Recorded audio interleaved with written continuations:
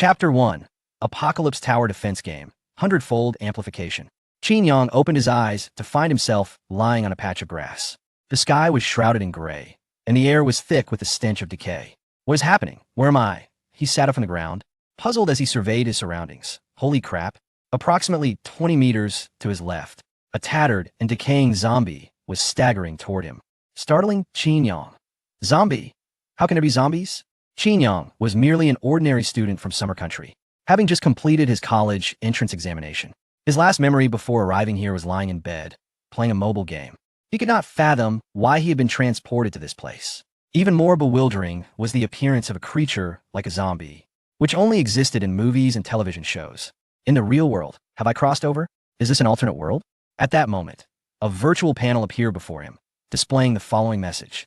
Welcome to the Apocalypse Tower Defense Game.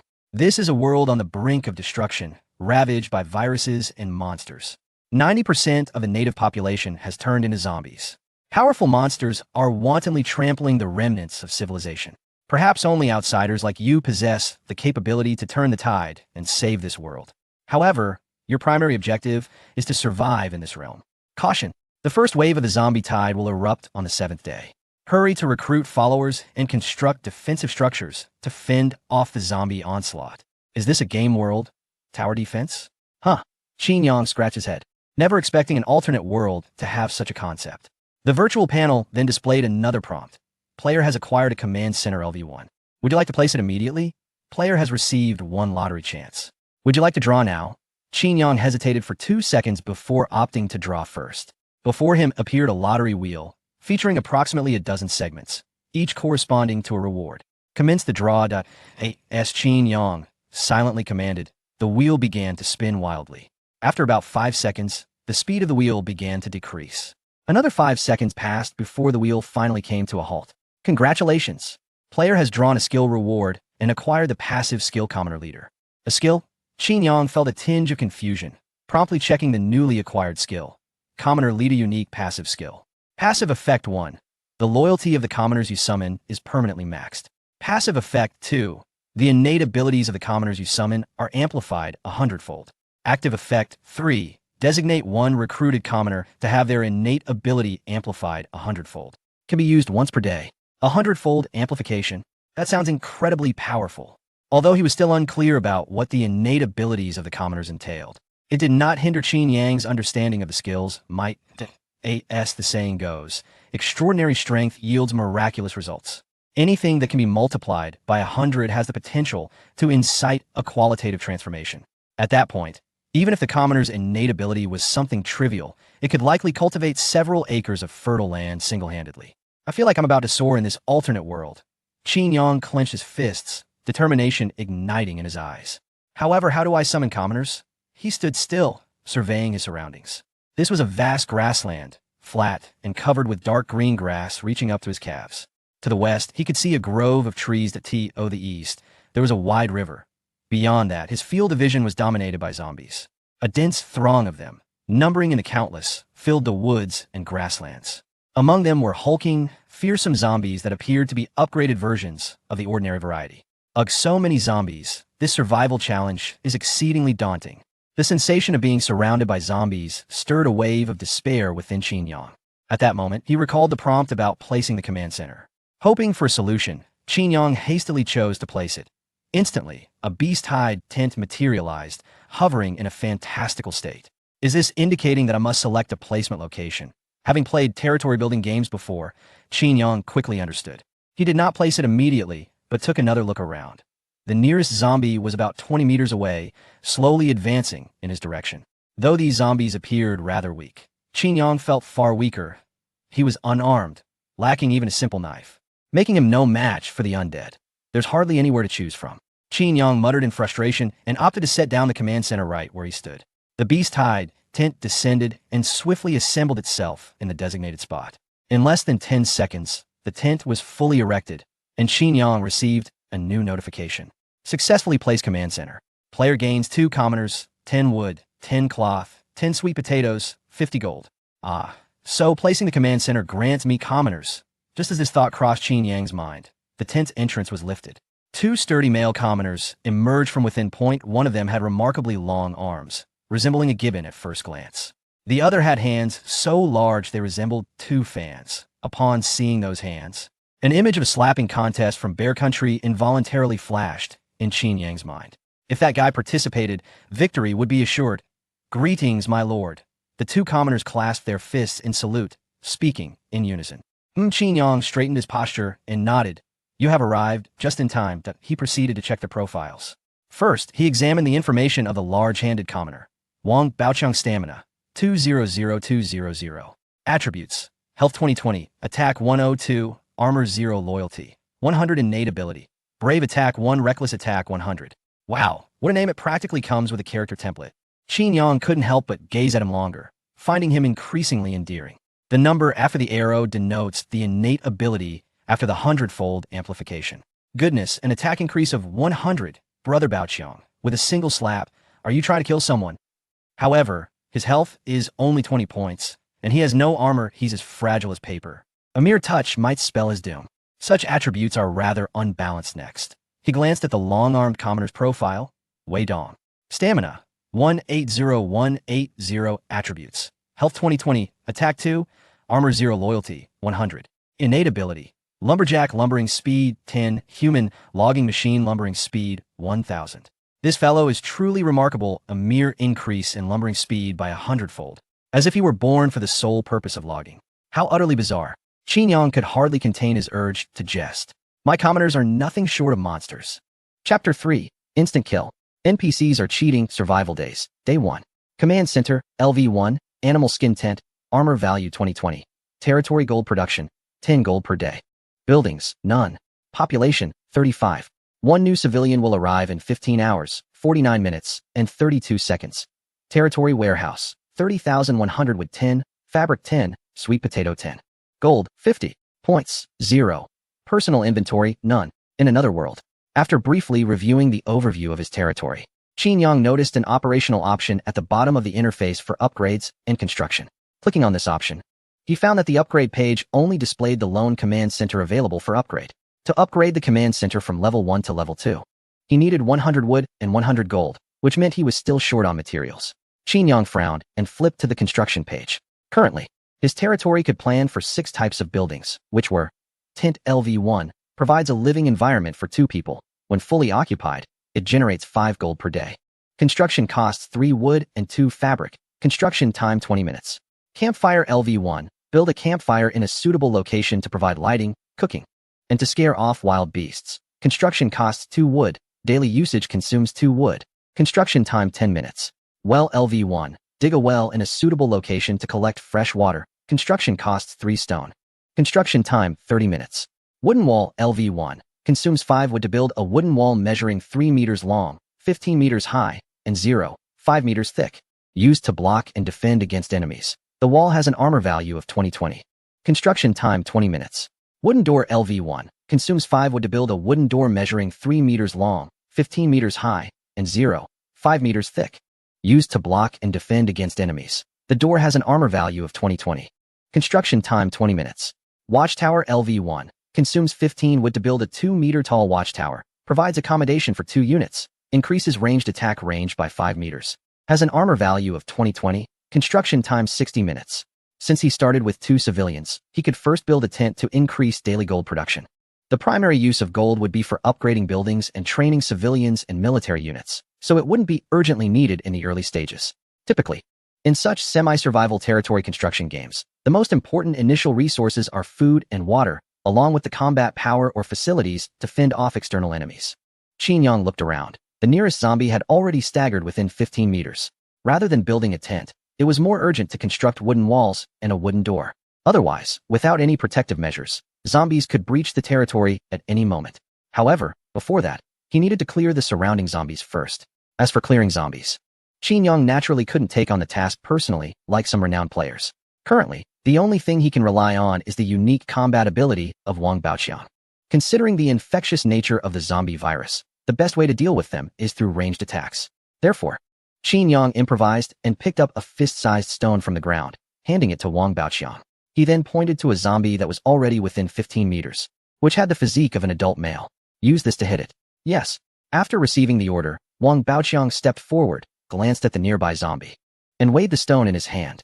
He then pulled his right arm back slightly and forcefully through the stone. The stone flew in a parabolic arc and landed on the grass not far from the zombie, missing its mark. In the live broadcast room of the real world, the audience erupted in boos upon witnessing this scene, with various mocking comments flooding the screen. Is this student a fool? He actually thinks he can kill a zombie by throwing a stone? Come on, does he have no common sense? You can't just throw a rock to kill a zombie. Ha ha ha, this is hilarious. At least he should have found a bigger stone. A rock this small probably wouldn't even squash a cockroach. Sigh, selecting such an idiot to compete. It seems there's no hope for our country. A product of road education. Clearly this kid has been dumbed down by studying too much. Seriously, can we blame it on the education system? In another world, Wang Baoqiang looked somewhat embarrassed and said, "My lord, I think I messed up." Qin Yang comforted him. "It's okay, 15 meters is indeed a bit far. Just come a little closer and try again." "Okay." Wang Baoqiang nodded obediently, bent down to pick up another stone, and moved 2 steps forward, reducing the distance to less than 10 meters. He then threw the stone again. This time, due to the shorter distance, the stone accurately hit the zombie's head after flying a short distance. At the moment the stone struck the zombie, there was a loud bang. The zombie was uncontrollably knocked back by the impact. During its flight, the upper part of its chest exploded, splattering a viscous mixture of blood and flesh far and wide. After landing, the mangled body of the zombie rolled for quite a distance. Following its death, the zombie's body began to dissolve automatically, and within seconds, it completely turned into a puddle of black sludge. In the live broadcast room, after witnessing Wang Baoqiang instantaneously kill the zombie with a stone, the barrage of comments briefly paused. Moments later, comments began to trickle in again. What the hell? How is this possible? Did I just see that right? This NPC really took down a zombie with just a stone? Was my eyesight playing tricks on me? This is unscientific. Are you an idiot? Are you really trying to talk about science in a game? I saw the other guy struggle just to kill a zombie. Is this NPC a superhero? Are all NPCs this powerful? I just watched another NPC nearly get bitten to death by a zombie. It's confirmed, this NPC is definitely cheating. If it's this easy to kill zombies, doesn't that mean we are guaranteed to win? Just now, which foreign dog was trying to show off while undermining others? Come out and keep barking. Chapter 4. The Decayed Runner. With a slap sending it flying, kill a decayed zombie. Earn 1 point. Wow, that's really impressive. Although Qin Yang had anticipated such a situation, seeing it happen in reality was still quite unbelievable. Wang Baoqiang's attack power of 100 was enough to take down zombies with a single hit. The task of clearing zombies around the territory suddenly became much easier. Huh. Killing zombies earns points? Noticing the reward prompt that just popped up, Qin Yang opened the territory interface and saw that the point value at the end had changed from 0 to 1. There was also an explanation about the points, indicating that 10 points could be spent for a lottery draw. Prizes included building blueprints, civilians, resources, and so on. Qin Yang smirked and commented, "Humph. Another game that relies on appearances." After successfully landing a hit, Wang Baoqiang regained some confidence. He continued to use stones to take down 2 zombies 20 meters away. Qin Yang earned another 2 points. At this rate, he would soon have enough points for a lottery draw. Unfortunately, Wei Dong was not a combat-type civilian. Otherwise, bringing him along to clear zombies would have been much more efficient. Feeling that Wang Baoqiang could handle it alone, Qin Yang led Wei Dong back to the entrance of the Animal Skin Tent command center, lifted the curtain, and peered inside. The tent resembled a military tent, square and spacious, with an estimated interior of about 10 square meters. It was currently empty, lacking even a bed to sleep on. The dim lighting made it feel somewhat oppressive. Sigh, the living conditions are really harsh. Basic infrastructure needs to be established first. Qin Yang pulled up the camp construction panel and selected a campfire. Immediately, a campfire appeared in midair, looking somewhat ethereal. He chose to place the campfire in front of the tent entrance and assigned Wei Dong to be in charge of the construction. After consuming 2 pieces of wood, Wei Dong magically produced a wooden hammer. He then knelt down and began hammering away. Qin Yang stood by, watching with interest as Wei Dong built. It was clear that Wei Dong had no clue about construction. He looked quite bewildered at that moment, yet his hands were automatically and accurately performing the construction work. It seemed he had entrusted his body to the game system to act. Soon, a campfire was completed at the tent entrance. The wood crackled as it burned brightly, and the flickering flames radiated warmth. Qin Yang noticed that the building page now included the campfire. Upgrading to a level 2 campfire would increase the lighting range and enhance the taste of grilled food, but it required 5 pieces of wood, which seemed unnecessary. He had Wei Dong fetch some sweet potatoes and place them by the fire to roast. Qin Yang then sat down next to the campfire, looking at the construction page to see what else could be built. Another essential facility for daily life is a well, but I currently lack the stone to build one. As for constructing wooden walls and doors, they are indeed urgent needs. However, Qin Yang is short on timber, and with the remaining 8 units of wood, he can only build one wooden wall. This won't even enclose the entire tent, rendering the wall practically useless. Fortunately, there is a forest to the west. As long as the path to the forest is cleared, allowing Dongzi to go chop wood, it should be relatively easy to obtain enough timber. After resting for about 10 minutes, Qin Yang found that he had accumulated 10 points. He decided to try his luck with a draw. Sitting up straight, he eagerly entered the points section. Do you want to spend 10 points for a draw? Upon confirming, a prompt immediately popped up. You won 5 coins. Oh, that must be one of the worst prizes in the prize pool. It seems my luck isn't great. No, how could a single draw yield a miracle? Of course, I need to do a 10 draw. Many lottery games have guarantees, right? Besides, it's quite easy for me to earn points. With his extremely high attack power, Wang Baoqiang was very efficient at killing zombies. In less than an hour, the number of zombies around the tent had drastically decreased and become sparse. It was estimated that in about half an hour, Wang Baoqiang would be able to clear all the zombies within a 50-meter radius. Qin Yang's points had also accumulated to 35. After observing for half an hour, he had gained some understanding of the zombies surrounding his territory. By focusing on these zombies for about 2 seconds, he could see their names. For example, Rotting Walker, Staggering Walker, Rotting Runner, etc. Among them, the Staggering Walkers with the Rotting prefix were the most numerous and weakest, providing the least points. They moved slowly and lacked intelligence. As long as one didn't approach them for a bite, they posed very little threat. Next were the Walkers without a prefix. These zombies were faster, had less visible decay on their bodies, and seemed to have more health than the previous type, yielding 2 points upon defeat. In the face of Wang Baoqiang's monstrous attack power, these zombies couldn't last even a round. Following them were the Rotting Runners, the upgraded version of zombies that Qin Yang had seen from the start, characterized by their burly build and fierce appearance.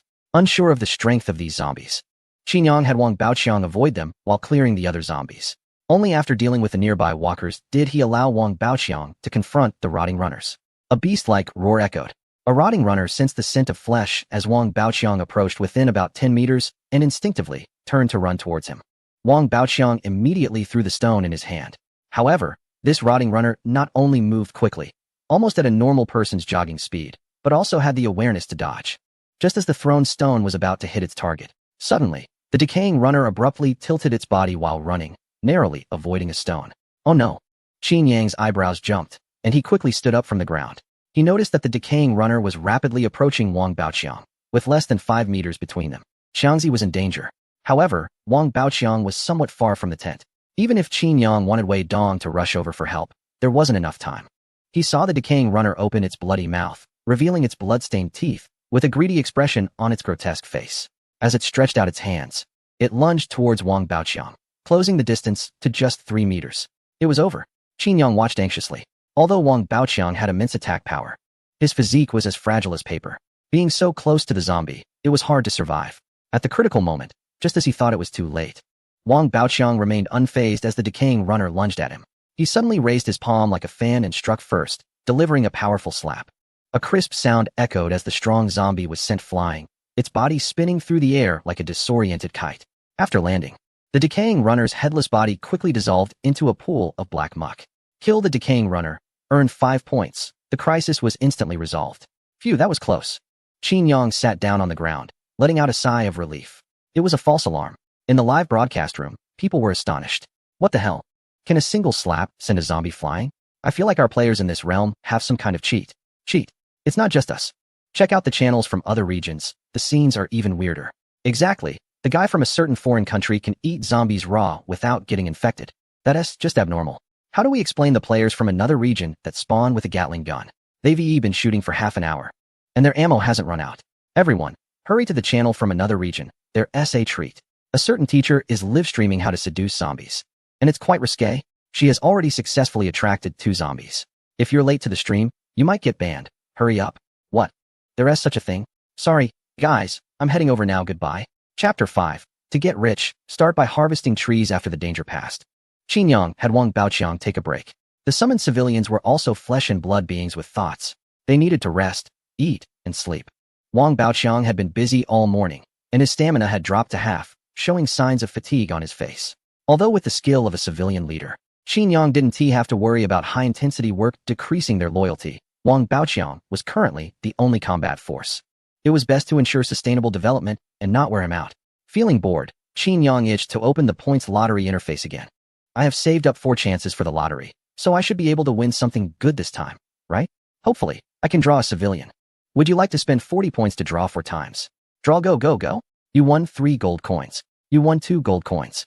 You won the building blueprint for Fisherman's Hut. You won 3 bottles of mineral water. It really paid off.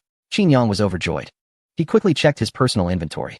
Building blueprint for Fisherman's Hut unlocks a level 1 building, Fisherman's Hut, upon use.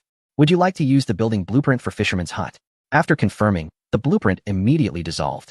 The construction page now showed the new building, Fisherman's Hut. Fisherman's Hut LV1. Build a fisherman's hut near a water source. Building effect. After at least 1 civilian is stationed, you can obtain a small amount of aquatic products daily. Construction cost, 35 wood. Construction time, 6 hours. This is great. Building this structure provides an additional source of food, and I'll have fish to eat every day. The importance of such basic infrastructure for developing a territory is undeniable. However, wood is still in short supply. After building a fire pit and putting it to use, Qin Yang now only has 6 pieces of wood left. He looked up, his gaze filled with longing towards the forest to the west of the territory. To get rich, one must first gather wood. The distance from the animal skin tent to the western forest is about 400 to 500 meters. The forest is quite large, stretching out as far as the eye can see, with abundant wood resources, not to mention the possibility of wild beasts, herbs, and minerals within. It's simply a treasure trove. Therefore, after lunch and a short rest, Qin Yang instructed Wang Bao to hurry towards the forest to kill zombies. After spending about an hour killing dozens of zombies, Wang Bao finally cleared a path from the territory to the edge of the forest. When Qin Yang arrived with Wei Dong, he first assessed the situation of the forest. The trees here are estimated to be 10 to 20 meters tall, with thick trunks, which should yield a good amount of wood resources when chopped down. However, there were still quite a few zombies holding logging axes at the edge of the forest. It seems that before their mutation, they were all lumberjacks here. After Wang Bao killed a lumberjack zombie with a stone, the axe in the zombie's hand surprisingly dropped and did not dissolve with the body. This solved Qin Yang's problem of lacking logging tools. Wei Dong, from now on, the logging work is up to you. Make good use of your talent, Qin Yang said as he picked up a logging axe and solemnly handed it to the tall, muscular man beside him. Wei Dong took the axe, his expression eager as he said, I will not fail my mission. After being idle for the whole morning, it was finally his turn to shine. He quickly walked over to the nearest large tree. After circling around the tree, Wei Dong spat twice into his palm. Then, confidently addressing Qin Yang, Wei Dong said, My lord, you better watch closely. After saying that, Wei Dong's long arms swung the logging axe, and a glint flashed in his eyes. In the next moment, his arms turned into 2 shadows, moving as fast as lightning. Qin Yang could hardly see Wei Dong's hand movements. He could only hear a rapid sound akin to a sewing machine, the chopping noise dense and rhythmic. Looking at the tree in front of Wei Dong, which was about the size that an adult could barely wrap their arms around, wood chips flew as the axe struck deep into the trunk. In less than 10 seconds, Wei Dong had severed the thick trunk. With a crackle, the tall tree slowly toppled over. Without pausing, Wei Dong began to break down the fallen tree. His speed remained lightning quick, his hands once again becoming a blur, the sound of chopping continuing like a sewing machine. In less than half a minute, he completed the disassembly. The tree on the ground vanished, transformed into neatly stacked piles of lumber. Qin Yang watched in astonishment. Incredible, simply incredible. The logging speed was off the charts, terrifyingly fast. In the live broadcast room, after witnessing Wei Dong's logging speed, the comments exploded. What the heck? Is this even human? This logging speed is faster than machines. I'm speechless. How come all the NPCs in our nation are like this? If he can chop down a tree in under a minute, won't this forest be cleared in just 2 days? I'm increasingly optimistic about our country's contestants. Obviously, with these NPCs helping out, it seems impossible not to win. Still, I can't help but wonder, why isn't it me who travels to another world? Chapter 6. Inventory full. Building walls leaving Wei Dong alone at the edge of the forest to log, Qin Yang and Wang Baoqiang continued exploring deeper into the woods. The ecological environment in the forest was much more complex than the open grassland outside. Besides zombies, there were also some wild animals present. It seemed that the zombie virus could only affect humans, as the wildlife in the forest appeared normal. Roar. A wild boar rubbing against a tree was struck by a stone thrown by Wang Baoqiang, its belly exploding as if hit by a bomb. Ugh. Qin Yang slapped his forehead. That's such a waste. Baoqiang, why don't you go a bit easier? That boar was prime food. However, this wild boar was robust, standing half a person's height. If it weren't for Wang Baoqiang's ranged attack ability, catching it would have been quite difficult. Some loss in the prey wasn't too important. At least they'd have roasted wild boar for dinner. One was worried about the bloody smell attracting more beasts and zombies, and 2, they were unsure what dangers lurked deeper in the woods. Qin Yang decided to abandon further exploration and had Wang Baoqiang carry the remains of the boar back. Upon returning to Wei Dong's logging site, he noticed that Wei Dong had already felled and processed 5 large trees, with a small mountain of lumber piled nearby. Wei Dong was now sitting against the wood, looking utterly exhausted. So fast. It hasn't been long since I left, but the efficiency of Wei Dong's lumbering is astonishing. Qin Yang was secretly amazed as he glanced at Wei Dong's personal status. His stamina was almost depleted. No wonder he looked so lethargic, as if he had overindulged. Qin Yang then said to Wei Dong, "We've cut enough trees for today. We need to find a way to transport all this wood back to the camp. Cutting trees isn't time-consuming or labor-intensive, but transporting this wood is a tough job." Without any transportation tools, the 3 of them could only carry the wood by hand. After sweating profusely for an entire afternoon and making several trips, they had only managed to move about 1/5 of it. Once the wood and the wild boar carcasses were brought into the camp, a notification popped up in front of Qin Yang. Wood 113. Wild boar meat 10. Warning. The territory warehouse is full. Excess materials cannot be stored. The territory warehouse is a feature of the command center, currently with a capacity of only 100. After bringing in a large amount of wood, the warehouse was completely filled. Looking at the scattered wood, Qin Yang revealed a satisfied smile. Now there was enough wood. It was now 5:30 p.m. The sun was close to the horizon, and the sky was starting to darken. Qin Yang walked around the camp tents and then gazed into the distance. It seemed that the zombies had come considerably closer to the camp. Zombies have the ability to sense living humans, and this ability may vary with distance. As long as there are living beings in their base, they will continuously approach that direction. Although most zombies do not move quickly, they are like perpetual motion machines, moving tirelessly. If not restricted, it would only be a matter of time before they reached Qin Yang's tent. Moreover, the glow of the campfire would be quite conspicuous at night. Who knows if there are any unusual zombies that might be attracted to the light? It seemed that today, they needed to build walls. Having an extra layer of defense is always a good idea. Otherwise, at night, when the zombies get closer, they might just rush into the tents to bite people. Qin Yang immediately began planning the walls. He had to admit that the environment of this territory was actually quite good, at least within 100 meters. There was a flat grassy area with no obstructions, making it easy to see the zombies' movements. Therefore, he decided to construct a square-shaped wall. It didn't need to be too large, just enough to encircle the camp area. Time was of the essence, and everything needed to be efficient. He designed a 9m x 9m square, with the north and south sides made up of 3 wooden walls, and the east and west sides consisting of 2 wooden walls and 1 wooden door. After investing 60 pieces of wood at once, the territory warehouse's capacity was significantly freed up, with the inventory now at 84,100. Qin Yang assigned Wei Dong and Wang Baoqiang to work together on the construction. With their combined efforts, the building time would be considerably shortened. Wei Dong and Wang Baoqiang were vigorously swinging their wooden hammers, and after 10 minutes, they successfully erected a wooden wall that was only 15 meters high. Qin Yang approached the wall and measured it, realizing it only reached his shoulder. Is this it? This can be called a wall. At most, it's just a fence. It seems it can only briefly block the zombies.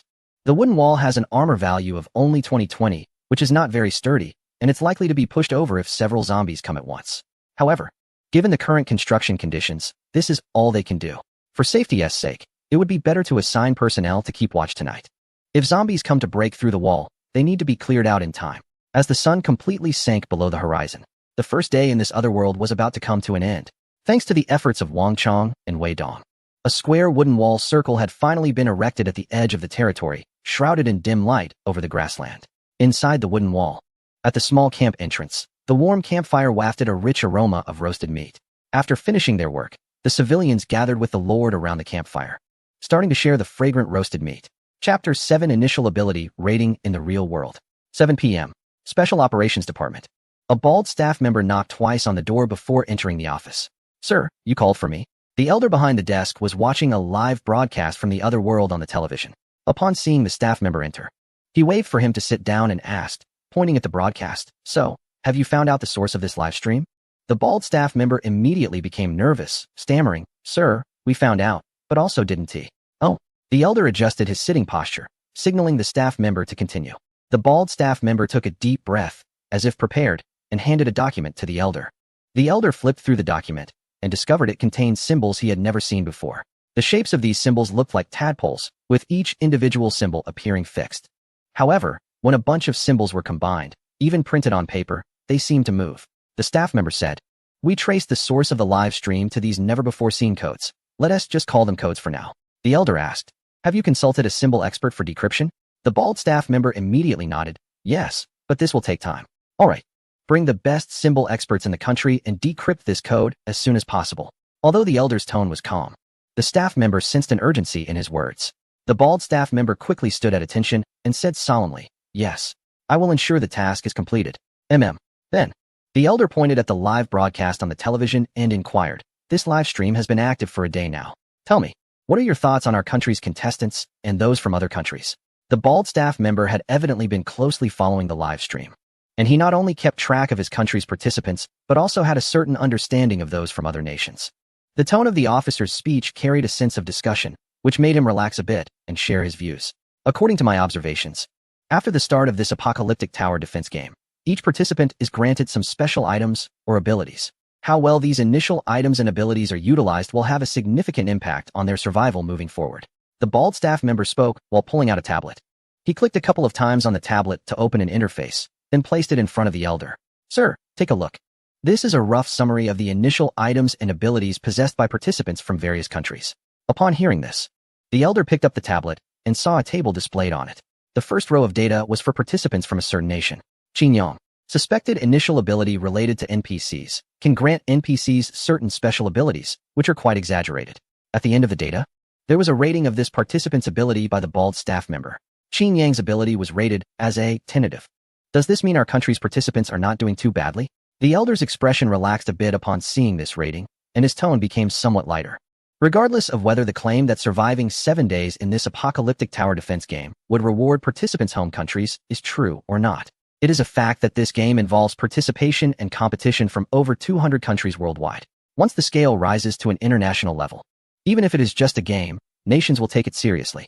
Much like the Olympics, where winning a gold medal does not bring tangible benefits to a country, it can enhance the country's international prestige and boost the confidence of the entire nation. These spiritual benefits often outweigh material gains. The same reasoning applies to this globally participated game. The elder continued to examine the table on the tablet. The second row was data from another nation. Participant, Bill Wilson, 28 years old, active duty Marine, a top graduate from a military academy. Initial ability or items, unknown. The third row was from yet another country. Participant, Beloit, 38 years old, explorer, retired Air Force Special Operations personnel, television host. Initial ability, Devour, has devoured a zombie, resulting in an increase in strength. Rating, B, data insufficient, but ability shows strong growth potential. The fourth row was from a different nation. Participant, Naimar Khan, 33 years old, famous Bollywood stunt singer-dancer. Initial ability, Clone. Once created 10 clones simultaneously and performed a stacking operation. Motivation unclear, suspected to be related to his identity as a stunt performer. Rating, C. Considering the clone ability is related to the original, and the original is somewhat lacking, a C rating is given. The fifth row was from yet another country. Participant, Ivan Sokurov, 41 years old, international mercenary.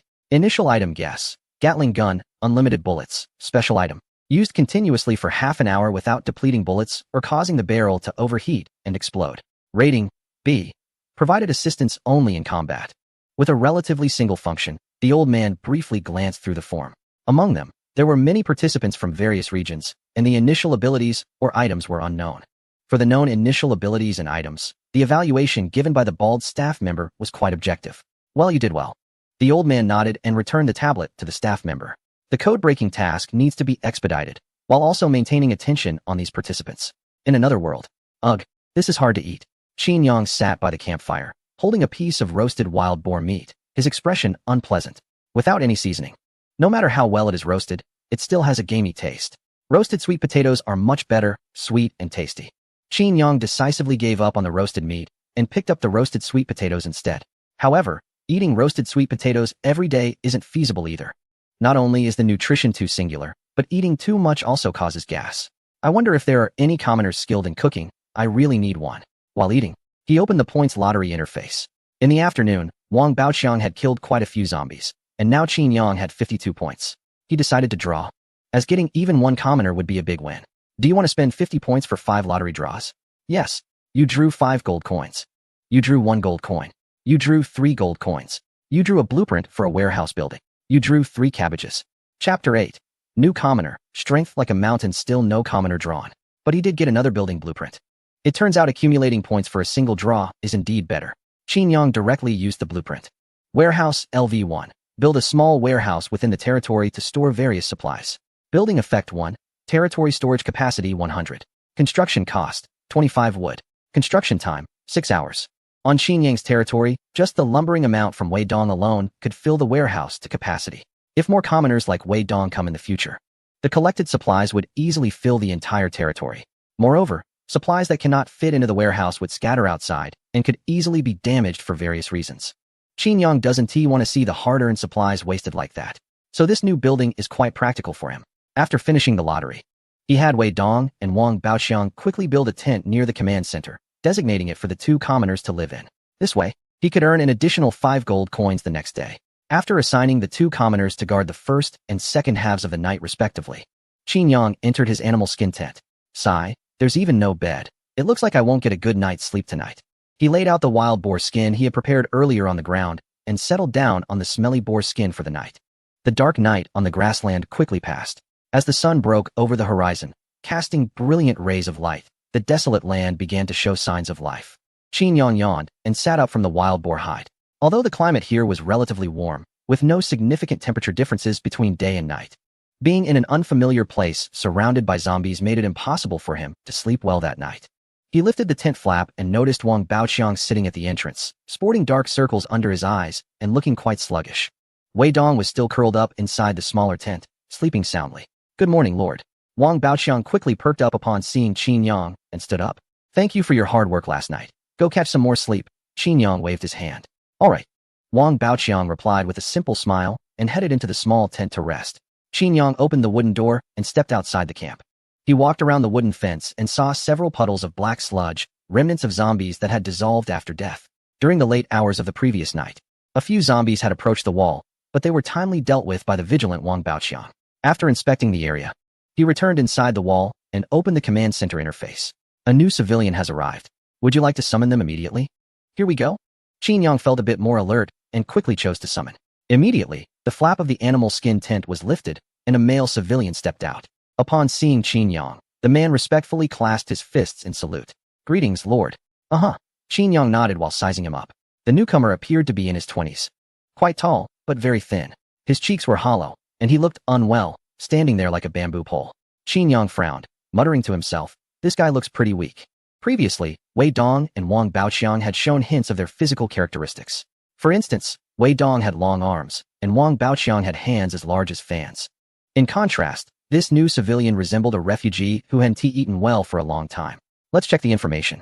Qin Yang opened the newcomer's profile. Ding Dali. Physical strength, 200-200. Attributes, health 20-20, attack 3, strength 80. Armor 0, loyalty, 100, permanently maxed. Talent ability, strongman. Strength is 3 times that of an ordinary civilian. Mighty pull. Strength is 300 times that of an ordinary civilian. What is this? Qin Yang's eyes widened in disbelief. He thought he had misread and carefully looked over the information again. No mistake, the talent ability was indeed strongman. After a hundredfold increase, this seemingly fragile and thin man actually possessed 300 times the strength of an ordinary civilian. While there was no need to question the authenticity of the information, the stark contrast between the man's appearance and his abilities was hard to believe. The system truly produced monsters. Oh right. He suddenly remembered that the wood left in the woods still lacked transportation conditions. Since this person has such great strength, let's have him go and carry the wood now. With 300 times the strength, moving that amount of wood should be very easy, right? With this thought in mind, Qin Yang immediately took Ding Dali out. The morning grass was still covered with dew, and the air carried a faint scent of grass. After a night passed, several zombies appeared on the road from the fur tent to the woods. According to Ding Dali's information, his strength could be converted into additional attack power. Qin Yang didn't understand the calculation formula involved, but simply thinking about it, if an ordinary person's strength is 100 gene, and Ding Dali's initial talent is 3 times that of an ordinary person, then after a hundredfold increase, his strength would reach an astonishing 30 tons. That weight is equivalent to a heavy truck. Ordinary zombies couldn't withstand the impact of a heavy truck, right? With a mindset of giving it a try, Qin Yang picked up a stone from the ground and handed it to Ding Dali. Ding Dali took the stone and without hesitation, threw it at a zombie ahead. Whoosh! The stone turned into a cannonball, producing a loud explosion and creating a powerful shockwave. The distant zombie was struck by the stone and sent flying several meters away, with a huge gap appearing at the point of impact, as if it had been blown apart. Wow, The power of this stone throw is no less than that of a skilled fighter. Qin Yang nodded in satisfaction, already convinced of Ding Dali's 300 times strength. The two walked while clearing the scattered zombies and soon arrived at the spot where Wei Dong had been logging yesterday. The remaining wood was still neatly stacked among the trees. However, for some unknown reason, several rotten runners appeared near the pile of wood. Rotten runners have a stronger sense of the living than ordinary zombies, and as soon as Qin Yang and Ding Dali appeared, they were detected. Roar. The leading rotten runner raised its head and let out a roar, and the runners around it responded in kind. They charged towards Qin Yang like students rushing to the cafeteria after mealtime. Oh no, so many at once. I wasn't even ready to face them. Qin Yang was startled and instinctively wanted to run away. Throwing a stone could only take down one zombie at a time, provided he ensured accuracy. Now that 7 or 8 runners were rushing in, with only Ding Dali on his side, it was impossible to eliminate them all before they got close. Fortunately, these rotten runners moved at a speed comparable to a normal person's jog. As long as he sprinted with all his might, he should be able to escape the danger. However, just as Qin Yang turned to prepare for a getaway, he suddenly saw the tall and thin Ding Dali quickly darting towards a large rock nearby. Qin Yang was puzzled, but Ding Dali had already reached the rock. He slightly bent down, wrapped his arms around the rock, and then lifted it up with a sudden force. The massive stone, approximately 3 meters high and 2 meters wide, weighing an estimated 1 to 2 tons, was effortlessly lifted by him, causing a significant amount of dirt to fly up. Then, he raised the stone high above his head and shouted, pushing it forward with his slender arms. The stone soared through the air with a whoosh. Its enormous shadow enveloped the runners rushing towards this direction. The next second, a thunderous sound echoed. The stone crashed to the ground, shaking the earth violently. Several runners were struck by the stone, crushed into a pulp. An extraordinary slaughter unfolded in a swift moment, resolving the crisis instantly. Qin Yang was once again astonished by the monstrous performance of his civilian subordinates. Such strength, he thought. My civilians are truly formidable. Chapter 9. The death rate of players from another world in the real world, in a live streaming room, in Xia country. It was only 6 in the morning, and the number of viewers was not as high as during the prime time last night. However, there were still several tens of millions of viewers. The barrage of comments was still abundant, covering the screen with a thick layer. Good morning, everyone. The working day is about to begin. I wish I could travel to another world, then I wouldn't have to go to work. Hee hee naive. Do you think going to another world is all that great? I've seen 18 sub-channels that have already stopped streaming, indicating that the contestants from that country have died. Game over. Indeed, it's only been a day, and the death rate is already close to 10. The danger of going to another world is really high. Most of the deceased contestants are from small countries, like that Princess Dreamland, which I remember is the smallest country in the world, with a population of less than 10,000. Or countries from the African continent, where conditions are so poor that the contestants probably have never played games before. Before long, the screen displayed Xia country contestant Qin Yang and a new NPC emerging from a leather tent. Here they come. This student woke up quite early. Huh, there's a new NPC. This NPC looks so thin, like a fragile person. Is the cheat not activated yet? Well, having 2 cheat users at the start is already quite good. It can't be that every NPC is a cheat user, right? That would make winning this game a certainty. These doubts in the comments didn't last long. On the screen, Ding Dali threw a stone at a zombie. After a terrifying explosion, the zombie was sent flying and landed as a puddle of black sludge. The live stream's comments fell into a brief silence once more. A few seconds later, the barrage erupted again. Wow, so strong. This is another NPC with cheats. This NPC has incredible strength. You wouldn't guess it just by looking at him. I had a feeling none of these NPCs are normal. I saw NPCs from other countries acting pretty normal. So I suspect our contestants have some special power that enhances the recruited NPCs. Anyway, this time, our country is bound to win. This wave of points earned is really satisfying. Qin Yang glanced at the points display and revealed a satisfied smile. Killing a rotting runner grants 5 points. Ding Dali threw a large boulder, directly crushing 8 rotting runners. The points surged by 40 in an instant. Now, Qin Yang had accumulated 52 points. He could almost see the 10 consecutive draws beckoning to him. After dealing with this group of runners, the two successfully arrived at the woodpile. After Wei Dong felled a tree, he directly dismantled the trunk, which complicated transportation. Qin Yang scanned the surroundings and finally focused on the boulder that crushed the rotting runners. That's right, this could work. He instructed Ding Dali to move the boulder over. Since the surface of the boulder was relatively flat, stacking the wood on top of it would allow the stone to serve as a temporary container. Then Ding Dali could just carry the boulder back. This is quite a creative solution. Although this method might seem a bit excessive, who cares when our brother Dali has plenty of strength? Even the extra weight of the boulder is just a trivial matter for him. Ding Dali followed the instructions and shouldered the boulder loaded with wood. Due to its massive size, from a distance, it looked as if a matchstick was lifting a huge stone. With each step he took, he left deep footprints in the mud. The weight he bore would have been deadly for anyone else, given his frail frame. Yet, Brother Dolly remained unfazed and moved swiftly, returning with all the wood in just one trip. With a loud crash, the boulder was placed next to the wall. A prompt immediately appeared before Qin Yang. Wood 408. Warning: the territory warehouse is full. Excess materials cannot be stored in the warehouse. Such a large pile of wood had only a small portion stored in the territory warehouse, while most was scattered around. The storage capacity was too small. Qin Yang frowned in frustration and began planning for the territory today. There was too much wood, so there was no need to go logging today, saving one laborer. He needed to build a few warehouses to store the materials. However, this was not an urgent matter. The wood left outside would not be damaged anytime soon. Moreover, having only built a 9mm x 9mm wooden wall yesterday made the internal space quite cramped, unable to accommodate several warehouses. The warehouses couldn't just be left outside to be attacked by zombies, so the wall would also need to be dismantled and rebuilt, which would consume a lot of wood. He called Wei Dong over and assigned today's tasks. The wood was sufficient for the short term, so you don't need to go logging today. Stay in the territory and build structures. Yes, Lord. Wei Dong immediately accepted the order. All right, Qin Yang nodded. Then start with reconstructing the wall.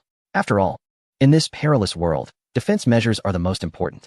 Following Qin Yang's thoughts, the 9x9 wall that was built yesterday doesn't need to be dismantled. Instead, we just need to construct a new wall outside the old one, encircling more land. This approach not only expands the territory, but also creates a double-layered defense with two walls, significantly increasing the defense factor. The warehouse and other facilities can be planned in the area between the old and new walls. The second wall will have a square structure of 27 meters by 27 meters, requiring 180 units of wood for construction. For Qin Yang, who has an abundance of wood, this is not a problem at all. He can simply make the decision to build. After assigning non-combat personnel Wei Dong, the two fierce warriors Ding Dali and Wang Baoqiang will continue to be dispatched to clear out zombies. Killing zombies during the day not only eliminates safety hazards for the territory, but also earns points that can be used for lotteries. Even if it's just a chance for some gold coins, it's worth it. Qin Yang glanced at his gold coins. After receiving 15 coins from the command center and the tent this morning, he now has a total of 84 coins. He needs just 16 more to upgrade the command center. He aims to complete it today. Chapter 10. The monsters in the river. Wang Baoqiang and Ding Dali cooperated and spent about an hour clearing the road between the territory and the river. Qin Yang personally inspected the riverbank. The river flows from north to south, about 10 meters wide, with deep water but a steady current. Qin Yang walked to a shallow area and scooped up some water to wash his face. Due to the lack of water, he hadn't washed up since yesterday and had been drinking mineral water obtained from the lottery. The river water felt icy and appeared to be free of pollution. However, Qin Yang refrained from drinking it directly, unlike Ding Dali and the others. In this other world, lacking basic resources, he couldn't risk getting sick from drinking untreated water. He decided it would be better to boil it first before consumption. Now that there is access to the river, Qin Yang did not plan to build a fisherman's hut immediately. After all, it is still several hundred meters away from the territory wall. Without the protection of the wall, the building could be attacked by approaching zombies. The loss of materials would be minor, but injuries to personnel would be a significant issue. It would be better to wait until the wall covers the area before constructing anything. Suddenly, as he walked along the riverbank for about 10 meters and was about to turn away, Qin Yang felt an odd sensation as if someone was hiding behind him watching. He quickly turned around to check. Behind him was the shimmering river surface, which seemed normal at first glance. But a quick look revealed a dark shadow swiftly sinking to the bottom of the water. There is something in the water. Qin Yang hurriedly warned Wang Baoqiang and Ding Dali, who were washing themselves by the river, to move away from the water. The two were momentarily confused, unsure why their lord was suddenly so tense. However, their high loyalty meant they followed the lord's orders without hesitation. Since the lord commanded them to stay away from the river, they complied without question. Ding Dali and Wang Baoqiang quickly ran barefoot up the riverbank and stood on the shallow area. At the same time, Qin Yang noticed the dark shadow in the water that he had caught a glimpse of earlier surfacing again, rapidly approaching the shallow area. Danger, run away. He warned Ding Dali and Wang Baoqiang, while also hastily moving away from the riverbank. Just as he stepped back a couple of paces, a strange cry echoed, and a massive, long tongue suddenly shot out of the water, spanning a distance of 7 or 8 meters, accurately wrapping around Wang Baoqiang's calf. Wang Baoqiang, who was about to move forward, lost his balance due to this sudden interference and fell to the ground. The long tongue exerted immense force, beginning to pull Wang Baoqiang towards the river. Wang Baoqiang, despite his high attack power, was just an average person in terms of strength. Therefore, he was uncontrollably dragged towards the water. Not far away, the shadow beneath the surface had fully emerged, revealing a massive mouth filled with sharp teeth. On either side of this mouth were 4 green, glimmering eyes, filled with greed and ferocity. The long tongue that had ensnared Wang Baoqiang was quickly retracting towards the gaping mouth. Once Wang Baoqiang was dragged into that mouth, the sharp teeth would surely tear into him immediately. In this critical moment, Ding Dali, who was closest, quickly took a step forward and grabbed the monster's long tongue. The swiftly retracting tongue came to an abrupt halt. The monster was shocked. Its tongue was immensely powerful, and an ordinary person would have no choice but to be dragged into the water. Yet, this seemingly scrawny human was actually able to overpower it in strength. This terrified the monster, causing it to loosen its grip on Wang Baoqiang's calf. Seeing that he had successfully saved his companion, Ding Dali let out a sigh of relief. However, he then felt the tongue secreting a large amount of liquid, and with the slickness from this liquid, the tongue began to retract little by little. Ding Dali did not want to let the creature escape that easily. He quickly reached out with his other hand and grabbed the tongue as well. Now, the long tongue was firmly held in his grasp. The monster struggled to pull its tongue back, only to find that it felt as if it was pinned down and couldn't move at all. A hint of triumph appeared on Ding Dali's gaunt face as he exerted force with both hands. With a snap, the tongue in his hands broke. Dark green liquid splashed out immediately, and the creature in the water let out a painful shriek. It thrashed wildly in the water, creating a huge splash, desperately trying to reclaim its severed tongue. Qin Yang, standing not far away, sighed in relief upon witnessing this scene. Brother Dali is truly impressive. Quick, let's pull this monster up. Since it attacks by ambush rather than confronting us directly, this suggests that the creature may not be very powerful. With the combat abilities of the two individuals, they might just be able to take it down. Naturally, Qin Yang didn't want to miss this opportunity. Upon hearing Qin Yang's command, Ding Dali quickly exerted more force with the hand holding the creature's tongue, pulling it back with a sudden jerk. Just like fishing, a huge dark shape was pulled out of the water. With a loud thud, Ding Dali flung the shadow onto the nearby shallows, creating a pit. It was only then that Qin Yang could clearly see the creature's appearance. The monster was about 3 meters long, a dark green color, and its surface was covered in ugly bumps. It had a large fish head, but its body resembled that of an amphibian. Moreover, it had 6 legs below its belly, each equipped with webbed feet, making it look like a hybrid of a fish and an amphibian. As soon as the creature was dragged ashore, it twisted its body and let out a hoarse, unpleasant sound from its gaping mouth. It struggled to rise on the shallow ground, trying to escape back into the water. But just then, a stone flew in from the side and hit one of its hind legs. With a thud, the stone broke the creature's leg, losing its balance.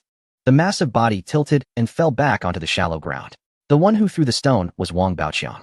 After freeing himself from the restraints on his calf, he immediately attacked the creature. Perhaps driven by a desire for revenge, the stone was thrown with both precision and force. Even though the creature appeared much stronger than a zombie, it still couldn't withstand the impact of the stone, which had an attack power of 100, and was severely injured. Good job. Qin Yang stood with his arms crossed in the back, watching the scene unfold while ordering his 2 subordinates, finish it off. Wang Baoqiang and Ding Dali immediately let go and began picking up stones from the ground to throw at the creature. The creature could barely withstand Wang Baoqiang's attack alone, and with Ding Dali joining in, it was even more difficult for it to endure. Furthermore, since Wang Baoqiang had already broken one of its legs, its movements had become quite difficult, turning it into a living target. Wang Baoqiang and Ding Dali stood about 10 meters away from the creature, taking turns to bombard it with stones. After several rounds of attacks, the creature was left battered and bruised, covered in wounds. Finally, after letting out a reluctant, mournful cry, the creature succumbed right there on the shallow ground. On Qin Yang's side, a notification popped up. Kill 1 level monster, points 50. Chapter 11, Lord's Treasure. Master Craftsman live stream room. What is this? There are actually monsters in this river? Is this a mini-boss? I absolutely hate these slimy things. The other world is really terrifying. Good thing I'm not the one who crossed over. Huh, the monster died shortly after appearing? I thought at least one NPC would have to be eaten. How brutal. Why do I feel like these 2 NPCs are more like monsters? I sympathize with the creature for 1 second. It really ran into some tough opponents. What terrible luck. Players from other regions are currently struggling to defeat zombies, while players from our region can take down small bosses as easily as chopping vegetables. The points awarded by this monster are truly substantial. Qin Yang looked at his score, which had just surpassed 100, feeling quite pleased. Suppressing the urge to draw rewards immediately, he first approached the monster's corpse to inspect it. Unlike zombies, the monster's body would not decompose automatically after death. It smelled terrible. As he got closer, a strong earthy odor wafted out.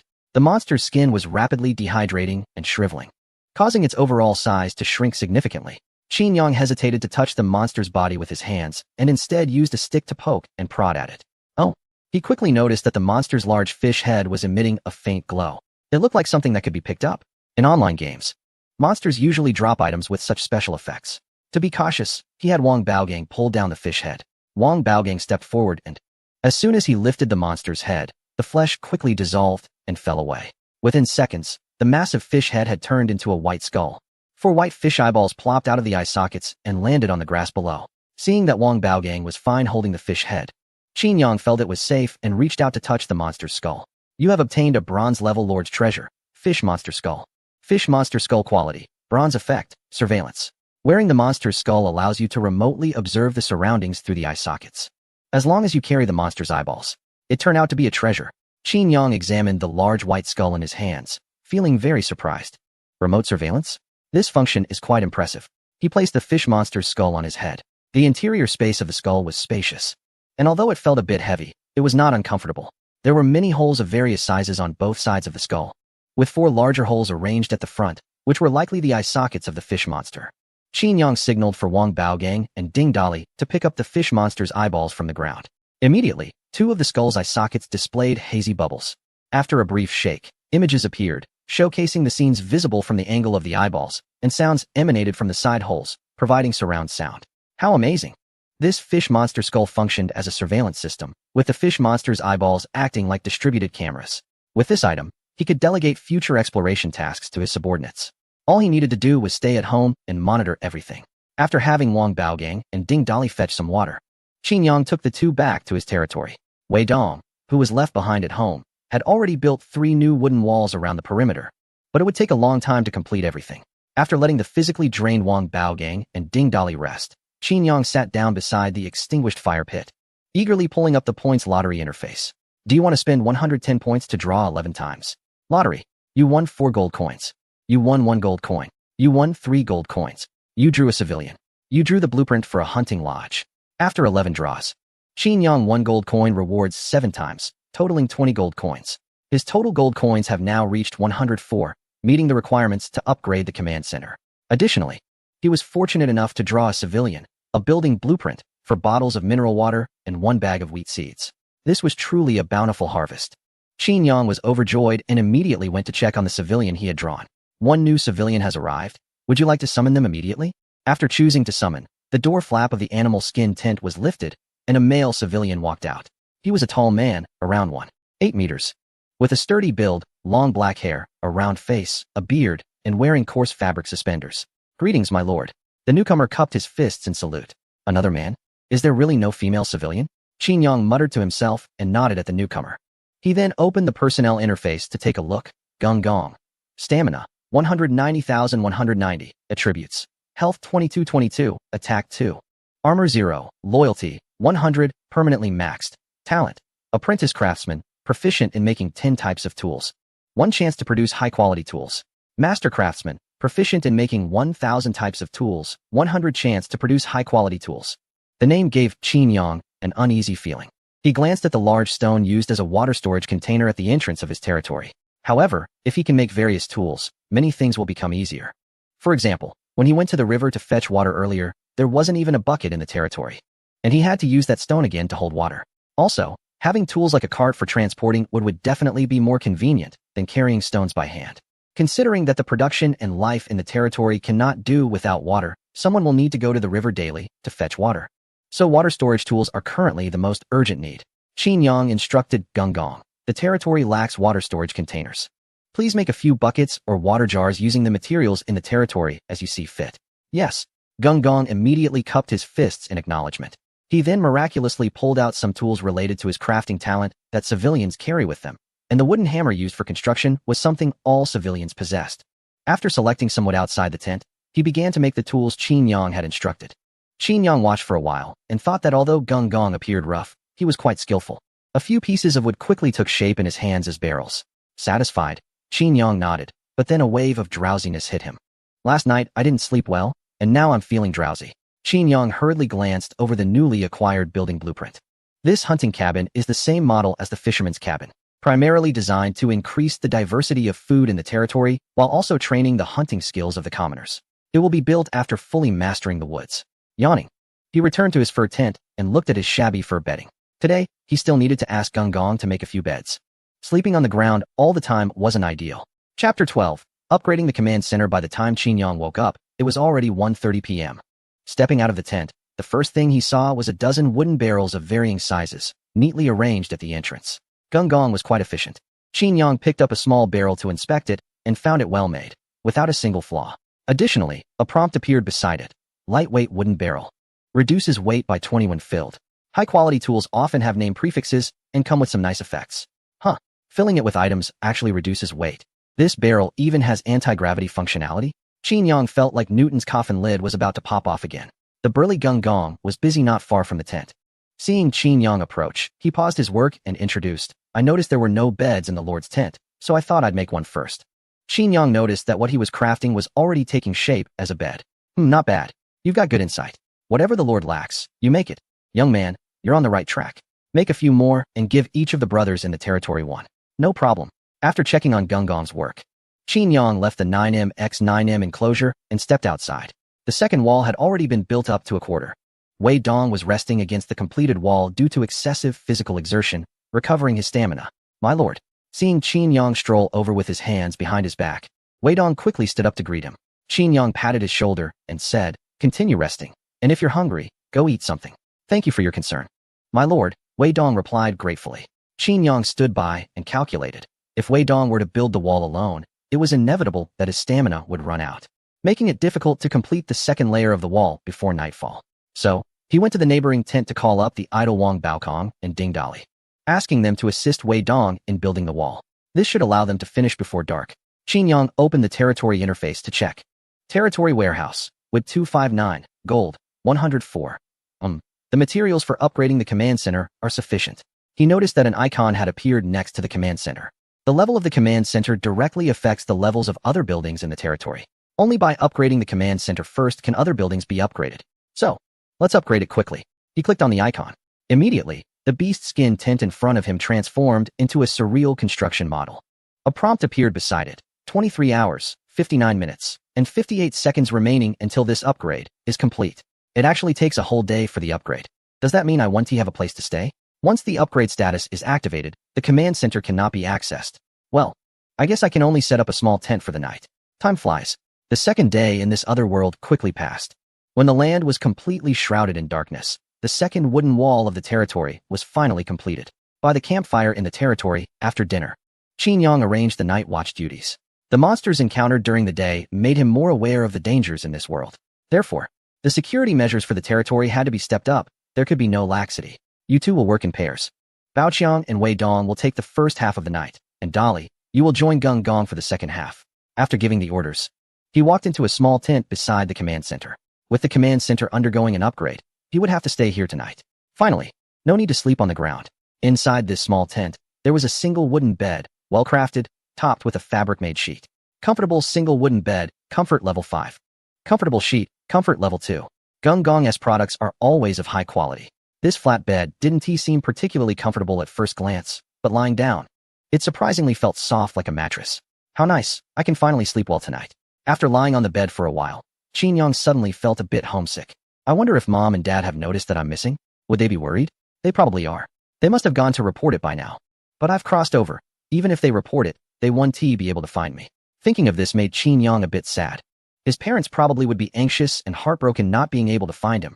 After all, he was their child for 18 years.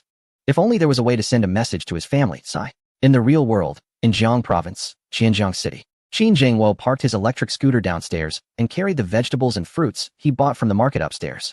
This old-style building had no elevator, and the corridors were plastered with all sorts of ads, from treatments for premature ejaculation to offers for children. Qin Zhengwo lived on the 5th floor. Both he and his wife, Iping, were at work during the day, leaving only their son, who had just finished his college entrance exams and was on summer vacation. At home, he spent his days lying around, playing games, and reading novels, his limbs almost atrophying from inactivity. Qin Zhengwo hurried up the 5 flights of stairs, complaining about his son's laziness while fumbling for his keys to open the door. He and his wife were traditional and thrifty, rarely using smartphones or the internet. And their phone plan didn't even include data. They didn't understand live streaming or short videos at all. Plus, with work being busy lately. They had to work overtime, leaving home early and returning late. The couple still had no idea that their son had crossed over to another world. Knock, knock, knock. Open the door. After returning home, the first thing Qin Jiangwo did was knock on his son's door. However, after a while, there was no response. Growing a bit impatient, he took out his key and opened the door to his son's room. There was no one inside. The bed was messy, and his son's phone was lying on the blanket. Where did that rascal go? Not even taking his phone. Qin Jiangwo found it hard to believe.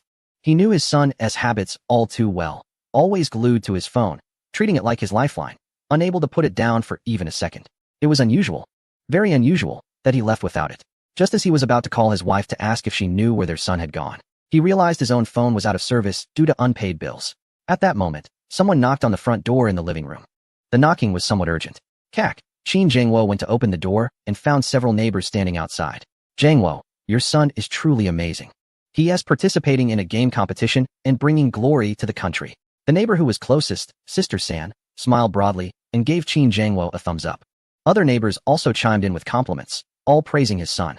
Qin Jiangwo was utterly confused. When did his reclusive, academically struggling son become so accomplished? Everyone was here to praise him? This didn't seem right. Haven't they always used his son as a negative example? Jiangwo, can I take a picture with you? Wang Pengzi, who sold handmade noodles downstairs, pulled out a phone and eagerly leaned forward. Qin Jiangwo was taken aback. Not even having time to pose before Wang Pengzi put an arm around his shoulder and snapped a photo. Jiangwo, I'm going to hang this picture up in my shop. Is that okay? It's a pity I couldn't take a picture with your son, so I had to settle for one with you instead. After taking the photo, Wang Pengzi left with a satisfied expression. What on earth was going on? Qin Jiangwo was completely baffled. Chapter 13, Culinary Master, Food Show Style. My son, his wife, Wang Yiping, was holding a phone and crying uncontrollably.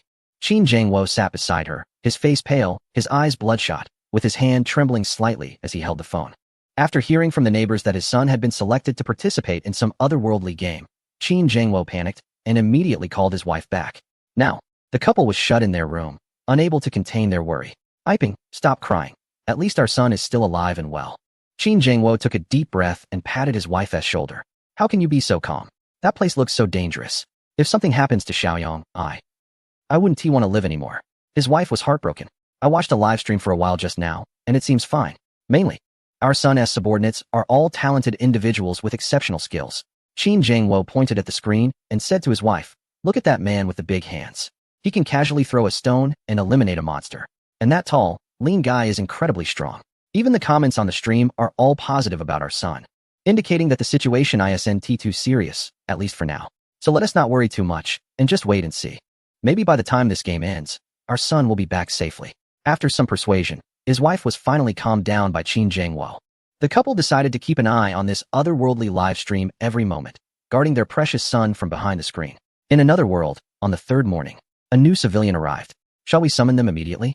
Yes, summon. This time, the command center was still upgrading. So, the flap of a small tent was lifted, and a middle-aged woman with a somewhat mature appearance stepped out. A female civilian? Great. Finally, my territory won to be filled with just strong men. Greetings, Lord. The woman bowed respectfully to Qin Yang, looking a bit shy. Qin Yang glanced at her information. Chun Kaijun, Stamina, 110,110 Attributes. Health 2020, Attack 1. Armor 0, Loyalty, 100, Permanently Maxed. Talent Ability. Cook, Territory Recipes 10, Deliciousness 1, 1 chance to create high-quality dishes. Chef God, Territory Recipes 1000, Deliciousness 100. 100 chance to create high-quality dishes. Qin Yang had been eating roasted sweet potatoes for the past 2 days and was already tired of them. He had often wondered why a civilian with cooking talents hadn't arrived. Now, it seemed that his wish had been granted. Mastering 1,000 recipes, haha. Looks like I'm in for some culinary delights in the future. By the way, how delicious could a deliciousness rating of 100 be? Can't wait any longer. Qin Yang immediately asked Chun Kaijun to prepare something to eat. Chun Kaijun was very nimble, quickly finding pots and pans, conjuring some seasoning from her supplies, and starting to cook by the fire. After about 10 minutes, a unique aroma began to waft through the air. Qin Yang couldn't help but salivate. It smelled so good. Is this the power of a chef god? What delicious food is being made? He leaned over to look at the fire and saw Chun Kaijun roasting meat while simmering soup in a stone pot. The surface of the roasted meat was golden and greasy, brushed with a special sauce, and that unique aroma came from there. The soup in the stone pot looked light and refreshing, perfect for cutting through the richness of the meat. The combination of these two dishes felt very healthy and balanced. It's ready. Shin Kaijun placed the prepared soup and roasted meat in front of Qin Yang. Please enjoy, my lord. In an instant, the aroma was overwhelming, radiating with brilliance. What kind of description is this? Why does the food look so radiant? Qin Yang looked at the seemingly ordinary food in front of him, enhanced with a glowing effect, and for a moment, he felt a bit dizzy. Isn't this a bit exaggerated? It directly resembled the aesthetic of a gourmet show. Could it be that eating this would cause his clothes to burst? Forged iron grilled meat, strength 20, lasts for 60 minutes. Gentle breeze willow soup, spirit 3, lasts for 60 minutes. Even the name seems so grand. There are additional attribute bonuses after finishing it. He quickly picked up a piece of grilled meat and put it in his mouth. Wow, Qin Yang instantly froze.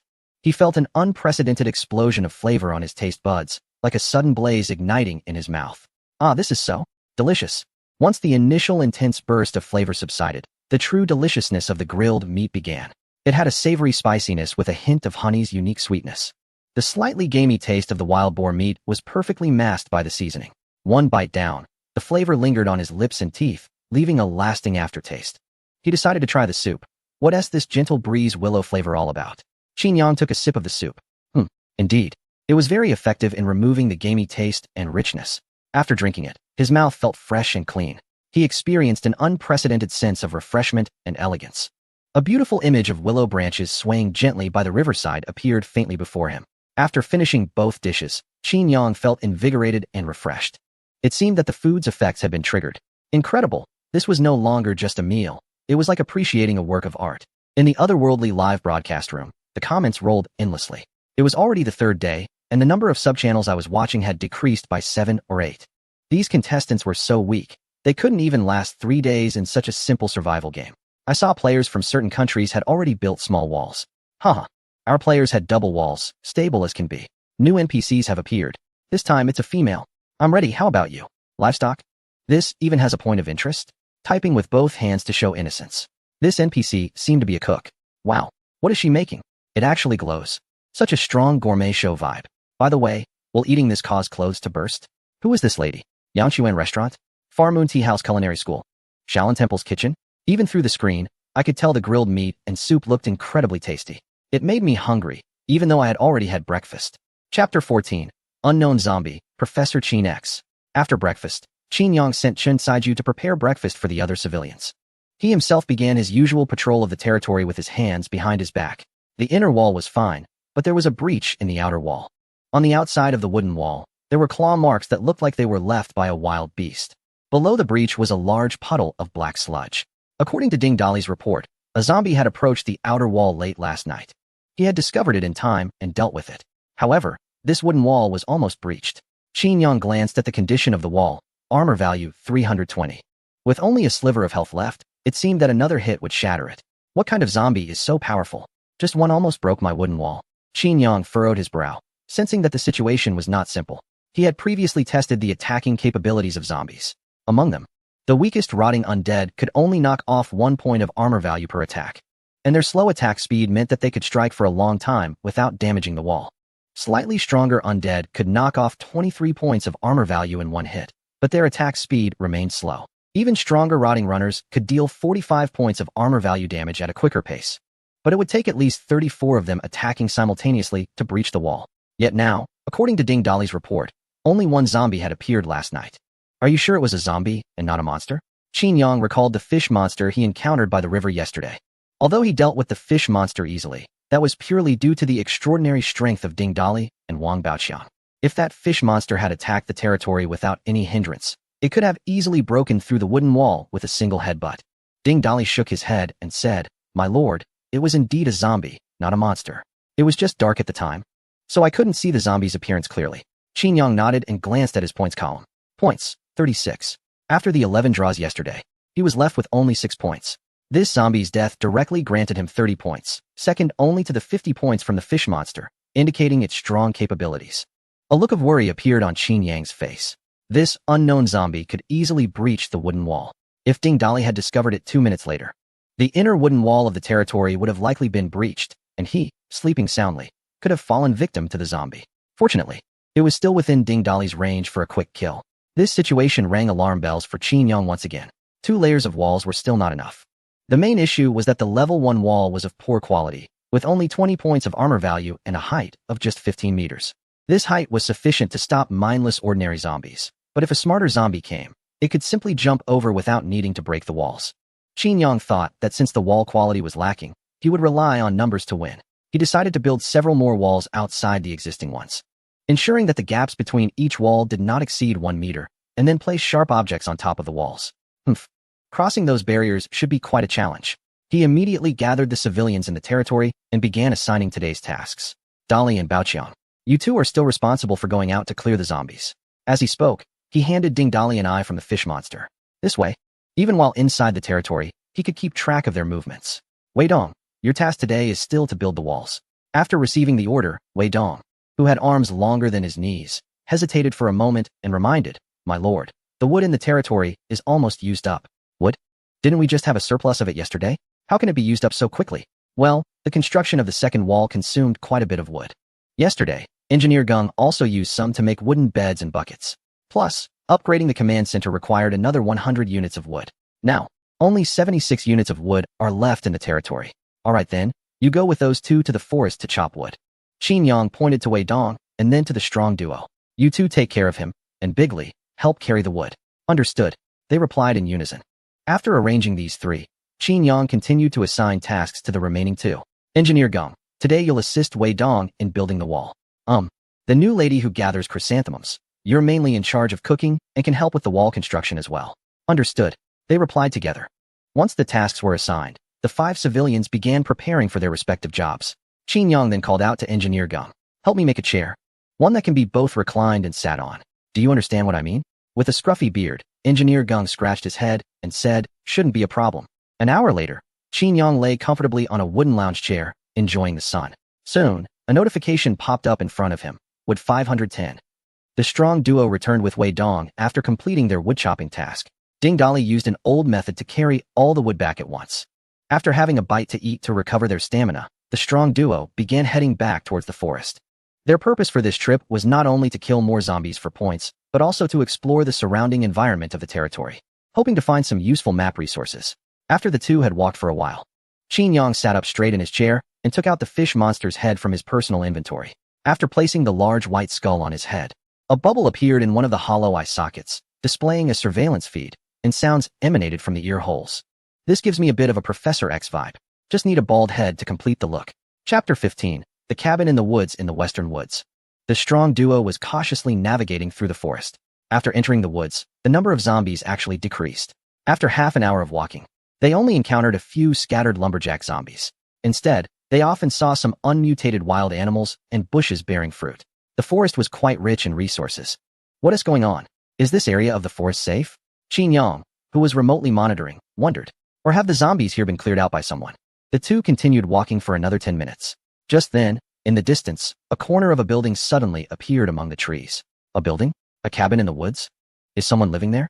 Have the zombies in the forest really been cleared out? Qin Yang felt a bit nervous and straightened up in his chair. This isn't good. In an apocalyptic environment where humanity is easily lost, encountering other living people may not necessarily be a good thing. You might wish to establish friendly contact, but the other party could be solely focused on robbing you of everything and perhaps silencing you to eliminate future threats.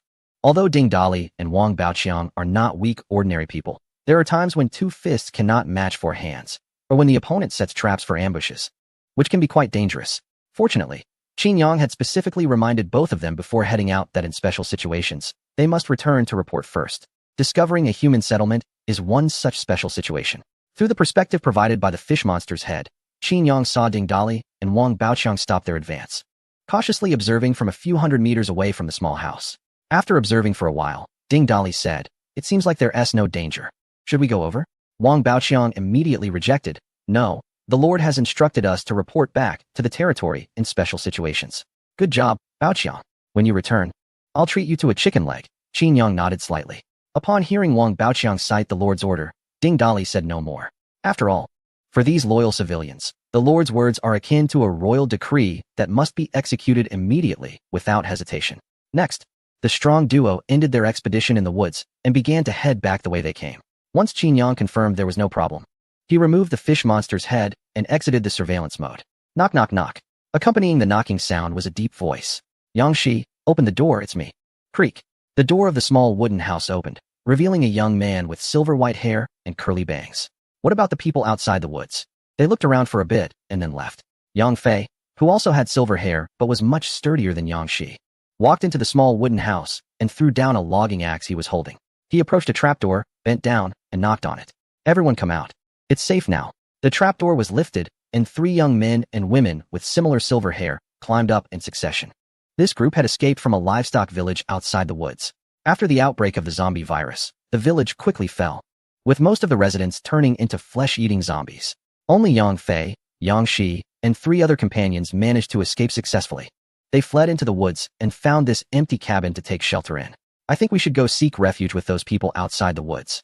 I believe they mean no harm, Yang Fei said, taking a sip of water.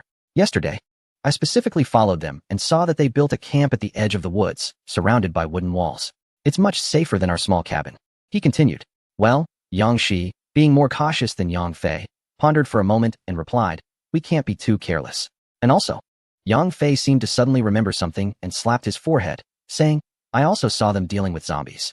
And there was this guy who was as thin as a bamboo pole, yet he could lift such a large stone. While speaking, Yang Fei made an exaggerated gesture. That guy's strength is simply unbelievable. Oh, Yang Shi exclaimed in astonishment. There are actually such extraordinary people in the world. Not only that, Yang Fei said excitedly. There's another guy with long arms who chops down trees incredibly fast. He's done it twice, and each time he finished cutting down 5 trees in less than 10 minutes. Wow, with that speed, I don't think I could last even 10 seconds. He quickly added the last part silently. Yang Shi shot a glance at the careless Yang Fei, thinking to himself, young man, you're seriously off. At that moment, a girl with a pink bow in her hair spoke up. They are the ones sent by the divine to save us. The girl had a devout expression, clearly the faith representative among the group. In times of helplessness and despair, people inevitably turn to the power of faith. These individuals had witnessed their loved ones succumb to the virus, die, and then rise again, becoming beast-like and preying upon others. The once peaceful village had turned into hell. The hunger, fatigue, and fear during their escape had worn them down. Even if they found this cabin in the woods to hide in, they were not completely safe. The cabin lacked defensive measures, and at night, there would always be a wolf-like howling sound in the woods. Many times, those howling creatures charged into the cabin. Fortunately, everyone was hiding in the basement at the time, allowing them to narrowly escape disaster. Having endured such torment, they had prayed to the divine more than once. Heaven has heard our voices, and that's why they sent these gifted individuals to save us, the girl said with conviction. However, the cautious Yang Shi wanted to say something more. But Yang Fei nodded repeatedly, saying, I think Yang Mei is right. This must be heaven showing us mercy. Ugh, what a sycophant, Yang Shi thought disdainfully. But he sighed and said, all right, even though these people are a bit strange, at least they're still alive. I suggest we send a representative to make contact with them. Who should we send? As soon as Yang Shi finished speaking, everyone turned their gaze towards him. Damn it. At 2:15 p.m., the command center finally completed its upgrade. The illusory state of the building was lifted, and a simple single-story wooden cabin replaced the previous animal skin tent, standing at the very center of the territory. Chapter 16. Our country is leading again. Command center upgrade successful. Armor value 50. Storage capacity 100. Daily summon of civilians 1. Daily gold income 20. Unlocked new buildings. Training ground, farmland, workshop. Unlocked LV 2 points lottery. The command center upgraded to level 2, showing significant changes and improvements both in appearance and functionality. First of all, the design of this small wooden cabin is definitely more aesthetically pleasing and sturdy than the initial animal skin tent. The armor value has risen to 70, significantly improving the defense capability. After experiencing the unknown zombie attack on the walls last night, Qin Yang felt quite insecure. But now, even if the wooden walls of the territory are breached by the zombies, the level 2 command center can still hold out for a while. The ability to increase the daily summoning of civilians upon upgrading is crucial. With the skill of having a civilian leader, the territory can instantly transform with the arrival of civilians who possess innate abilities, regardless of the type of innate ability. Even the weakest effects will surely not disappoint after being amplified 100-fold. As the number of these civilians increases, the development and defensive capabilities of the territory will certainly rise accordingly. Next are the 3 newly unlocked buildings.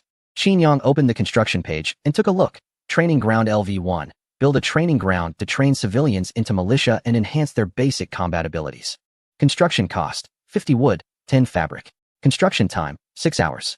Farmland LV1. Cultivate a piece of land for planting crops. Construction cost, none. Construction time, 3 hours. Workshop LV1. Build a workshop for technological research. Construction cost, 50 wood. Construction time, 6 hours. The practicality of the first 2 buildings is beyond doubt. Normally, the training ground is used to ensure the combat capabilities of the territory in its early stages. After all, without the hundredfold amplification, even civilians with combat-type innate abilities will still have very poor combat power. The farmland is an important avenue for the Lord to produce food and achieve self-sufficiency. Lastly, the workshop seems to be related to advancing the technology tree of the territory, which is crucial for its future development. In addition to the updates on the construction page, there are also many new items on the upgrade page, all related to the facilities that have already been built in the territory. Qin glanced at them. Upgrading the command center from LV2 to LV3 requires 500 gold, 500 stone, 500 fabric, and 500 wood. This difficulty has increased significantly. Moreover, Qin is still unsure how to obtain the fabric and stone needed for the upgrade. There is still a long way to go before reaching LV3 for the command center. After closing the territory interface, Qin looked at the small wooden cabin in front of him. This building occupies an area equivalent to 2 animal skin tents, with the inner wall enclosing a large portion of the land. It is entirely made of wood, with a triangular arched roof covered in dark wooden planks. Upon entering, there is about 40 square meters of space, consisting of a living room and a bedroom. The wooden floor, beams, and windows give it a somewhat antique charm. After touring his new home, Qin instructed Gong to move in all the furniture and living supplies that had been prepared. Once everything is settled and the cabin is fully equipped with a table, chairs, bed, and toilet, it finally starts to feel a bit more like home. The living conditions have significantly improved compared to when living in a tent. Qin sits in the living room chair, tapping his fingers on the armrest. Happily surveying his new home, he finds himself looking forward to the future. In the age of the internet, it's very easy to investigate someone's background. After 2 days of fermentation, the majority of contestants' information has already been published online.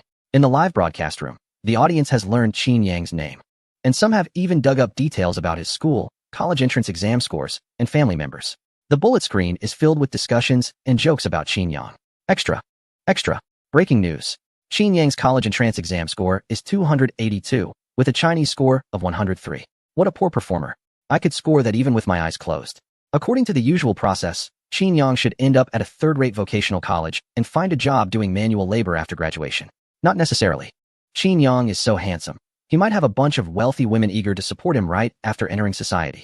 Although Qin isn't great at studying, he plays a mobile game exceptionally well, ranking first in Chenghu City and within the top 3 nationwide. Wow, amazing my Yang. The skill level of Li Jianxian is among the highest in the entire game. Because Qin is seen lounging around all day, many viewers are making comments. Isn't Qin too relaxed? He does nothing every day. He is either aimlessly wandering or just lounging around. Yeah, that attitude isn't right. After all, it's a globally competitive game. Even if there's a slight advantage overall, he can't be so carefree, right? I see players from other regions personally chopping wood or mining stones, busy as bees. Who cares? They don't have a bunch of skilled helpers. How did that fur tent turn into a cabin? It must have upgraded. This is a common feature in real-time strategy games. No other players can live in a cabin. Our region is leading once again. In another world, Yang Shi, escorted by Yang Fei, finally reaches the edge of the forest. From here, he can clearly see the wooden walls surrounding the camp in the distance, along with busy figures near the walls. It certainly doesn't look dangerous. He starts to believe Yang Fei's perspective a bit more. Go ahead, I'll wait for your good news right here. Yang Fei smiles carefree, looking at him. He seems full of anticipation for living in this unfamiliar territory.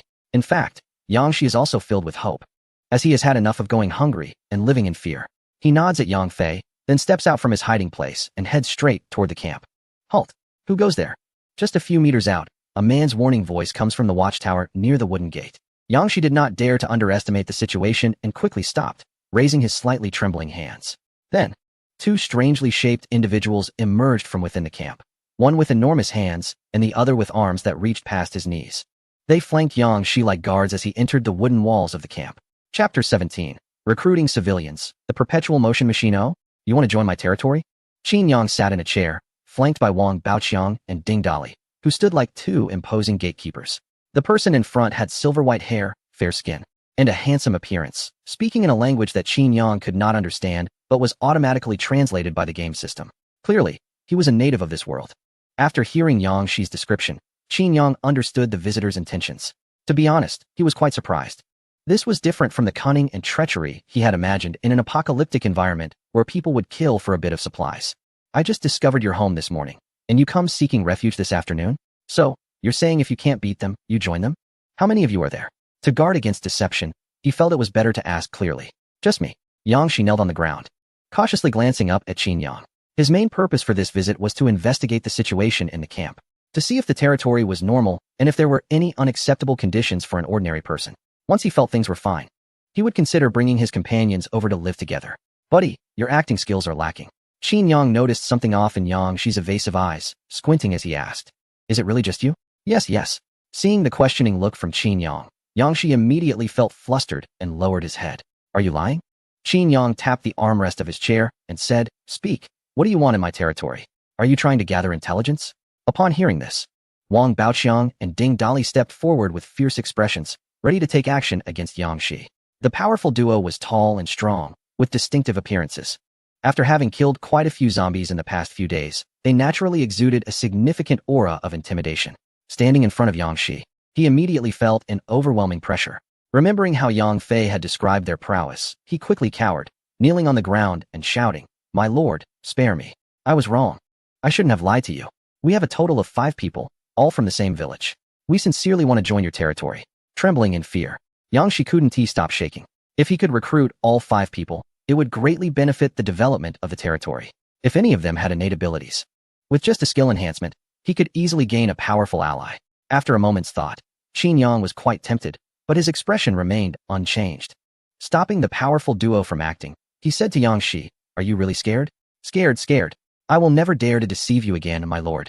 Yangshi bobbed his head like a garlic bulb, nearly terrified to the point of losing control. Good. Qin Yang nodded slightly, rhythmically tapping his fingers on the armrest of the chair. I'll give you another chance. Go back now and bring everyone here. Remember, no more tricks. My patience is limited. Before nightfall, Yangshi returned to Qin Yang's territory with his 4 companions. Should the refugees Yangshi, Yang Fei, Yang Mei, Yang Lan, and Yang Nuan be incorporated as citizens of the territory? After successfully incorporating them, Qin Yang received a notification that the population limit had been exceeded. The current population limit for the territory was 9, with the command center accounting for 5 and 2 small tents, each accommodating 2. Over the course of 3 days, Qin Yang had summoned 5 civilians, bringing the total to 6, including himself. Now, with the sudden incorporation of 5 more, the population immediately exceeded the limit. Fortunately, building a small tent only took a few minutes. Qin Yang arranged for the newly incorporated Yangshi and others to construct it themselves. Since they were incorporated civilians and not as closely aligned as those he had summoned, Qin Yang had not fully trusted this group yet. Thus, the tent for the 5 from Yang village was set up in the area between the inner and outer walls. Once everyone left the command center, Qin Yang opened the territory interface to check the details of the new civilians. Among the 5, only 2 had special abilities. One was Yangshi. Yangshi, Stamina, 220, Attributes, Health 35, Attack 3, Armor 0, Loyalty, 20, Special Ability, Quick Learner, gains an additional 10 experience points when engaged in technical research work. The other was a strong young man named Yang Fei. Yang Fei, Stamina, 280, Attributes, Health 40, Attack 5, Armor 0, Loyalty, 25, Special Ability, Endurance, Stamina 50, Stamina Recovery Speed, 20. The incorporated civilians could not automatically enjoy the Hundredfold enhancement effect and could only be strengthened through the active effects of the civilian leader's skills. Currently, these 2 special abilities were not entirely useless. It was just that the time for their usefulness had not yet come. After considering it, Qin Yang decided to first use a skill on Yang Fei. However, as soon as he stepped out of his small wooden house, he received several notifications. Civilians Yang Fei's loyalty, 30. Civilians Yang Lan's loyalty, 50. Civilians Yang Shi's loyalty, 20. What was going on? Was it really that easy to gain their loyalty? Qin Yang was puzzled. It hadn't been long since he incorporated this group.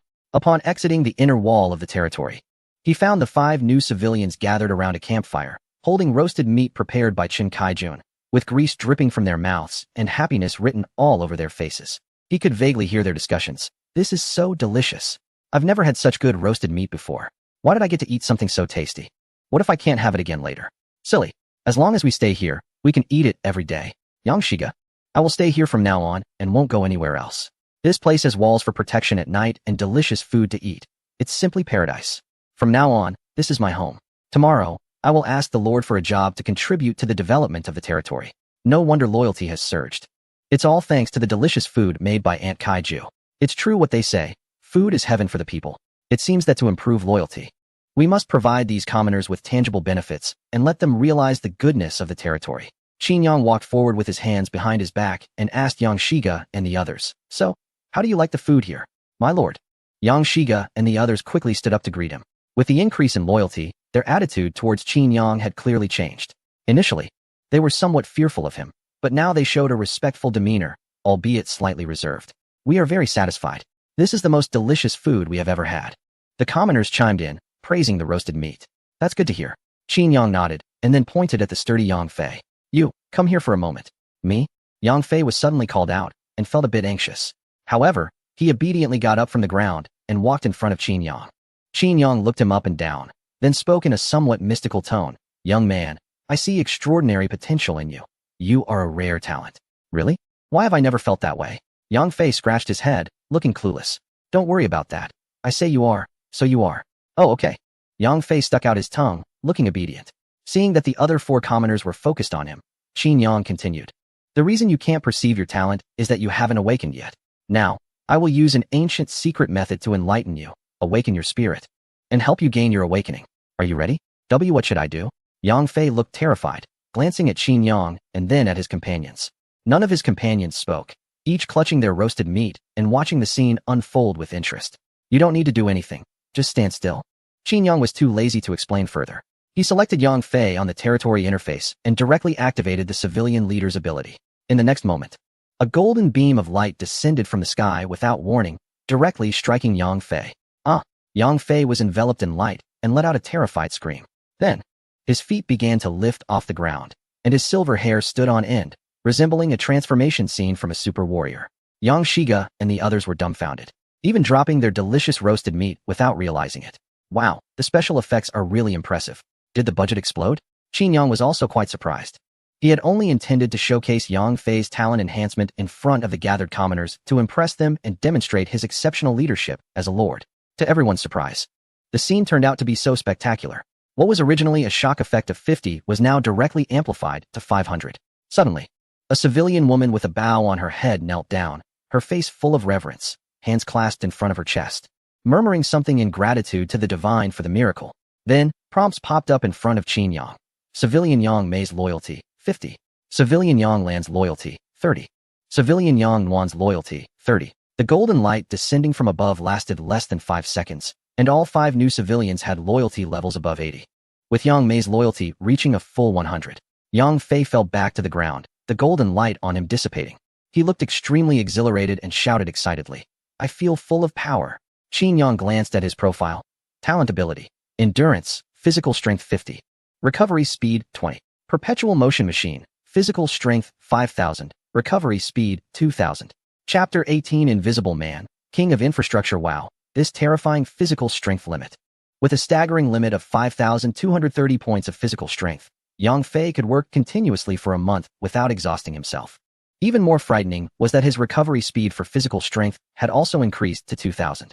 The consumption rate of physical strength probably wouldn't even keep up with the recovery.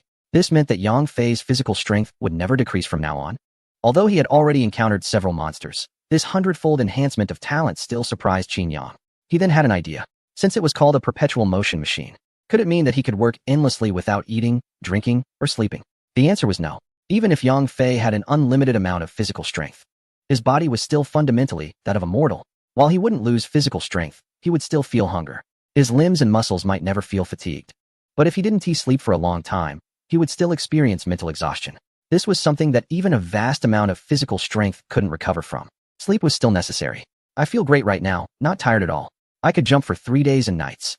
Yang Fei looked at himself and threw a few punches at the air, completely in a state of high excitement. He even wanted to go for a long run right now. Qin Yang encouraged him from the side.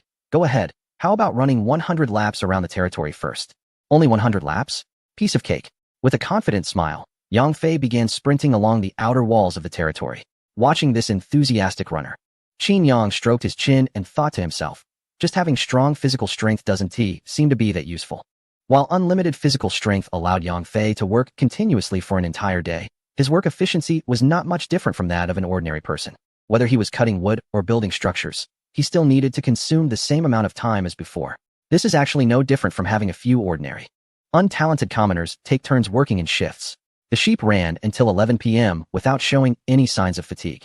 It wasn't until he completed his 53rd lap that he suddenly collapsed to the ground, falling into a deep sleep.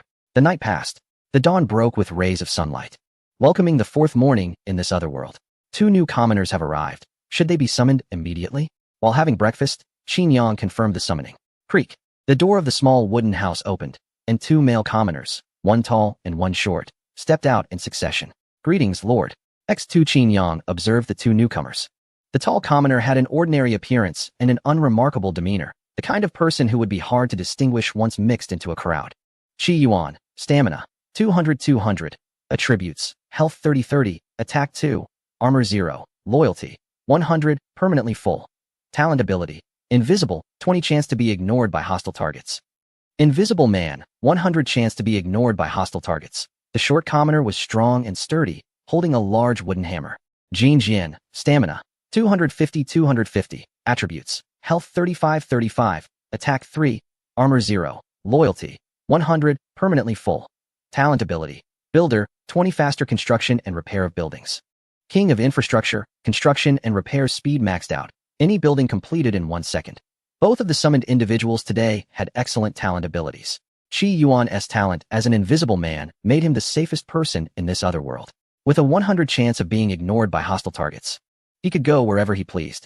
This talent ability was practically made for exploring new areas. Then there was Jin Jian, the king of infrastructure.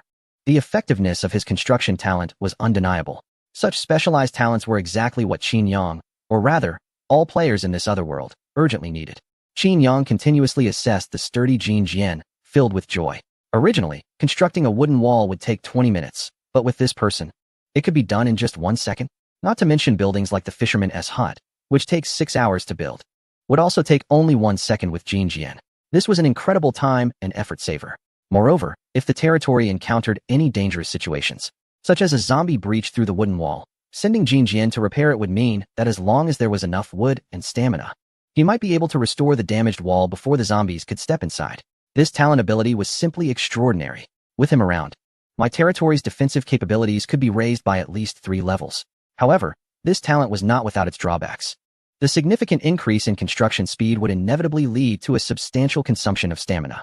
Based on the previous case of Wei Dong chopping wood, although Dongzi could chop quickly, he was not able to sustain it for long. With a stamina value of 180, he could at most fell 5 trees. Then came the long wait for stamina to recover. It seems that Jin Jian's situation is similar. If only there were a way to combine the abilities of Yang Fei and Jin Jian. One has unlimited stamina, and the other can build in 1 second. A perfect match. Chapter 19. The Lord is not human, but a god. The number of commoners in the territory has reached 12. The population cap is once again insufficient. The current priority is to build houses. Once filled with commoners, the daily gold income will increase by 20 coins. During this period, the territory is lacking in all kinds of resources, so meticulous budgeting is inevitable. Qin Yang opened the territory interface and took a glance. After upgrading the command center to level 2, all regular buildings in the territory can also be upgraded to level 2. Furthermore, buildings like commoners' tents can skip level 1 and be built directly at level 2. The level 2 commoners' dwelling has evolved from a shabby tent to a wooden house. LV2 commoners' wooden house provides a living environment for 4 people. Once filled, can earn 10 gold daily. Construction costs 7 wood and takes 30 minutes to build. Qin Yang replanned 4 small wooden houses within the area enclosed by the 12 walls. He then selected to demolish the 2 level 1 commoners' tents next to the command center in the territory interface. Since level 2 can now be built, there is no need to keep these level 1 tents taking up space. The stout Jin Jian, after receiving the order, headed straight to the planned location for the wooden houses. Just as Qin Yang was wondering how he would construct them, suddenly, Jin Jian vanished from sight. His speed was so incredible that he transformed into a strong whirlwind, beginning to spin rapidly around the virtual building. In just a second, the wooden house for commoners was completed, including all the steps like driving piles, framing, and roofing. A small version of the command center wooden house appeared abruptly on the grass. The speed was astonishing. 1, then 2. In just about 5 seconds, Jin Jian completed all 4 small wooden houses that Qin Yang had instructed him to build. He then tossed aside the construction hammer and collapsed onto the ground, utterly exhausted. Jin Jian looked extremely fatigued, drenched in sweat, as if he had just been pulled from a water tank. Qin Yang glanced at his stamina value. 10, 250. Building 4 wooden houses at full stamina was his limit. In the live broadcast room, The audience was once again stunned by the impressive operation of the new commoners. Wait, did I see that right? He built a house in just 1 second? This hack is too overpowered. If he builds walls at this speed, the zombies wouldn't even have time to break through. What kind of tower defense is this? It's completely effortless. Wait, after building 4 wooden houses, he collapsed. Too fast usually doesn't last. I suspect you might be cheating, but I have no evidence. Because Jin Jian was already exhausted, Qin Yang had to pause the construction of the territory for now. Next, he called over Yang Shi and the others. This group was indigenous to this world and lived on this grassland. They should have some understanding of the surrounding area and even the entire other world. My lord, we have lived on this grassland for generations and don't have a particularly deep understanding of what lies beyond it, Yang Shi said, a hint of shame on his face. I've only been to a town once in my life. It's called Raccoon Town, located to the west of our village. It takes about 3 days by ox cart to get there. By the way, our village is called Sheep Village, situated to the north of the woods. It has completely fallen, and the villagers have turned into man-eating monsters. Mentioning his village brought a touch of sadness to Yang Shi's expression. Sheep Village is north of the woods, and Raccoon Town is to the west of Sheep Village.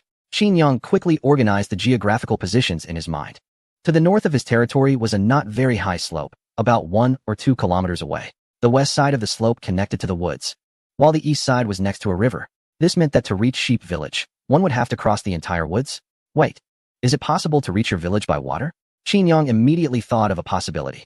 If they could use the waterway, as long as they could obtain a boat, they could float downstream to farther places. Moreover, using boats to transport supplies would be more efficient than human transport. Qin Yang was quite interested in Sheep Village.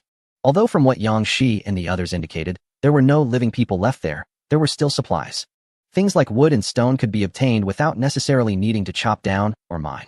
Dismantling and recycling would work too. Additionally, to upgrade the LV2 command center to LV3, fabric was needed. This material was considered a semi-finished product and could not be obtained through gathering.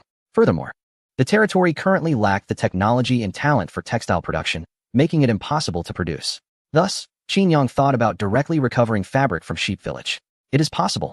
Yang Shi nodded, but a look of fear appeared on his face. But my lord, there are monsters in that river. Several villagers from our village have been dragged into the river and eaten by monsters while fetching water. Monsters? Is it the one that was killed by Ding Dali and Wang Baoqiang the day before yesterday? Qin Yang immediately pulled out the fish monster's head from his personal item inventory and handed it to Yang Shi, asking, "Is this the kind of monster you're talking about?" Yang Shi took the head, examined it carefully, and then nodded in terror. Yes, this is indeed the skull of a monster. He then seemed to remember something and looked at Qin Yang with an incredulous expression. My lord, you killed a monster? Although Yang Shi had never been in close contact with a monster himself, he had heard plenty from others in the village about their ferocity and brutality. Therefore, he was filled with fear towards these monsters, even more so than towards zombies. 2 days ago, I encountered one by the river and casually took it down. This creature is quite weak and not resistant to blows. Qin Yang nodded and casually explained. Since Ding Dali and Wang Baoqiang took less than 2 minutes to deal with this creature, Qin Yang naturally thought that its strength was only slightly stronger than that of the Rotten Runner. However, when this was heard by Yang Shi and others, it was a different story. Oh my, the Lord was actually able to kill such a powerful monster.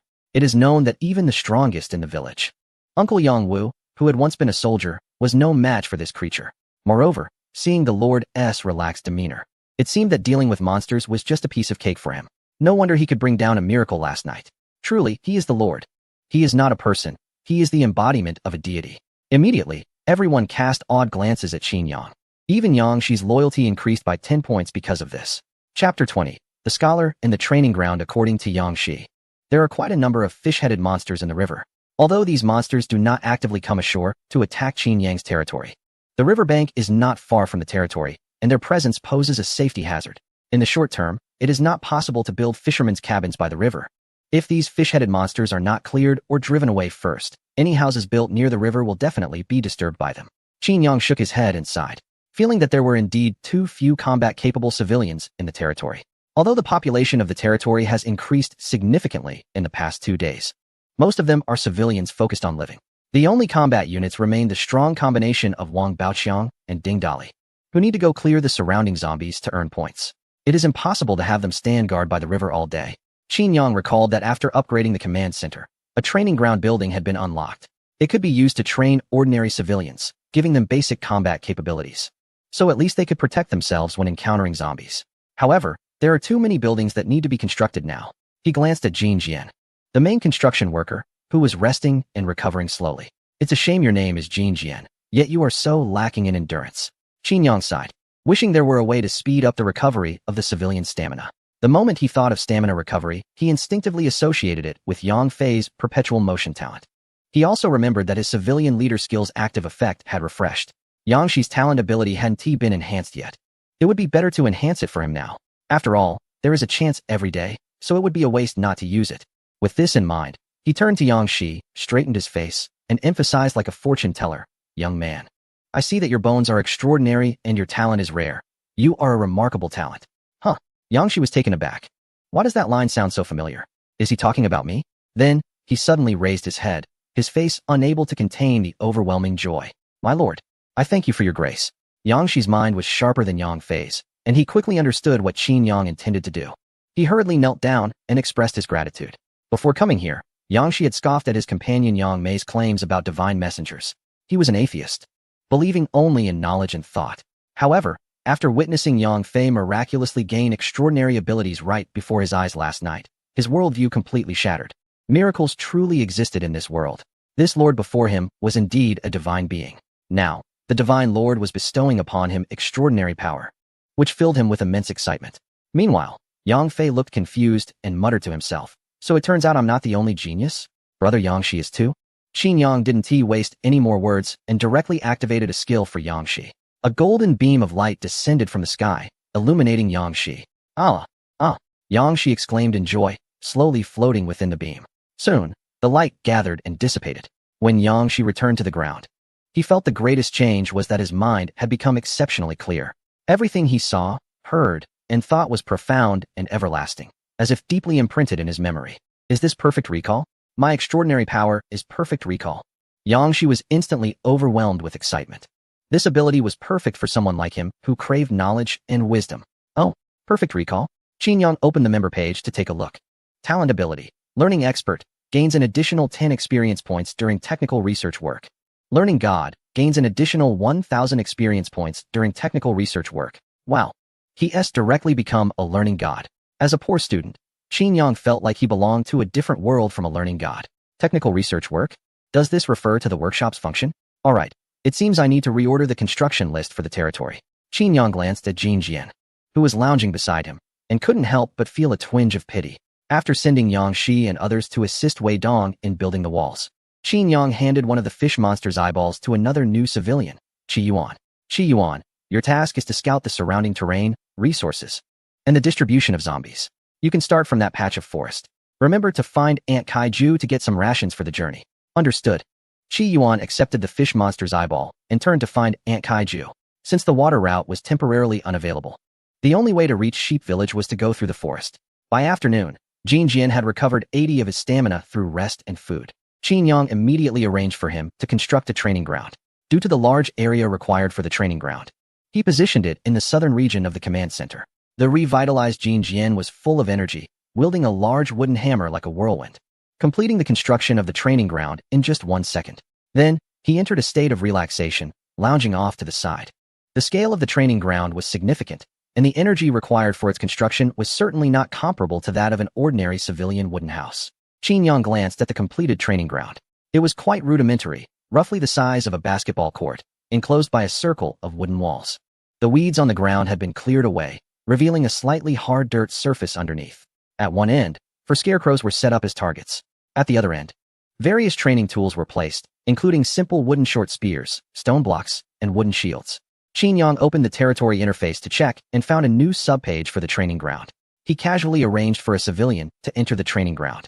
Immediately, a 3D representation of the civilian appeared on the subpage, alongside 4 training projects: strength training, lifting stone blocks, cost 5 coins, duration 10 hours, effect, attack power 1, maximum attempts 2, endurance training, 10 kilometers run, cost 5 coins, duration 10 hours, effect, endurance 10, maximum attempts 2, skill training, spear throwing, cost 10 coins, duration 6 hours, effect, master spear throwing, maximum attempts 3, skill training, blocking stance, cost 10 coins, duration 5 hours, effect, master blocking stance.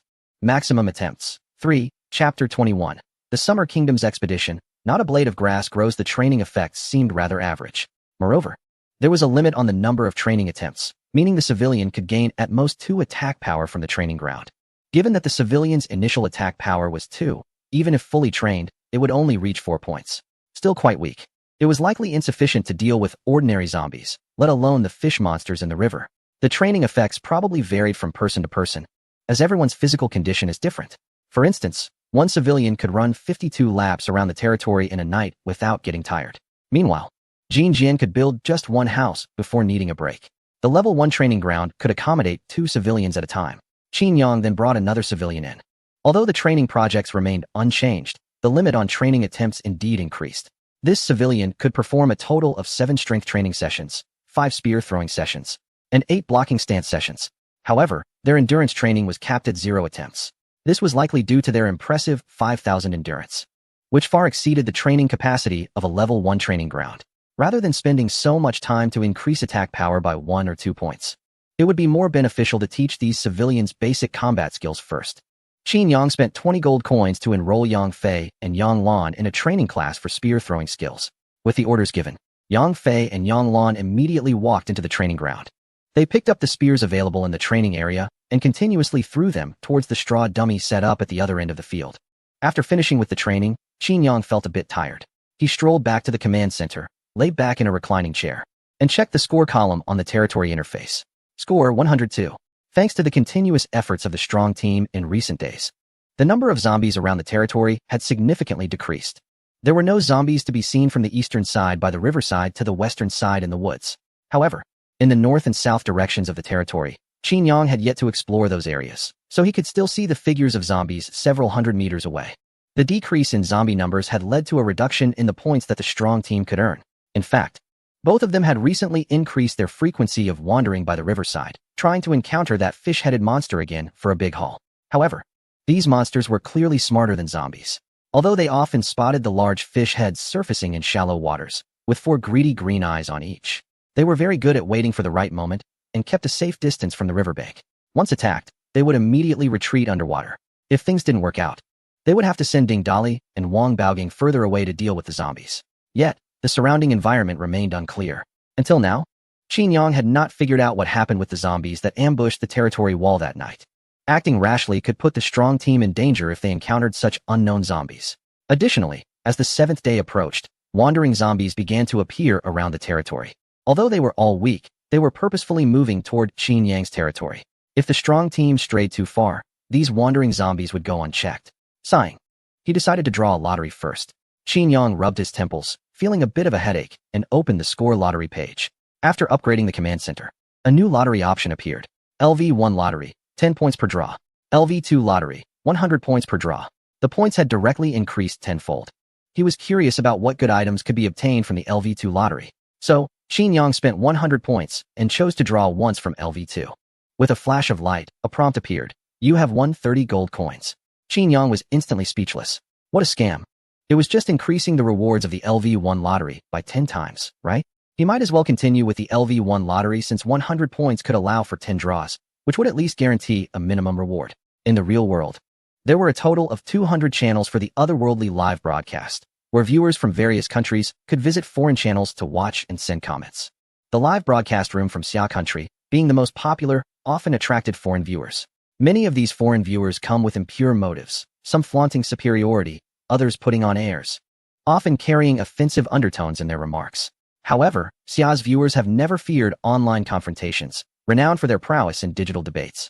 Thus, it's common to see foreign viewers silenced by Xia's netizens in live streams. At this moment, some viewers from a certain island nation have come to Xia's stream to provoke. Xia pigs, the most vile and lowly race, you only deserve to kneel and lick the noble Yamato people. Xia's players are the epitome of trash, relying on cheating to gain advantages, with no sportsmanship at all. Such comments instantly acted like a fuse, igniting the entire Xia live stream. Damn you little devils. By lineage, your Yamato people should call our Huaxia ancestors your forefathers. Exactly. How dare a bunch of descendants come here to act superior and seek attention? Do you think Xia has no one left? Damn, these devils dare run wild here. Tired of living? Brothers, those who offend Xia, no matter how far, must be punished. Let's all go to that island nation's channel and curse. Show them the might of Xia's million keyboard warriors. Right. When Xia marches out, not a blade of grass grows. In an instant, emotions ran high, responses poured in from all sides, and a massive army set out in full force. The stream of a certain teacher, originally with just a few million viewers, was instantly flooded by the marching Xia audience.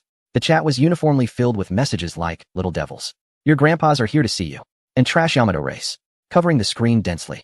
However, the battle didn't last long before many Xia viewers began to defect, lamenting loudly. "Damn, that teacher is too seductive. Can't handle it, really can't. Heart-wrenching. Everyone hold on. Don't let that island nation's traditional arts corrupt your minds. Damn, I've been practicing abstinence for 10 years, and this stream just broke my resolve. That teacher has ruined me. Can you lift your leg a bit higher? Dare to be a little more provocative? Stop. You beast. You're just a zombie. Let go of that teacher. Let me take over. This is way too extreme.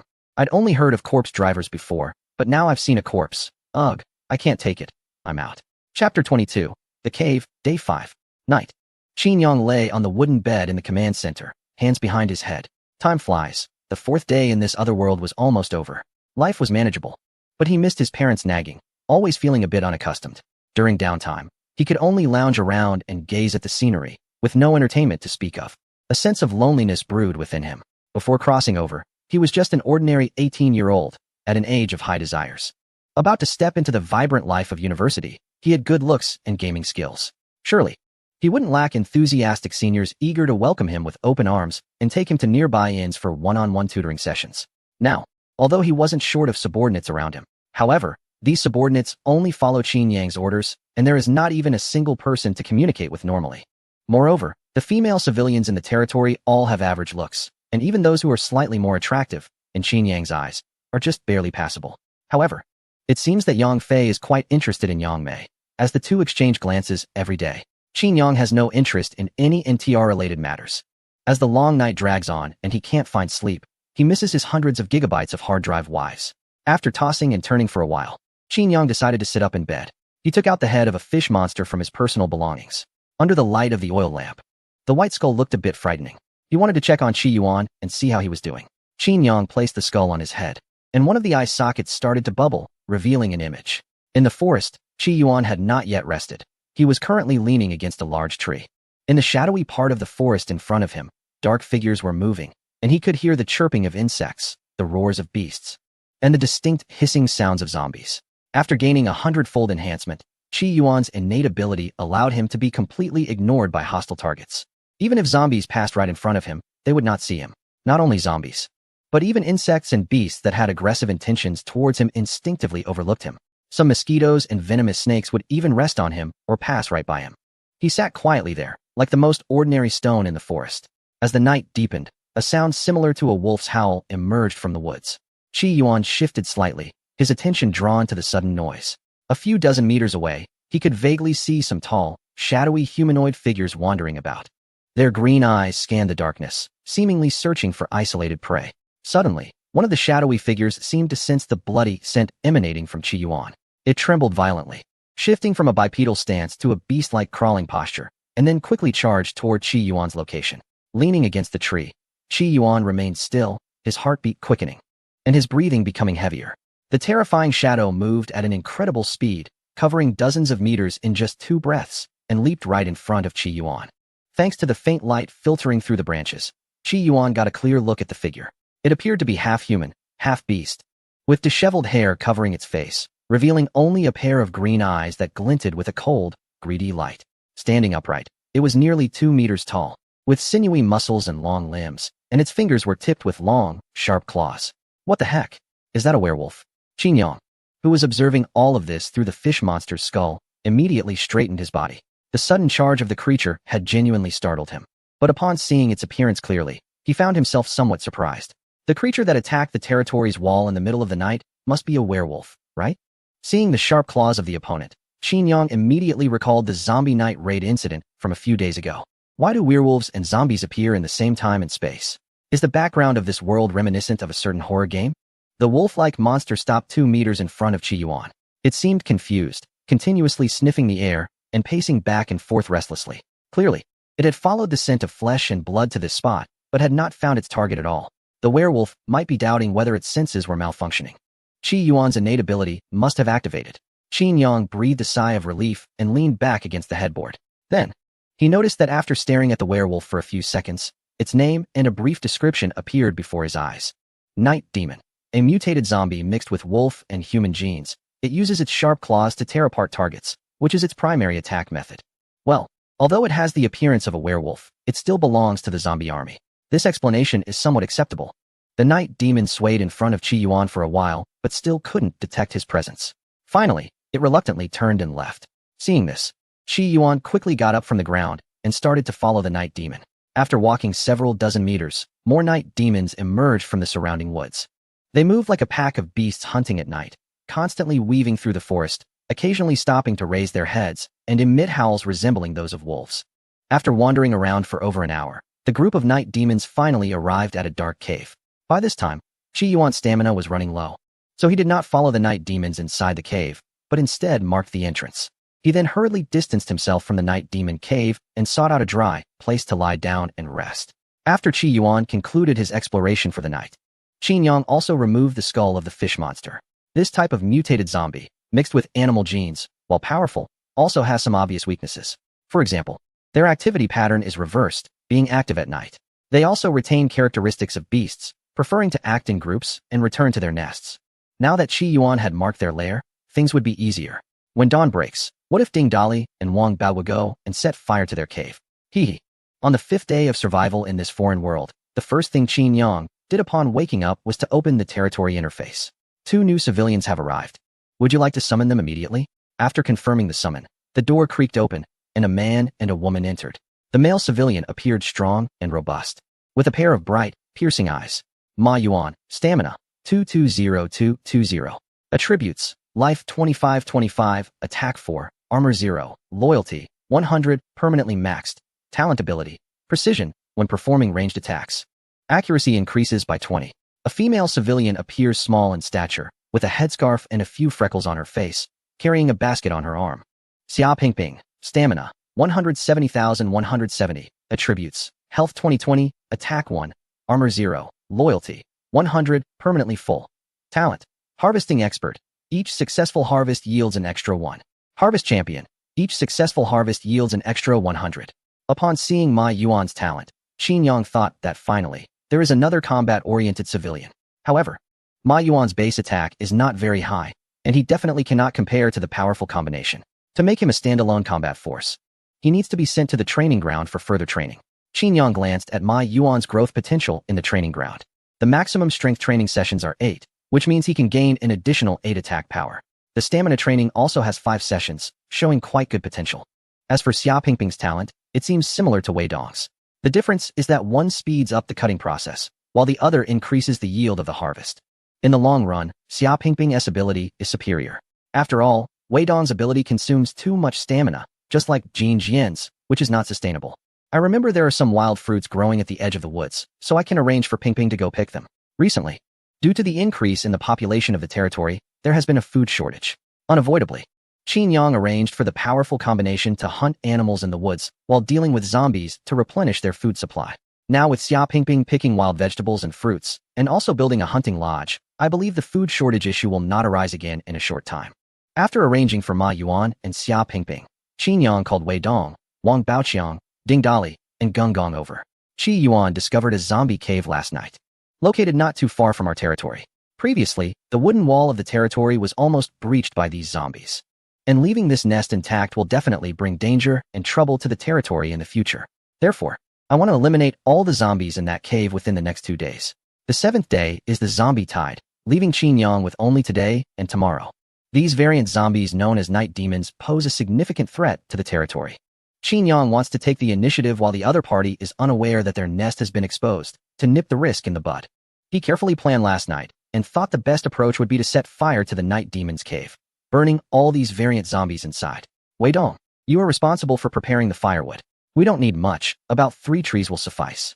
Dali, when the time comes, transport the wood to the vicinity of that cave, but do not get too close.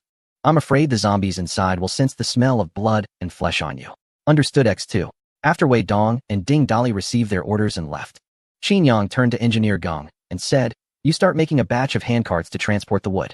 Engineer Geng, with his master-level craftsmanship, was proficient in the manufacture of 1,000 tools, so creating those simple handcarts was a piece of cake.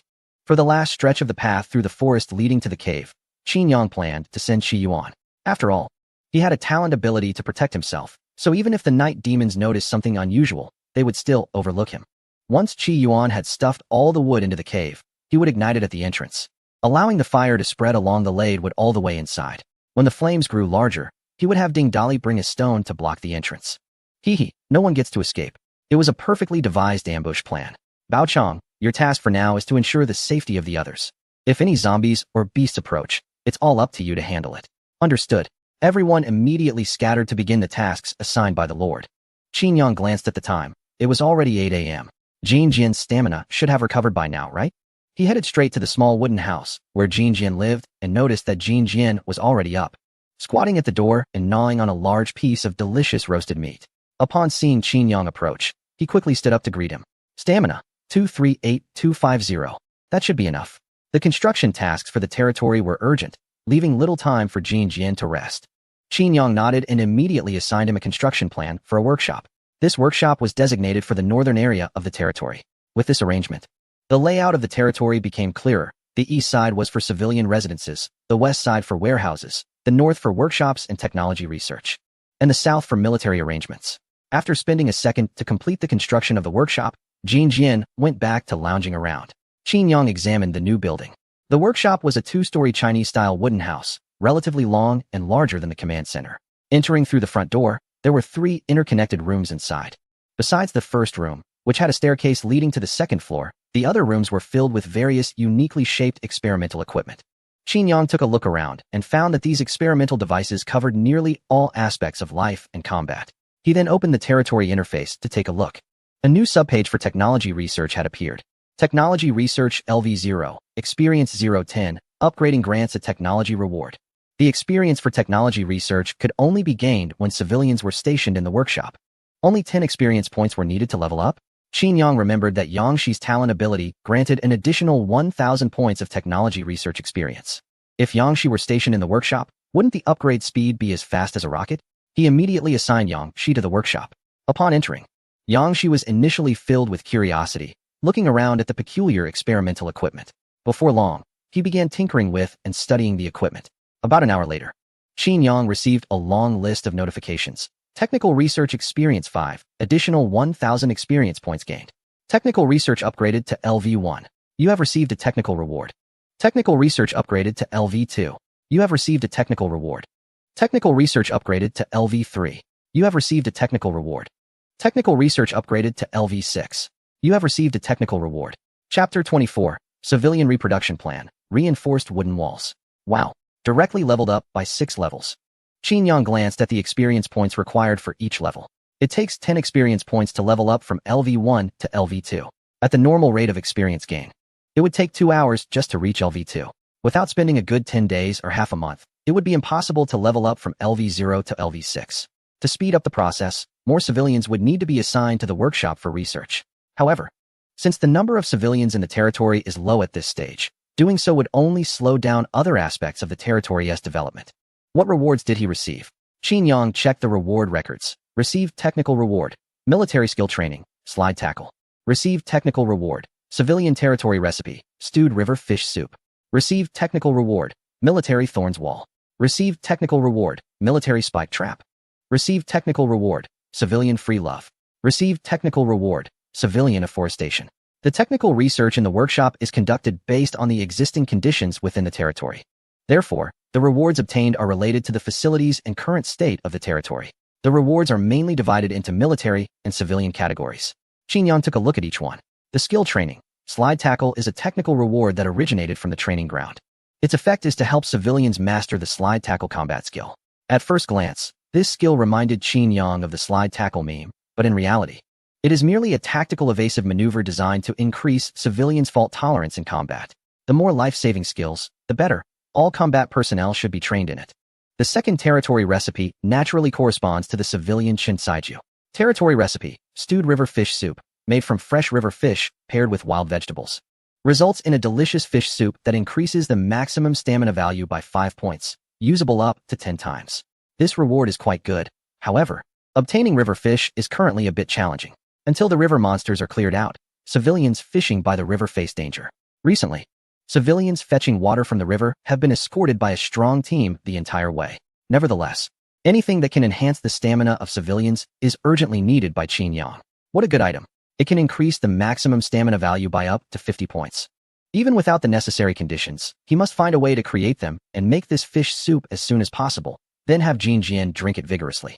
The third reward, the Thorns Wall, essentially involves adding wooden spikes to the outer side of wooden walls and doors. This allows the wooden walls to not only defend against enemies, but also inflict some damage on them.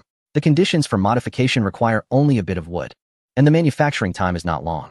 Qin Yang decided to assign this simple task to the people of the village. The fourth spike trap. After receiving this reward, a new facility was added to Qin Yang's construction list. Essentially, it involves digging a pit in the ground, placing sharpened wooden spikes at the bottom, and covering them with straw, leaves, etc. for concealment. This is one of the simplest and most practical traps, requiring only 2 pieces of wood to make one. Qin Yang considered laying out a large number of traps outside the territory in preparation for the arrival of the corpse tide on the 7th day. The 4th and 5th rewards are both bonuses related to status. Civilian free love allows civilians in the territory to freely fall in love, with a birth probability of 10 for territory civilians and a loyalty bonus of 5 for civilians.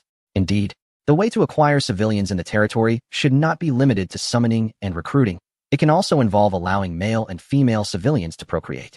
Qin Yang felt a brand new path was laid out before him. Currently, the gender ratio in the territory is unbalanced, with more men than women. It is clearly impossible to assign a wife to every male civilian. As the saying goes, dragons give birth to dragons and phoenixes to phoenixes. So it might be a good idea to prioritize arranging partners for Ding Dali and Wang Baohua. If the offspring can inherit their talents, that would add a new batch of reinforcements. Qin Yang felt a bit obsessed. If this plan truly succeeded, how much effort and time would it take to raise a small infant to adulthood?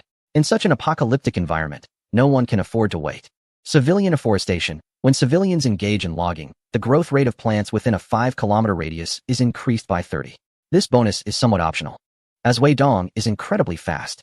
Every time he goes logging, he finishes quickly and hardly gives plants much time to grow. Overall, these 6 technical rewards are quite good and will significantly help and enhance the territory. Wild berries 20. Wild berries 20. Wild vegetables 10. Wild mushrooms 15. The food collected by Xia Pingping was pushed back to the territory in carts by Yang Mei and others, in baskets upon baskets. Now, the territory is not lacking in food, and the variety has also increased. Qin Yang casually grabbed a handful of berries and took a look. These fruits resemble cherries, with a purplish-red color and the size of marbles. He popped one into his mouth. It was very sour, with a hint of astringency, and not very pleasant in taste. Perhaps if Chun Saiju processes them, they could become delicious. In addition to these wild vegetables and fruits, Qin Yang noticed that Xia Pingping had also collected a lot of seeds. If the farmland in the territory was already cultivated, these seeds could be sown directly. This would achieve self-sufficiency in food. By noon, Wei Dong and others who had gone to the woods for timber had returned, reporting that everything was ready. Ji Yuan returned with the group. After being out for a day and a night, the supplies of food and water he carried were nearly exhausted, and his fatigue slowed his recovery. You've done well. Go ahead and rest for a bit, Qin Yang said. Since Engineer Geng had not yet produced enough handcarts, Qin Yang decided to let Ji Yuan recuperate first. The plan would have to wait until tomorrow. Hopefully, everything would go smoothly. Next, Qin Yang instructed Jin Jian to build a watchtower near each of the 4 surrounding walls. They also installed wooden spikes on the outer walls and gates, and constructed several ground spike traps in front of the walls.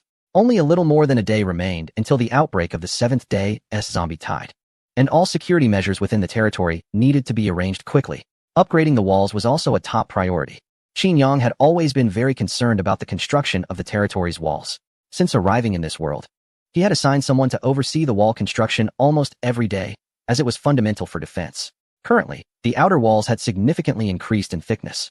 What appeared to be a single wall was actually composed of 2 layers of wooden walls, spaced less than a meter apart. This greatly enhanced its ability to withstand attacks.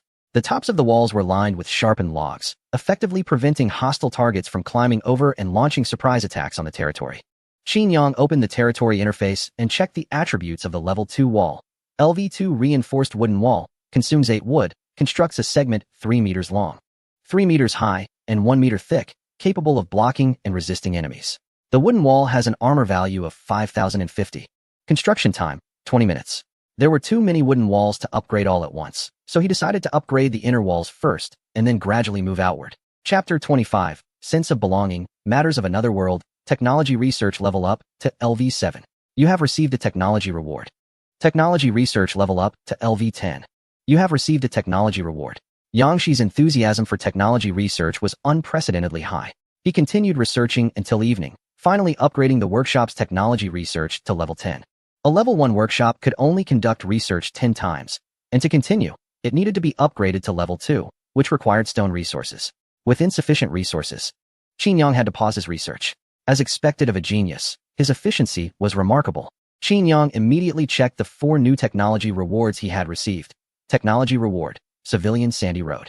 Technology reward, Military Bow and Arrow Manufacturing. Technology reward, Military Archer Training.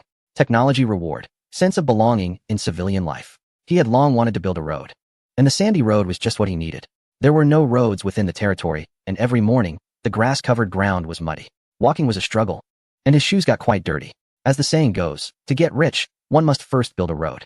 If the territory and the surrounding map are covered with this sandy road, it will not only make it more convenient for civilians to walk, but also greatly facilitate the transportation of supplies. The subsequent manufacturing of bows and the training of archers complement each other. The main objective is to transition the civilians within the territory into archers, a fundamental combat unit. These are highly valuable rewards. Quickly have the craftsmen produce longbows and arrows. Qin Yang tapped on the armrest of his chair, feeling a bit excited. Then, before the wave of corpses arrives, train as many civilians as possible to become archers. As for the final sense of belonging, this is similar to a state-enhancing reward like free love and deforestation. Sense of belonging. The sense of belonging of civilians to the territory is very important. Only when they sincerely regard the territory as their home can they unleash a fighting spirit of 200 when it is time to defend the territory. Effect 1. You can see the level of belonging of each civilian to the territory. Effect 2. When a civilian's sense of belonging reaches level 1 or above, the Lord can activate the active skill Homeland Guardian. Special skill Homeland Guardian LV1. All civilians attack power 10, armor value 10, lasts for 5 minutes. Usable once per day. This equates to an additional temporary burst method. Thus, even civilians who are as lazy as sheep can have the means to take on the decayed runners. In the real world, due to the immense popularity of the otherworldly live broadcasts globally, nearly 80% of online traffic has been drawn away by this major event.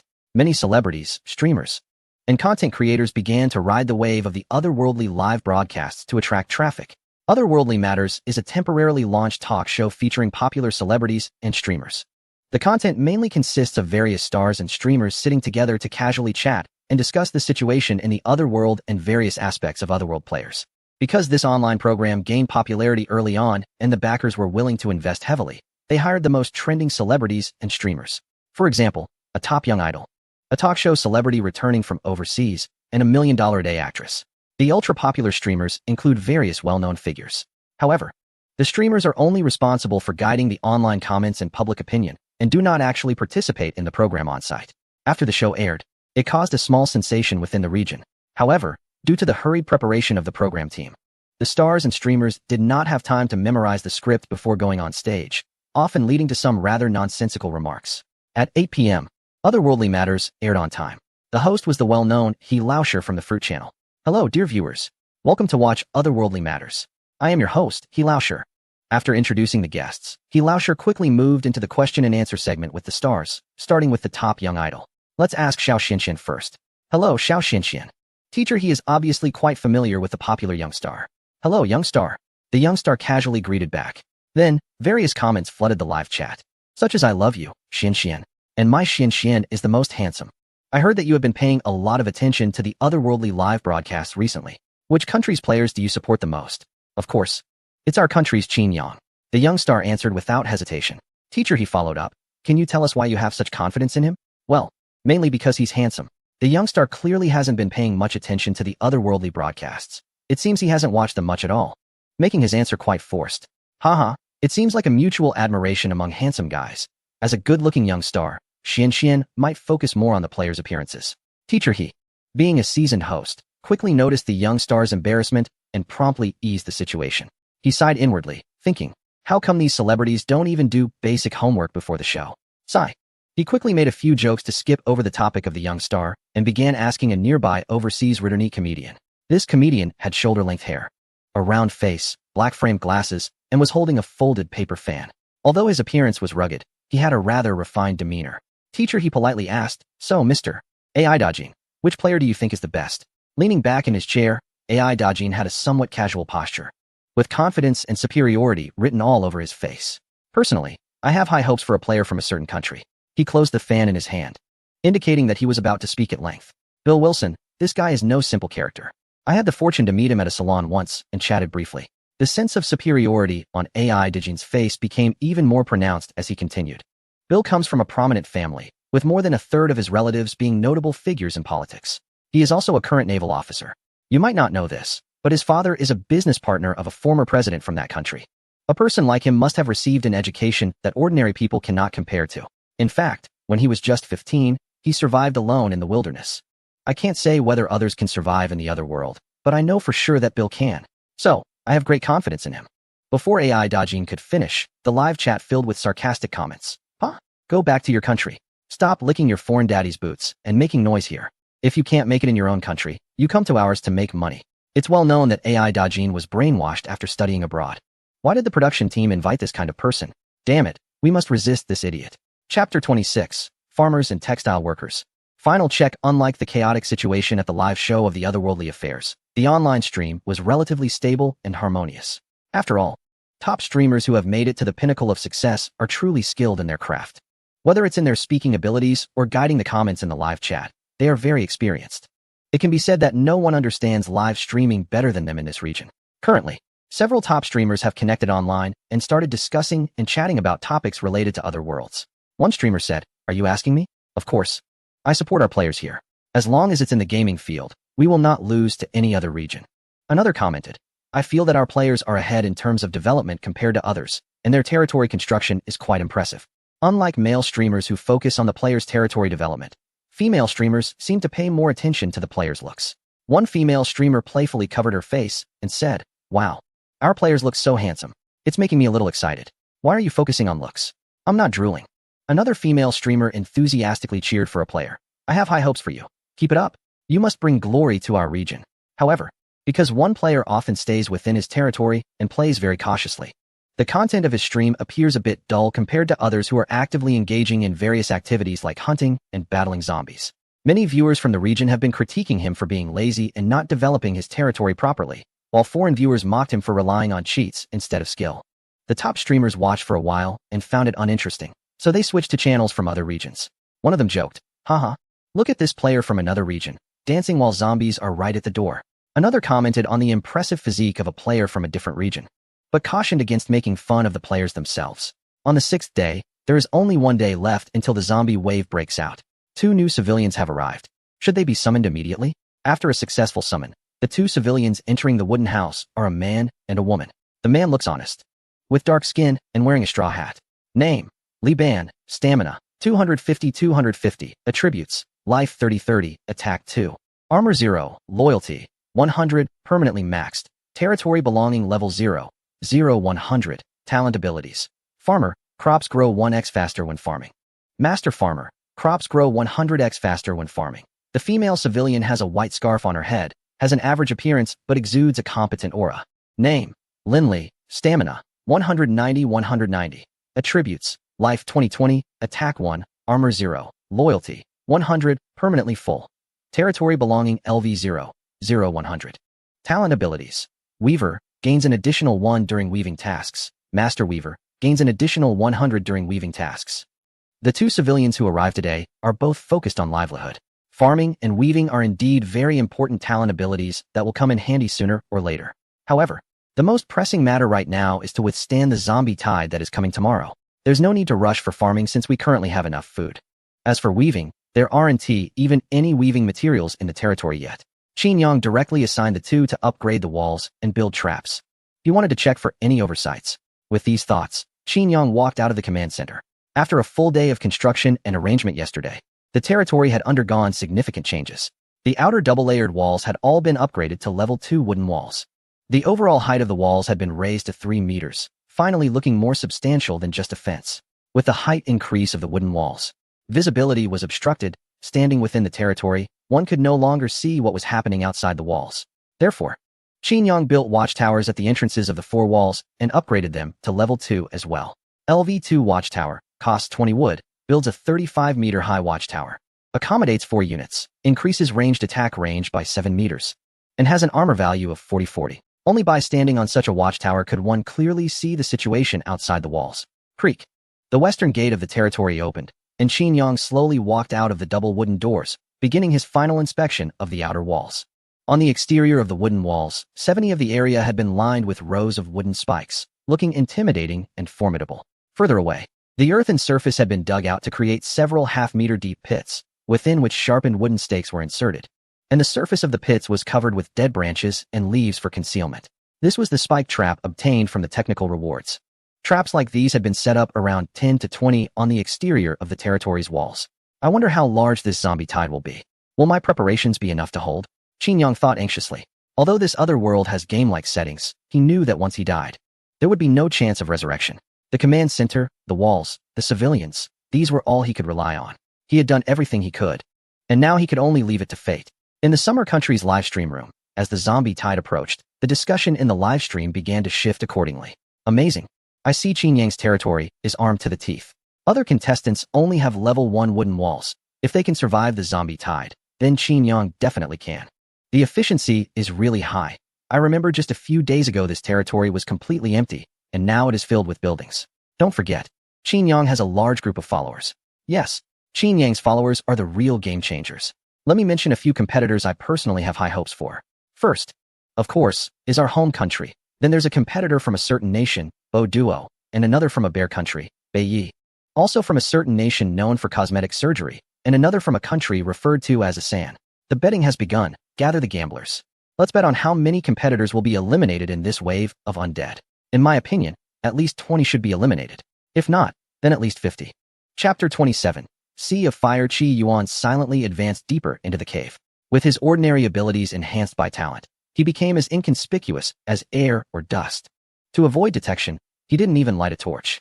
Hanging from his chest was an eye of a fish monster given by the Lord, emitting a faint green glow in the darkness. He relied on this weak green light to barely see the path ahead. Since discovering the night demons on the 4th night and tracking them to their lair, the Lord decided to use fire to eliminate these terrifying mutated zombies. Qi Yuan was the most crucial part of this plan, and there could be no mistakes. Therefore, before starting the arson plan, he prepared to explore the cave thoroughly.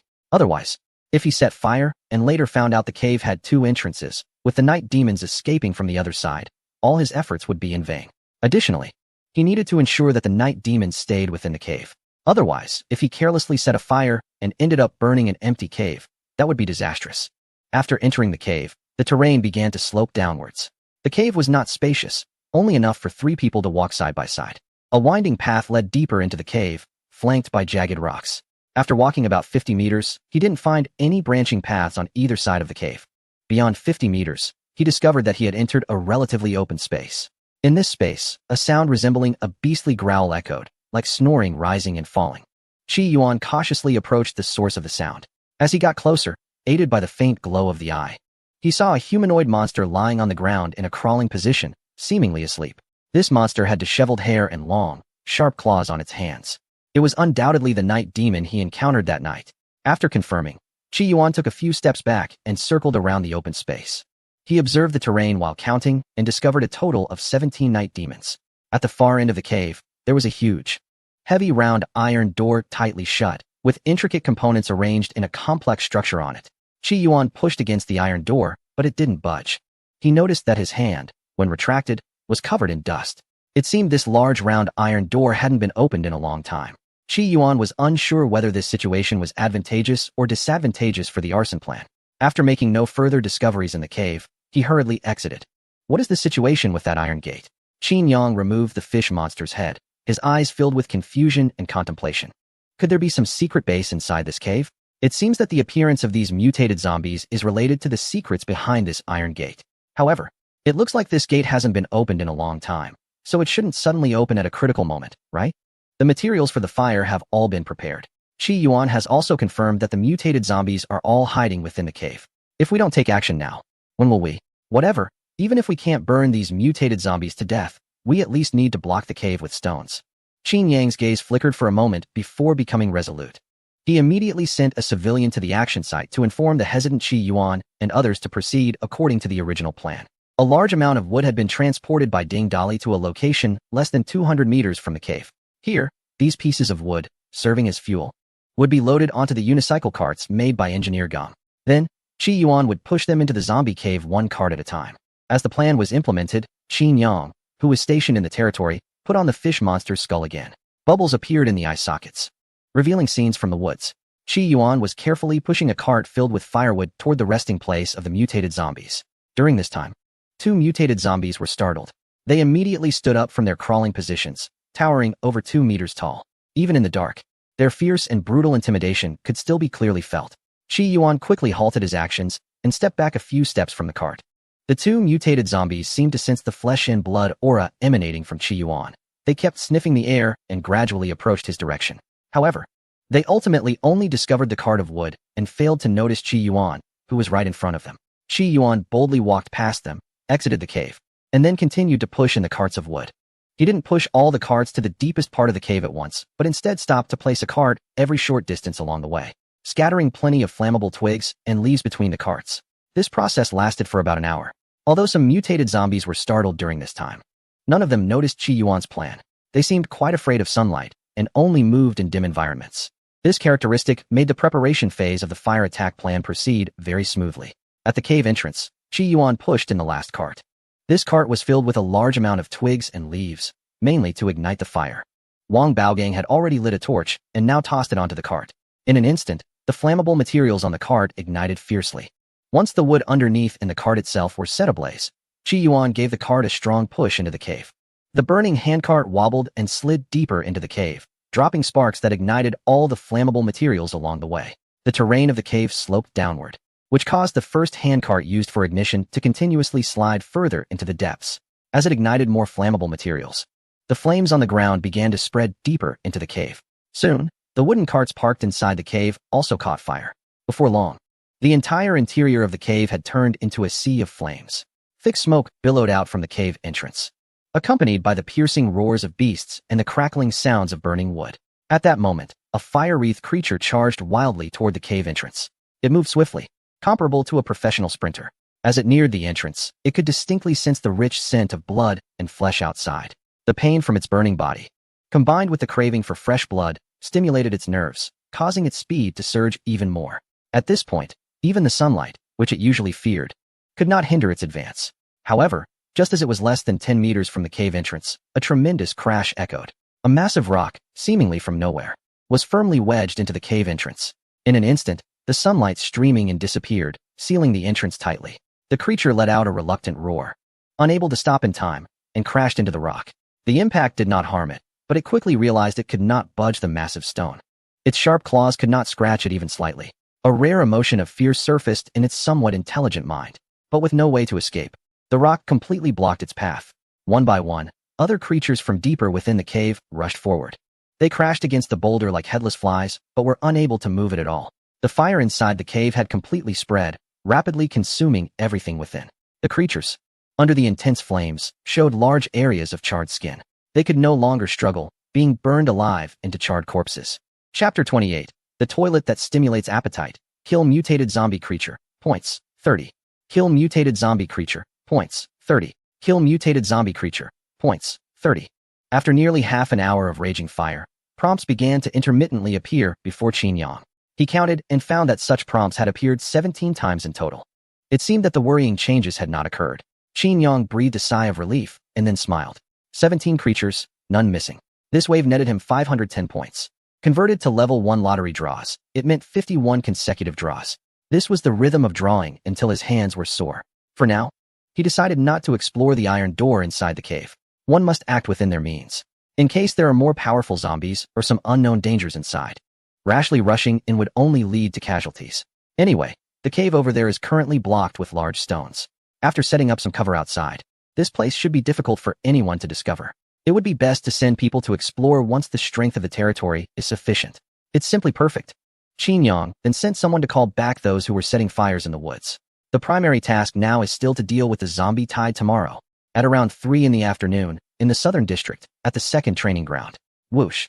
A sharp arrow accurately hit a distant wooden stake, embedding itself with the tail slightly trembling. Ma Yuan finally completed the last training assigned by the Lord. He had changed significantly since he first arrived. With a longbow and quiver slung over his back, Ma Yuan reported back to the command center. In the open space in front of the command center, 7 civilians who had trained at the training ground were already standing there. Ding Dali, Wang Baoqiang, and other main combat personnel were among them. The Lord was seated in his exclusive recliner, eating a plate of purplish-red berries. "You're here. Everyone is gathered." Qin Yang looked up and glanced at Ma Yuan, and his information automatically popped up. Ma Yuan. Physical strength, 270. Attributes. Health 25, Attack 12. Armor 0, Loyalty 100, permanently full. Territory belonging level 0, 65 100, Talent ability. Precision, 20 accuracy when performing ranged attacks. Perfect hit, 100 hit rate for ranged attacks. Skills, Spear throwing LV1, Slide tackle LV1, Block stance LV1, Archer training LV1, 10 attack speed. 2 attack power during ranged attacks. With such attributes and skills, combined with Ma Yuan's talent ability after a 100-fold increase, he had already become a sharpshooter. Qin Yang nodded in satisfaction and let Ma Yuan return to the team. He then stood up from the recliner, his gaze sweeping over the initial territory guards. Wang Baoqiang, Ding Dali, and Ma Yuan all had relatively pure warrior talent abilities. Especially after entering the training ground, they had all gained ranged attack capabilities, making them the absolute main force in this 8-person team. Then there were Wei Dong, Qi Yuan, Yang Fei, Yang Lan, and Li Ban.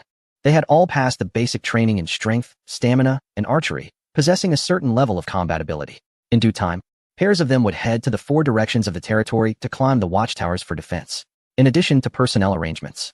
Qin Yang had also stockpiled a large amount of supplies within the territory. After all, they only knew that a zombie tide was coming, but had no idea how long it would last. Food and water were definitely top priorities. Currently, the food types within the territory mainly consisted of game brought back from the woods, wild vegetables, and berries collected. Water was also brought back in large containers from the river, enough to last the territory for a week. Additionally, Qin Yang had instructed Wei Dong to cut down 500 units of timber. In the event that the wooden walls are breached by zombies, it will be necessary to promptly use the timber to repair them. Additionally, Ding Dali was sent outside to collect a significant amount of stones. These stones are mostly massive, weighing several hundred pounds, with some even reaching up to a ton, making Ding Dali the only one in the entire territory capable of moving them. When the number of zombies reaches a certain level and they gather in large numbers, these boulders will prove to be extremely useful. If it still cannot be defended, then it would simply be a matter of fate. Seeing that all his arrangements and preparations were in place, Qin Yang let out a sigh of relief. What he needed to do now was to secure the doors, get some rest, and conserve his energy in anticipation of the next day. After assigning personnel for night watch, Qin Yang returned to his command center. It was time for a big lottery draw. Having accumulated a large number of points, he had been itching to try his luck. He decided to do 4 level 2 draws first, followed by 10 level 1 draws. The level 2 draws were more expensive at 100 points each, but that also meant better rewards. Previously, he felt disappointed because he had very few points, and each draw consumed the points he had saved for a long time. Now that he had more points, drawing a few times didn't hurt as much. Do you want to spend 400 points to perform 4 level 2 draws? After confirming, a series of notifications popped up. You won 50 gold coins. You won a blueprint for a sand and stone collection site. You won a civilian. You won 3 boxes of instant noodles. As expected from level 2 draws, out of just 4 attempts, he received 2 decent rewards. The winning probability was as high as 50. Qin Yang was overjoyed and continued to draw. According to his original plan, with the remaining 100 points, he would do 10 level 1 draws. Do you want to spend 100 points to perform 10 level 1 draws? Confirmed. You won 1 gold coin. You won 3 gold coins. You won a blueprint for a public restroom. You won 3 bottles of mineral water. In these 10 level 1 draws, he won gold coins 7 times, supplies twice, and a building blueprint once. What is this? Even a public restroom is among the buildings? Regarding the daily sanitation issues in the territory, well, the civilians naturally solved their needs on the spot. Qin Yang initially did the same. However, due to the overgrown vegetation, there were many insects, and the dew was heavy, making every trip uncomfortable with mosquito bites or a wet backside. Having had enough of that, he instructed Gung Gong to make a wooden toilet for use in his room. However, Gung Gong's craftsmanship was exceptional. This high-quality wooden toilet automatically masked the odor after each use, transforming it into a delightful aroma that made one involuntarily feel hungry. Therefore, every time Qin Yang used the toilet, he couldn't help but curse. Thank you so much, Gung Gong. Chapter 29. The Walker. Considering the willpower of the civilians in the territory was not as strong as his own, Qin Yang abandoned the idea of installing a toilet in every civilian hut to prevent the residents from losing their composure and doing things that would make this narrative quite colorful. It must be said that the role of public restrooms is quite significant. They mainly provide several benefits to the territory. First, they improve the environment within the territory. Currently, with only a dozen people in the area, waste is already scattered everywhere. Stepping out without paying attention to the ground can easily lead to an unpleasant situation. During hot weather, a large number of flies breed in the territory, flying around and causing disgust. Second, they guide the sanitary habits of the residents. It is easy to develop bad habits. Right now, due to a lack of facilities, people are forced to relieve themselves anywhere. Over time, this habit becomes ingrained, making it extremely difficult to correct. Filth breeds bacteria, which can lead to infectious diseases. With the current lack of medical facilities in the territory, an outbreak of infectious disease would be a significant disaster. To eliminate this safety hazard, we must start with personal hygiene habits. Third, public toilets can collect waste and compost it into organic fertilizer for farming. In the past, the waste from a public toilet was a treasure that farmers would compete for. I have truly had enough of the toilets made by Engineer Gong. Qin Yang directly included the construction of public restrooms in the territory's building list and then called the chief engineer, Jin Jian. Set aside other matters for now and construct 3 toilets for me. Build one next to the command center for personal use. The other 2 should be located next to the civilian residences to the east, one for men and one for women. Jin Jian immediately cupped his fists and replied, "Understood." After arranging for the public toilets, Qin Yang continued to check the rewards from the recent lottery. Another building blueprint was for a sand and gravel collection site, which is also a very important facility. Sand and gravel collection site LV1. Build a sand and gravel collection site in a suitable location. Building effect. After at least one civilian is settled, a small amount of sand and stone can be collected daily. Construction cost, 35 wood. Construction time, 6 hours. Most of the facilities that have not yet been built in the territory, such as wells and sandy roads, as well as some that cannot be upgraded to level 2, like the training ground, are due to a lack of stone and sand resources. With the collection site, these issues will be easily resolved. Qin Yang planned to construct this building as soon as he got through the upcoming wave of corpses. Finally, the civilian reward is worth noting. It is rare to draw a civilian reward again, and this time, I definitely want a combat talent. Qin Yang rubbed his hands in anticipation and chose to summon immediately. Creak. The door opened, and a handsome young man with long legs walked in, looking bright and energetic. "Greetings, Lord." Qin Yang did not waste time with pleasantries and directly checked his personal information. Wang Teng. Physical strength, 280280. Attributes, life 30-30, attack 3. Armor 0, loyalty, 100, permanent full value. Territorial belonging level 0, 100. Talent ability, sprinter, running speed doubled. Pathfinder, running speed 100 times. This talent ability can barely be considered a combat talent, right? Running speed increased by 100 times? How fast is that? Is it as fast as lightning? Qin Yang quickly took Wang Teng out of the command center. "Come on, show me." "As you command." Wang Teng cupped his fists towards Qin Yang, showing a hint of confident expression on his face. In the next second, Qin Yang felt a blur in front of him. When he saw Wang Teng again, the latter was already standing 20 meters away. What the heck? What speed is this? Is it teleportation? My eyes can't keep up with his movement trajectory. My lord. With another flash, Wang Teng instantly returned in front of Qin Yang. "How about it? Is my speed okay?" The young man flashed a bright smile. Very good. From now on, you'll be my personal errand runner. Delivering food, delivering intelligence. All that will depend on you." Qin Yang patted Wang Teng's shoulder and sent him off to help Jin Jian build a toilet. This guy is ridiculously fast. As a student who just finished the college entrance examination, Qin Yang, even if he was not academically inclined, still knew some basic physics. When speed reaches a certain level, certain phenomena will occur. Although running speed increased by 100 times 1t break the speed of light, it can definitely surpass the speed of sound. When an object exceeds the speed of sound and breaks the sound barrier, it not only produces a tremendous roar, but also generates destructive power akin to an explosion. Yet just now, Qin Yang stood right next to Wang Teng and felt nothing. Furthermore, at extremely high speeds, air would be severely compressed. Without sufficient body strength to support it, an ordinary person would be crushed into a pulp under such air pressure. However, Wang Teng seemed perfectly fine. Such unreasonable issues can only be explained through quantum mechanics. In the real world, live broadcast room, another new civilian has joined. "Honey, come see this amazing player." "What kind of hack is this? What the heck? What did this person do? How did he suddenly appear over there?" He zipped over and zipped back again. Is his template the Flash or Quicksilver? Teleportation? This ability is unbeatable. I just recorded it and confirmed it with my 24K premium vision. This is not teleportation. Just incredibly fast movement, fast enough that it's hard to see. Wow, the number of non-humans in this territory is increasing. Yeah, they could form a superhero league right here. Captain of Team Wolf, Hu Jing, sent a congratulatory message and expressed a willingness to lead the superhero alliance. Master Yi felt frustrated and said he would like to fight 10 of such people. Chapter 30, The Seventh Day, The Shepherd. In another world. 3 a.m. Dark clouds obscured the stars in the night sky. The earth sank into the deepest darkness. Suddenly, a flash of lightning tore through the air. Then, more and more flashes appeared in the woods, on the prairie, and by the riverbank. These flashes intertwined and eventually formed oval-shaped portals. One by one, terrifying zombies staggered out of the portals. Some had intact bodies, while others were severely mutilated and decayed. Some were tall, while others appeared emaciated. Despite their different appearances, they all shared a pair of murky yellow eyes, filled with greed and bloodlust, tainted by a virus. The zombies, unable to sense the presence of living flesh and blood, stood dazed in place. Some of them twitched, while others tilted their heads and emitted strange hissing sounds. The dim and eerie background made the scene appear both grotesque and supernatural.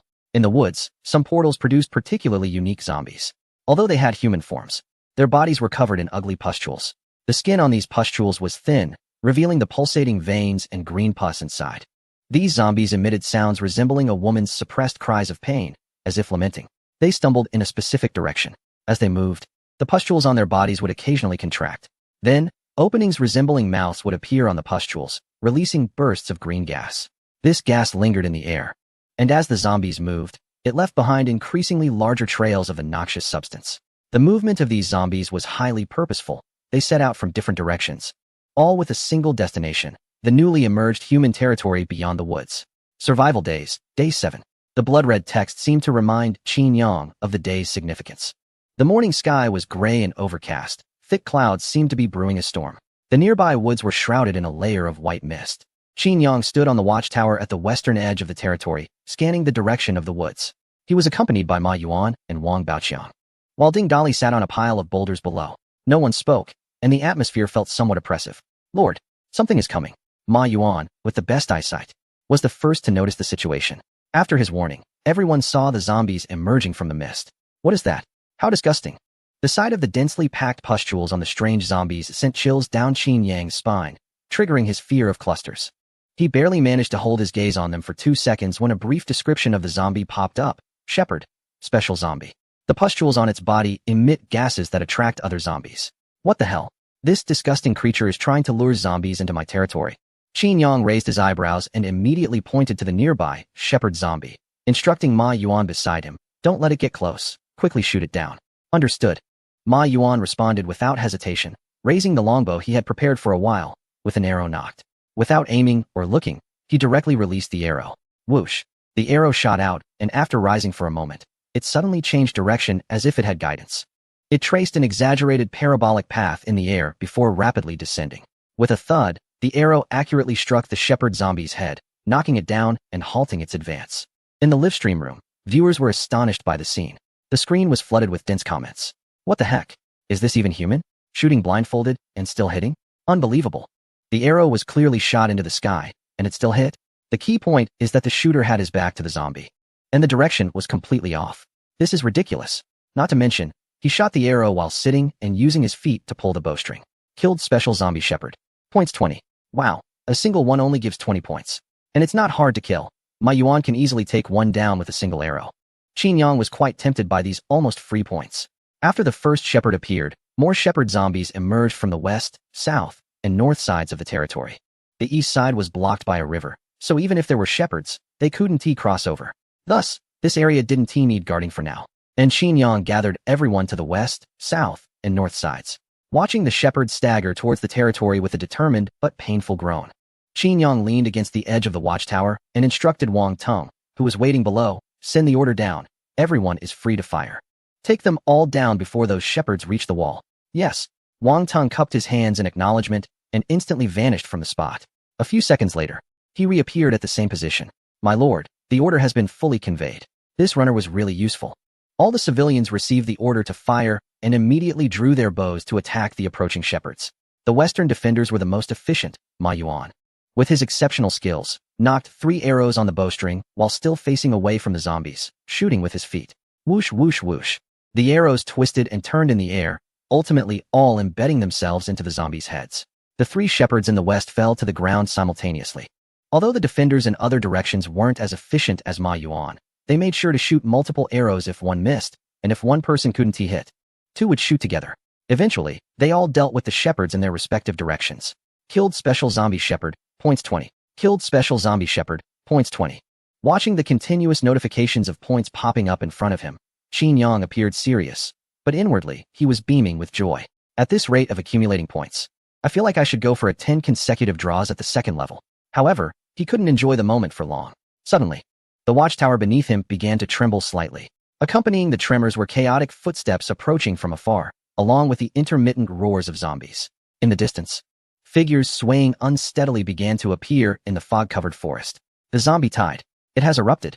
Chapter 31. The last sanctuary in the distance, heads bobbed up and down. One by one, zombies staggered out of the forest and across the plains. Looking around, the number of zombies besieging the territory had reached several hundred. They were grotesque and hideous, with rotting, oozing bodies. The signature hissing sounds were incessant. They were all led by the scent left by the shepherd, continually moving toward their final destination. Qin Yang observed the source of the zombies. They were mainly coming from the west and south. Although there were some approaching from the north, their numbers were sparse, posing a certain threat, but not severe. As for the east, the river served as a barrier.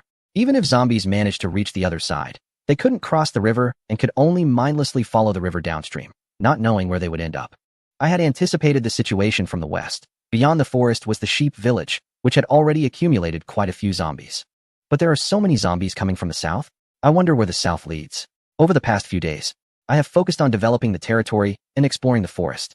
Coupled with the shortage of available civilians, Qin Yang had overlooked exploring the southern direction. He decided to withdraw one person from the north to defend the south. There were only a few zombies in the north, and with the spike traps laid on the ground, it shouldn't be a problem to assign someone to guard it. Now, the focus should be on securing the two critical directions in the southwest. Wang Tung, stationed at the base of the watchtower, immediately disappeared and reappeared in his original position 2 seconds later, having conveyed Qin Yang's orders. In the territory's south, the incoming foes were all undead, moving at a slow pace. However, the terrain was relatively flat in this area, and the zombies quickly entered the range of bows and short spears. Without needing Qin Yang to issue a command, the sound of bowstrings began to resonate throughout the territory. Arrows and short spears flew sporadically toward the approaching zombies. But the hit rate was not high. Many arrows and short spears missed entirely, while several struck the bodies and limbs of the zombies. The zombies' weak point was their heads. As long as the head wasn't destroyed, they could continue to crawl even if their bodies were severely damaged. Before long, the zombies from the south broke through this ineffective rain of arrows and reached the area with the spike traps. The traps were triggered one by one, and the walking zombies fell into deep pits, their bodies impaled by the sharp wooden spikes below. The pits weren't very deep, only about a meter or so. After falling in, half of the zombies' bodies remained exposed, clawing at the air but powerless to climb back out. From a distance, they looked like radishes stuck in the ground. The spike traps were one-time use. After impaling 12 zombies, they could no longer pose a threat to more. The subsequent zombies bypassed their fallen counterparts and continued forward. Just ahead of the spike traps, less than 10 meters away, was the wooden wall of the territory. After enduring losses from the previous two waves, around 40 to 50 zombies still managed to approach the wall.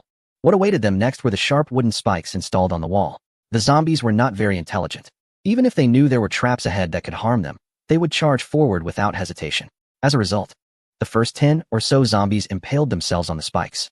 Those unfortunate enough were killed instantly, their skulls pierced. The ones that missed vital spots were skewered on the wall like roasted meat. Even so, they held their heads high, craving the fresh flesh from the watchtower. Wall armor value 1. Wall armor value 2. Wall armor value 1. Notifications kept popping up in Qin Yang's view. Despite being mindless and weak, this wave of zombies could still inflict some damage on the wall due to their sheer numbers. However, the outer wall of the territory had already been upgraded to a level 2 reinforced wooden wall, with each wall boasting an armor value of 50 points and a double-layer structure, making it nearly impossible for these zombies to breach in a short time. Qin Yang remained vigilant and had Jin Jian positioned nearby, ready to repair the wall at any moment. After this large wave of zombies passed, rotting runners appeared from the direction of the forest. They let out beast-like roars, their faces grotesque, and as they emerged from the woods, they immediately accelerated towards Qin Yang's territory. The number of runners was much lower than that of the zombies, appearing in groups of 3 or 5, intermittently. However, their speed was impressive, Each runner could easily match a human's sprinting speed over 100 meters. Moreover, when faced with arrow attacks, they would instinctively dodge left and right to avoid damage. The archers and spear throwers on the southern wall had low accuracy to begin with, and it became even more challenging to inflict effective damage on the runners. Additionally, they still hadn't finished clearing the previous wave of zombies. With both factors combined, the pressure on defense immediately increased. In contrast, on the western wall where Qin Yang was, the number of runners was just as plentiful.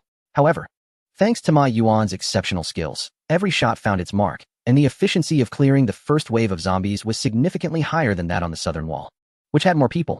He had nearly finished clearing the first wave, and those zombies that fell into the spike traps could be ignored. By the time the second wave of runners arrived, Ma Yuan seamlessly transitioned to deal with them. Then another astonishing situation unfolded. Ma Yuan continued to draw his bow and shoot arrows, which took various illogical trajectories towards the targets. This flashy phenomenon was manageable against the zombies, which couldn't dodge. However, the runners were all aware enough to evade. When they saw arrows flying towards them, their bodies instinctively dodged to the side. But at that moment, the arrow inexplicably changed direction, keeping its tip aimed at the target's head. Runner, damn! With a thud, the runner was shot through the head and died on the spot. Well, leaving one horse on the north wall is enough. The main defensive pressure is on the south. He quickly reassigned the two main forces, Ding Dali and Wang Baoqiang, to the southern defense. Yang Lan missed another shot. Looking at the 7 or 8 decayed runners rushing to the wall, he trembled in fear, nearly losing grip on his longbow. I can't hit them at all. They're too fast. Once he hold them off, we're all going to die.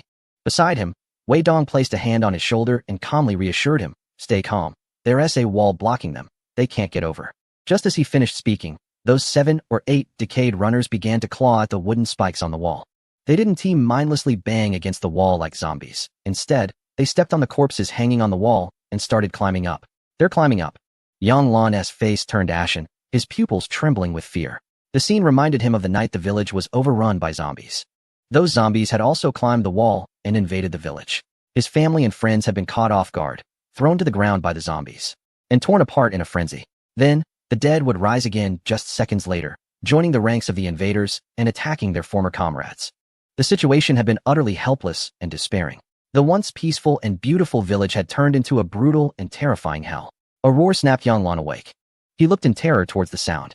A decayed runner that had climbed to the top of the wall was staring at him, as if it had identified him as its next target. Its face was grotesque, eyes gleaming with bloodlust, and it began to rapidly climb towards the watchtower. Facing the attacks of the wall's defenders, it showed no fear. Even the arrows and spears that missed their critical targets couldn't slow its pace. No, don't come over here.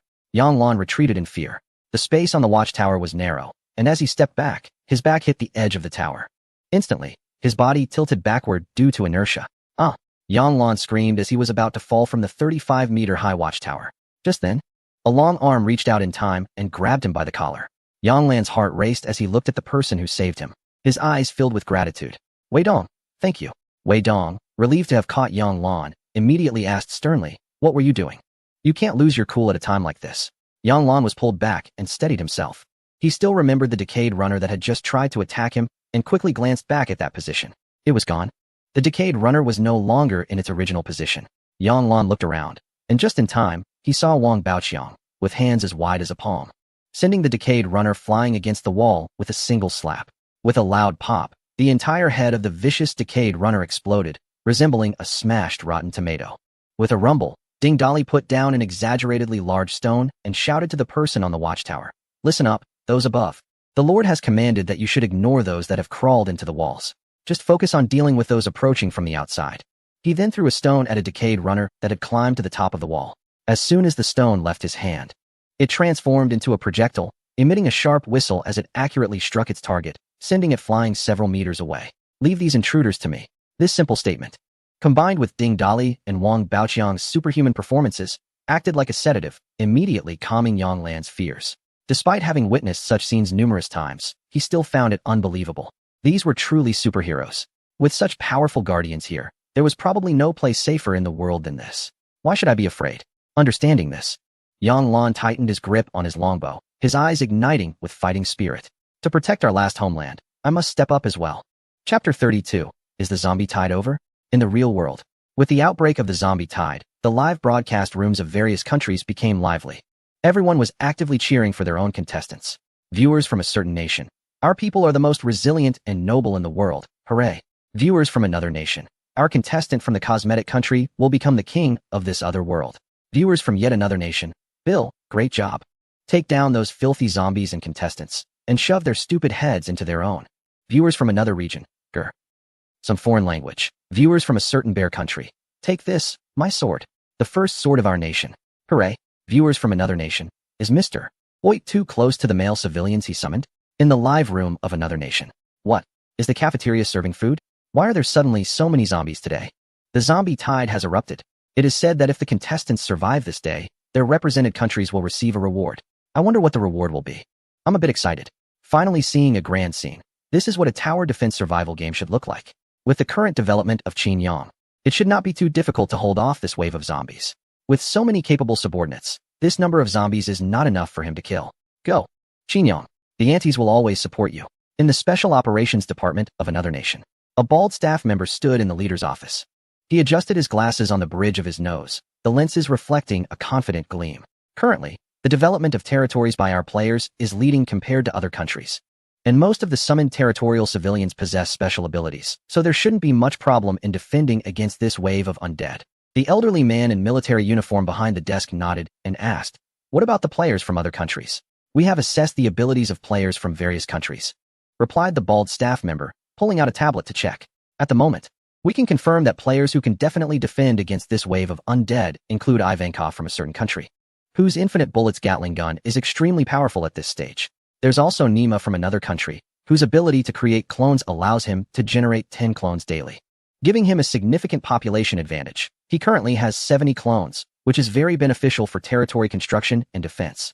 Then there's Bodo from yet another country, whose ability is to subvert hostile targets. Using a special method, she has preliminarily formed an army with the subverted undead." The staff member wanted to continue, but was interrupted by the elderly man raising his hand. "That's enough. Leave the materials. I can read them myself. You have work to do, so you can go back now." The second wave of rotting runners' attack lasted about 2 hours. Unlike the mindless undead, they didn't swarm toward the territory, so the defense wasn't too difficult. As the number of rotting runners approaching the territory decreased, the pressure on defense also lightened, giving many civilians some time to rest. "Hello, Lord." Upon seeing Qin Yang inspecting the southern wall, the resting civilians all stood up to greet him. "You all have worked hard." Qin Yang waved for them to continue resting while checking on their condition. Overall, things were looking quite good. Their stamina had been significantly depleted, and he needed to have Chun Saiju prepare some food to reward these people. Oh, it seems that everyone's sense of belonging to the territory has increased quite a bit. According to the data of each civilian, their sense of belonging had improved by 10 to 20 points. The civilians who were summoned first, such as Wang Baoqiang, Ding Dali, and Wei Dong, had all reached level 1 in their sense of belonging. Once a civilian's sense of belonging rises to level 1, Qin Yang can use the special skill Home Guardian on them. This skill allows civilians to temporarily boost their combat power significantly. However, the difficulty of improving the sense of belonging is much higher than that of loyalty. Even the first batch of core civilians summoned by Qin Yang has only seen a few reach level 1 in sense of belonging until now. Is it because everyone gathers together to fight for the same goal that this accelerates the improvement of their sense of belonging? Qin Yang noticed that the sense of belonging among the civilians brought in by Yang Shi improved faster than that of the core civilians. The fastest, Yang Lan, had already reached level 1. It seems that in the future, we can organize more activities that involve everyone, like community events and neighborhood gatherings, which can enhance the sense of belonging. After observing the civilians, Qin Yang climbed up to the lookout tower in the south. Only Yang Fei remained at the lookout tower. This kid, with the talent of being a perpetual motion machine, had endless stamina and never tired, making him the perfect candidate to guard the lookout. "My lord." When Qin Yang arrived, Yang Fei was practicing archery using the zombies that had not died in the traps. Skills learned by civilians can be upgraded through repeated practice. However, this heavily depends on personal talent. The level of talent determines the experience gained during practice. For example, Ma Yuan might gain 10 points of archery skill experience after practicing for just an hour, while Yang Fei might need to practice for a whole day to gain the same amount. Qin Yang gestured for Yang Fei to continue. Currently, the arrows used by the territory civilians were made entirely of wood and could be mass-produced with just timber. They were likely much weaker compared to iron-tipped arrows. But thanks to the talent ability of Gung Gong, these arrows had a chance to adjust their trajectory after being shot, making it easier to hit the target. The premise was that the shot could not be too off-target. If the target was to the east, shooting to the west would definitely not trigger this effect. Of course, this did not apply to Ma Yuan. Was the zombie wave really over? Qin Yang stood on the lookout tower, gazing into the distance. The morning fog had completely dissipated, revealing the flat terrain to the south. Originally, there were still some zombies visible in the distance, but due to the outbreak of the zombie wave, they had rushed to the walls during the previous 2 assaults and were ultimately shot down by arrows. Now the south was empty, and there was not a single zombie in sight. Was it really that simple? Qin Yang knocked on the edge of the lookout tower, disappointment evident on his face. I thought it would last all day. I didn't expect it to end before I even accumulated enough points for a Tindral lottery. Chapter 33. The Origin of Civilians? Opportunity for fish monsters. 2 new civilians have arrived. Would you like to summon them now? The zombie wave had arrived early in the morning, leaving Qin Yang with no time to summon today as civilians. After descending from the lookout tower, he immediately chose to summon. With a click, the door to the command center opened, and 2 female civilians walked out. One had 2 braids and an ordinary appearance, while the other had pigtails and a sturdy build. Both greeted him in unison. Greetings, my lord. Qin Yang nodded and quickly checked the new civilian's information. The girl with braids was named Luo Yin and had no talent ability. So it turns out I can still summon ordinary people? In the past week, all the civilians Qin Yang had summoned had talent abilities. This was the first time he had summoned someone without any talent. Fortunately, the other girl did have a talent ability. Qin Yang felt that his luck might not be completely gone, but was gradually fading. Ma Dongmei. Physical ability. 210210. Attributes. Life 2525, Attack 3. Armor 0, Loyalty 100, Permanent full value. Territorial belonging level 0, 100. Talent ability. Javelin Athlete. When throwing a spear or javelin, damage 2. Throwing distance 5 meters. Javelin Master. When throwing a spear or javelin, damage 200. Throwing distance 500 meters. Upon seeing this information, Qin Yang's first reaction was not that his territory had gained another combat personnel, but rather, what kind of name is Ma Dongmei? What S with the Dongmei? Is that even a name? He took a closer look at this newcomer, whose name was indeed easy to misinterpret. In terms of appearance, she bore some resemblance. And her talent was also in javelin throwing. Could this be a coincidence? Was she summoned just like the character in that movie? For the first time, Qin Yang felt a hint of curiosity about the origins of these summoned commoners. Dongmei, where did you come from? I mean, where were you before you got here? Ma Dongmei looked confused but respectfully replied, My lord, I have lived in this territory since I was young. Upon hearing your summons, I immediately reported to the command center. What the heck?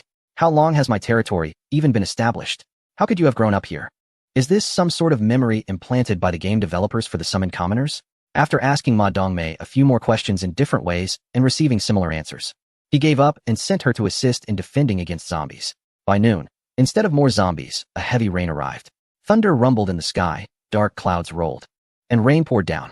As a good lord who cares for his people, Qin Yang certainly couldn't let the commoners stand in the rain. What if they caught a cold and developed a fever? There were no medical facilities in the territory. So he quickly ordered all commoners to take shelter in the houses and only stationed a few in the important watchtowers to keep watch to the west and south. On the eastern riverbank, a plump fish-headed monster crawled up, hiding behind a slope. The heavy rain drenched its dark skin, causing its body to shiver slightly. It was a refreshing shiver, as rainy weather was the fish-headed monster's favorite. The monster's large head peeked out from the slope, and its 4 ghostly green eyes locked onto a nearby encampment, filled with a distinctly human-like hatred. After watching for a while, it turned its head and called out a couple of times towards the river behind it.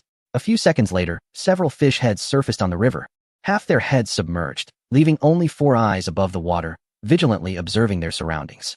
The fish monsters possessed a certain level of intelligence. Although they were among the lowest tier of monsters, they were significantly smarter than typical zombies. Fish monsters generally fed on fish and shrimp caught in the river. If there is a fortunate encounter with land animals or humans coming to the riverbank for water, they would certainly not miss such a rare hunting opportunity. Especially the latter. Weak and delicious are the favorite delicacies of the fish monsters. They would hide in the river and use their long, powerful tongues to ensnare the humans on the shore, dragging them into the water to either drown them or tear them apart with their sharp teeth. Then, they would feast on their prey. However, with the outbreak of the zombie virus, infected humans not only lost their original tastiness, but consuming them also caused the fish monsters to experience symptoms like vomiting and weakness.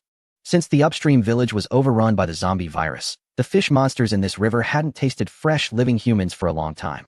But just a few days ago, several fish monsters lurking in the downstream area discovered a few fresh humans by the riverbank. One of the fish monsters, unable to suppress its thirst for fresh flesh, immediately leaped to the river's surface and attacked one of the humans. In the perception of the fish monsters, humans are among the easiest prey to hunt. Their frail bodies can hardly escape the long tongues of the fish monsters. However, this time, the hunting fish monster met its match. Not only did it fail to drag the human into the river, but it was also pulled onto the riverbank and was ultimately killed by the humans with stones. The incident of a fish monster being killed after failing to hunt immediately stirred up a commotion among the fish monsters. Instead of feeling fear, they flocked to the scene, rushing from other areas to stake out in this stretch of the river. The allure of living humans was so great that it made them overlook the danger of death. This fish monster that crawled onto the mudflat had long been salivating over fresh humans. It had been cautiously observing from the river for several days. And although it saw living humans coming to the riverbank for water every day, there were two individuals among them that it greatly feared, the two who had previously killed the fish monster. As creatures of instinct, they had a keen sense of danger.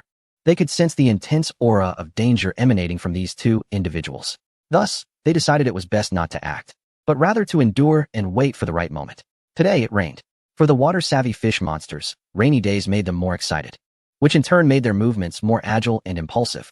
Therefore, the leading fish monster believed it could leverage the advantages of the rainy weather to attack the riverbank campsite filled with fresh humans. With a call, hundreds of fish monsters responded.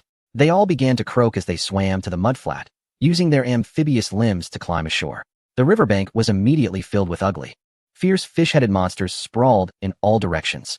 With their eerie green eyes, they locked onto the human campsite several hundred meters away, their gaze filled with a greedy, almost human-like desire.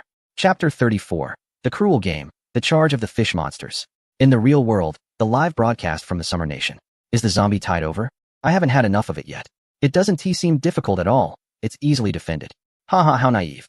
The reason it looks easy to you is entirely because of the strength of Qin Yang. Go check out the channels from other regions, and you'll see that most competitors are struggling to hold their ground. I just came back from a channel in another country, where they couldn't even withstand the first wave of zombies. Their territory has already been overrun, and both civilians and contestants have been bitten to death by zombies. The scene is truly tragic. I also just returned from another channel, where there were no survivors among the contestants and civilians. The territory of contestants from another region has also been completely lost. Another region has suffered the same fate. Viewers have noticed that almost half of the originally 200 live subchannels have gone dark. Before the zombie wave broke out, about 50 contestants from various countries had already been eliminated. Now, with the arrival of the zombies, in less than 2 hours, nearly 50 contestants from other countries have also been taken out. The brutal nature of this apocalyptic tower defense game has only truly revealed itself now. However, the higher the number of eliminated weaker contestants, the stronger the remaining contestants appear. It seems our region is the first to handle the zombie wave. Not necessarily. There are plenty of impressive contestants from other regions as well. Damn, the contestant from a certain country isn't even defending their territory before the zombies even arrive. They rush out alone with a heavy weapon, taking on hundreds of zombies by themselves. How terrifying. What the heck?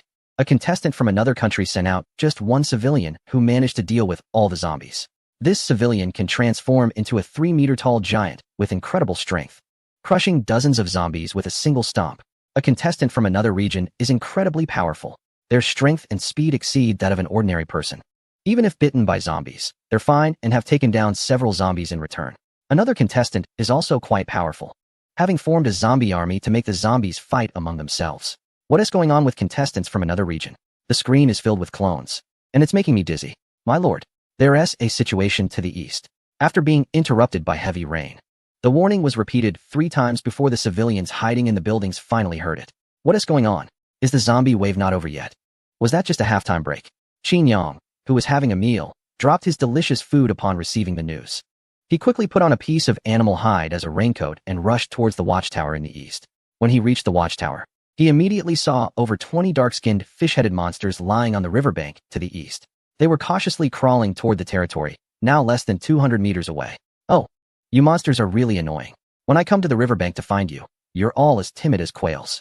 Now that the zombie wave has broken out, you come along to join the fun. You really know how to seize opportunities. Qin Yang complained while tapping the edge of the watchtower, but a smile appeared on his face. The timing couldn't be better. The zombie wave had just ended. Otherwise, being attacked from both sides would have been quite dangerous. It seems that my level 2 lottery 10 consecutive draws have paid off. The strength of these fish-headed monsters is quite formidable. This is evident as one of them can provide 50 points. If Qin Yang still had only 3 commoners in his territory, he would definitely be in trouble this time. However, times have changed. Now, the number of commoners in Qin Yang's territory has reached 19, and almost all of them are skilled fighters.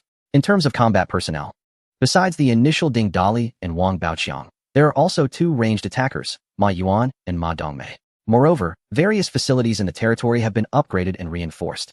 It can be said that the defensive capabilities of the territory have undergone a qualitative leap. Qin Yang feels he has the resources to confront this group of fish-headed monsters head-on.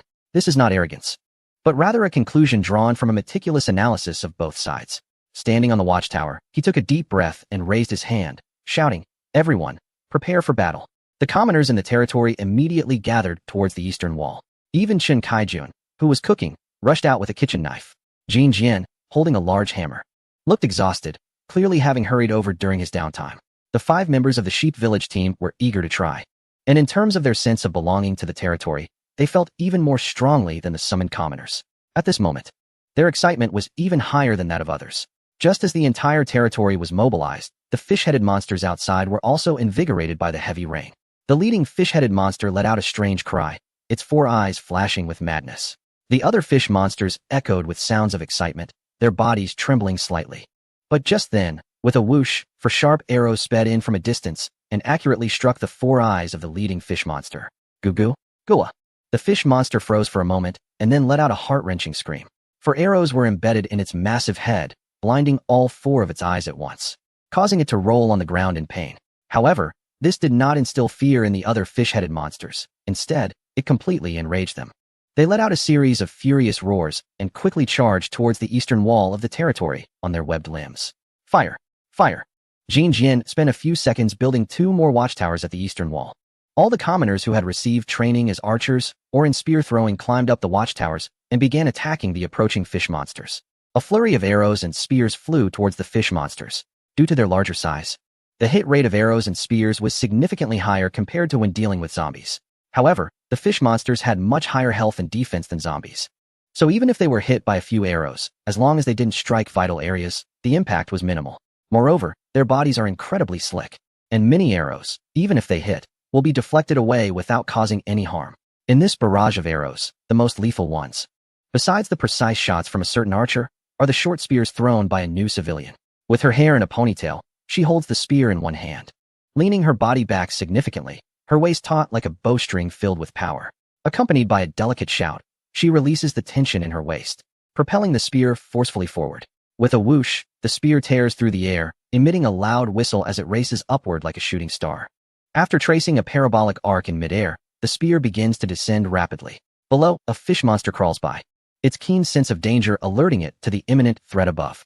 However, it only has time to glance up a few times before, thud, the spear pierces through its large fish head. The momentum sends its body rolling forward for quite a distance. By the time it stops rolling, the fish monster has become a lifeless corpse. The point where the spear struck exploded instantly, shattering its head beyond recognition, ensuring it was dead without a doubt. Chapter 35, a personal showcase of power, the demise of the fish monster in a certain live broadcast room. What is happening? Is there a second wave of corpses in Qinyang's area? These aren't zombies, they're monsters. I recognize these river creatures. I think I encountered them the next day. With this, doesn't it mean that the defense of our territory is more challenging than that of other regions? Wow, that new girl is amazing. One throw of a spear, and she can take down a fish monster. Stay calm, stay calm. Summoning powerful players is just standard practice in Qinyang's territory. During this wave of fish monsters charging, just Ma Yuan and Ma Dongmei have killed over 5 fish monsters. Others have collectively managed to take down about 3.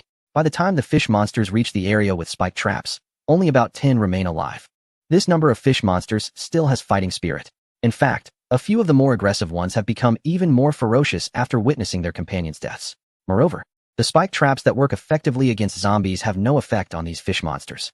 They skillfully and accurately navigate around the traps upon entering the designated area. Damn! Qin Yang smacked the column of the watchtower in frustration. Watchtower health. 1. What a cunning trick. My traps were set for nothing. The fish monsters love to hide in the water and watch their prey, obsessed with the living flesh within the territory. They keep a constant watch on Qin Yang's domain day and night. When Qin Yang's people were setting traps in front of the walls, the fish monsters saw everything. Knowing where the dangers lie, how could they be foolish enough to step right into them? Who do you think you're looking down on? Our fish monsters are not as dim-witted as zombies. The remaining dozen fish monsters safely passed through the spike trap area and reached a position less than 20 meters from the eastern wall. Gua, one of the fish monster's short, thick throat quickly swelled up. Then it opened its enormous mouth, and a curled tongue was shot out far away. The tongue rapidly unfurled during its flight, continuously extending. ultimately covering nearly 20 meters, and it stuck to the wrist of Ma Yuan on the watchtower. The clever fish monster had already noticed that this human was formidable. Not only had he shot the leading fish monster blind, but he had also taken down at least 3 others during the charge. To the fish monsters, he was undoubtedly the greatest obstacle to their offensive territory and had to be dealt with immediately. Seeing its tongue successfully catch the target, the fish monster's 4 eyes sparkled with triumphant joy. It quickly tilted its massive head back, and the elastic tongue suddenly retracted into its mouth. Ma Yuan, with the strength of an ordinary person, was naturally no match for this immense force. He immediately lost his balance, and half of his body flew out of the watchtower. Fortunately, Wei Dong and Yang Lan, who were standing beside him, reacted quickly and grabbed his feet, preventing Ma Yuan from being pulled away by the fish monster's tongue. Ding Dali, below the watchtower, recognized this familiar scene and his brows furrowed. He shouted, "Let me handle this." Then, he hurriedly climbed up the watchtower using both hands and feet, reaching out to grab the fish monster's long tongue. Gwa! The fish monster's retracting tongue abruptly stopped. It immediately felt the enormous force being transmitted from the other end of the tongue and sensed that something was wrong. Gwa gwa gwa gwa gwa. It urgently called out, summoning the other fish monsters nearby for help. Gwa gwa gwa gwa. The other fish monsters responded, raising their heads and inflating their thick throats. One by one, their long tongues shot out, all aimed at Ding Dali, who was standing on the watchtower and holding onto the fish monster's tongue with one hand. Foolish human. Even if you are strong, how can you withstand so many tongues? Come down now. A total of 7 tongues almost simultaneously adhered to Ding Dali's body, his arms, and shoulders. Then, the owners of 6 of the tongues pulled back with all their strength. Huh, what's going on? It didn't budge? The tongues remained taut in the air. The fish monsters were incredulous, gathering all their strength for another powerful pull. Still, it didn't move an inch. The fish monsters were instantly shocked. What is this situation? Is this person stronger than all 7 of us combined? Hee, now it's my turn. On the watchtower, the slender Ding Dali withstood the combined force of the 7 fish monsters. A mocking smile appeared on his face, and then he suddenly opened his arms, grabbing hold of all 7 tongues. Following that, Ding Dali began to spin in place, his arms unleashing terrifying strength. The 7 tongues in his arms were immediately swung around him like a whirlwind. The owners of those tongues found themselves unable to control their limbs, which lifted off the ground and floated into the air. Following the trajectory of the swings, they began to spin in circles 3 to 4 meters above the ground. The other fish monsters still lying on the ground stared in shock. As the speed of the spinning increased, the fish monsters were also sent into a dizzying state, producing incoherent sounds. After spinning for a while, a glint flashed in his eyes, and he suddenly adjusted his arm's angle, sending the 7 fish monsters flying straight up into the sky. Go! The 7 fish monsters immediately screamed as they soared upwards, side by side with the sun. A few seconds later, they fell back down, crashing heavily onto the ground. Even if they didn't die, they were severely injured. If they weren't seriously hurt, they had already fainted and could no longer rise to fight. In the live broadcast room, viewers were amazed. Wow, I can't believe it can be played like this. Each of these monsters looked to weigh hundreds of pounds, yet in this person's hands, they were tossed around like dogs. What were a few monsters? This person's secret weapon was sheer strength. He had previously thrown a boulder weighing several tons. It felt like these monsters were just delivering themselves to the territory of the other side. As Ding Dali knocked down the 7 fish monsters, fewer than 10 remained. They had completely lost their fighting spirit, abandoning the territory walls without even touching them, and began to flee towards the riverbank. Qin Yang hurriedly climbed up the watchtower, raising his arm and shouting, "Everyone, charge out. Don't let these monsters escape. Each one is worth 50 points. Charge, charge, charge." The civilians were filled with enthusiasm, raising various weapons in response to their lord's call. With a creak, the gate on the eastern side of the territory opened, and the civilians rushed out of the camp, pursuing the fleeing fish monsters. Wang Tung was the fastest, appearing beside one of the fish monsters with an almost teleporting speed, matching its pace. Then, in the shocked gaze of the fish monster, he thrust his spear fiercely towards its neck. Ugh! The fish monster, startled, dodged but wasn't injured. However, it disrupted its escape rhythm. Missing its chance to flee, it was soon caught up by the pursuing civilians and beaten to death. Wang Tung repeated this tactic, constantly interfering with the escape of the other fleeing fish monsters. One by one, the fish monsters were caught and killed by the civilians. The short distance of just a few hundred meters from the territory to the riverside was like an insurmountable chasm for these fish monsters. One fish monster, realizing that death was inevitable, decided to fight back, choosing to take a few humans down with it. It abandoned its escape, turned around, and swung its clawed limbs towards the pursuing civilians. The civilians quickly halted, sliding to create distance, narrowly avoiding the fish monster's attack. Then they quickly dispersed, surrounding the fish monster from 3 directions. The fish monster had developed a desperate mindset, becoming extremely aggressive, charging left and right, and occasionally firing its tongue, causing considerable trouble for its encirclement. Just as it showcased its most ferocious side, suddenly, a short spear shot out from an oblique angle, hitting one of its eyes perfectly. The fish monster let out a painful shriek. However, amidst its injury and pain, it couldn't comprehend how that ordinary-looking human had approached it. Just 2 brief seconds later, it seemed to suffer from amnesia, automatically ignoring the human that had harmed it. Then, in the next second, its other eye was stabbed blind by this human again. This repeated several times until the fish monster let out a final wail, collapsing to the ground with all 4 eyes blinded, unable to rise and fight again, ultimately being killed by the spears of the surrounding civilians. The chaotic chase did not last long before it came to an end. All 20 or so fish monsters that had rushed from the riverbank were wiped out. Along the path from the territory to the riverbank, there were numerous shriveled monster corpses left behind. Chapter 36. Upgrading the Lord's Treasure. Grand Lottery. Seeing the civilians completely eliminate these fish monsters, Qin couldn't help but grin widely. The points earned from this wave were incredibly satisfying. If only such challenging horde and monster waves could occur every day. Just the horde alone had earned him 752 points. Now, with this wave of fish monsters, he netted another 1,100 points. Qin Yang's total points thus reached 1,866 points. Forget about a 10-time draw. He could even do an 18-time draw. As the battle subsided, the heavy rain gradually stopped. The dark clouds in the sky dispersed, and the bright sun shone down on the earth again. In a great mood, Qin walked out of the eastern gate of his territory, his gaze fixed on the ground covered with fish monster corpses. Last time, he had only killed 1 fish monster, which yielded a piece of Lord's treasure. This time, having killed so many fish monsters, he expected at least 2 good items, right? Walking through the muddy ground with each step sinking and rising, Qin reached the nearest fish monster corpse. Enduring the foul smell, he used a branch in his hand to flip the fish monster's body. This time, he did not see the gleam of treasure. However, a wisp of green light floated up from the corpse, swirling in the air for a couple of circles before suddenly flying towards Qin. What is this? Startled, Qin instinctively raised his hands to shield himself. But the green light directly penetrated his arm and flew into his chest, disappearing without a trace. Immediately, a prompt appeared before him. You have collected 1 fish monster essence from the bronze-level Lord's Treasure, fish monster skull. Is it related to the Lord's Treasure? Qin thought, and with a thought, he retrieved the large fish monster skull from his personal item inventory. The white skull was now emitting a faint green glow, appearing to have upgraded somewhat.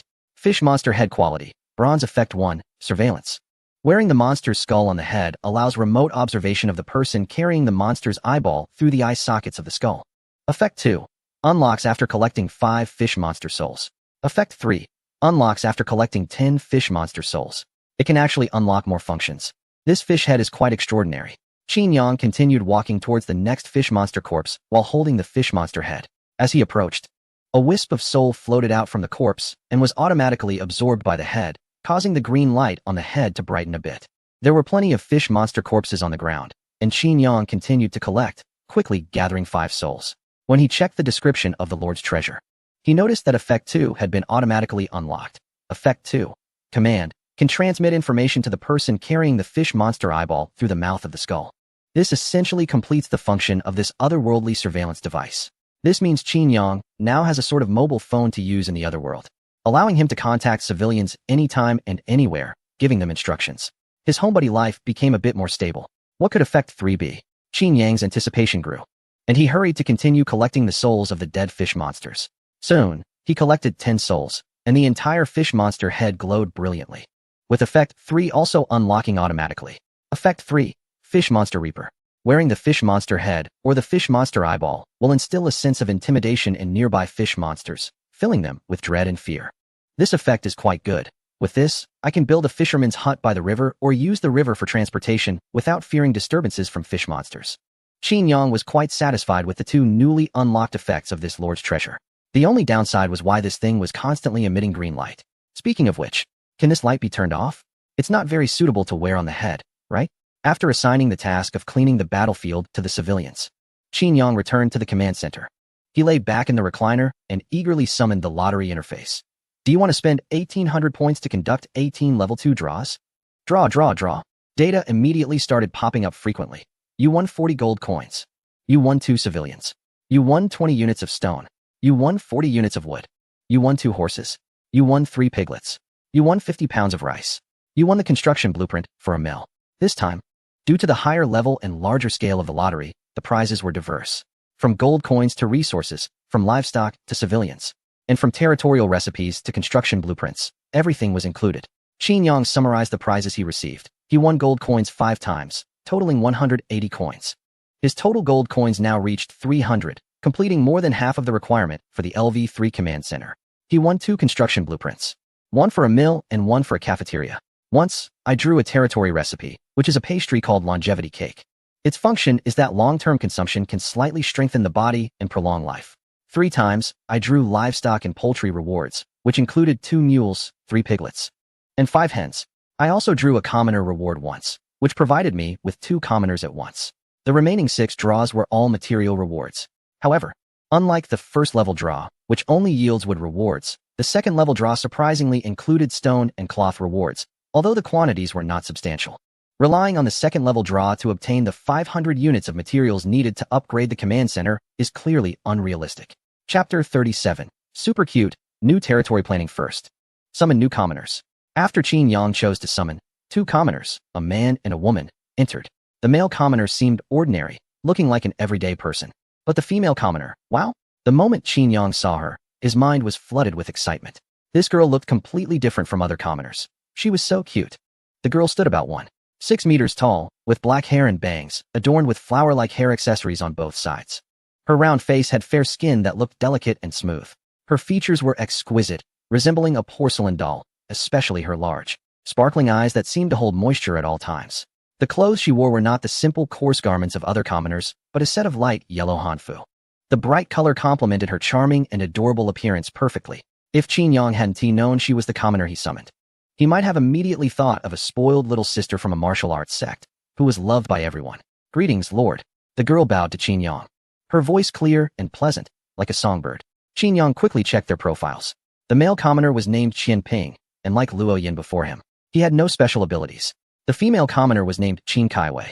Qin Kaiwei, physical strength, 130, attributes, life 15, attack 0, 5, armor 0, loyalty, 100, permanently full, territory belonging level 0, 0, 100, talent ability, cute girl, cutie 1, owns Hanfu skin.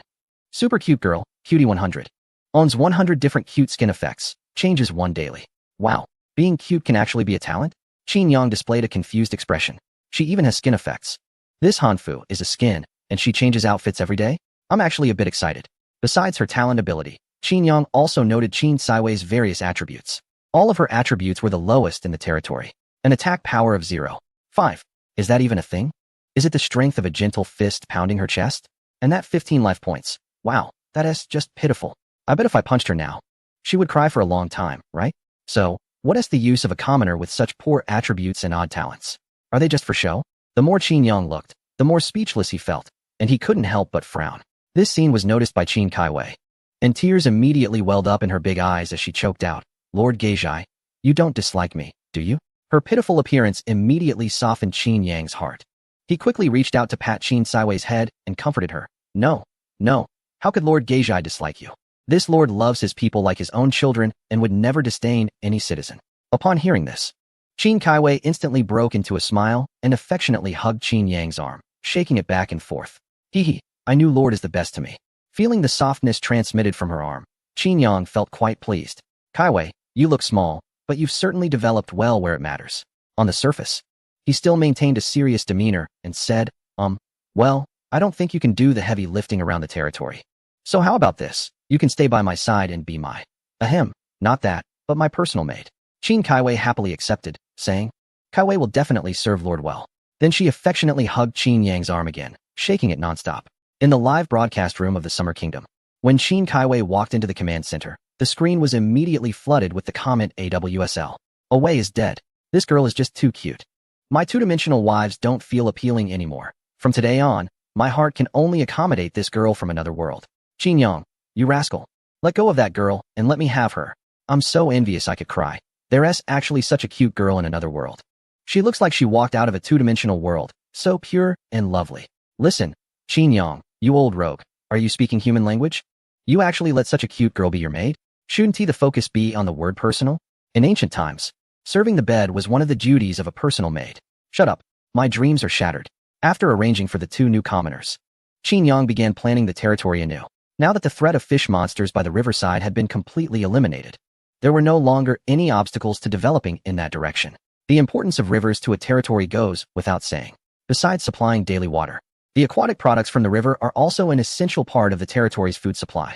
It is now feasible to build a fisherman's hut by the river, and it would also be good to set up a sand and stone collection site there. It's worth noting that stone collection does not mean simply picking up a few stones and calling it a success. Previously, when Ding Dali brought back a giant stone to the territory, Qin Yang, with a mindset of giving it a try, had someone smash the giant stone for collection. However, this method did not yield any stone materials. Otherwise, many buildings within his territory would have already been constructed or upgraded. The sand and gravel collection site can simultaneously gather sand and food materials. If it is built in an area rich in stone, the majority of the collected materials will be stone. Conversely, if it is constructed on a sandy tidal flat, sand will dominate the collection results. Both of these buildings need to be prioritized for construction. Sand is the primary material for building sand roads. The fisherman's hut serves to catch aquatic products, including river fish as a food source. This way, Chen Saijio can prepare a stew made from river fish that increases the stamina limit of the commoners. Additionally, the territory needs to be expanded, as the current area is somewhat small. The development of the territory will inevitably face land scarcity issues. Currently, Qin Yang's territory measures around 800 square meters. After excluding the central command center, which occupies about 100 square meters, only around 700 square meters remains for planning buildings. As the population of the territory grows, the number of facilities will also increase, highlighting the issue of land scarcity. Now that the zombie wave has just ended and the fish monster problem has been resolved, it is a good time to focus on developing the territory. Chapter 38, Rewards and Punishments Day 7. Late at night, 11:59 p.m. As the minute hand completed the last minute of the day, a banner suddenly appeared in the live stream of Xia Country. This round of zombie wave has ended. Beginning reward and punishment settlement. The direction of the live chat immediately shifted with the banner. Hasn't the zombie wave already ended long ago? Why is it only being announced now? I just returned from Grassland Country, where it was a struggle to eliminate the last zombie. Each country's participants are progressing at different rates, some fast, some slow. This game apparently allowed an entire day to deal with the zombie wave. Is it possible that the sooner the wave is cleared, the better the rewards? Besides rewards, there are also punishments. But the participants who failed to defend against the wave are already dead. How can they be punished? You fool. The rewards are at the national level, so the punishments are likely at the national level as well. As the chat fervently discussed, a fireworks effect suddenly appeared in the center of the screen. Boom. The fireworks burst, creating a beautiful display. Following that, a new banner announcement popped up. Congratulations to the Xia Country participants for successfully resisting the zombie wave. The Doomsday Tower Defense game has rewarded the Xia Country participants with an oil field. After this banner appeared, the chat paused for a brief moment. 2 seconds later, the chat exploded with comments. No way. Are you kidding? They just rewarded an oil field. This is the most extravagant and generous reward I have ever seen while watching a live stream. I thought there would be some kind of distribution process for the rewards. Turns out it was just a direct reward. Did everyone notice that this oil field is specifically rewarded to Qin Yang? Didn't they say the rewards were for the country? You fool. Qin Yang is one of us from Xia Country. So this oil field belongs to our Xia Country as well. Oil has been produced, and it will definitely be sold to the locals first. Having resources at home is no longer a big deal. Qin Yang now directly has an oil field at home, becoming rich overnight. Owning an oil field means you can just lie back and count money until your hands get tired. Envy makes me unrecognizable. Still, the question remains, why am I not the one going to another world? There are other live streams besides the one from the local region that are also distributing rewards. Other countries that successfully resisted the zombie tide have received various rewards. For example, one country received 100 advanced fighter jets. Another nation obtained a more advanced aerospace technology. Yet another received a large island for territorial expansion. One country's reward was quite unique, allowing them to avoid earthquakes for the next 20 years. In an instant, viewers from the victorious nation's live streams were cheering and celebrating as if it were a festival. However, with joy comes sorrow. After distributing the rewards to the victors, a new banner appeared in the live stream announcing punishments for the defeated. All eliminated contestants will have 200 zombies randomly appearing in their home country, along with 50 rotting runners. As soon as this banner appeared, viewers from victorious nations, like the local region, remained calm and even felt a bit of schadenfreude. But the audience from the defeated nations erupted in panic. The local live stream was filled with cries from viewers of the defeated nations. Oh no! Our contestant from the Sawadika nation has been eliminated. I'm so scared. Is it too late to apply for asylum here? I am Bobt, a sprint champion from the sprinting nation, willing to join and help win a gold medal in the next Olympics. I am a citizen of the dream country. I'm panicking because our total population is less than 100, and there are more zombies than us. Oh great Lord, please do not bring this punishment upon the church nation. We are your most devout followers. In reality, the number of countries from one continent that were eliminated is the highest. However, they might not have internet access to receive this dreadful news immediately. Once the punishments began, videos from the citizens of the eliminated nations quickly surfaced online. The videos showed portals emitting blue light opening abruptly in the real world. From these portals emerged staggering, decaying zombies or vicious, rotting runners charging out. They chased after fleeing pedestrians, attacking them with ferocious bites, resulting in scenes filled with blood and violence. Those who were bitten and died from the zombie attacks would rise again within seconds due to the zombie virus, becoming zombies themselves and attacking other survivors. Even those who were lucky enough to survive initially would eventually be transformed by the virus after a while. Seeing these horrifying scenes, worried comments began to flood the live stream. With the zombie virus spreading so quickly, will it infect our country too? Yes. This is not a punishment for the failed state at all. It seems more like a punishment for the whole world. It's over. The end of the world is coming. But everyone, don't worry. These zombies don't bite people from our country.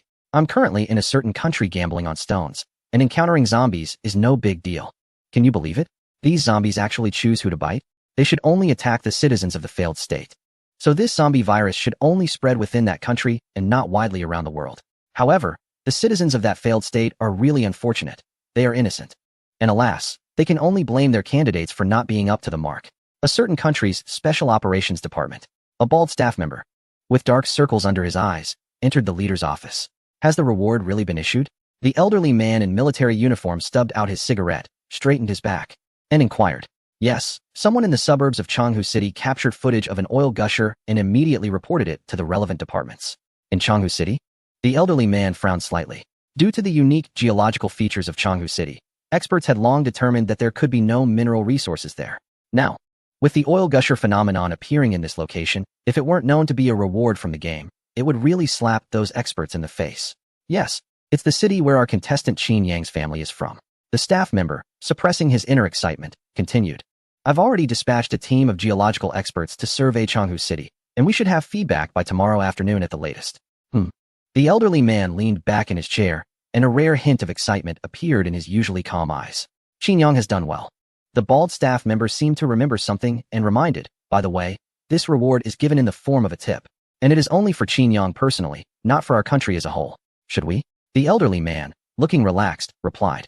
Qin Yang is far away in another world and absolutely cannot accept the oil field in the real world. The oil field gained from this reward will likely have to be taken over by his parents. An oil field, even if it's not large, cannot be operated by an ordinary family. Just send someone to represent the country and contact Qin Yang's parents, saying that the country is willing to take over the development and operation of the oil field, and the price they need to pay is 20 of the oil field. Well, let's say 10 is fine. Leader, will 10 be too little? The bald staff member showed a troubled expression. We can't just see this little benefit in front of us. The elderly man chuckled and said, Qin Yang is still in another world. A reward like this may happen once, and it could happen again. Let's consider this as establishing a good relationship with the Qin family. The leader really thinks long-term. Making this decision undoubtedly requires great courage. The staff member lowered his head, and a hint of admiration appeared on his face. An oil field, with development and operation fully covered, only taking 10. The Qin family does nothing and gets 90, simply lying there counting money. It's truly enviable. By the way, the elder said again, classmate Qin Yang has contributed to the glory of the nation and deserves recognition. Considering he is not in the real world, let his parents receive the award on his behalf. Please arrange this as soon as possible. Understood. The bald staff member left the office hurriedly after receiving the order. Chapter 39. It must be the bed too small. The news of an oil field gushing in Changhu City quickly went viral online, immediately trending. In fact, the recent trending topics had mostly been related to live broadcasts from another realm. Qin Yang's parents, who had been following the live streams from their country, learned about their son's acquisition of an oil field right away. Their feelings were not so much of surprise as winning a lottery, but rather a sense of relief as if a heavy stone had been lifted from their hearts. Their greatest wish was for their son to be safe and well in another world. As the closest relatives to Qin Yang, they had the right to represent him regarding the oil field in his absence. Thus, since the announcement of the award at midnight, Qin's father had been receiving calls from several major companies in the oil industry, both domestic and international. Some offered to buy the oil field outright, while others expressed willingness to invest in a partnership. Qin's father politely declined all offers. After receiving too many calls, he turned off his phone. However, this morning, while going out to buy groceries, Qin's father was stopped on the road by a few individuals claiming to be from a certain company, insisting on taking him out for a meal. Fortunately, several officers happened to pass by and intervened in time. After being escorted home by the officers, Qin's father, still shaken, discussed with his wife, Wang Yiping, whether they should temporarily stay at his father-in-law's place to avoid the spotlight. Just then, the doorbell rang. Qin's father cautiously peered through the peephole and saw a small group of armed officers standing in the hallway. When he opened the door, one officer took out some documents, checked them against Qin's father, and nodded to the others, confirming, it's definitely the target. Then, he displayed relevant credentials to Qin's father and extended his hand for a handshake, respectfully saying, "Hello, Mr. Qin Zhengwo. We are from the National XX Department, here to relocate you and your wife to a safe location." The XX Department? Qin Zhengwo had heard of this department, known for protecting certain government officials. He didn't expect the state to dispatch such a unit for his protection. It clearly indicated that the government valued their safety highly. Given his earlier encounter while grocery shopping, Qin Zhengwo felt apprehensive. With the state's assistance, he had no doubts and quickly packed up with his wife, Wang Yiping, before leaving with the officers. They took an armored vehicle to a high-end villa community located on the outskirts of Changhu City. Then, they boarded a shuttle to a large, exquisite villa. The staff member in charge of guiding them respectfully informed Qin's father that from now on, this villa and everything inside would belong to them. At the entrance of the villa stood a row of butlers, servants, and security personnel, who immediately bowed and welcomed Qin's parents as they arrived. Under the guidance of the butler, they entered the villa, feeling as if everything around them was incredibly luxurious, almost like stepping into a dream. After having a meal inside the villa and resting for a while, 3 formally dressed government officials came to discuss matters related to oil field development with Qin's father. Sighing, Qin Zhengwo said, "This oil field belongs to Xiaoyang. It should be his decision to make. But he is currently in another realm and cannot manage things here. Such a large oil field, now that it has been discovered, cannot just be left idle."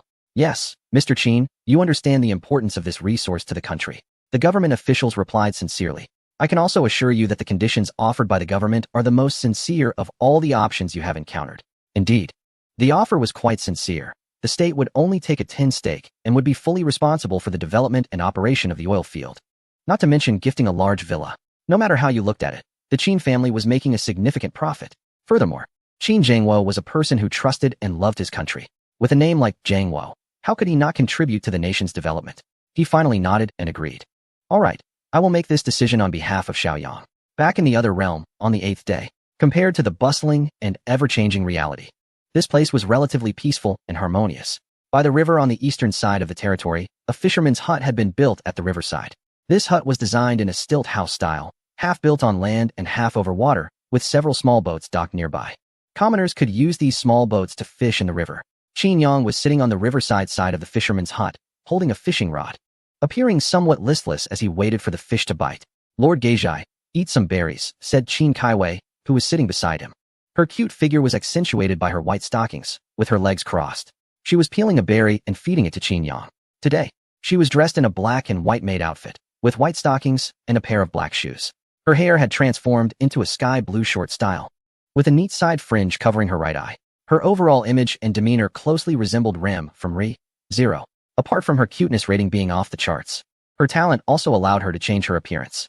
Every day, she could switch to a different look.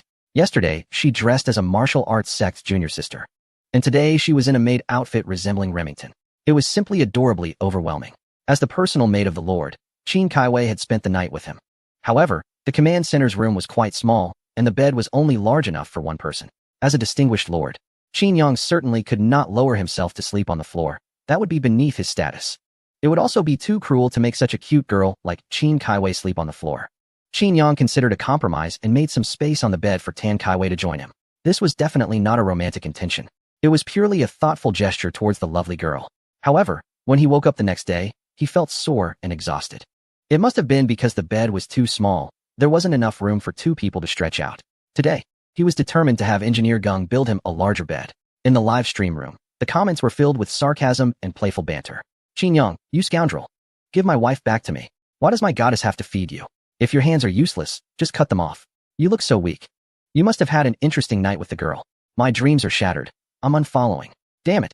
Why does the stream cut off every time the player sleeps? I want to know what happened last night. Young man, you can't handle it. If you're feeling weak, don't push yourself. Let the old monk take over. I won't agree to this. I won't allow this marriage. Qin Yang and Kai Wei are a perfect match. What do you monsters know to comment here? Chapter 40. Farewell to mediocrity, starting with food supplements. Fishing skill experience points. 1. After fishing all morning at the fisherman's hut, Qin Yang tossed the fishing rod aside. Damn, he didn't catch a single thing. His experience points only increased by 1. Clearly, he had no talent for fishing. He then opened the territory interface and glanced at the Lord page. Lord, Qin Yang. Attributes, Stamina 150 150, Attack 1, Armor 0. Skills, Fishing LV 0, 100. This simple attribute page appeared after Qin Yang accidentally finished off a zombie caught in a spike trap yesterday. It seemed that personally killing a zombie was a prerequisite for unlocking this attribute page. No matter how he looked at it, his attributes were quite pathetic. He was only slightly stronger than the adorable and charming Tan Kai Wei. Although the commoners in his territory were all impressive, as the saying goes. A poor leader leads to poor followers. It was unacceptable for him, as the ruler of a territory, to be so weak. What if an inconsiderate subordinate, after performing a feat, suddenly shouted for the Lord to join in? How could he save face? Moreover, he would have to share a bed with Kai Wei every night. Competing for blankets, pillows, and bed space would be a significant test of both physicality and skill. If he didn't want to become a weakling, he had to quickly figure out how to improve his pathetic attributes. The first thing Qin Yang thought of was food supplements. With Chun Saijio, the culinary master. In his territory, every dish she prepared had special effects. However, although the meals made according to her recipes were delicious, the effects they provided were only temporary. For example, the previous quenching diamond barbecue can provide a 20 boost in strength, but the duration is only 60 minutes. What Qin Yang needs is a permanent enhancement in physical fitness, making such recipes unsuitable. Only the territory recipe for stewed river fish soup obtained from the workshop's technical research, along with the longevity cake won from yesterday's points lottery, can permanently enhance physical fitness. However, according to Chun Saiju's description, making the longevity cake requires flour, which in turn needs wheat as the crop. Currently, there is no wheat planted in the territory, not even seeds, so making the longevity cake is impossible. Therefore, Qin Yang placed his hopes on the stewed river fish soup. As noon approached, Wang Tung appeared at the fisherman's cabin like a flash. My lord, the cafeteria is serving food. Got it, I'll be right back. You guys eat first. All right, I'll head over now. Wang Tung rushed off in another flash. The commoners in the territory have a high enthusiasm for meals, mainly thanks to the delicious food prepared by the chef. After each meal, Qin Yang noticed that the sense of belonging among the commoners increased by 12 points. Kai, let's go eat too. Qin Yang put away his fishing rod and walked out of the fisherman's cabin with Kai. Not far away, a sand and gravel collection site had already been built on the riverbank. This is a simple open-air structure, enclosed by wooden fences to mark the area. As long as at least one commoner is assigned, production can begin. The specific process involves that commoner using a shovel to scoop up sand and soil, then drying the collected wet sand to complete a batch of collection. This collection site on the riverbank can only gather sand and soil, not stones. A commoner can collect about 10 units of sand in a day, which is quite inefficient. Qin Yang planned to assign a few more commoners to gather sand. The eastern wall of the territory had been dismantled by more than half. Since the threat from the river had been eliminated, Qin Yang considered expanding the territory in this direction, building the wall across the river to encompass this section of the waterway. The area near the river could be developed into several acres of farmland, which would also make irrigation easier. As he walked back to the territory, Qin Yang mentally mapped out his plans. Additionally, a few more wooden houses for the commoners needed to be constructed, as the two commoners summoned that morning had nowhere to stay. It might be due to the end of the novice protection period or the exhaustion of beginner luck. But in recent days, whenever Qin Yang summoned commoners, he often ended up with talentless individuals. A couple of days ago, he summoned one talented and one talentless commoner. But today both newcomers were talentless. As a benevolent lord, Qin Yang reluctantly assigned these two to dig sand by the river.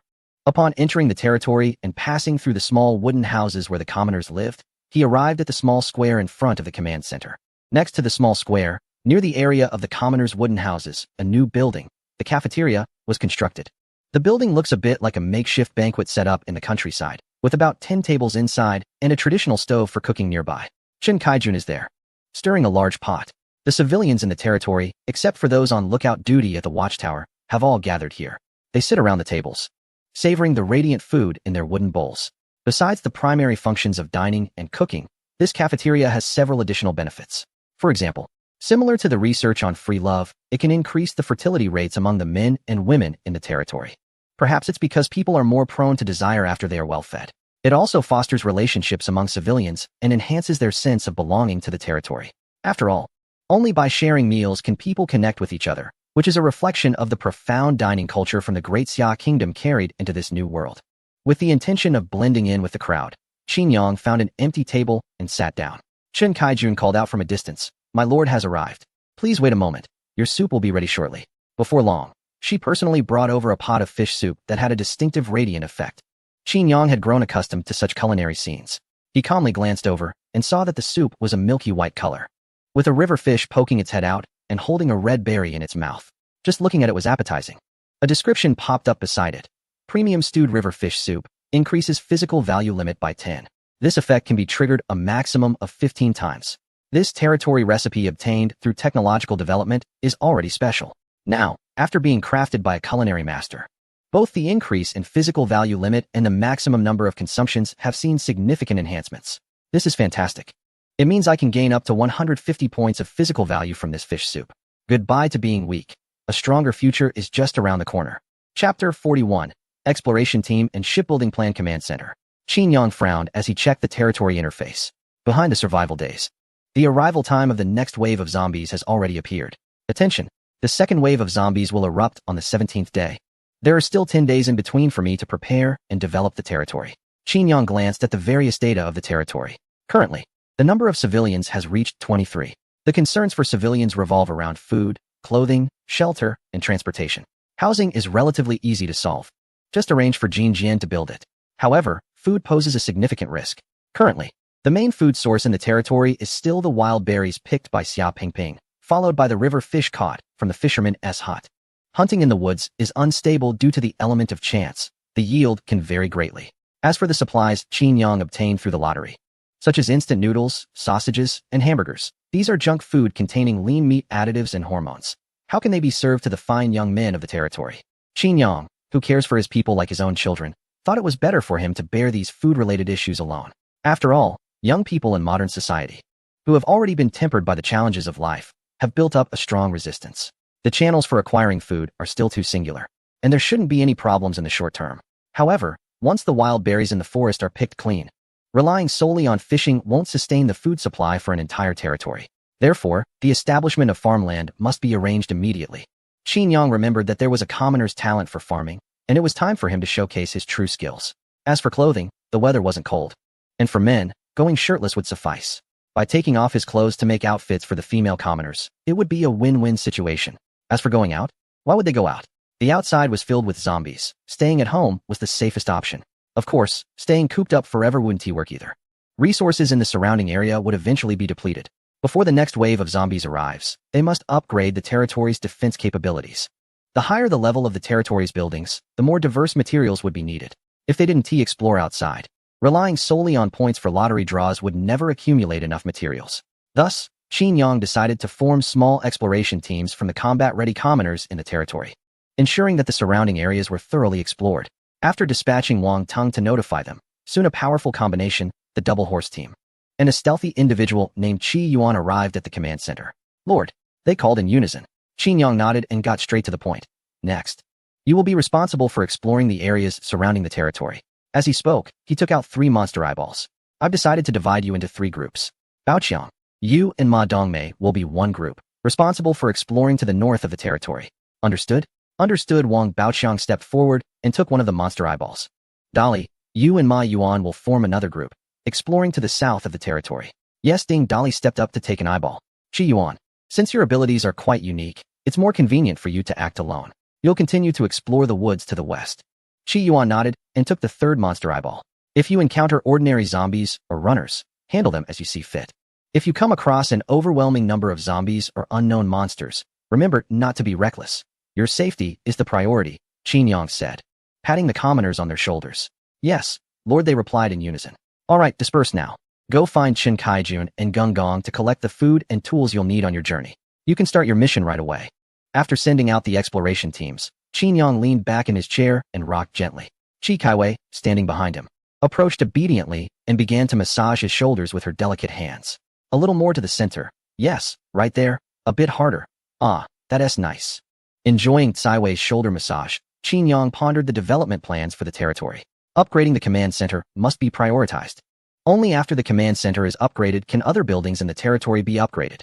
The difference before and after the upgrade of buildings is quite significant. Take the wooden wall as an example. A level 1 wooden wall only has 20 points of armor value, thin as paper and short like a fence. If it blocks a few zombies, there's a risk of being torn down. The rotting runners can easily jump over it. If a horde of zombies breaks out while the wall is still level 1, even if the defense is barely managed with the help of some struggling civilians, there would likely be significant casualties. After upgrading to a level 2 reinforced wooden wall, it boasts 50 points of armor value, easily withstanding multiple zombie attacks. And the wall height is raised to 3 meters, which creates great difficulty for the rotting runners trying to break through. Therefore, continuing to upgrade the walls is the most basic guarantee for the territory's defense capability. Of course, the benefits of upgrading the command center are not limited to improvements in buildings. It also increases the number of civilians that can be summoned daily and has various advantages such as increased daily gold earnings and the unlocking of new buildings. However, the required fabric and stone for upgrades remain a headache. Qin Yang rubbed his chin, his eyes flashing with thought. The river to the east has been brought under my control. Even if there are fish monsters in the river, they no longer dare to cause trouble.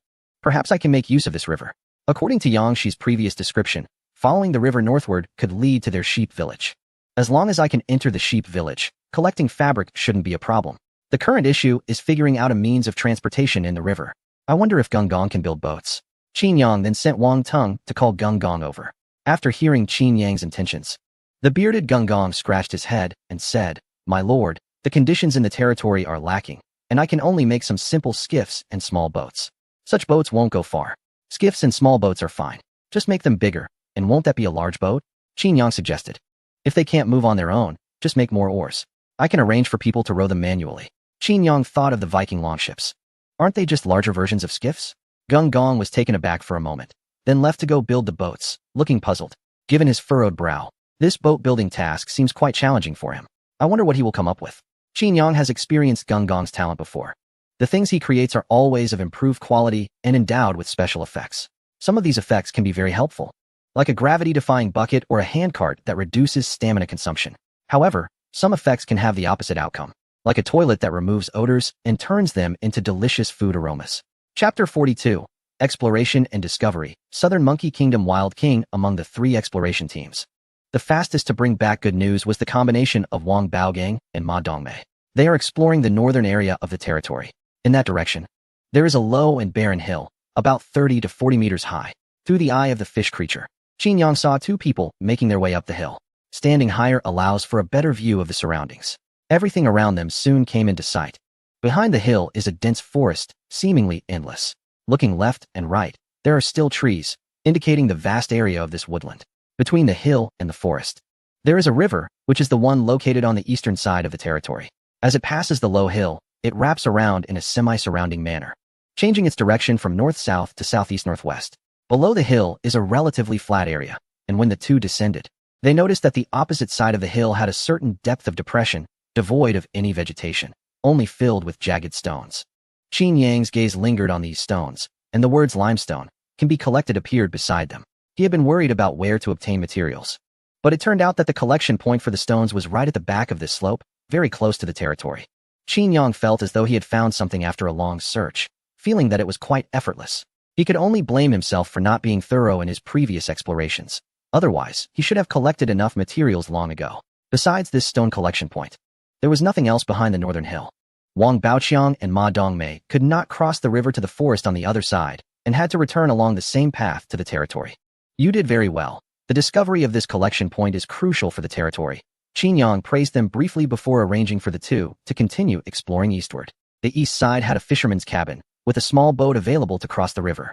The two quickly took the boat to the opposite bank to continue their exploration journey. On the first day of exploration, only Wang Baoqiang and Ma Dongmei had results. Qi Yuan was still moving through the forest in the west. He chose a different route this time, and as he progressed, the woods became denser, with identical trees surrounding him, making it difficult to distinguish directions. In such an environment, it is easy to get lost, and Qi Yuan knew this well, marking his path carefully along the way. As for Ding Dali and Ma Yuan, who were responsible for the southern area, they initially encountered a vast grassland. It was estimated that the majority of the zombies had been attracted to Qin Yang's territory by the shepherds. as they only saw a few scattered corpses while traveling through the southern area. After walking for about half a day, they encountered a forest once again. Seeing the sky gradually darkening, Ding Dali and Ma Yuan decided not to proceed further and began their return journey. Unlike Qi Yuan, they did not have an almost invincible talent that allowed them to camp out in the wilderness. Staying out in the wild recklessly, without the protection of walls, could lead to serious danger if they encountered the kind of night demons they had seen before. Therefore, except for Qi Yuan, Qin Yang stipulated that the other two exploration teams could only stay out for a maximum of 1 day. They should explore as much as they could and return home before dark. However, not long after Ding Dali and Ma Yuan turned back, 2 women dressed in leaf garments jumped down from the branches of a large tree in the woods ahead. They had yellowish-black skin, slender figures, and sunken cheeks, giving the appearance of having gone a long time without sufficient food. They held sharpened short spears and crude bows and arrows in their hands.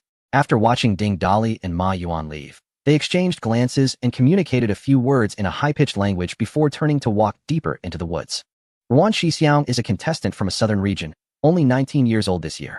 Before crossing into another world, he was a well-known esports player in his homeland, specializing in a popular game and playing as a jungler, earning the title of the King of the Jungle in his region. Individuals with a talent for gaming tend to excel across various game types. In his spare time from training, Ruan Shixiang would also play some real-time strategy games for leisure, making him familiar with territory-building games. At the start of the game, he awakened in a dense jungle. In a random draw, Ruan Shixiang received a special technological research ability called Military Jungle Gorilla. All civilians he summoned came with the identity of a jungle gorilla. Jungle Gorilla. Civilians summoned come equipped with a wooden bow and 50 arrows. When in a jungle terrain, their movement speed is 20, stamina consumption is reduced by 20, concealment effectiveness is 20, all ranged attack accuracy is 20, and attack power is 5. Thanks to this special technological research, all citizens in Ruan Shixiang's territory were armed, significantly enhancing their combat capabilities. The summoned civilians came equipped with weapons and could engage in battle immediately. Therefore, Ruan Shixiang found it very easy to clear surrounding zombies and hunt for food in the early stages. When the 7th day of the zombie tide arrived, Ruan Shixiang's territory lacked even basic walls. The level 1 command center was merely a tent made of animal skins. He constructed a small platform using wood between a few trees and moved the tent onto this platform. Although the development of his territory was quite poor, defending against the zombie tide posed no difficulty. All civilians simply climbed the trees to shoot arrows. Ruan Shixiang had a personality that easily inflated with success.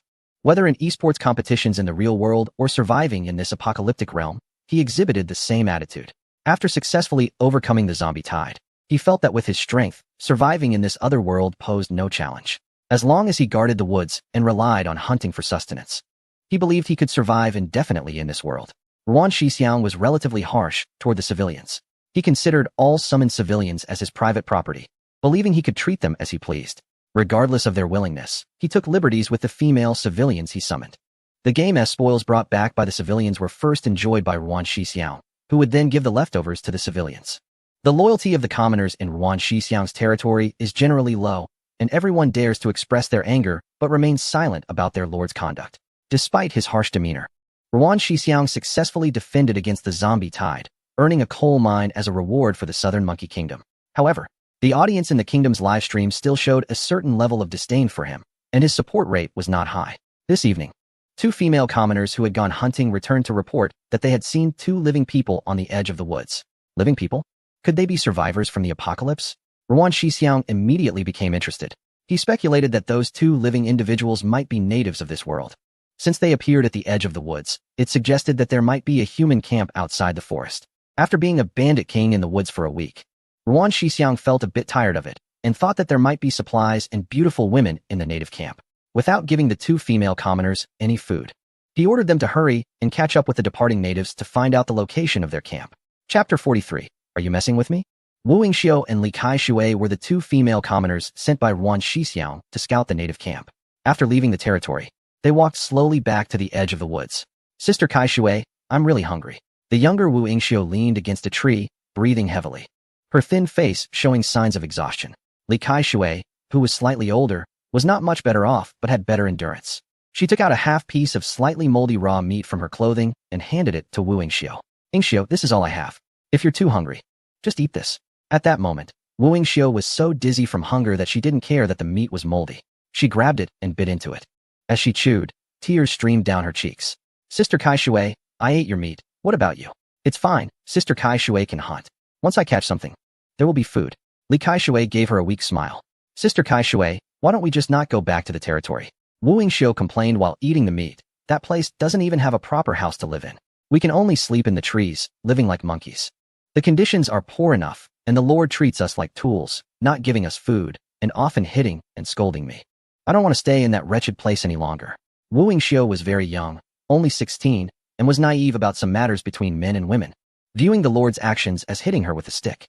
But with such dangers outside, filled with zombies, where could they go if they left the territory? Li Kai Shui had a lot more to consider, and her face was filled with confusion and worry. Surviving in this apocalypse was not as simple as it sounded. The Lord was able to survive because he possessed special abilities. He could summon commoners out of thin air and grant them the ability to build structures. If she and her companion were to leave their territory, they might not even be able to set up a tent for shelter. No matter where they go, it would be better than staying there. At least I wouldn't have to endure any more beatings. Her companion bit into the moldy piece of meat with resentment. All right. Li Kai Shui patted her companion's head and urged, stop overthinking it. Just eat. We still have a long way to go. The sky had completely darkened. Fortunately, there were stars and a moon tonight, so the ground wasn't pitch black. They stumbled across the vast grassland. It was unclear how long they had been walking when flickering lights appeared in the distance. They had found the indigenous camp. Li Kai Shui and her companion exchanged a glance, quickly crouching down, focusing their attention and slowly moving toward the camp. The two crept forward quietly for about 100 meters and could now see the tall, sturdy walls surrounding the camp. Sister Kai Shui, their walls are so high and thick, it feels so secure inside. Her companion whispered. Hush, don't talk, we'll be discovered. Li Kai Shui signaled for her to lower her head, having noticed watchtowers behind the walls with guards on duty. They continued to crawl forward another 50 meters. At that moment, her companion caught a whiff of a delicious aroma wafting from the camp. Her stomach growled uncontrollably. Sister Kai Shui, it smells so good, I can't resist. Li Kai Shui was about to scold her when her own stomach growled first. Having eaten nothing along the way, she felt even hungrier than her companion. The rich aroma from the camp crashed against her like waves. It smells so good, I really want to eat. Her companion began to swallow hard, eyeing the camp with longing. Sister Kai Shui, let us join this camp. They have food and walls. I'd even be willing to work hard for them. Captivated by the aroma, her companion's resolve was wavering. They still didn't know the specifics inside. What if something went wrong? Li Kai Shui also struggled against the temptation of food, but remained cautious. Just then, her companion suddenly doubled over in pain, writhing on the ground. Oh no. Sister Kai Shui, my stomach hurts. It was probably from that piece of meat. Hang in there, let us back away a bit. Li Kai Shui felt quite helpless. Since their mission had already been accomplished, she planned to take her companion away. However, her companion seemed to be in great pain, struggling on the spot, causing their movements to become a bit more noticeable. They were both covered in leaves for camouflage, and with it being nighttime and visibility low, they hadn't been spotted while sneaking close to the camp. But now, with her companion's struggles, their hiding spot was immediately revealed. Whoosh! An arrow swiftly flew toward them from a distance. With a sudden twang, the arrow missed its target, landing less than 5 meters away from the two. My lord, there's a situation outside. The guards at the camp immediately raised the alarm in a language the two couldn't understand. Oh no, we've been spotted. Quick, let us go. Seeing this, Li Kai Shui decided not to crouch anymore and hurriedly helped Wu Yingxiu to flee. However, Wu Yingxiu was in severe pain, which significantly hampered their escape speed. More noises came from the direction of the camp.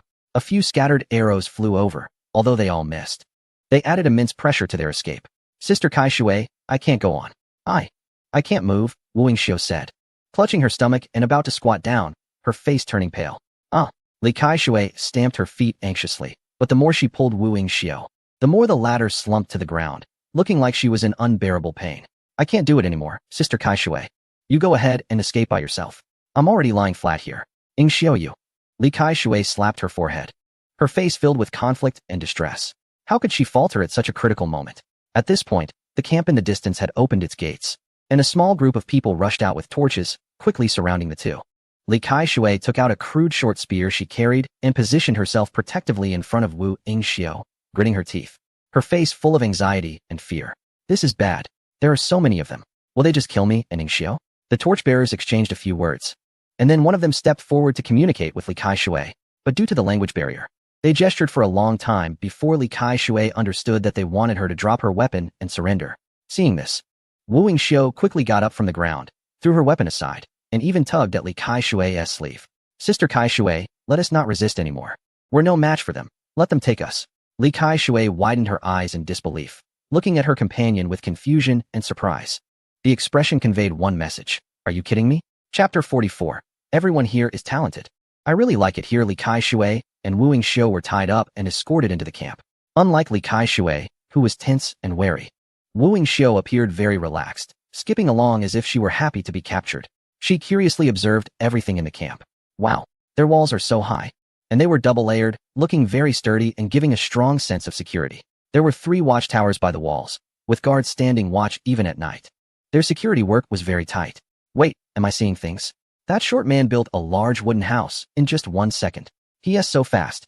Were the 4 wooden houses ahead all warehouses? Wow, they're piled high with wood, and there are so many berries, even fish. With so many supplies. The people in this camp shouldn't go hungry, right? That man looks so thin, yet he can carry so many things? He must be really strong.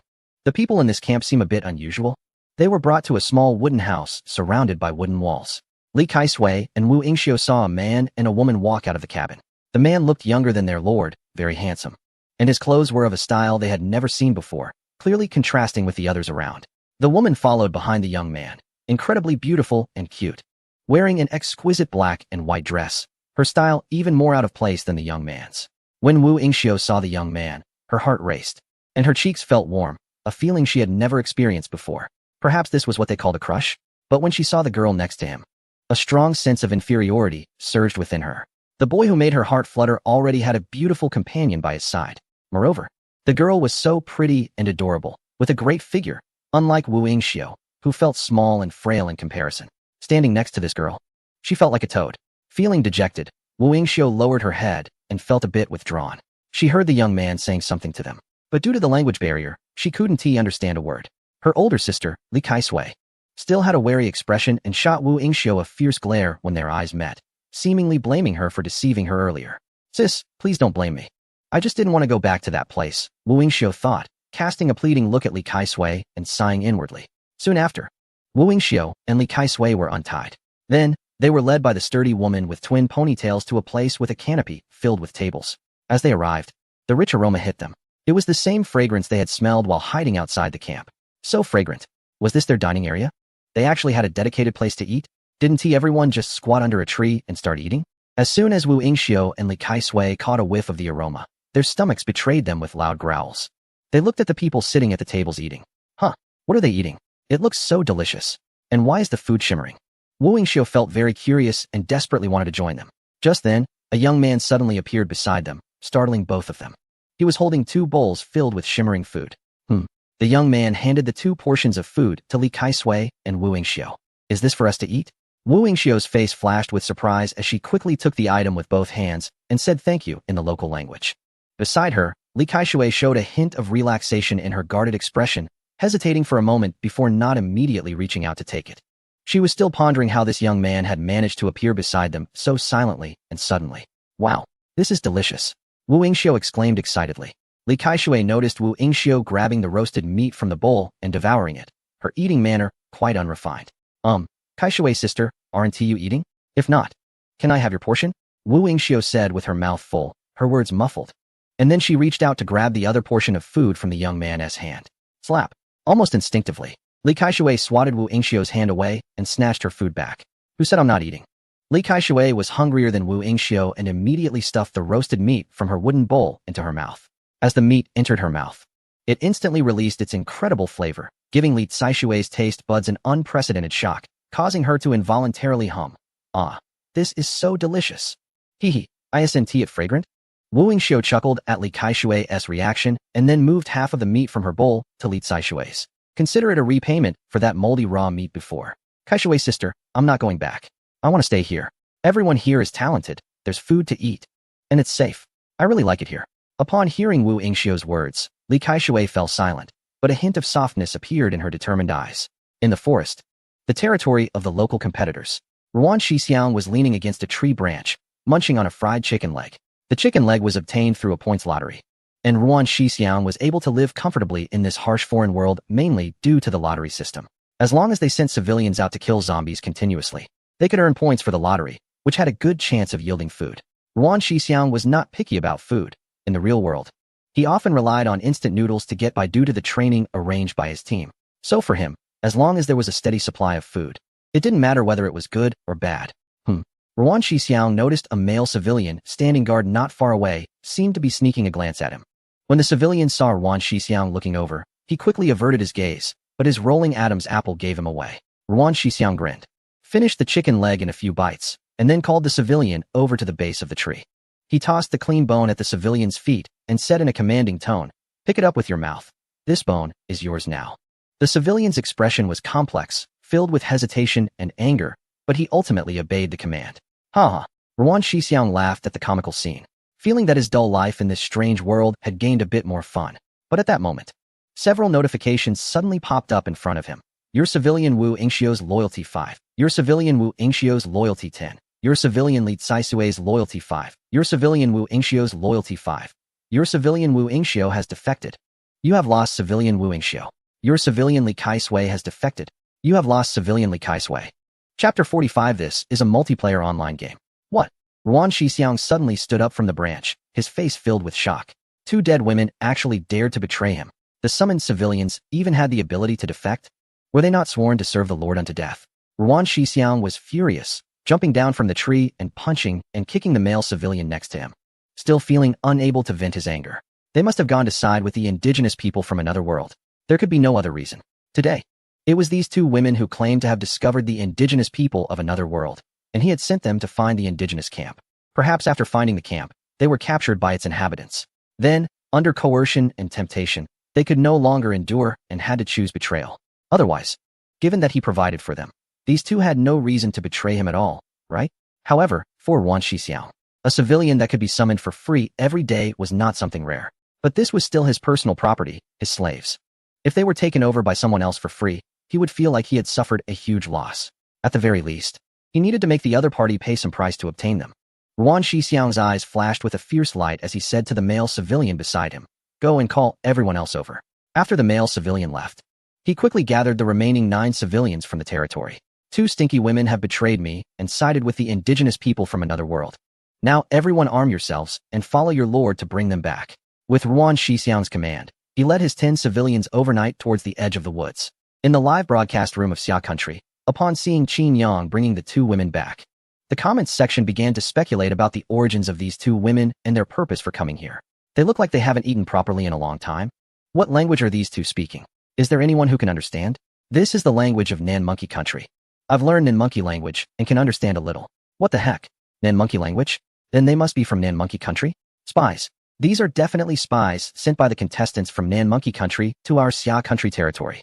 Everyone, don't forget that Nan Monkey Country produces many female spies. How many soldiers from the other side have fallen into the hands of female spies back in the day? This isn't just because their soldiers are both foolish and lustful. If I were there, I wouldn't fall for such a low-level trick. At this moment, many viewers who had switched to the Nan Monkey Country channel returned to the Xia Country channel. Just back from the Nan Monkey Country channel. It seems the contestants over there are making big moves and have gathered everyone overnight to set off. Isn't this just a pretext to invade our territory? Qin Yang is in danger. Danger, my foot. There are only a handful of people in that country, and they all look weak and emaciated.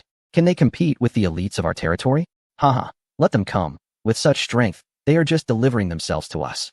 I've been unhappy with that country for a long time. It would be best if we could eliminate their competitors tonight. As more and more spectators from our country rush to their channel to assess the enemy situation, many recognize the competitors from that country. This competitor looks familiar. Isn't he the jungler from the previous Gaba team? Indeed, he is the former jungler of GB, named Ruan Shixiang, nicknamed the Wild King of that country. His skill level is quite average, and his mentality is poor, often getting overly confident and making foolish decisions. It seems he was expelled from GB for insulting fans of other teams as lowly commoners, and now he is back in his home country, playing in a lower-tier league. Just a piece of esports trash. Let's eliminate him quickly. In the command center, while enjoying a special massage service from a girl named Kai Wei, a prompt suddenly appeared before Qin Yang. Wu Yingxiu wants to join your territory. Do you accept Wu Yingxiu as a civilian? So eager to join my territory? Not even considering it a bit. Just moments ago, an alarm had sounded in the territory, with a civilian reporting that humans were spotted outside. Qin Yang's first reaction was that they had encountered indigenous people from another world. Didn't they say that 90 of this world had turned into zombies? It seems there are still quite a few indigenous people. He had encountered 2 groups in just 1 week. He immediately instructed his subordinates to disarm them without causing harm. After all, with monsters like Ding Dali and Wang Baoqiang around, who knows what might happen if they accidentally hurt someone? It now appears that the other side was indeed looking to join his territory. After being tempted by the delicious food from Chun Kaijun, they were eager to join. Qin Yang promptly accepted, and the information about the new civilian Wing Xiu appeared on the territory interface. Wing Xiu. Physical ability, 220220. Attributes, life 3535, attack 2. Armor 0, loyalty, 5. Sense of belonging to territory LV 0, 100. Talent ability, actor, acting 2, easier to be believed when lying. When loyalty reaches 100. Will not lie to the Lord. Skill, jungle gorilla, LV 1. Looking at this information, Qin Yang frowned. Until her loyalty reaches 100, everything she says cannot be trusted. She even comes with a skill? Qin Yang checked the description of the jungle gorilla skill, and his expression changed. What is going on? These 2 are not wild civilians. The skill description mentions summoning civilians. This means that these 2 women speaking in a foreign language were summoned from someone else's territory? What the heck? Qin Yang suddenly stood up from the bathtub, splashing water all over the nearby girl, Kai Wei, soaking her completely. Am I not the only player who has crossed over to this world? When I first arrived in this strange world, there was a brief introduction to its background. It mentioned that only outsiders like me had the ability to turn the tide and save this world. However, at that time, Qin Yang thought it was just directed at him. After all, crossing over is a rare phenomenon. Typically, only the protagonist gets such treatment. It's impossible for multiple protagonists to appear in one alternate world. That would ruin the story. Now, his habitual thinking was suddenly overturned. Besides him, there might be one or even multiple other travelers in this alternate world. How could this not shock him? Moreover, it seemed that everyone was a lord, all possessing the same ability to summon commoners and build territories. This truly is a game, but not the single-player game he had imagined. It's a multiplayer online game. This jungle gorilla skill must be a special ability of that player, right? If he can draw a lottery at the start, other players can surely do the same. If he can draw a special ability like commoner leader, other players might be able to as well. He had to admit, this player's special ability was quite powerful. With this skill, every summoned commoner would directly have combat capabilities, turning them into soldiers. Although this skill is only suitable for guerrilla warfare, the predominant terrain here is jungle. So this player doesn't have to worry about commoners not triggering the jungle gorilla skill. At this moment, a new prompt appeared before Qin Yang. The refugee Li Kai Shui wants to join your territory. Would you like to recruit refugee Li Kai Shui as a commoner in your territory? Another refugee wants to join? It turns out that if the loyalty of the commoners is too low, there can be instances of rebellion. Fortunately, thanks to the commoner leader skill, the loyalty of the commoners Qin Yang summoned is always maxed out. Moreover, once the loyalty of the recruited commoners reaches full value, it will not decrease again, effectively giving them a permanent max loyalty effect. Therefore, in his territory, there is no need to worry about commoners rebelling. After confirming the recruitment, Qin Yang checked Li Kai Shui's profile. Li Kai Shui, physical strength, 230 attributes, life 35, attack 4. Armor 0, loyalty, 5. Sense of belonging to territory LV 0, 100. Talent ability, hunting expert, when fighting beasts, attack 5, hunting yield 1. Skill, jungle gorilla LV 1. Chapter 46, Betrayal in front of me. Qin Yang had Wu Yingxiu and Li Kai Shui called to the command center.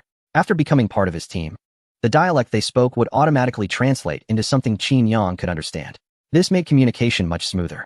Through the language spoken by the other party, he also learned that this traverser was most likely a player from a small, underdeveloped country in the southern region of a certain continent.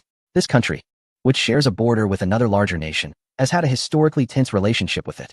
The main issue is that this country is not strong, but has an inflated sense of self-worth, believing that it can compete with stronger nations whenever it gains a little power.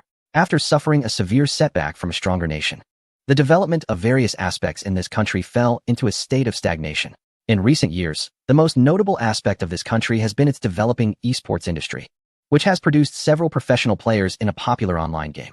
These players are known for their aggressive playstyle, reportedly inheriting the tradition of overconfidence from their homeland. Perhaps due to national sentiments, Qin Yang naturally held a negative impression of the traversers from this country. Sitting on a chair with a bowl of late-night snack, he asked, "So, what kind of person was your former boss?" Wu Yingxiu exchanged glances with Li Kai Shui. Just as the former was about to speak, Qin Yang interrupted, "Wait, don't say anything. I want to hear her speak." Wu Yingxiu felt her face flush, wondering if she had done something wrong and if the Lord didn't trust her. Li Kai Shui recounted the situation of Yuan Shixiang in detail. "What is this?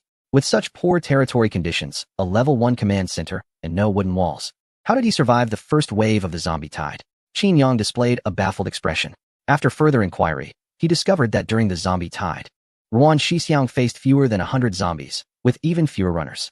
The zombie tide only erupted from the west and south, with no zombies appearing from the north or east. The east was a river, which made sense as zombies couldn't cross it. But why were there no zombies coming from the north, which is flat grassland? The north for him was equivalent to the south for Qin Yang, where plenty of zombies had come from. Qin Yang immediately realized something. Damn it, this guy must have attracted the northern zombie tide to my territory. No wonder so many zombies suddenly appeared from the south of his territory. Even the relatively rare runners had charged for nearly 2 hours. It turned out he was inadvertently taking the blame for this selfish country. However, the blame wasn't entirely unwarranted. After all, he hadn't faced much pressure in defending against the zombie tide, and this additional influx of zombies essentially earned him a lot of points. Next, Qin Yang listened as Li Kaisui shared the tragic backstories of the two of them. His compassion for the people made him furious, and he slammed his hand on the chair. How could they treat summoned civilians so harshly? They are people too. Hearing this, Li Kaisui and Wu Yingshu felt a deep respect and were moved to tears. It seems that our choice to surrender and join this territory was the right one. Just from this one sentence, it's easy to see the distinct personality traits of Lord Qin Yang. He is approachable and treats civilians equally. He cares about the people's feelings and shares joy with them. He is truly a good lord who loves his people like his own children. Now that it's getting late, you two should wash up and get some sleep. Jin Jian should have built houses for you by now. Tomorrow, I will send someone to flatten the territory of your former boss. The loyalty of civilian Wu Yingshu is 10. The loyalty of civilian Li Kaisui is 10. Ruan Shixiang's army launched an all-out attack, marching overnight. However, he hadn't gone 2 kilometers before his subpar health left him unable to continue. So, he had a male civilian carry him along.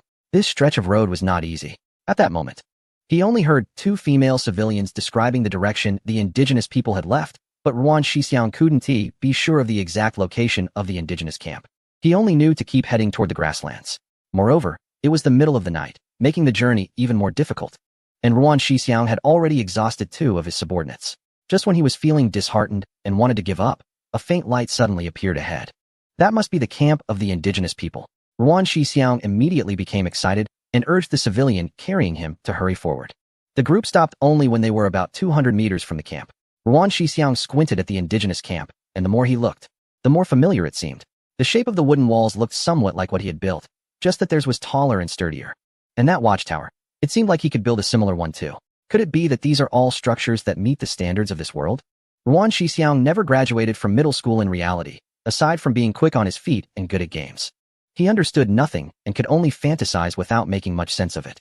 This group of indigenous people seemed quite strong based on their camp size, which was definitely more than what Ruan Shixiang and his 10 people could handle. What should he do? Ruan Shixiang wasn't he foolish. He knew that they couldn't act recklessly. It seemed the only option was to negotiate with them first. It would be best if he could get those 2 female civilians back. If he couldn't retrieve them, then getting some supplies and compensation would also be acceptable since civilians could be summoned every day. So, Ruan Shixiang sent 1 civilian to negotiate with the people in the camp. When that civilian approached about 100 meters from the camp, he was spotted by the sentry on the watchtower. Lord, there's a situation outside again. The silver-haired young man on the watchtower shouted loudly. After calling out, he drew his bow and started to aim at the approaching civilian. Wait, I'm here to negotiate with you. The civilian quickly raised his hands and shouted in a hurried tone in the local dialect. The silver-haired young man on the watchtower was completely confused and didn't understand at all. Seeing the civilian getting closer, he hastily shot an arrow. Then he warned, "Stop. If you come any closer, I will take this seriously." The other party understood the situation and had no choice but to stand still. At this moment, Qin Yang, along with Wu Yingshu and Li Kaisui, climbed up the lookout tower. He asked what the other party wanted. Li Kaisui and Wu Yingshu quickly communicated with the civilians below in their native language. Both sides exchanged words for a while.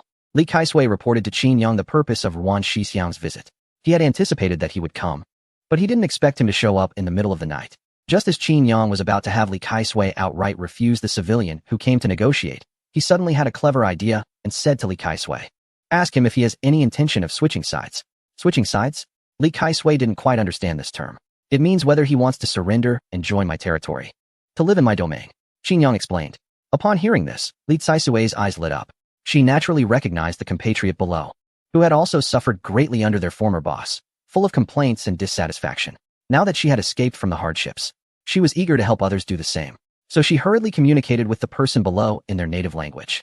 As Li Kaisui spoke, the person below immediately showed a look of longing, nodding repeatedly. Then a new prompt appeared for Qin Yang. The refugee Wu Minghui wants to join your territory. Do you accept refugee Wu Minghui as a civilian of your territory? Is it really possible? Qin Yang was a bit surprised and immediately chose to accept him. He then instructed to open the wooden door to the south and let the excited Wu Minghui in. Your civilian Wu Minghui loyalty, 5. Your civilian Wu Minghui loyalty, 10. Your civilian Wu Minghui has defected. You have lost civilian Wu Minghui. On the other side, upon receiving these 3 prompts, Ruan Shixiang was furious. What was happening? I sent you to negotiate, and you went and joined the other side instead. Traitor. All of them are traitors. The people from the opposing territory are also shameless. They openly poached him in front of me and even succeeded. This is truly too much. If this can be tolerated, what cannot be tolerated? Brothers, grab your weapons and charge. Ruan Shixiang, filled with rage, quickly ordered the remaining 9 civilians to rush forward and attack the people in the camp. Damn it. Even if I can't fight you head on, can't I at least harass you from a distance with a few arrows? I won't just disturb you tonight. Starting tomorrow, I will come here every day to annoy you. Let's see how annoyed you get. However, just as Ruan Shixiang's civilians charged a few meters forward, the sound of arrows slicing through the air was heard. In the darkness, 3 sharp arrows flew in, accurately hitting the throats of 3 civilians, who fell to the ground without even a scream, convulsing in death. The 6 civilians who weren't hit were instantly terrified, scrambling back in panic. Ruan Shixiang also felt completely weakened. There were archers on the other side who could shoot this accurately even at night. To know this, even his civilians couldn't manage when the jungle guerrillas were in action. This strength was beyond Ruan Shixiang's imagination. They couldn't even harass the opponent. If they stayed here any longer, they risked being completely annihilated. So he hurriedly shouted for a retreat, taking the remaining 6 civilians to flee. But even escaping wasn't safe. In the enemy camp, there were not only sharpshooters who could shoot accurately at night, but also experts in long-distance spear throwing. Suddenly, a danger approached rapidly in the dark. With a thud, a spear landed right in front of Ruan Shixiang's escape route, nearly hitting his head. Ruan Shixiang was so frightened that he collapsed to the ground, and he immediately wet himself. If it weren't for a civilian nearby who helped him escape, he might have met his end that night. Chapter 47. In adverse conditions, one should stealthily develop in the dead of night. There was no need for the impoverished bandits to pursue. The civilians were treasures to Qin Yang. If anything went wrong while chasing, it would be a significant loss. After listening to reports from Li Kaisui, Wu Yingxiu, and the newcomer Wu Minghui, it was clear that the players from the southern monkey nation were quite weak. The civilians who had just come over were all he had, and one had even defected. With 3 dead, their already weak strength was further diminished. They were no longer a concern for Qin Yang. Crushing them was no different from squashing an ant. Lock the door and get a good night's sleep. Rest well, and then go push down the territory of this southern monkey nation. Qin Yang waved his hand, signaling the civilians to disperse, and then yawned as he walked toward the command center.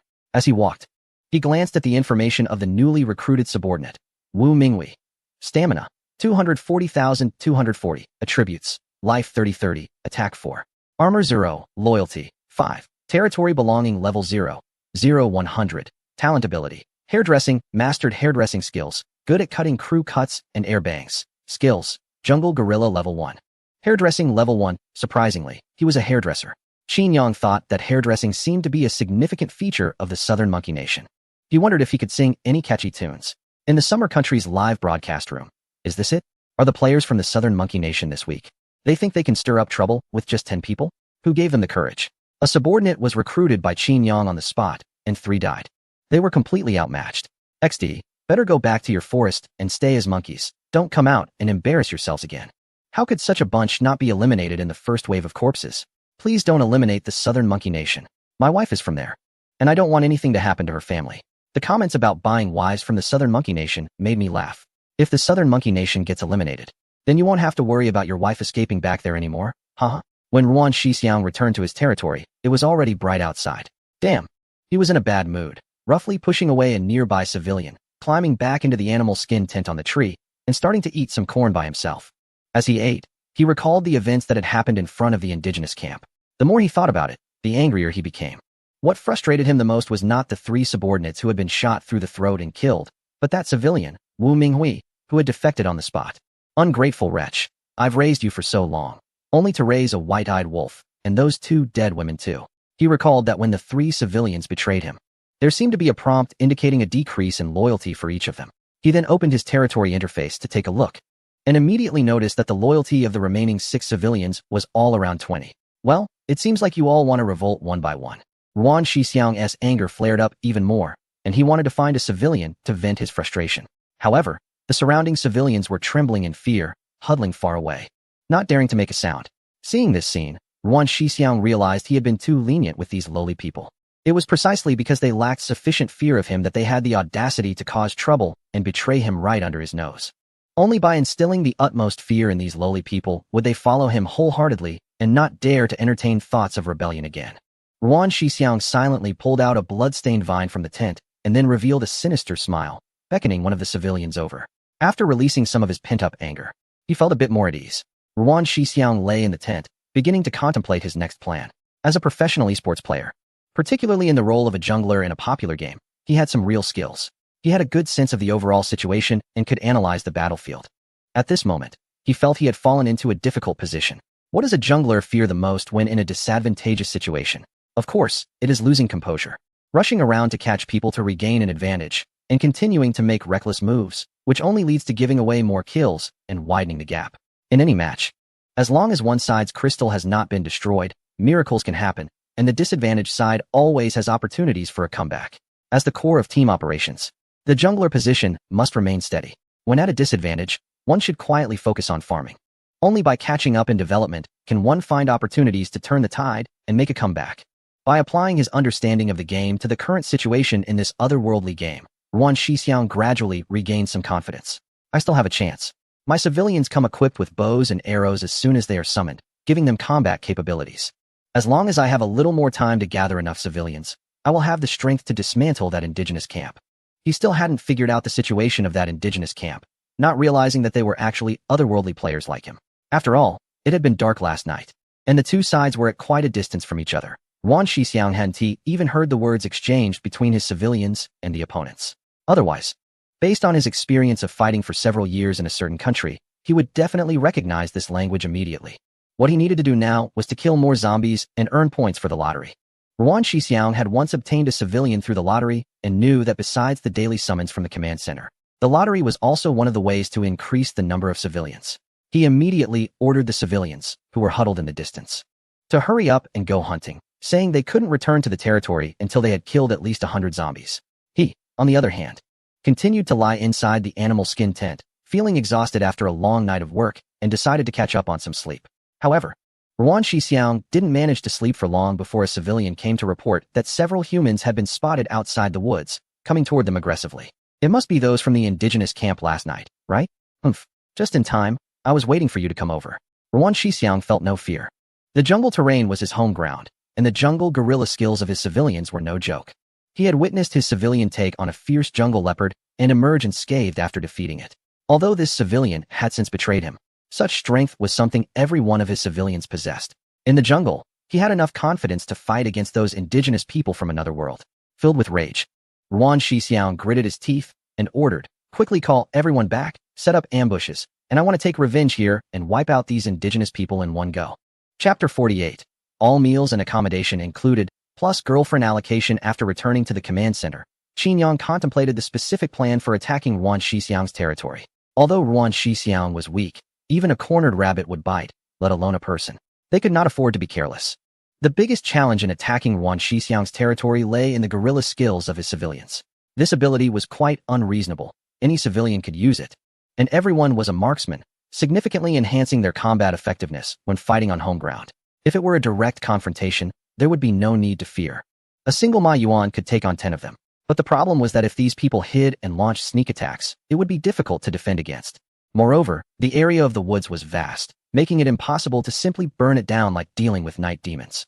Therefore, they had to find a way from their own side. Since the opponent had no walls or many people, their defense relied entirely on sneak attacks. So, if he could provide some protective gear for the attacking civilians, there should be no problem.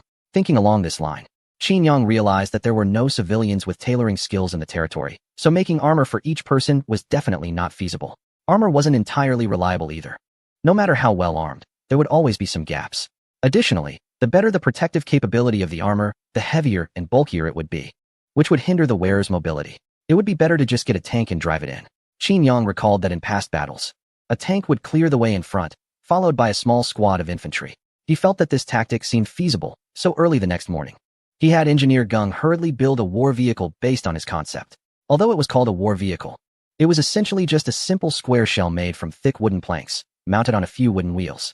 Then, Ding Dali was tasked with providing the power by driving it manually. Once completed, Qin Yang briefly tested the vehicle's defensive performance. Surprisingly, its defense was quite impressive. Aside from being unable to withstand the arrows from a certain archer, all other ranged attacks were completely absorbed by the vehicle, causing no harm to the occupants inside. Qin Yang believed that this war vehicle could be put to use immediately.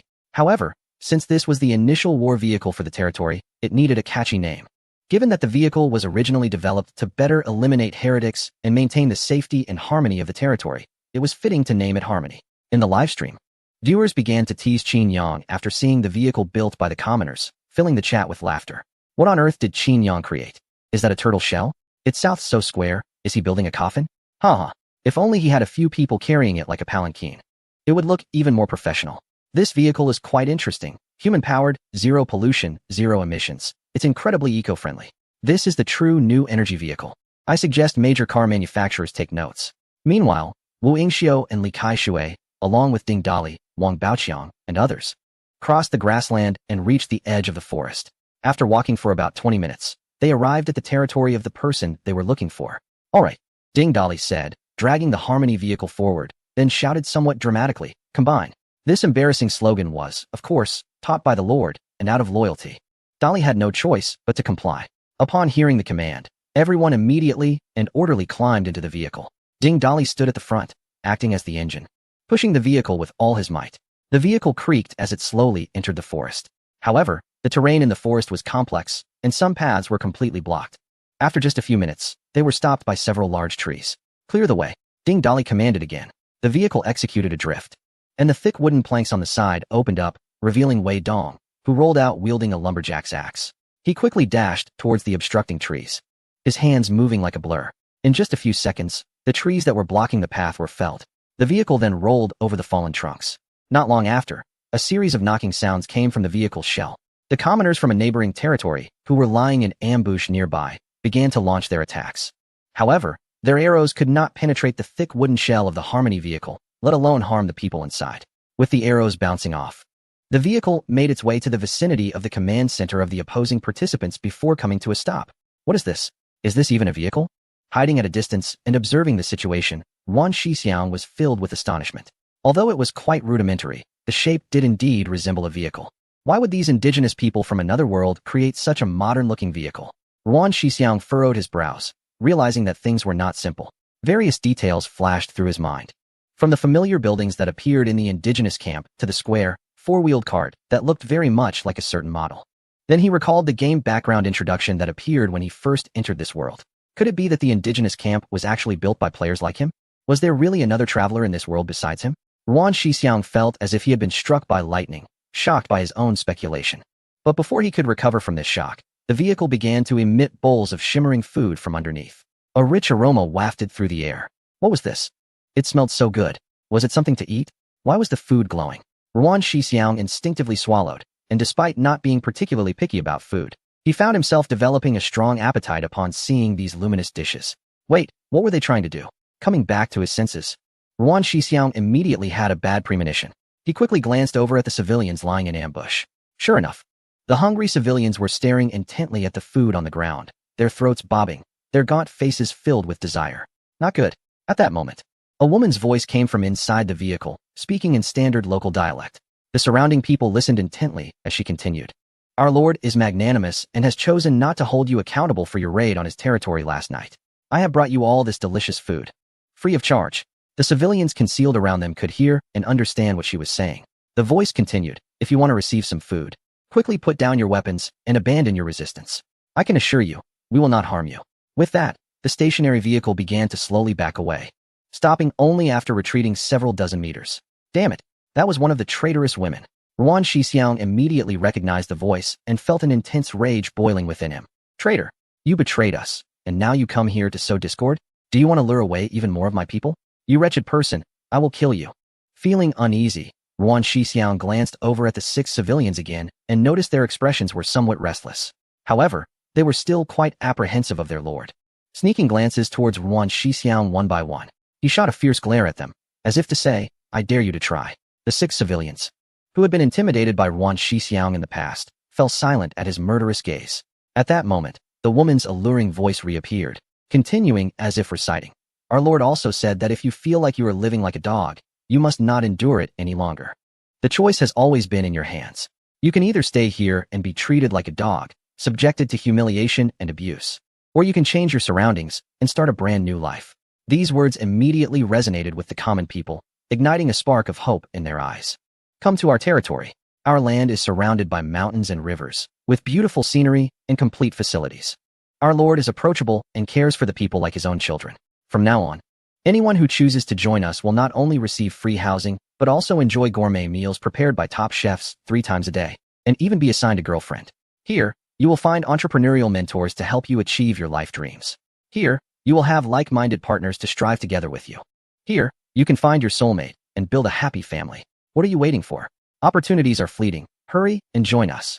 Chapter 49. Rewards for eliminated players. Establishing a base clang. In the forest, a commoner's weapon fell to the ground. I'm so hungry, I want to eat. His expression showed some struggle as he uncontrollably moved towards the glowing food on the ground. Your commoner Huang Xiong's loyalty. 10. You filthy commoner. How dare you betray me? Yuan Shixiang, furious, quickly ordered the nearby commoners to shoot arrows and break the leg of that bird sticking its head out. However, the commoner showed hesitation on his face. It seemed too cruel to turn against former companions. At that moment, more commoners from the region began to lower their weapons and slowly walked out from their hiding spots. Your commoner Wu Shiqing's loyalty. 10. Your commoner Qin Jintong's loyalty. 10. Traitors. All of you are traitors. A flicker of fear finally crossed Yuan Shixiang's face. In a moment of desperation, he commanded the nearby commoners. These outsiders must be skilled in witchcraft. They must have bewitched our people and cast spells on them. I want you to attack them to awaken our people. Hurry, cast spells. The confusion on the commoner's face deepened, seeing that he was not moving, and other commoners were nearing the food. Yuan Shixiang, anxious, snatched the bow and arrows from the commoner's hands. Step aside. If you want to shoot, I will. He clumsily knocked an arrow and pulled back the bowstring with all his might. I'll shoot you ungrateful wolves. He released the arrow, but having never learned archery, he couldn't control the longbow. The arrow flew wildly off course, landing on the ground nearby. Seeing that he missed, Yuan Shixiang quickly knocked another arrow. Just as he was about to release the arrow, a projectile whizzed through the air from a distance, moving even faster than him. It struck his forehead directly before he could shoot his second arrow. Yuan Shixiang's eyes widened in disbelief as blood began to trickle down from the arrow wound on his forehead, his expression still reflecting anger and shock. His pupils rapidly dilated, and through his blurred vision, he saw a man standing beside a chariot in the distance, maintaining a bow and arrow stance. Your civilian has killed the player Yuan Shixiang from the Southern Monkey Kingdom. You have eliminated a player, gaining 1,000 points, and received a promotion key. In the command center, Qin Yang, wearing a glowing fish monster headpiece, let out a cheer. He repeatedly pounded on the table beside him. The table's health, 1111. 1,000 points. This is incredible. Eliminating one player is equivalent to slaying 1,000 zombies, 200 rotten runners, or 20 fish monsters. Moreover, this player might not even be as strong as the zombies or fish monsters. This is truly a profitable deal. Are there more players like this? Bring me a dozen.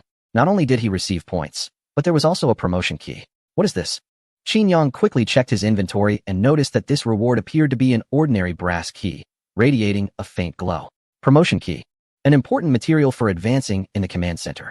It seems unnecessary for now, so I'll just hold on to it. In the Southern Monkey Kingdom's live stream, viewers switched over because the cameras in the Summer Kingdom only followed Qin Yang himself, who was a notorious recluse, hardly ever leaving his territory. Although several civilians had been dispatched earlier that morning to deal with the Southern Monkey Kingdom competitors, no one knew how that situation had unfolded.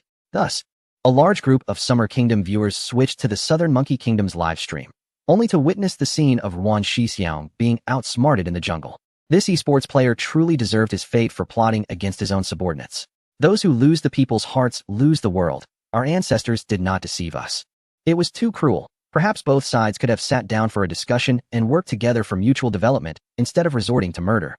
Foolish, right? They had already been bullied to their doorstep the night before, and you think they would just sit down and talk? Talk to your mother.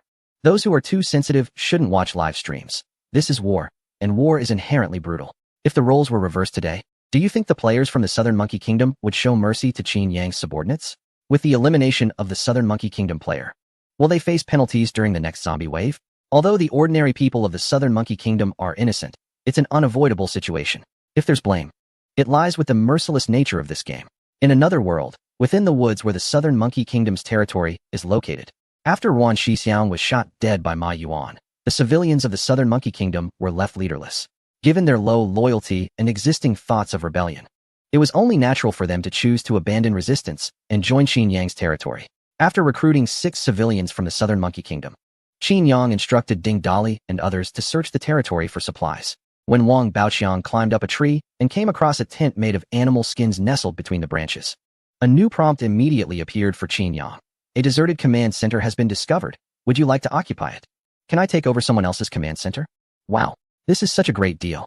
The command center is the foundation of a player's territory and a symbol of its existence. Only with a command center can a player lord begin to construct other buildings. Moreover, the command center can automatically summon civilians every day and generate gold coins. The former is particularly crucial for Qin Yang, as his ability relies on the large number of civilians. The more civilians there are, the better the territory develops, and the stronger he becomes. He quickly chose to occupy it. Then, a new subpage for a branch base appeared in Qin Yang's territory interface. He could directly open a submine. Qin Yang noticed that a small video with a God's Eye view also appeared on the branch base page. Through this video, he could monitor the situation in the branch base at any time and from anywhere. He browsed the branch base page and found that all level 1 buildings in his construction list could be built within the branch base's range. However, to construct level 2 buildings, he first needed to upgrade the command center. He decided to develop this area simply. It wouldn't do to have no walls at all. Qin Yang instructed all the civilians who had gone out to temporarily stay at the branch base to assist in its construction. Wang Baoqiang searched inside the command center and ultimately found some food and drink. Following Qin Yang's orders, he distributed these items to the emaciated recruited civilians. The civilians expressed their gratitude towards Qin Yang, and their loyalty instantly increased by 510 points. Yuan Shixiang was not focused on developing the territory, as there were no basic resources like timber available. To develop this branch base, they had to do it themselves. Ding Dali brought back the trees that Wei Dong had previously chopped down to the branch base, and after Wei Dong processed them into timber, everyone began building basic walls for the branch base. Meanwhile, far away in the main base, Qin Yang happily opened his lottery interface. Points, 1132. Haha, another 10 consecutive draws. Would you like to spend 1100 points to conduct 11 level 2 draws? Draw data immediately began to pop up frequently. You have drawn 60 gold coins. You have drawn 40 units of stone. You have drawn 3 cows. You have drawn the territory recipe, Muscle Family Bucket. This lottery resulted in 3 draws of gold coins, 3 draws of materials, 1 livestock, 1 civilian, 1 building blueprint, and 1 territory recipe. Including the gold coins from this lottery, my current total is 510 coins, which meets the requirement to upgrade the command center. This time, I also received quite a few rewards in the form of stone and fabric. Well, I can initially invest these materials into upgrading the workshop and training ground. Qin Yang took another look at the building blueprints and territory recipes he had obtained. The blueprint was for a smelting facility, which can be used to refine ores into corresponding metals. This is one of the important buildings that will help the territory progress from the wooden and stone stages to a higher metal stage. However, since there are currently no resources in the territory, it can't be utilized for now. The other territory recipe is a dish called Muscle King Family Bucket. What a strange name. Qin Yang curiously checked its description, Muscle King Family Bucket. A special dish made by mixing meat from 3 types of monsters of level 2 and above, which greatly enhances the body, granting a physique similar to that of a monster, with specific effects depending on the ingredients used. Refining the body. A physique like a monster. ISNT, this exactly what I need right now? Qin Yang became excited. However, cooking this dish requires meat from 3 different monsters, each at least level 2, which makes gathering these ingredients quite challenging. So far, Qin Yang had only encountered 1 type of monster, the fish head monster. Based on its displayed strength, it doesn't seem to be very high in level. Moreover, the meat from the fish head monster is smelly and disgusting. Only someone as tough as a certain renowned figure could probably stomach it. Therefore, until the ingredients are collected, this dish will have to be set aside for now. After reviewing the construction blueprints and territory recipes, there was one more reward to summon new commoners. The free commoners from the command center had not been summoned today, so it was just the right time to do it. Qin Yang chose to summon them. The door opened, and 3 commoners, 2 women and 1 man, walked in. Greetings, my lord. X3. Qin Yang immediately checked the information on the 3 of them. This time, luck was decent. 2 had talent abilities, and 1 was a blank slate. Without hesitation, he assigned the blank slate commoner to the northern quarry to gather stones. Among the remaining two talented commoners, one was male and one was female. The female commoner had an ordinary appearance but possessed a pair of long, straight legs. Jing Lu, talent ability, riding mastery, riding 3, can ride cows, horses, and sheep. Riding master, riding 300, proficient in riding any creature, provided that the creature can be ridden. TSK. Why is it that as soon as I see this talent ability, my mind goes in a certain direction? Qin Yang raised an eyebrow, and then seriously commented, having a horse versus not having one makes a huge difference. The other male commoner had a buzz cut, was of medium height, and had a solid build, with the outline of his pectoral muscles very prominent, even bouncing a bit as he moved. Li Shan, physical ability, 270-270. Attributes, health 50505050, attack 4, armor 1000, loyalty, 100, permanently maxed. Sense of belonging to territory LV 0, 100. Talent ability, stone skin, health 50, armor 10.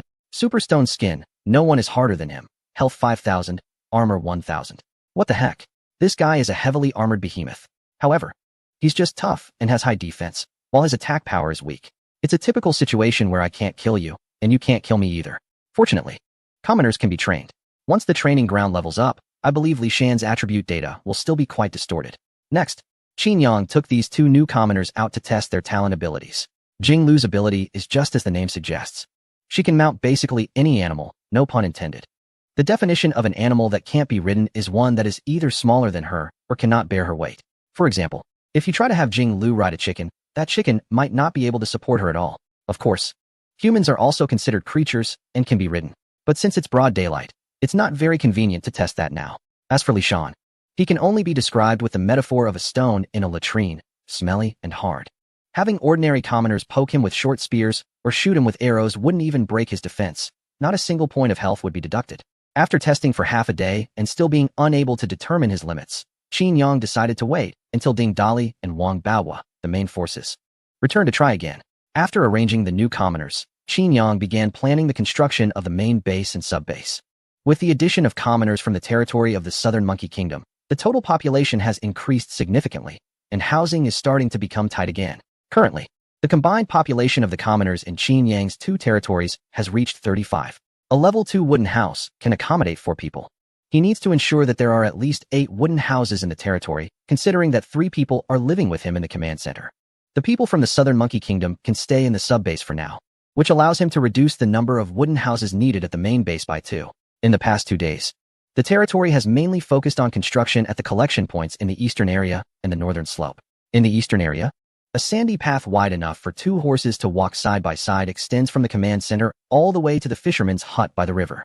The commoner wooden houses have been built on both sides of this sandy path, making transportation and walking much more convenient for the commoners. Near the riverbank, fields have been established, planted with berry seeds that Xia Pingping collected earlier, and they are managed by Li Ban, who has the farming master talent. After a 100-fold acceleration from his talent ability, these seeds have now grown into saplings and are about to bloom and bear fruit, with the fields adding some greenery. The eastern area of the territory is now vibrant and lively, and the scenery is quite nice. Then there's the stone collection point on the northern slope.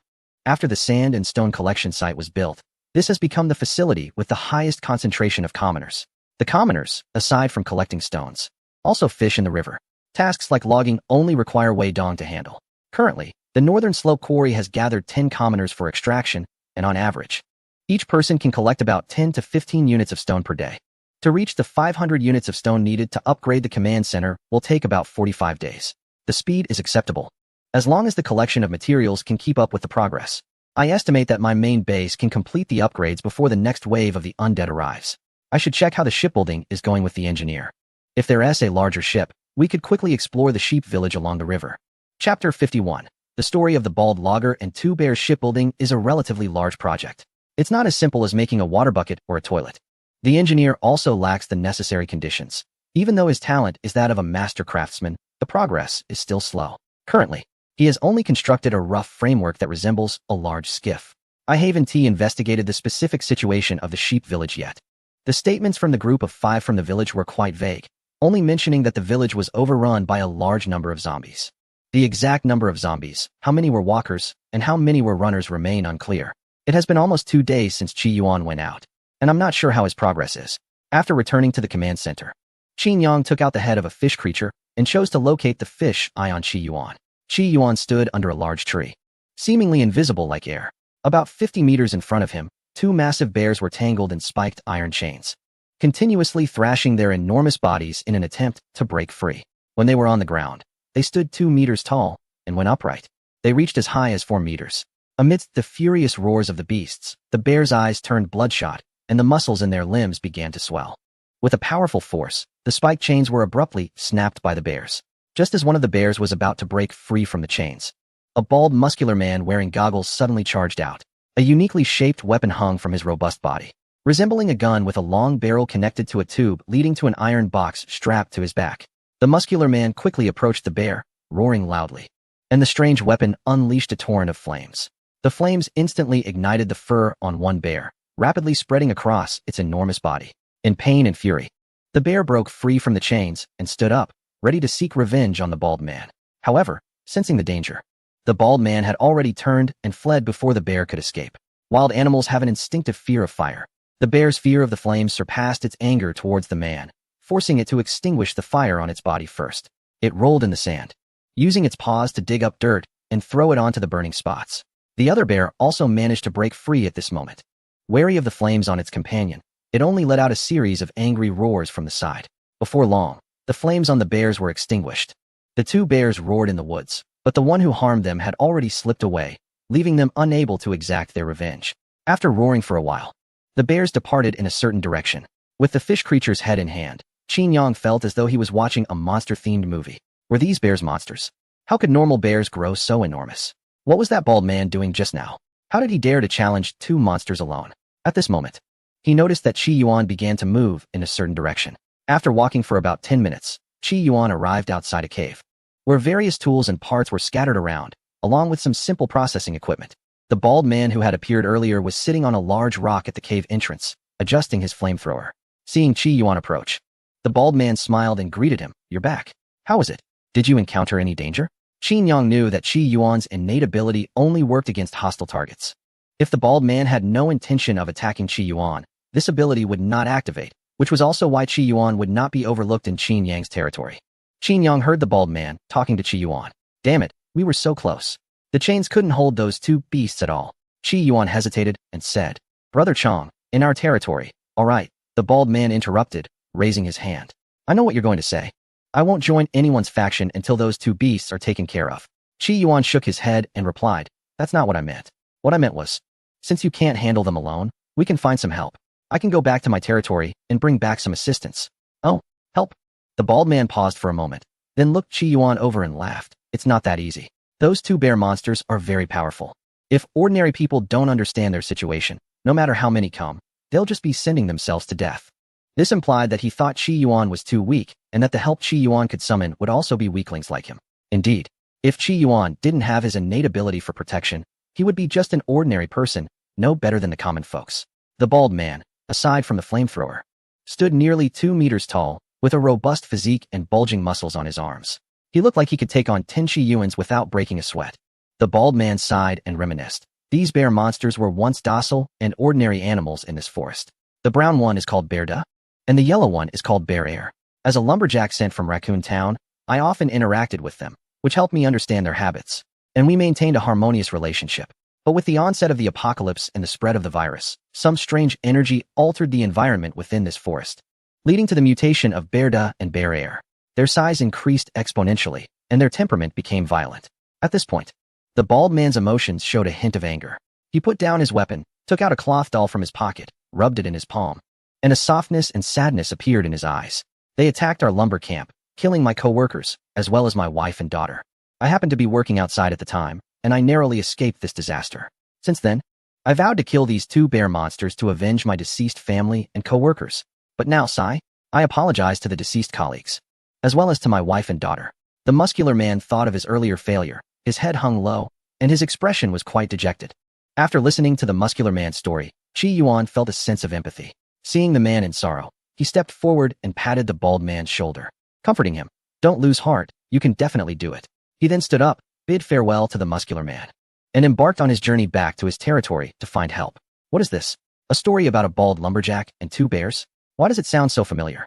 Qin Yang, who was observing all of this, gradually wore an annoyed expression. The two giants of domestic animation had already appeared. I wonder when that pig hero will show up. However, this native from another world seems quite formidable. If I could recruit him into my territory, it would significantly enhance our combat strength. The bear monsters were once ordinary animals before transforming into monsters. I wonder if Li Kai Shui's talent can deal with them? Chapter 52. Exploration of the Forbidden Zone. Teammate Zhang Qilin. On the 10th day in this other world, Qin Yang summoned 3 new civilians right after getting out of bed. 2 men and 1 woman. The main base summoned 2 male civilians, while the sub-base summoned the female civilian. Although she appeared in the sub-base, she still benefited from Qin Yang's civilian leader skill. Among the 3 civilians, 2 had talent abilities, while 1 was an ordinary individual. Qin Yang checked their profiles one by one. First was a male civilian from the main base. He had a blank expression, his demeanor indifferent, exuding an aura that kept others at bay. He wore a deep blue outfit, and from his collar, one could see the tattoo on his shoulder. Zhang Qilin. Physical strength, 350, attributes, health 70, attack 8. Armor 0, loyalty, 100, permanently full. Territory belonging level 0, 100. Talent ability. Explorer, conduct a 10-day external exploration activity, during which his whereabouts cannot be tracked. All attributes double during the exploration, and upon completion, he brings back a random reward for the territory. Adventure King, conduct a 5-day external exploration activity, during which his whereabouts cannot be tracked. All attributes increase by 100 times during the exploration, and upon completion, he brings back a lord's treasure for the territory. This civilian appeared to have the highest initial attributes that Qin Yang had seen, compared to older combat personnel like Ding Dali and Wang Baohua. Without considering talent ability enhancements, they would all seem like younger brothers in front of this Qilin guy. This talent ability is quite interesting. Waiting for 5 days guarantees a lord's treasure. Qin Yang thought of the bronze-level lord's treasure he possessed, the fish monster's head. It was very useful, practically a smartphone in this other world. Wearing it allowed him to control and track the movements of the civilians outside at any time. If Zhang Qilin could bring back items like that, then waiting 5 days would definitely be worth it. Moreover, this guy can automatically gain a 100-fold enhancement in all attributes during his adventures, making him practically a little superhero who can stroll through hordes of zombies without worrying about his safety at all. It would be perfect if he could also receive this state bonus while defending the territory. Qin Yang shook his head slightly and waved to send Zhang Qilin out for an adventure. By going out now, he could just make it back home before the next wave of zombies arrived. This way, he could acquire a lord's treasure and have another combatant to help defend the home. Another civilian with a talent ability was at the sub-base. Through the fish monster's eyeball on Ding Dali, Qin Yang saw that the individual was a delicate-looking girl with a quiet demeanor. Lu Yingyun. Talent ability. Inspire. Sings a special battle song that invigorates and motivates all civilians who hear it, granting a random enhancement to 1 attribute for the duration of the song. This effect can only be triggered once per day. Exclusive BGM. Sings any song, greatly invigorating and motivating all civilians who hear it, granting a huge enhancement to 1 attribute for the duration of the song. This effect can only be triggered once per day. Wow. This is a major support. After the 100-fold enhancement, this effect is far stronger than Qin Yang's sense of belonging, although the enhancement effect randomly boosts 1 attribute. If it happens to enhance attributes like attack power or attack speed, and the recipients are just right, like Ding Dali or Wang Baoqiang, wouldn't that be like a little cow flying high in the sky? However, considering that the construction progress of the sub-base was lagging behind and the territorial defense capability was not strong enough, he decided to leave this major support at the sub-base to assist Dali and others in construction and defense. Then, he ordered Li Kai Shui to take the 6 civilians from the Southern Monkey Kingdom back to the main base first. The loyalty of these civilians from the Southern Monkey Kingdom, including Wu Yingxiu and Li Kai Shui, was generally too low. Qin Yang planned to let them experience the joy of living in the main base. Yuan Shixiang's encounter made him deeply understand the importance of civilian loyalty. Until the loyalty of the civilians reached 100, even with the ability of a civilian leader, it could not completely eliminate the possibility of them defecting or betraying. Therefore, he wanted to eliminate this hidden danger first. Your civilian Zhang Qilin killed a walker, gaining 2 points. Your civilian Zhang Qilin killed a runner, gaining 5 points. Your civilian Zhang Qilin killed a charger, gaining 50 points. At noon, while Qin Yang was having lunch, a number of kill notifications suddenly popped up in front of him. The points for the zombies killed during the adventure are counted towards me as well. He felt quite surprised. Zhang Qilin was out adventuring with a 100-fold enhancement in all attributes, so killing zombies like runners must be as easy as chopping vegetables, right? Unfortunately, the adventure state cannot be monitored, so he couldn't equip him with a fish monster's eyeball. Qin Yang was still very curious about where this little Qilin went on his adventure and what he did. However, Zhang Qilin rarely kills monsters. When hints for earning points appear, he usually waits a long time for them to show up again. This indicates that Qilin is quite cautious along the way. Even when using powerful skills, he avoids areas with large gatherings of zombies. Not long after lunch, Li Kaishui arrived at the main base with 6 civilians recruited from the southern region. The 7 of them set out around 8 in the morning and didn't reach the main base until after 11, spending 3 hours traveling. Assuming they can walk about 5 kilometers per hour, the distance between the sub-base and the main base is roughly 15 kilometers. Qin Yang stroked his chin, thinking that it was indeed too time-consuming for the civilians to walk back and forth. The terrain between the 2 bases is flat grassland. While the roads are relatively easy to traverse, they become muddy and difficult to navigate when it rains. It would be wise to construct a direct dirt road between the 2 locations and provide the civilians with some means of transportation. This should significantly reduce the travel time between the 2 bases. After Li Kaishui and the recruited civilians met with Qin Yang, he arranged for them to have a meal in the cafeteria. Soon, notifications popped up in front of him. Civilians Chun Jintong's loyalty, 20. Civilians Huang Xiong's loyalty, 20. Civilians Li Caishui's loyalty, 10. Aunt Kai Ju's cooking is truly a tool for garnering loyalty. Qin Yang thought happily as he left the command center and headed toward the cafeteria. Qi Yuan was also close to returning to the main base. He planned to first enhance Li Caishui's innate abilities and then have her assist Qi Yuan in taking down the 2 bears. Chapter 53. Discovery of the competitors from the Romantic Nation. When Qin Yang arrived at the territory's cafeteria, Li Kaishui and the recruited civilians had already finished their lunch, all looking satisfied and still wanting more. In front of everyone, Qin Yang chose to enhance Li Caishui's innate abilities. Light descended from above, lifting Li Kaishui into the air. However, the shock effect this time was not as impressive as before. This was mainly because these recruited civilians were summoned and did not possess the same beliefs as the 5 from Sheep Village, who could imagine things vividly. Thus, the spiritual display had little effect on them. It would have been more beneficial to simply provide them with more food and drink. After a moment, Li Kaishui landed, and her innate abilities had received a 100-fold increase. Innate ability, Hunting Expert. When fighting beasts, attack power 5, hunting yield 1. Hunting Master. When fighting beasts, attack power 500. Hunting yield 100. This girl is exceptionally strong only when dealing with beasts, which is a specialization in itself. Among the other 6 recruited civilians, 3 also possessed innate abilities. They are Chun Jintong, innate ability. Banana Farmer. Crops planted have a 20 chance of automatically turning into bananas. Huang Xiong, innate ability. Suspension during jumping. Suspension time is 1 second. Damage taken when falling from heights is 20. The innate ability that intrigued Qin Yang the most among the 3 was Huang Xiong's ability to hover in the air. If this ability were amplified 100-fold, wouldn't he be able to hover for over 100 seconds just by jumping? What would that be? It would be like taking off from the ground. However, the active effect of the civilian leader could only be used once a day, and the loyalty of these civilians was generally low. Qin Yang planned to wait until their loyalty increased before enlightening them one by one. Qi Yuan returned to the main base in the evening. Qin Yang instructed him to rest for the night at the main base and set out with Li Kaishui the next day. After returning to the command center and taking a shower with the assistance of Kai Wei, he sat down at the table and immediately noticed a bowl of fresh berries placed on it. These were sent over by Li Ban's people, claiming they had just been harvested today and were the best batch. Qin Kai Wei was now considered Qin Yang's female secretary. On regular days, she handled tasks for him. And when there was nothing to do, he would just relax and take it easy, reminding himself to maintain moderation. Li Ban's efficiency was truly impressive. He remembered that these berry seeds had only been planted for less than 3 days. However, fresh fruits and vegetables were very prone to spoilage. He needed to have Chen Kaiju find a way to store fruits and vegetables for the long term. While thinking about this, he glanced at the bowl of berries they had grown themselves. Thanks to the nourishment from farm fertilizers, these berries were about the size of ping-pong balls, and their color had changed from the original purplish red to cherry red. He picked one up and put it in his mouth. The previous astringent taste had vanished, replaced by a balanced sweetness. The fruit was juicy and plump, refreshing to eat and capable of eliminating bad breath. Not bad. Kai Wei, you should have some too. Qin Yang moved the berries in front of Qin Kai Wei. Eating more fruits is good for your skin. Thank you, my lord.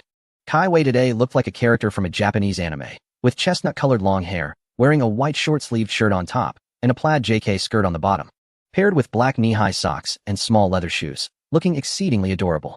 She carefully picked a berry and put it in her mouth, her cheeks puffing up as she chewed, resembling a cute little squirrel stuffing its cheeks with pine cones.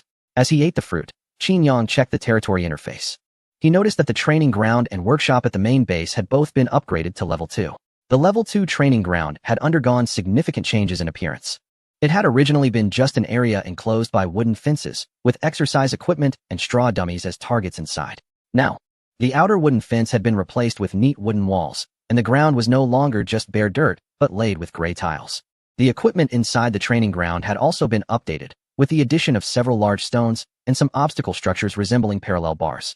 Qin Yang opened the Level 2 training ground interface and noticed that the previous strength and endurance training programs now included Level 2 options. However, civilians had to complete the Level 1 training programs before they could learn Level 2. In addition, 2 new skill training programs have been introduced, one for offense and one for defense. The skill training for headshots in close combat. Attacks are more likely to hit the opponent's head, has a training duration of 4 hours. The skill training for shoulder throws in close combat. Quickly grabbing the opponent's head or arm and throwing them away has a training duration of 5 hours. Civilians who have undergone skill training will see significant improvements in both survival abilities and combat effectiveness compared to those who have no skills. Facilities like training grounds are suitable for everyone to access.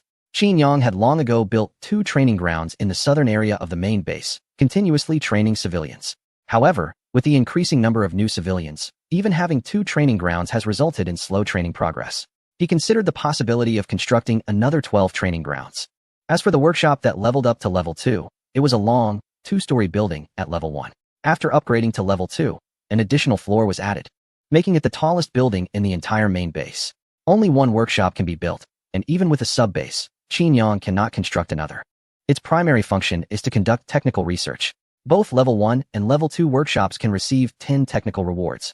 Although the experience required for each research upgrade at the Level 2 workshop has significantly increased. Qin Yang noted that just to upgrade from Level 0 to Level 1 requires 500 research experience points. He immediately reassigned Yangshi, who had been idle for a long time. Yangshi's talent, Scholar, allows him to gain an extra 1,000 experience points each time he earns research experience. Even so, it will take considerable time to obtain all 10 technical rewards from the Level 2 workshop. Luo Hugo is a contestant from a certain romantic nation. At 24 years old, he is a student at a prestigious art academy with a high talent for oil painting. The reward he received from the lottery perfectly matches his profession, a magical paintbrush. Anything painted with this brush can leave the canvas and come to life in the real world. As long as Luo contemplates the function and settings of what he is painting during the process, the created object will possess the corresponding attributes and functions upon entering reality. Initially, Luo used the brush to paint several civilians to assist him in logging, quarrying, and farming. Later, he felt this method was too inefficient. So he decided to paint some technological products from modern society, such as tractors, trucks, and even airplanes and tanks. His territory's development accelerated dramatically as if propelled by a rocket.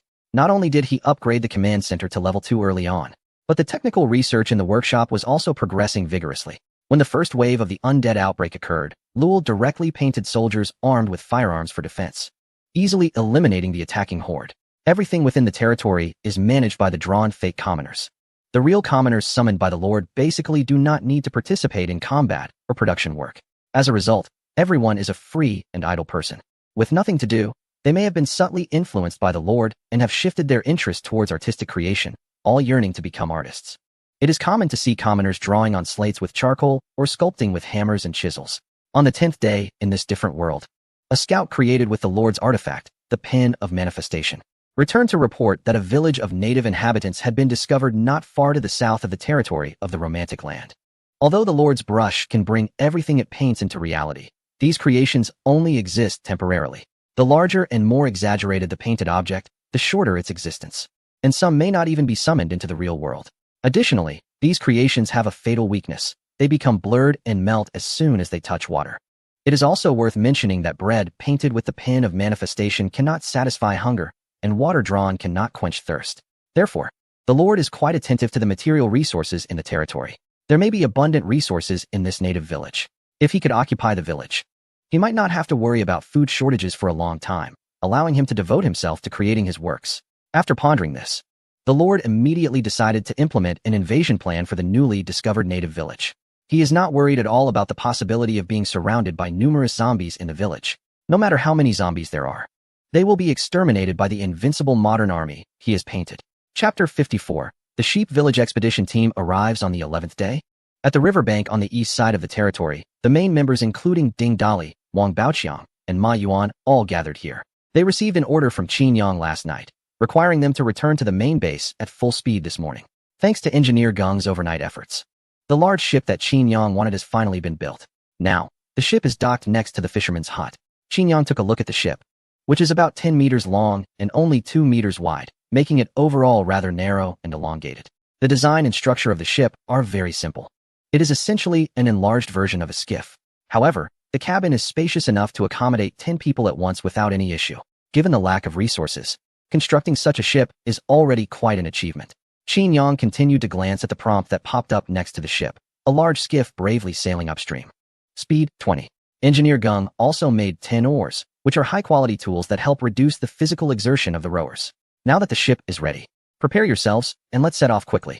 The situation in the sheep village is unclear, and to minimize risks, he believes it is better to send the main force to investigate. Currently, the members of this exploration team include Li Shan as the main MT. Ding Dali and Wang Baoqiang are melee DPS. Ma Yuan and Ma Dongmei are ranged DPS. The support is provided by Lu Yinyan.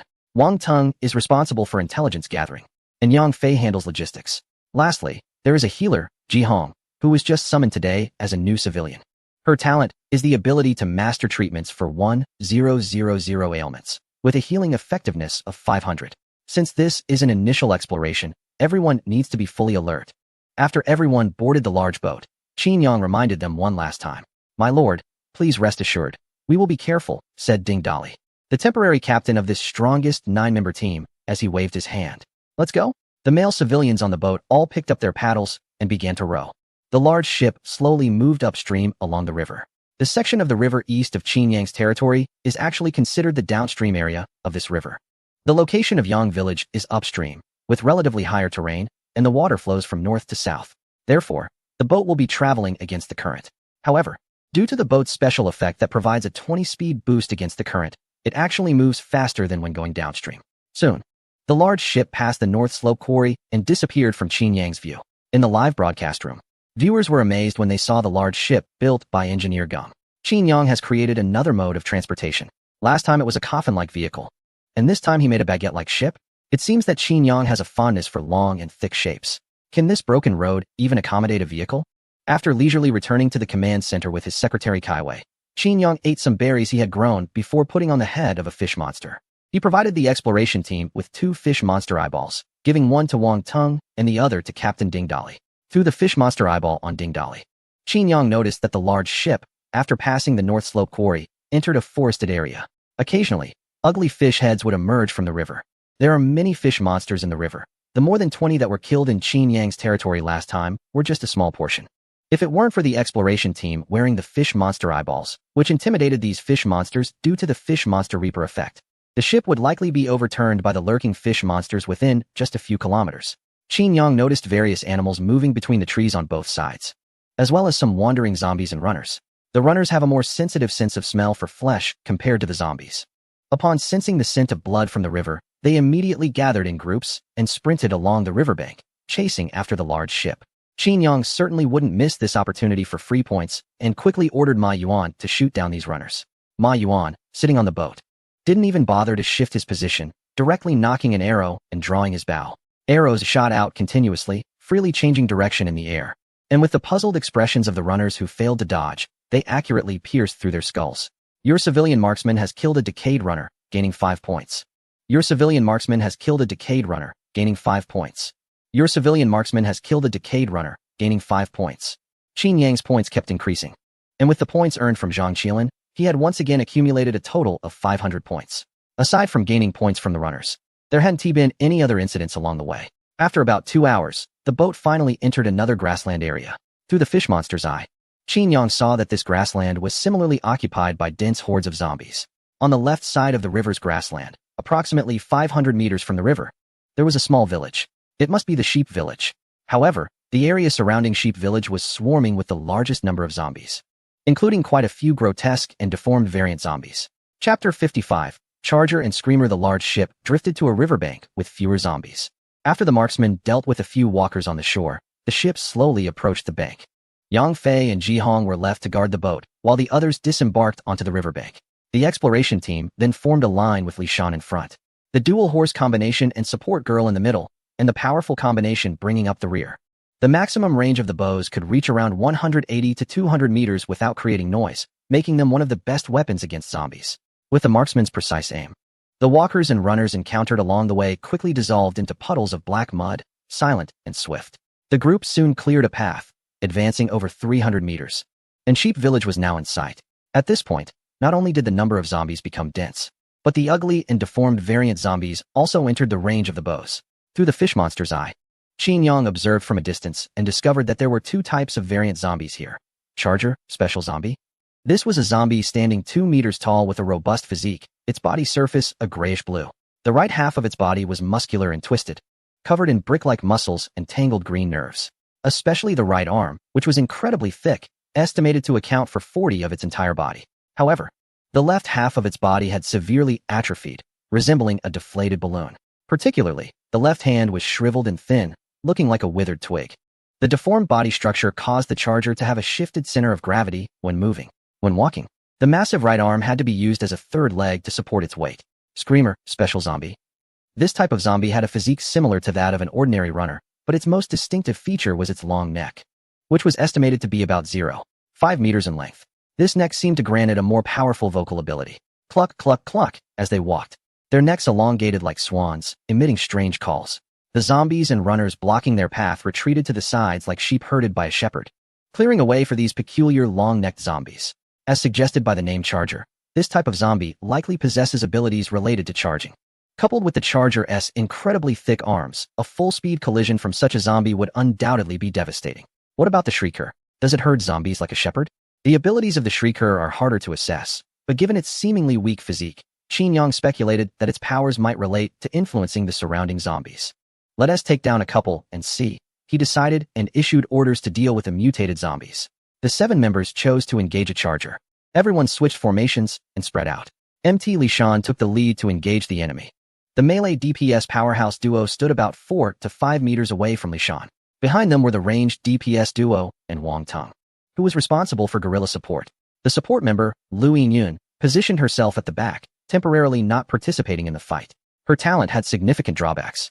While singing battle songs, she needed to remain stationary, making her an easy target. If they encountered a tough opponent that the other 5 couldn't manage, she might need to sing a battle song to enhance her teammates' combat abilities. Engage. After everyone was ready, Dali issued the command in a deep voice. The muscular man Li Shan charged toward the charger, which was several dozen meters away. After running about 10 meters, he shouted at the target, "You thief!" Roar. The charger's sensory abilities were stronger than the rotting runners, and it quickly sensed Li Shan approaching, tilting its grotesque head toward him. Although it couldn't comprehend Li Shan's words, it instantly fell into a rage. Roar. The charger let out a furious roar, its enormous right hand smashing down onto the ground. It then curled its right arm in front of its body, slightly leaning forward as its leg muscles bulged. After a brief moment of gathering strength, it charged at Li Shan like an arrow released from a bow. Boom, boom, boom. The ground trembled violently as the charger accelerated, quickly closing the distance of 10 meters to reach Li Shan. As the territory's toughest fighter, Li Shan didn't flinch or dodge. He arched his back and crossed his arms in front of him. Roar. The charger barreled forward like a tank, its elbow crashing into Li Shan's arms. A dull thud echoed as Li Shan was sent flying, reaching a height of 4 to 5 meters and a distance of 7 to 8 meters, sliding across the ground for another 5 to 6 meters. Qin Yang, who had been observing the battle, instinctively checked Li Shan's status. His health remained untouched. Despite the charger's terrifying attack that seemed to leave Li Shan in a precarious position, it failed to break through his defense. Li Shan steadied himself and immediately got up from the ground, energetic and ready to charge at the charger again. However, just a few steps into his sprint, he was knocked away by the charger's elbow. Undeterred, he quickly got back up and charged at the charger once more with an indomitable spirit. After being knocked down twice in quick succession, the charger finally exhausted its energy from the powerful charge. It had covered nearly 50 meters, distancing itself from the horde of zombies. Although quite a few nearby zombies and runners were drawn to it, Ma Yuan had anticipated this and swiftly eliminated them all with precise shots, turning them into black mud. Thus, the charger found itself isolated and helpless. Roaring in anger, the charger pounded its right arm heavily on the ground. The sensation of flesh and blood alerted it to the presence of Ding Dali and others nearby. Its craving for blood and flesh threw it into a more excited and frenzied state. It immediately lunged at Ding Dali, raising its massive right hand high like a hammer, ready to smash down on the slender man. Suddenly, a short spear shot forward, whistling through the air. striking the Charger's left chest before the Charger's attack could land. With a loud thud, the spear's terrifying power pierced through the left side of the Charger's body, causing nerves and flesh to spill onto the ground. The Charger lost its balance instantly, and its punch went awry, crashing down on the ground to the right of Ding Dali, sending dirt flying. Seizing the opportunity, Ding Dali's eyes sparkled as he lunged forward, wrapping his arms around the Charger's powerful right arm and pulling with all his might. The Charger's mightily built right arm was immediately restrained. Confused and shocked, the Charger realized that its massive body was easily lifted by the slender man in front of it. The opponent executed a perfect shoulder throw, slamming the Charger heavily onto the ground. The earth trembled violently, kicking up a large amount of dirt. The Charger, struck by the overwhelming force of the throw, found its not-so-quick-witted brain dazed. Its awkward body proportions made it difficult to get up immediately after falling. Moreover, its stout right arm was pinned down, as if it were welded to the ground. No matter how hard it struggled, it remained stuck. After a couple of futile attempts to break free, the Charger's yellowed eyes, infected by the virus, saw a man jumping onto its chest. The backlight obscured the man's features, but the Charger could see that he had large hands like fans. The next moment, a fist the size of a sandbag came crashing down on the Charger's head. The Charger instantly lost consciousness. Chapter 56, Attracting Monsters. Your civilian has killed the Charger, gaining 50 points. This thing is so hard to kill, and it only gives this little bit of points? In comparison, Qin Yang felt that the fish monster, which also awarded 50 points, was simply a cute experience baby. After the exploration team dealt with a charge attacker, they continued to advance. Sensing the difficulty of the charge attacker, they decided to lure a long-necked screamer over to test their luck. Ma Yuan found a relatively isolated screamer to engage. He planned to clear the runners around the target first, using the same method he had employed against the charge attacker, to avoid bringing the nearby runners along when he lured the target. However, this operation did not go smoothly. Ma Yuan had just shot down 2 runners when the screamer among the corpses sensed something. It twisted its long neck and immediately looked in the direction of Ma Yuan. With a hiss and a grimace, a hint of human-like anger appeared in its murky yellow eyes. Then it stretched its long neck, raised its head, and opened its mouth wide, revealing its crimson throat. The screamer emitted a sound that would make most cute girls concede defeat. The sound was incredibly sharp, resembling the noise made when a metal chair is dragged across the floor.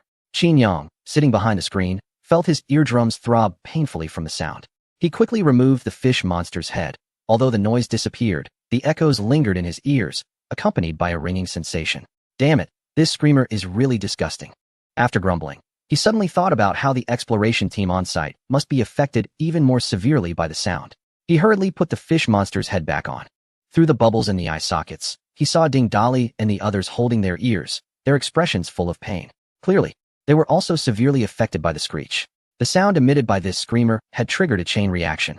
From the direction of the sheep village came a series of faint screeches, indicating that more screamers had been activated.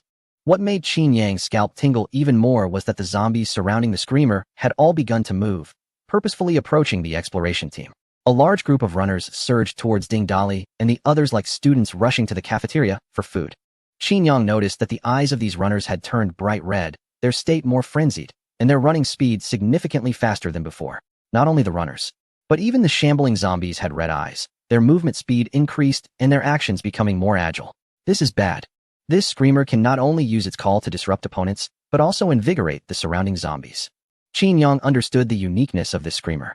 At the same time, he realized the dangerous situation the exploration team was in. With only 7 ordinary people, even if each had special abilities, they absolutely could not face off against hundreds of zombies. Run. They had to run. He immediately issued a retreat order to Ding Dali and the others through the fish monster's skull. Ding Dali and the others had just recovered from the piercing pain in their eardrums when they saw the overwhelming horde of zombies. They quickly realized the gravity of the situation. Quick, everyone back to the ship. The zombies can't go into the water. As long as we're on the ship, we'll be safe. Ma Yuan hurriedly shot a few arrows, taking down a couple of zombies before turning to run. Ding Dali felt exhilarated and quickly picked up 2 slower teammates, sprinting away. However, under the stimulation of the screamers, the zombies went into a frenzy, their speed nearly matching that of world-class sprinters. Among the 7, only Wang Tung was fast enough to outrun the zombies. This situation couldn't continue. As the horde got closer, Qin Yang's heart raced, and he tightly gripped the armrests of his chair. Someone needed to hold them off. He had actually anticipated this situation and had arranged for Wang Tung to draw the zombies away with his speed. He quickly ordered Ding Dali, "Have Wang Tung lead the runners away and buy us some time. He is fast enough that the zombies won't catch him." Once the order was given, Wang Ting wasted no time and dashed off in the opposite direction. He moved with incredible speed, appearing to flicker as he went. In the blink of an eye, he was less than 10 meters away from the horde of runners.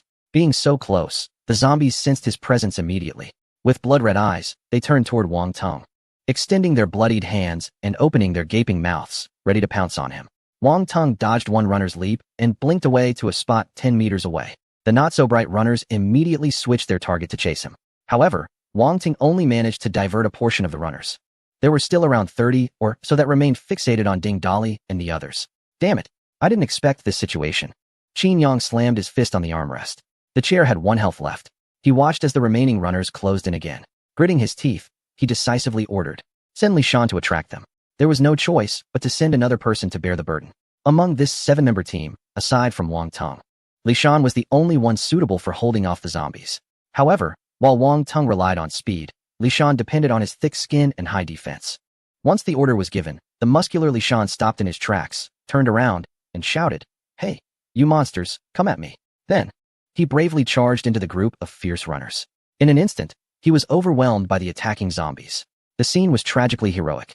Qin Yang slapped his forehead and glanced at Li Shan's condition. Despite being bitten by so many runners, he still hadn't lost a drop of blood.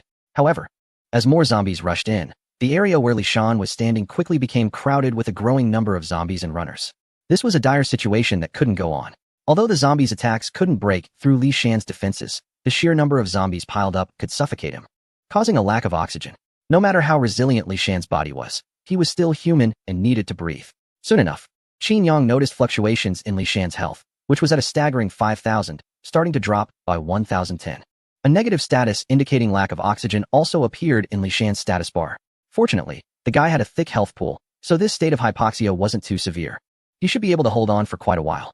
Qin Yang let out a temporary sigh of relief. He needed to think of a way to rescue Li Shan. Chapter 57. Gunfire. After diverting most of the runners, Wang Ting had successfully led that group in the opposite direction.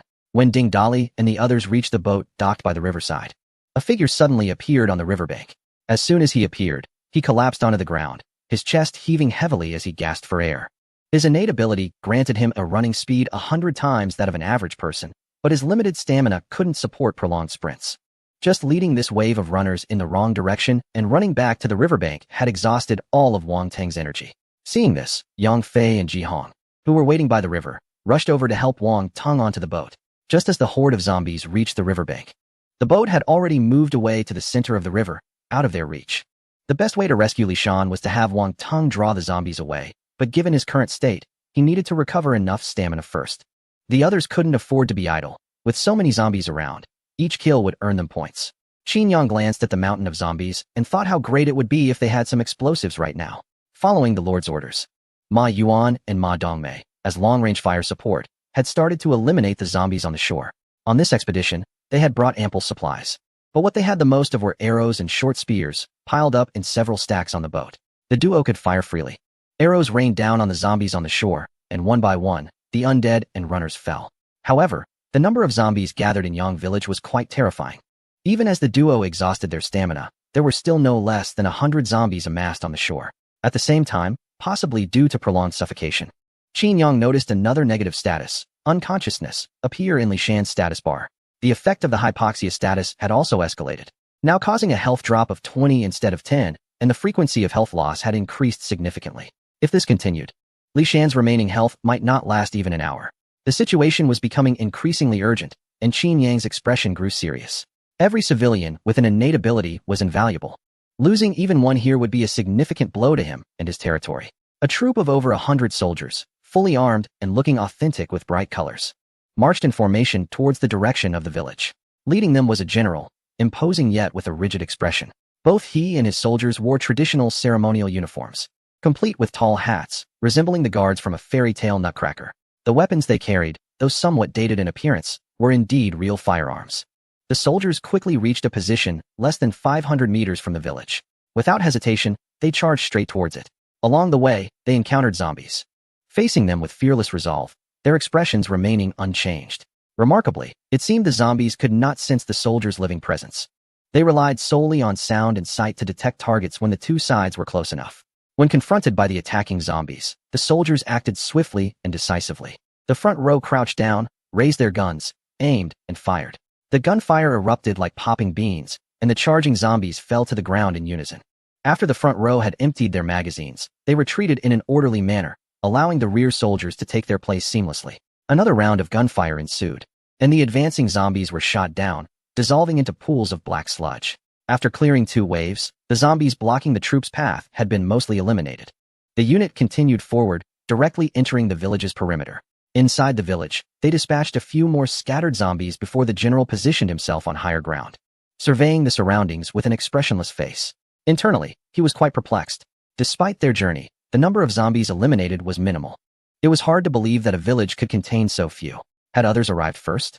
The adult who created them had dispatched them here, instructing them to occupy the village and eliminate as many zombies as possible, especially the latter task, which was of great importance.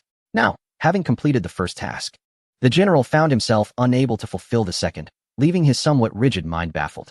After assigning a portion of the soldiers to guard, he personally led the remaining troops away from the village to hunt more zombies nearby. Upon reaching the southern area of the village, they discovered a staggering sight. Near the riverside, hundreds of zombies were gathered, with most piled in one location, forming a mound of corpses reaching 7 to 8 meters high. The general had killed many zombies before, but had never seen such a sight. Still expressionless, he merely waved his hand indifferently. The accompanying soldiers immediately rushed forward, forming a line and firing in waves. The sound of gunfire echoed like a chorus of popping beans. Gunfire? Qin Yang, who was struggling to find a good way to rescue Li Shan, suddenly heard a series of gunshots coming from the direction of Sheep Village. What was going on? There were actually people in Sheep Village. Had someone gotten there first? After witnessing the bald man's use of a flamethrower against the bears, Qin Yang had gained a preliminary understanding of the weapons and technology in this other world. It seemed that the inhabitants of this realm had also invented firearms, but their technological level in this area was likely not very advanced. The guns were probably the kind that required reloading after each shot. Were Xiang and the others lying to him? Was Sheep Village actually not overrun? This possibility seemed unlikely. They might have deceived him when their loyalty was low after just joining his territory, but now the loyalty of everyone in Sheep Village was at 100, and they had a strong sense of belonging to the territory. Even if there had been lies before, they would definitely come forward to confess to their lord later. So this could be ruled out. Could it be that another force had occupied Sheep Village before him? But that didn't seem right either. If it had already been occupied, then why were there still so many zombies nearby? Since discovering the competitor from the Southern Monkey Kingdom, Qin Yang understood that this was a multiplayer online game. He was not the only one who had crossed over. There might be 1 or 2, or even dozens, hundreds of players. Moreover, other players, like him, had territory construction and initial lottery rewards. Encountering other players' forces posed even greater danger than facing a horde of zombies. Considering this possibility, Qin Yang dared not let his guard down. He quickly ordered Ding Dali and the others to temporarily abandon the rescue operation for Li Shan, hiding the boat in a concealed spot and observing the situation first. Chapter 58. Just out of the dragon's den, into the tiger's lair soon. Through the eye of the fish monster, Qin Yang saw those who were shooting. They were attacking the zombies and did not appear to be locals of this realm. Each one had a clear outline and vibrant colors, as if they were enhanced with a filter effect. They wore bright formal attire and held their guns raised. Their expressions were blank, faces stiff, and there was no sign of emotional change. When they moved, their limbs would occasionally stutter, giving a feeling of stiff joints. What was wrong with these people? Qin Yang felt that there was something unreal about them. Were they robots? With this question in mind, he continued to observe. The number of these figures was around 40 to 50, each wielding a gun with heavy firepower. After several rounds of shooting, the zombies piled on top of Li Shan were either dead or severely injured. During this time, there were also some rushers charging at this group. The scene resembled bowling. One rusher collided in, and 7 or 8 soldiers were sent flying. However, the remaining soldiers were not frightened by this terrifying sight and did not retreat at all. Not only did they not retreat, but they were also well trained, quickly redirecting some of their members to focus their fire on that rusher. After several rounds of concentrated fire, several soldiers were knocked away by the charging enemy, but the assailant was also splattered with a lot of blood. It was quickly riddled with bullets and fell to the ground with a mournful cry, turning into a pool of dark mud. Such terror, Qin Yang felt deeply shocked.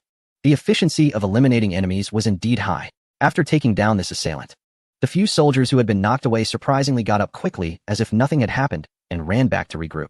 How could they not only survive but also have no injuries after being hit like that? This team not only had fierce firepower but seemed to be invincible. Isn't this a bit too frightening? Did they summon a group of 4th-level disasters? If the one controlling this squad was also a player like Qin Yang, then their strength was undoubtedly off the charts. At least Qin Yang felt that if he faced them head-on, his chances of winning were slim. Members within his territory, like Ding Dali and Wang Baqiang, no matter how exaggerated their attack power was, were still flesh and blood and definitely couldn't withstand a round of gunfire. The only one who could fearlessly confront bullets was probably Li Shan. While feeling apprehensive about this formidable squad, Qin Yang secretly breathed a sigh of relief for Li Shan. As the zombies continued to be eliminated, Li Shan, who was buried under a pile of corpses, would be able to breathe fresh air and escape danger. Qin Yang glanced at Li Shan's condition. The negative status of unconsciousness had disappeared, and the state of oxygen deprivation had returned to a level of 10 each time. Soon, the soldiers on the shore finished the battle. While sweeping the battlefield, they discovered Li Shan trapped beneath the bodies. Falling into the hands of these guys was surely better than being pressed by zombies all the time, right? Just as Qin Yang had this thought, he heard a gunshot. A soldier directly fired a shot at Li Shan, hitting him in the forehead, but the bullet bounced off. Li Shan's forehead didn't even break the skin. What the? So decisive. Qin Yang frowned. This was clearly a living person. You won't even spare the living? The soldier seemed not to believe in evil and fired several more shots at Li Shan, all of which were deflected. This situation immediately caught the attention of other soldiers, and 7 or 8 of them lined up and approached. They aimed their guns at Li Shan, and with a command, gunfire erupted. Damn! Do they have to be so ruthless? Although Qin Yang knew that bullets were ineffective against Li Shan, seeing his people surrounded and attacked made him furious. A bunch of scoundrels. Just a few shots to show some intent was enough. But to be so cruelly surrounded and killed. Are they bullying me because my territory has no one? He immediately ordered Ma Yuan and Ma Dongmei. Damn it. Get rid of these people. The range of bows was around 200 meters. Ma Dongmei's spear could be thrown over 500 meters. Meanwhile, the firearms in the hands of the opponents had a maximum range of only 100 meters, since they had the advantage of long-range weapons. Qin Yang thought that even if they couldn't take down these people, they could at least inflict some casualties, right? Ma Yuan and Ma Dongmei felt heavy and angry as they saw their compatriots surrounded and killed. Upon receiving the Lord's command, they immediately took action, with some drawing their bows and others preparing to throw their spears. Whoosh! Arrows flew nearly 200 meters, accurately hitting several soldiers in the forehead. The accuracy of the spears was not as high as that of the arrows, but their lethality was even more terrifying. Even a robust being like a charging warrior would explode upon being struck by a spear, let alone a human. However, the soldiers hit by arrows did not fall, and those struck by spears showed no signs of injury. Their stiff faces turned toward the direction of the incoming arrows, and their dazed eyes immediately locked onto Ma Yuan and the others. What the hell? They didn't even show a health bar? Aren't they invincible? Seeing the group of soldiers charging this way, Qin Yang quickly instructed Ma Yuan and the others to withdraw. The boat sped up and quickly distanced itself from the riverbank. The soldiers reached the riverbank but halted, trying to fire a few shots. However, the range was insufficient, and the bullets all landed in the water without even creating a splash. Noticing this, Qin Yang found it odd. But as the boat soon sailed behind a low hill, his line of sight was blocked. Unable to see the situation on the shore, he did not pay much attention to the scene. On the riverbank, the general examined the man captured by his subordinates.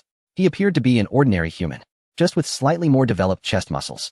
The general drew his sidearm and shot the man in the head. Bang!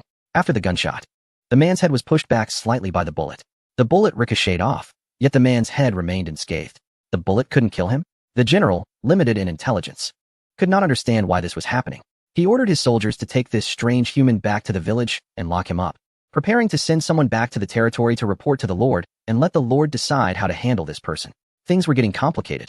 Meanwhile, Qin Yang removed the head of the fish monster, his expression troubled and conflicted.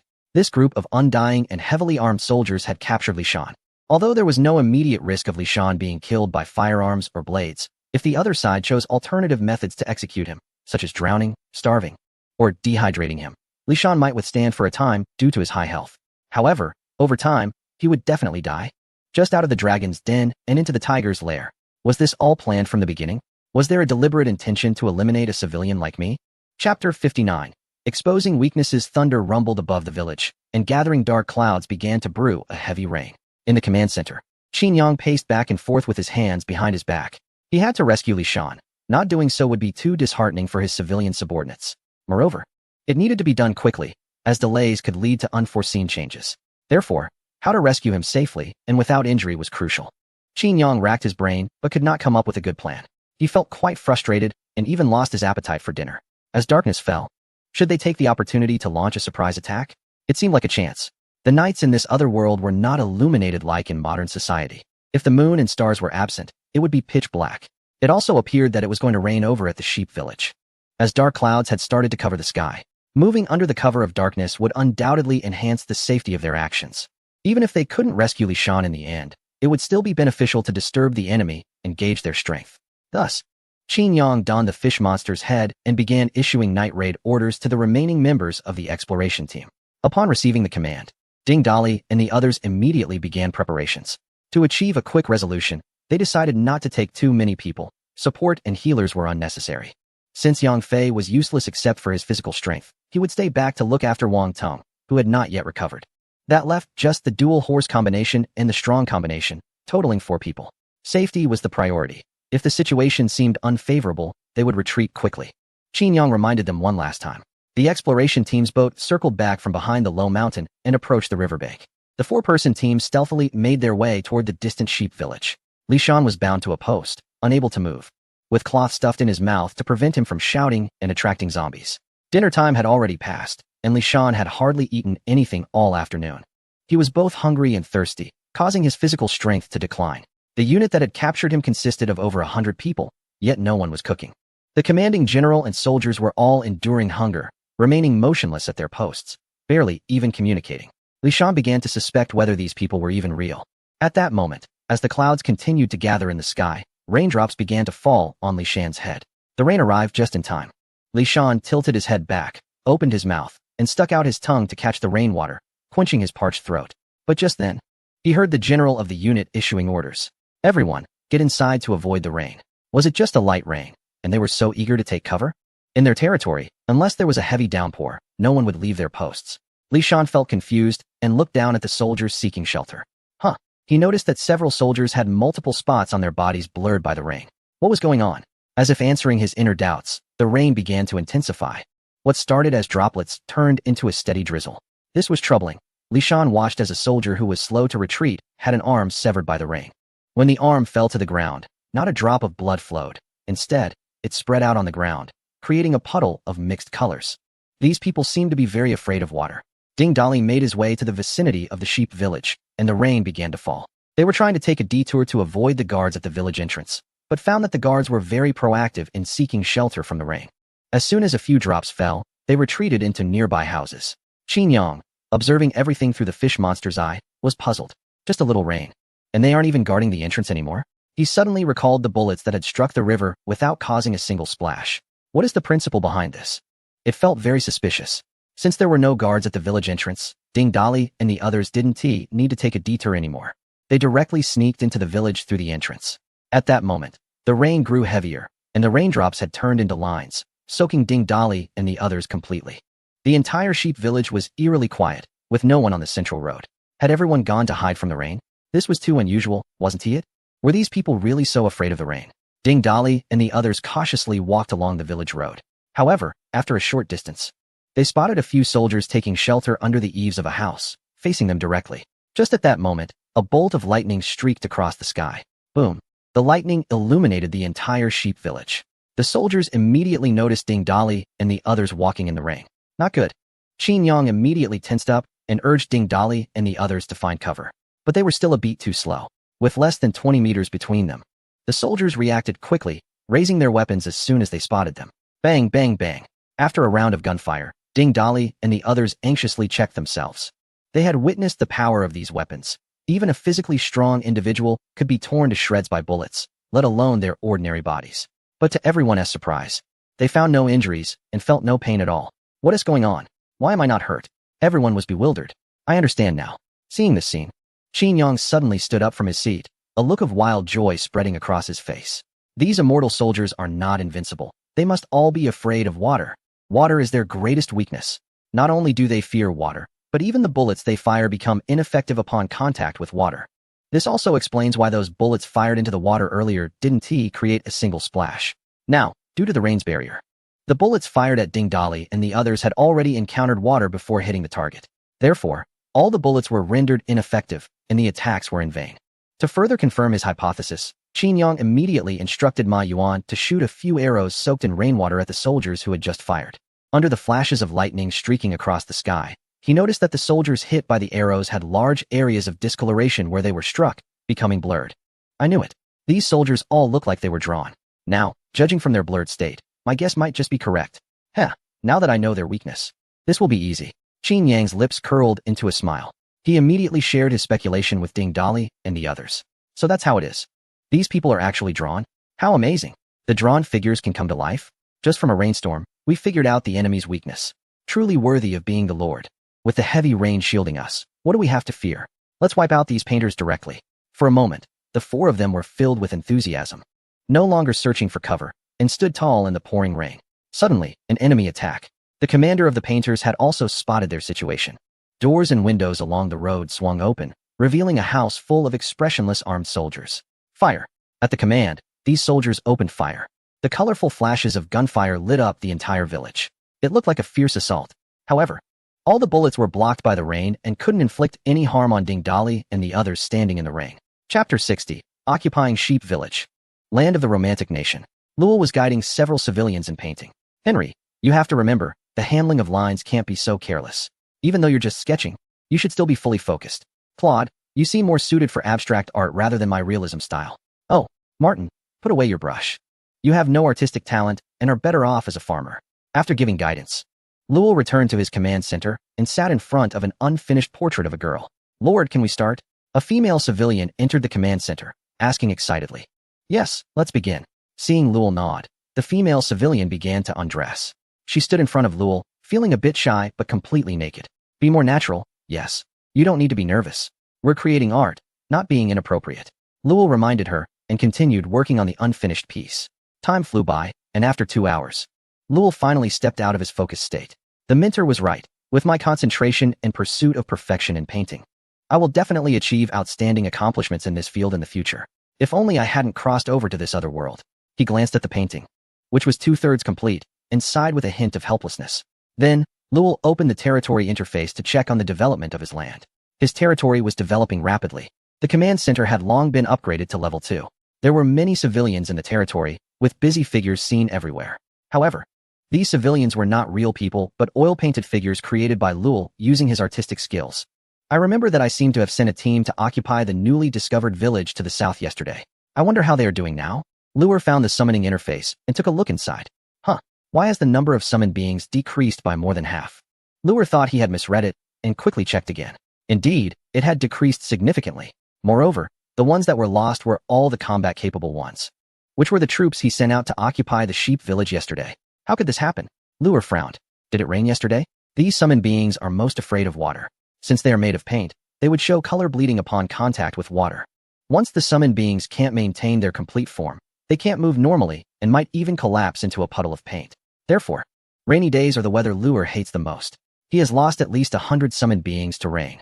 Every time he completed a summoning with the tangible pen, he would remind the summoned beings over and over again not to touch water. If it rains, they must find a place to hide immediately. All summoned beings are the culmination of Luer's hard work and are his great masterpieces. He doesn't want any mishaps to happen to his creations. Losing over 100 summoned beings directly left him both astonished and heartbroken to the point of breathlessness. What is going on? Didn't he say to halt all actions on rainy days? Luer was so angry that he was almost hysterical. His outburst startled a nearby civilian model, causing her to shrink back and not dare to make a sound. Luer had always maintained an air of noble elegance in front of civilians, and he certainly didn't want them to see him lose control. He immediately asked the female model to put on her clothes and leave, skipping any further in-depth communication. What on earth happened? Elon couldn't possibly have forgotten my instructions. Elon is the leader of that expedition team, and Luer had set him up to be loyal, steady, and firmly execute all commands he gave. Luer found this matter very suspicious, but he had no way of knowing what had actually happened at that time. Damn it. My guard team has almost been wiped out, and not even a scout to gather information is left. Luer was quite irritable. The territory cannot be without a guard team. After all, this is a doomsday environment in another world, fraught with danger. Without the protection of these powerful guards, his territory would be like a fish on a chopping board, vulnerable to slaughter. He must first summon some guards, even though this would take up a lot of his creative time. With that thought, Luer irritably took out his tangible pen and began to draw armed soldiers. The sheep village. After half a night of battle, around 2 in the morning, the village had returned to calm. On the ground, walls, and haystacks, colorful paint could be seen everywhere, splattered about like bloodstains left at a crime scene. Ding Dali and others were resting inside a house, having lit a fire pit to dry their wet clothes. They were somewhat fortunate, with Li Shan, who was in the best condition. sent back to the riverside to call over their teammates from the boat. Even though they had grasped the opponent's critical weakness, eliminating the group of soldiers was not an easy task. The opponents, afraid of water, stayed holed up inside the house and did not come out. Meanwhile, Ding Dali and his team were wary of the guns in the opponent's hands and dared not rush in. After a stalemate, Ding Dali noticed some containers under the eaves collecting rainwater, which were full. He took these containers and splashed the rainwater into the room where the soldiers were hiding. The soldiers, already not very agile, found it hard to dodge the incoming water. One by one, they became blurred as the rainwater splashed over them, eventually melting into mottled paint residues on the ground. The climate and environmental factors were indeed crucial in battle. Their victory this time was largely thanks to the help from above. It was truly a timely rain. Qin Yang watched the battle until midnight. Noticing that the entire clearing team was safe, he finally breathed a sigh of relief and leaned back comfortably in his chair. It was largely thanks to the extraordinary combat power of the painted soldiers. Without their assistance, Li Shan would have been in grave danger. Had they not cleared the zombies gathered in the sheep village, Qin Yang would still be cautiously dealing with them, making it much harder to take control of the area. Although the sheep village was temporarily under his control now, the people behind that group of painted soldiers would surely not let it go easily. They might send someone to reclaim it soon.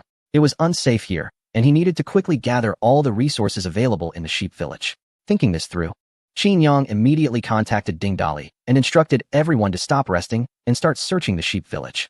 To his surprise, shortly after the search began, a prompt appeared before him. Unclaimed village discovered. Do you wish to occupy it? The sudden prompt startled Qin Yang. He used the fish monster's eye to look around and saw Wang Baogang standing at the entrance of a house emitting light. The entire sheep village consisted of only about 20 houses, and there was only one house glowing. Qin Yang examined the house, noticing it was quite grand and centrally located in the village. Judging by its structure, it seemed to serve as a gathering place for the village. He initially thought they could only collect some supplies inside, but he didn't expect that such a village could also be considered a resource on the map. He wondered what rewards might come from occupying it. After some hesitation, Qin Yang chose to occupy it. Another prompt appeared before him. You have successfully occupied a village.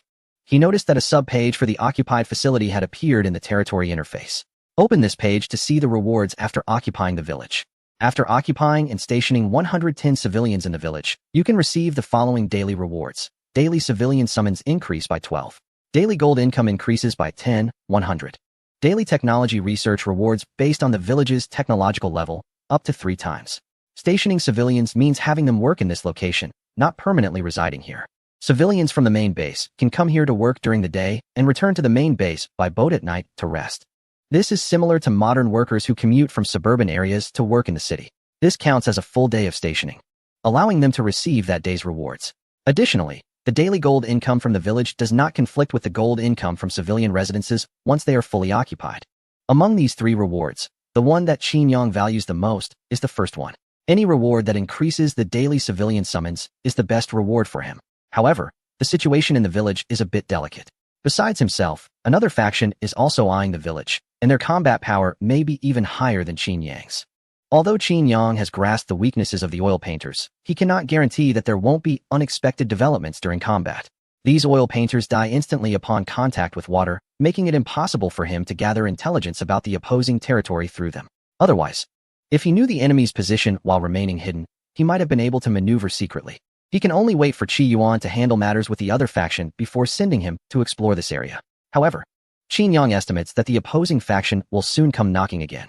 At that time, he might lose and have to retreat in disgrace. Losing the village is minor, but if there are casualties, the consequences would be severe. Just thinking about this makes Qin Yang's head throb. He decides to focus on the fact that he can summon 2 more civilians each day. He will occupy the village for as long as possible. He plans to send some stronger civilians to the village, such as Wang Tung, Qi Yuan, and Li Shan. If they notice anything amiss, they can retreat in time. As night passes, the 12th day in this other world arrives. 4 new civilians have arrived. Would you like to summon them now? The command center of the sub-base has been upgraded to level 2, allowing for the summoning of 2 civilians per day. As for the village, it might be due to the recent occupation that the effect of extra civilian summons has not appeared. Qin Yang confidently chooses to summon. 2 male civilians enter the command center outside the main base, and 1 male and 1 female civilian appear in the sub-base. Greetings, Lord. Qin Yang reviews the profiles of the 4 individuals. 2 of them have talents, while 1 in the main base and 1 in the sub-base are blank slates. Yun. Talent ability. Instructor, upon stationing at the training ground, civilian training speed is reduced by 10. Training master, upon stationing at the training ground, Civilians can complete training in just 1 second. Yuding, talent ability upgrade acceleration, responsible for upgrading territory buildings, upgrade time shortened by 20.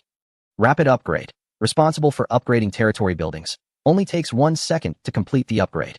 Finally, a very practical talent ability has arrived. Hu Buiyuan's talent ability can quickly enhance the overall strength of the territory, arming all civilians in a very short time. Yu Ding's building upgrades complement Jin Jian's infrastructure expertise. One is responsible for construction, while the other focuses on upgrades. With sufficient stamina and resources, these two can rapidly elevate the territory's defensive capabilities by 1 or 2 levels, which is quite unreasonable. After assigning work to the newly arrived civilians, Qin Yang checked the technology research interface again. The technological research for Level 2 workshops requires significantly more experience than that for Level 1 workshops.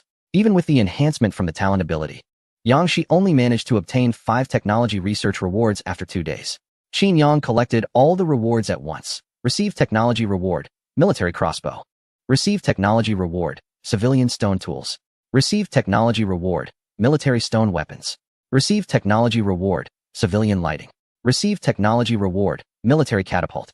Perhaps due to the stone material reserves, many rewards related to stone appeared in this round of territory technology research. The stone tools upgrade the civilians' production tools from wooden to stone products. The stone weapons replace the civilians' weapons. For example, arrowheads are changed to stone, which are less likely to break and can be reused. The lighting technology provides the territory with oil lamps and torches, eliminating the reliance on bonfires for illumination. This makes the territory much brighter at night and creates necessary conditions for the civilians' nightlife.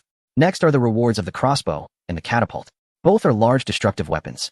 The former can be built on watchtowers, while the latter needs to be constructed separately. Additionally, both require multiple civilians to operate. With such destructive weaponry, the tower defense finally has some semblance of form.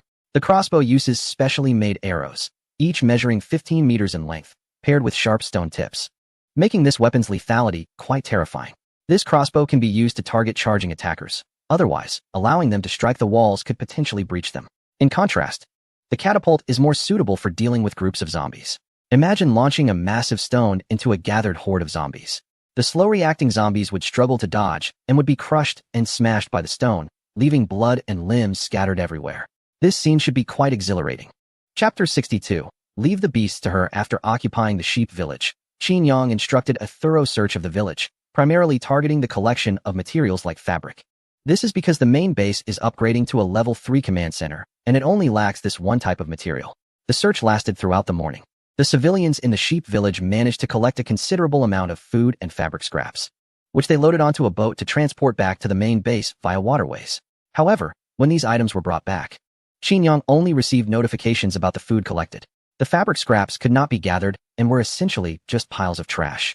It seemed that collecting this fabric was similar to gathering stones. It had to be produced personally. Qin Yang furrowed his brows, as this issue that had been bothering him for some time remained unresolved. He speculated that the method of fabric production should involve the civilians doing the weaving. He had previously asked a craftsman who could create primitive looms. Among the summoned civilians, there was one with a talent for weaving. Unfortunately, the territory lacked the raw materials needed for weaving. To acquire these materials, they could either grow them or gather them from surrounding areas. For now, they could only pay more attention to nearby plants during collection to see if there were any suitable for textile production. As for the defense of the sheep village, it was still being guarded by the main forces of the territory. To prevent attacks from the invading forces, Qin Yang instructed Ding Dali and others to fill all available containers in the village with water, which might come in handy later. There were less than 5 days left until the second wave of the zombie tide.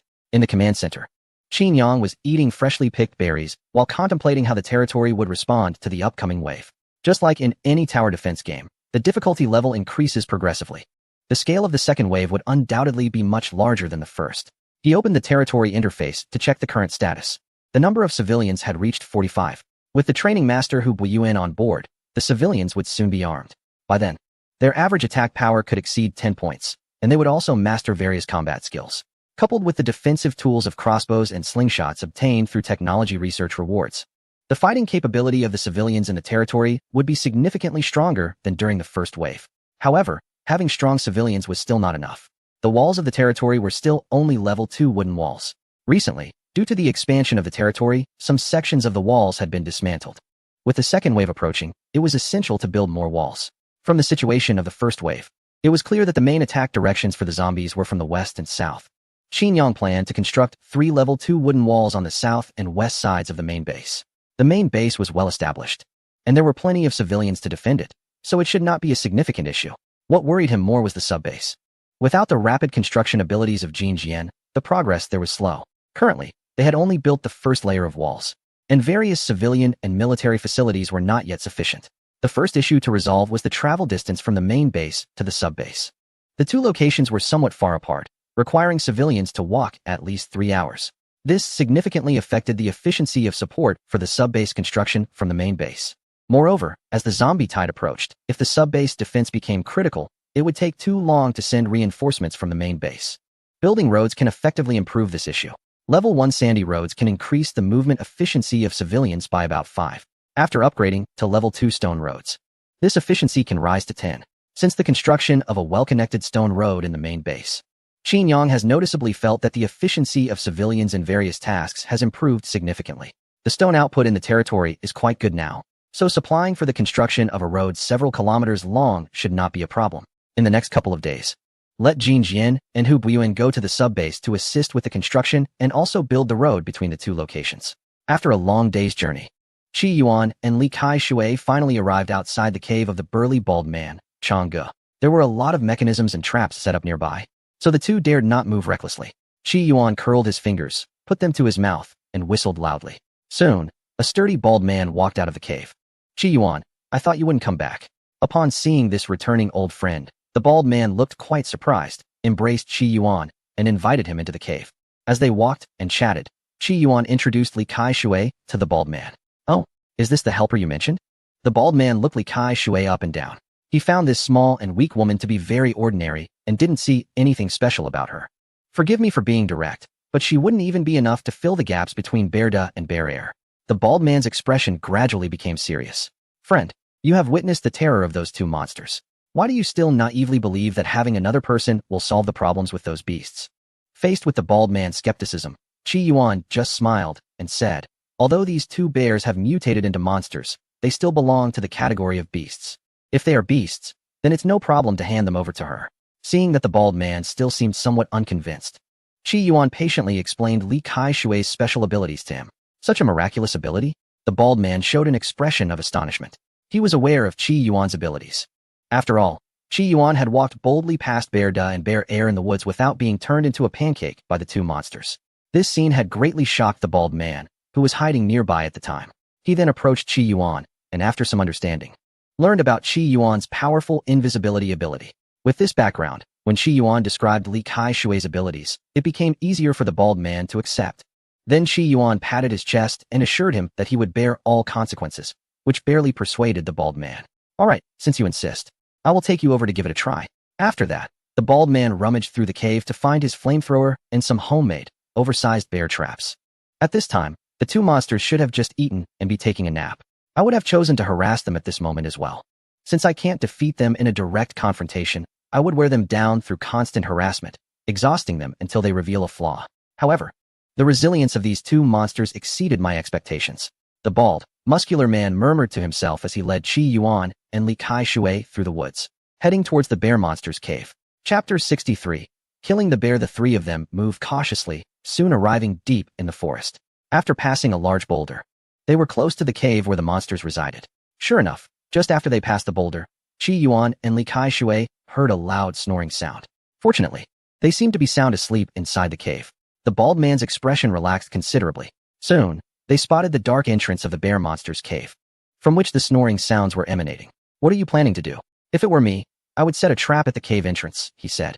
Qi Yuan remained silent, his gaze shifting to the petite woman beside him. Li Kai Shui nodded at him and stealthily approached the cave alone.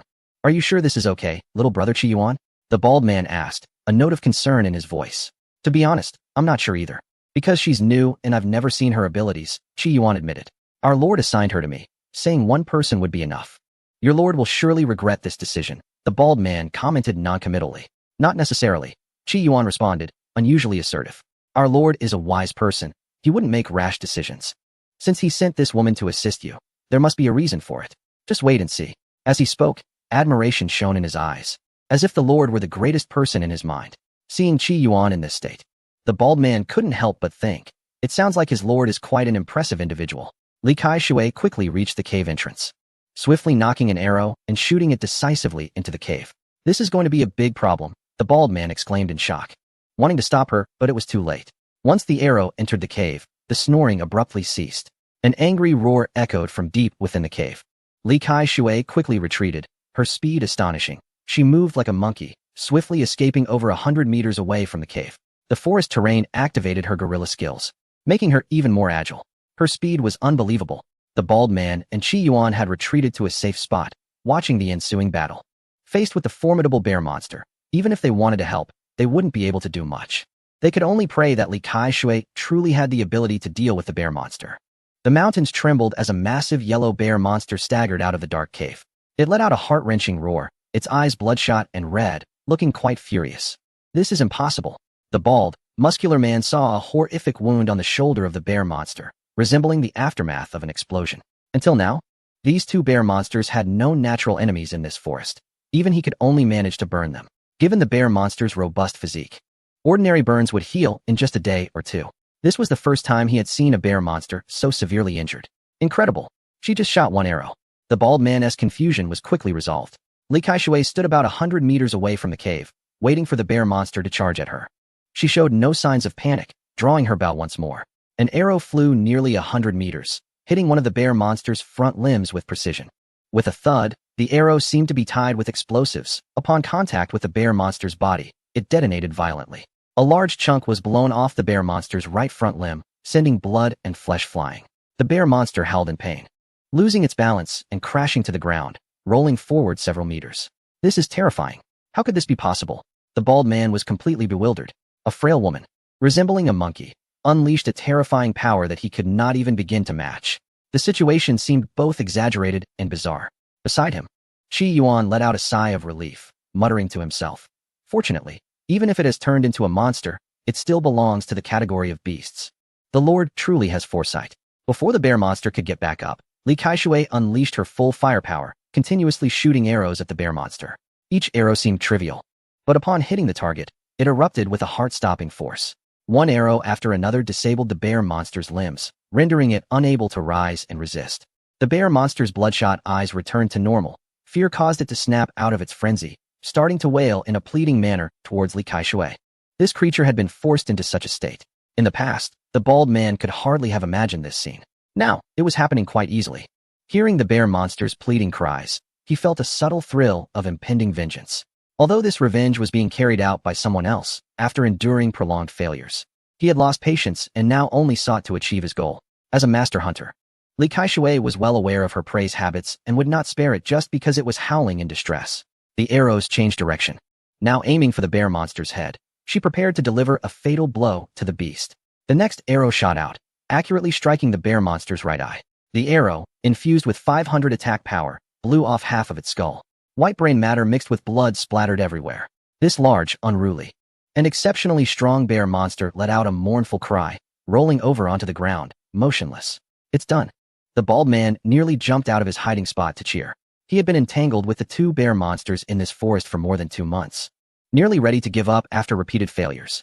Unexpectedly, a helper that Qi Yuan casually found managed to take down a major threat with just a few arrows. This not only amazed him at Li Kai-shui's skills, but also piqued his curiosity about the lord mentioned by Qi Yuan, who seemed to have a firm grasp on the situation and could rally such talented individuals. What kind of person could this be? He must be quite charismatic. Otherwise, Qi Yuan wouldn't hold him in such high regard. If they could really deal with both bear monsters, he was interested in accompanying Qi Yuan to see that so-called refuge and witness the greatness of that lord.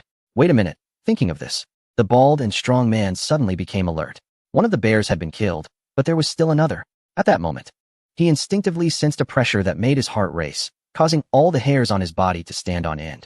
He quickly looked around and immediately spotted a massive dark shadow hidden in the bushes not far from Li Kai-shui. It was there. Quickly hide. Chapter 64. A new round of lottery, long-range sniping roar.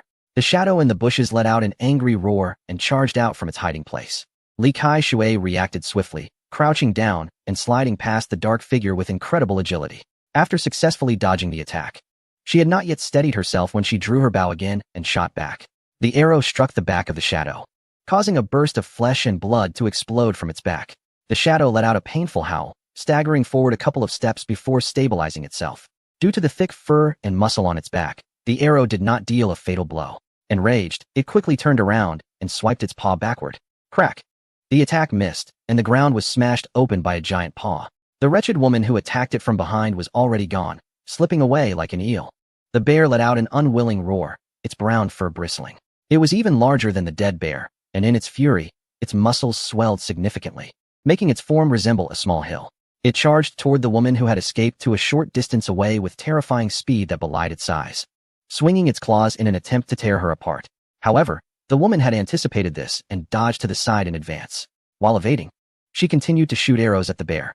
After several rounds of engagement, the incredibly strong bear could not even touch the corner of her clothing. She moved like a dancer on the edge of a blade, agile and graceful. Meanwhile, the bear itself accumulated multiple wounds from the arrows, which began to slow it down noticeably. After a few more minutes of entanglement, the massive creature finally stumbled and fell to the ground, following in the footsteps of its brother. Command Center.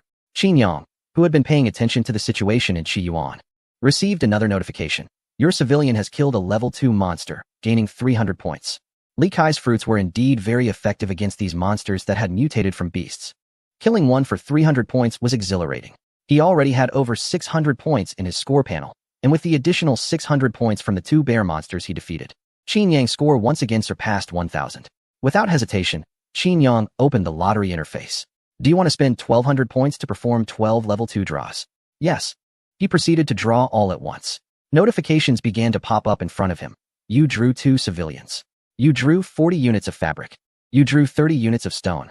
You drew 3 draft horses. In this round of 12 consecutive draws, he received 4 gold rewards, 1 civilian reward, 5 resource rewards, and 2 livestock rewards. Surprisingly, he didn't draw any blueprints this time. However, getting 2 civilians was still quite fortunate.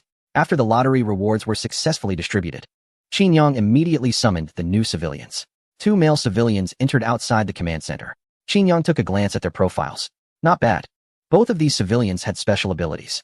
Zheng Cheng, special ability, livestock breeder, increases the breeding intention of livestock and poultry when raising them, shortens their gestation period, and accelerates the growth speed of their offspring.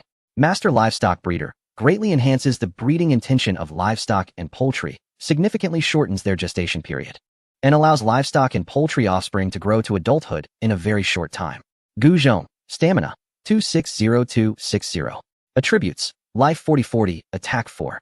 Armor 0, loyalty, 100, permanently full. Territorial sense LV 0, 100.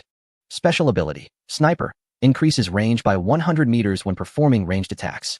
Ultra long-range sniper, increases range by 10,000 meters when performing ranged attacks. Just when he was worried about the lack of transportation for civilians traveling from the main base to the sub-base.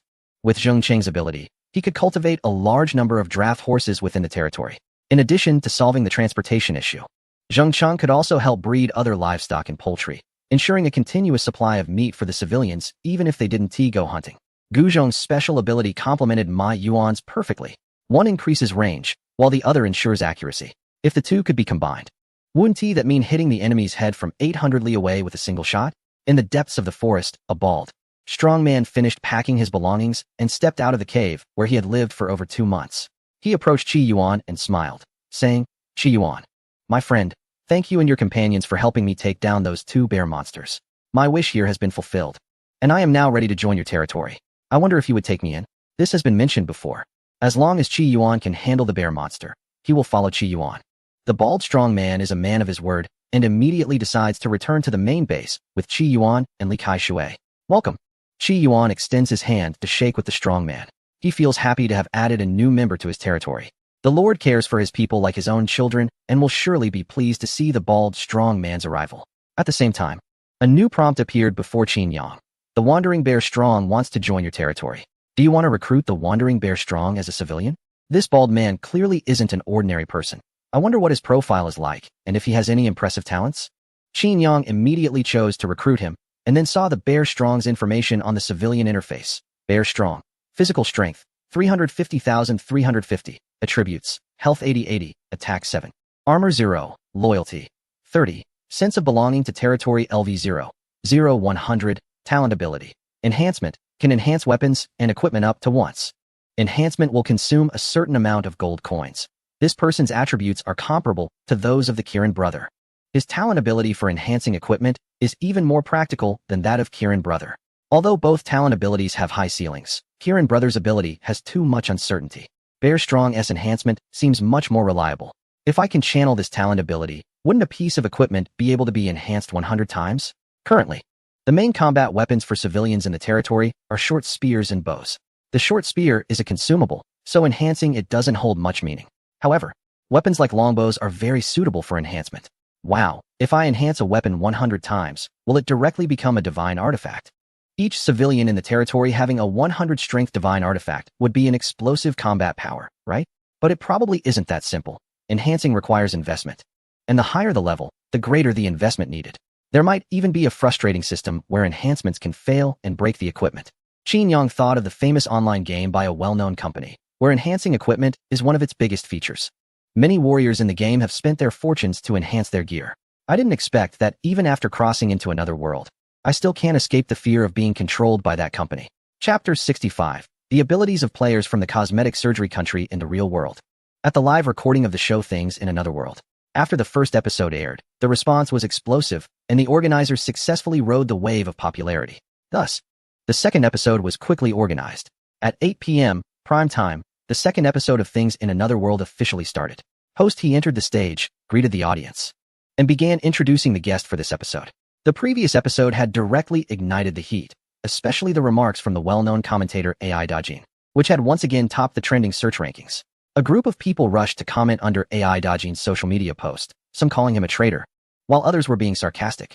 The most frequent comments were urging AI Dajin to go back to his home country and stop coming to this region to make money. Such programs thrive on creating conflicts. Only with conflicts can there be discussions, and discussions can generate continuous traffic. Statements like those from AI Dajin easily provoke disputes. It's unclear whether AI Dajin himself intends to gain traffic and popularity through such remarks, but at least the program seems to plan on doing so. Therefore, AI Dajin remains one of the main guests on the show. Additionally, the production team has creatively decided to invite a foreign guest for every episode to share their views on their country's contestants. For the second episode, they invited a celebrity guest from a country known for its cosmetic surgery. This guest participated via video link instead of being present in person. Soon, the show reached the segment connecting with the foreign guest. Host He. Next, let us connect with our reporter Bing Bing, who is currently in the cosmetic surgery country. Hello, Bing Bing. Bing Bing. Hello, Host He, and hello to all the audience. I have now arrived at Mr. Jin Jingyu's home, and next to me is our guest for this interview. The famous star from the cosmetic surgery country, Mr. Jin Jingyu. Jin Jingyu greeted in broken local language. Hello, friends from the region. After some small talk, Host He began to ask Jin Jingyu about his opinions on the contestants from his country. Jin Jingyu, I definitely support our country's contestants. By the way, have you noticed that this contestant resembles me a lot? That's right, he is actually my younger brother, Jin Jungmin. Upon hearing this, the guests in the studio gasped in surprise. They indeed looked similar, and it was something they hadn't noticed before. However, the audience in the live stream reacted differently. That's hilarious. Are there really people who look different in the cosmetic surgery country? I've seen movies with Jin Jingyu, and I remember he didn't look like this before. He must have undergone surgery. How outrageous. To go so far as to alter his appearance just to ride on a contestant's popularity. Calm down. Isn't that just standard practice in the cosmetic surgery country? This star still has some self-respect. At least he only acknowledges his brother. I've even seen some who claim to be father and son online, and they are in their 50s, openly calling contestants in their 20s dad. Host He then asked Jin Jingyu to introduce the situation of the contestants from the cosmetic surgery country. Jin Jingyu proudly said in his language, my brother Jin Jungmin has excelled academically since childhood and has won numerous honors representing his school. Even if he is chosen to be a player in the otherworldly game, he will definitely be the best. However, the audience in the live stream reacted with various counterarguments. That's nonsense. Hackers have already exposed all the contestants' information. This contestant from the cosmetic surgery country is actually just a trainee who trained for 2.5 years in an idol group. His face isn't even as handsome as our classmate Qin Yang. This guy dropped out of high school to become a trainee. They just like to fabricate non-existent stories. Jin Jingyu couldn't see the comments in the live stream, yet he wore a proud expression, nostalgically recounting his brother's non-existent glorious achievements. The audience in the live stream room was not only mocking Jin Jingyu for his shamelessness, but also making various sarcastic remarks. I had previously paid attention to the contestant from the country known for cosmetic surgery. He seems to possess a kind of replication ability, capable of copying anything from others, including skills and items. Isn't this just theft, a traditional art form of that country? Speaking of which, this country has been plagiarizing various traditional cultures from our great nation for a long time. Even the great poet Li Jianxian has been appropriated by them. Although no one would admit it. Not only do they steal our traditional culture, but they are now even copying the appearances of their own people. The entire country is rife with theft. They might as well rename it the Thief Nation. At this moment, the introduction of Jin Jingyu on the program was coming to an end, and Bingbing offered some encouraging words to the contestant from afar. Jin Jingyu made an exaggerated gesture and shouted, "Go, little brother. Long live the country of cosmetic surgery. Everything from other worlds will eventually belong to us." As soon as these words left his mouth, the comments in the live stream became even more animated. The ideas of those folks are truly naive. Did they even ask my classmate Qin Yang for permission to announce that? The country of cosmetic surgery was too arrogant. Qin Yang quickly eliminated their contestant, letting zombies appear in their country. A contestant from a certain nation declared, "No need for our great nation to intervene. I can handle my own grandson." Meanwhile, about 10 kilometers north of the village, in the territory of the romantic country, after a whole day of hard work, Luer finally finished painting 15 soldiers before sunset. He blew a puff of air at the canvas, and the soldiers on it immediately sprang to life. They formed ranks and marched out of the canvas, standing stiffly in front of Luer. "I must investigate that village. I can't lose my troops without knowing what's going on." Luer rubbed his temples with his fingers, his eyes filled with bloodshot veins. Excessive use of the figurative brush could lead to mental fatigue and a foggy brain. No matter how realistic the painted figures are, they cannot truly replace living beings. Simply sending these soldiers to investigate isn't safe. I need to arrange for a few civilians to go along. Luer quickly considered the best candidates in his mind. He ruled out those with artistic talent or unique insights into art, since he needed them to carry on his legacy. Only those without any artistic talent were suitable to accompany the troops. Even if they ended up being left in that village, it wouldn't matter. They were of no use to Luer. If they died or were captured, it could even reduce the burden on his territory. Chapter 66, Hundredfold Critical Hits. The path to prosperity. On the 13th day, Qin Yang got up and used his fisheye to check on the sheep village, finding it peaceful and that the worrying incident hadn't occurred. Had the player who created the oil painting person already given up? The other party has occupied the sheep village and should be aware of the subsequent benefits of occupying a village. It can increase the daily summoning of civilians. And it's unlikely that anyone would dislike such benefits, right? Could it be that after his painting troops were completely wiped out, he no longer has the strength to make a comeback? Qin Yang analyzed and felt that the latter possibility was greater. Unfortunately, he did not gather information about the other party's territory at that time, and the other civilians were not suitable for exploration work. Qi Yuan had not returned yet. Otherwise, if he took the opportunity to attack, he might have been able to eliminate him in one go. The civilians had not been summoned today. With the bonus from the sheep village, Qin Yang could summon 5 civilians today. In addition, he would receive an extra 90 gold coins and a technology reward. He immediately chose to summon, and 2 new civilians arrived at the command center of the main base. The other 3 civilians appeared at the sub-base and the sheep village, respectively. Qin Yang checked their information, 3 males and 2 females, with 3 having talents and 2 being blank slates. Peng Shun, physical ability, 230230. Attributes, life, 3535. Attack 3, armor 0, loyalty, 100, permanently full value. Territory belonging level LV 0, 100. Talent ability, critical hit, damage doubles when attacking. Hundredfold critical hit, damage increases by 100 times when attacking.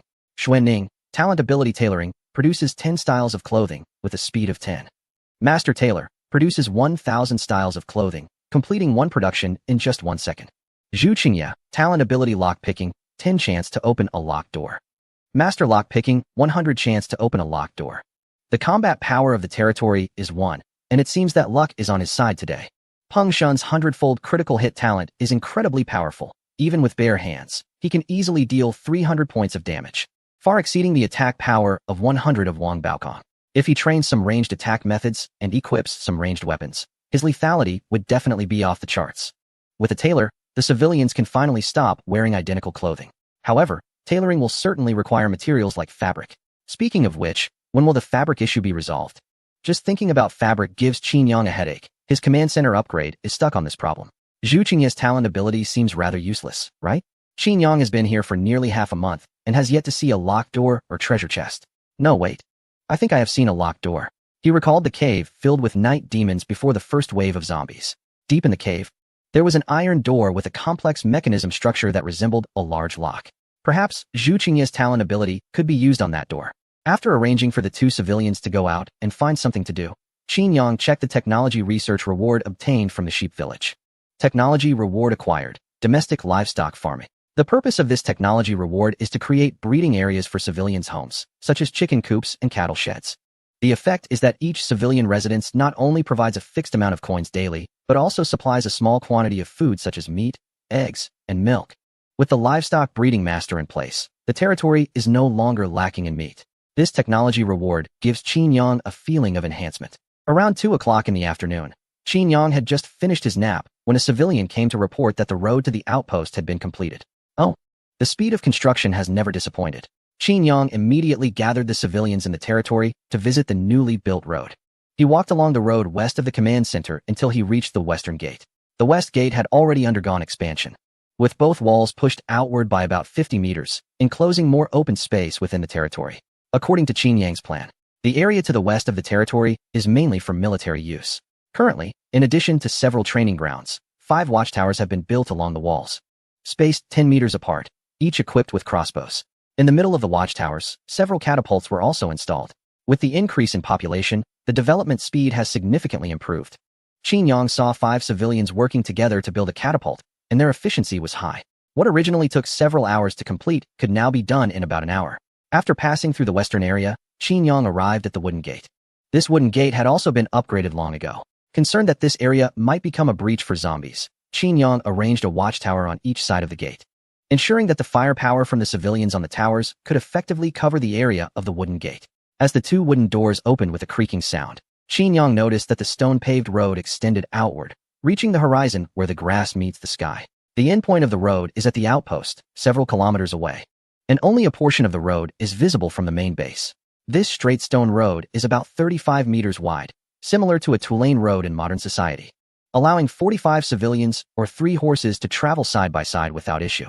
Qin Yang had the civilians calculate the time needed to walk and ride back and forth between the 2 locations. Before the road was built, it took about 3 hours to walk to the outpost. With this stone road, the time has been reduced by half an hour. Riding a horse only takes 50 minutes to reach the outpost. Since this is the first main road in our territory, it should have a resounding name. Qin Yang announced to the civilians, "I propose we call it Prosperity Avenue. It will make our territory wealthier and stronger." The civilians cheered enthusiastically. "All right. Now I declare that Prosperity Avenue is officially open." Qin Yang raised one arm high and then waved it down heavily. "Today, everyone gets half a day off. If anyone wants to visit the outpost, you can set off now." As soon as he finished speaking, the civilians erupted in cheers. Everyone shouted "Long live the Lord," and rushed forward to lift Qin Yang up, tossing him into the air repeatedly. Meanwhile, prompts kept appearing before Qin Yang's eyes. Civilian Lin Li's sense of belonging to the territory, 20. Civilian Luo Yan's sense of belonging to the territory, 20. Civilian Xianping's sense of belonging to the territory, 20. Chapter 67. Accelerating breeding, ambushing the oil-painting troops to help civilians understand the strength of the territory, improve their living conditions, and hold activities suitable for everyone. These 3 methods were the main ways to enhance their sense of belonging to the territory. The inauguration ceremony of the Prosperity Avenue served as a combination of helping civilians understand the strength of the territory and promoting public participation in activities. As a result, Qin Yang gained a significant wave of civilian belonging. Currently, apart from the newcomers who arrived in the last 23 days, all civilians in the territory have reached level 1 in their sense of belonging. Among the first 5 civilians recruited from Goat Village, one named Yang Lan has already reached level 2 in sense of belonging. Using the Home Guardian skill on civilians with level 2 belonging will also enhance that skill accordingly. Level 2 Home Guardians can provide civilians with a significant boost of 20 in attack power, 20 in armor value, and 10 in attack speed. Seeing many civilians linking arms, joyfully stepping onto the Prosperity Avenue leading to the sub-base, Qin Yang began to consider equipping them with transportation tools. He wondered how the progress was going with Zheng Cheng, who he had sent to breed draft horses yesterday. After Zheng Cheng's talent ability received a 100-fold increase, it could accelerate the breeding and growth rate of livestock. Since this ability did not specify a clear increase value, Qin Yang was unsure how fast the livestock would reproduce and grow. The livestock breeding area was temporarily arranged in the northern part of the territory.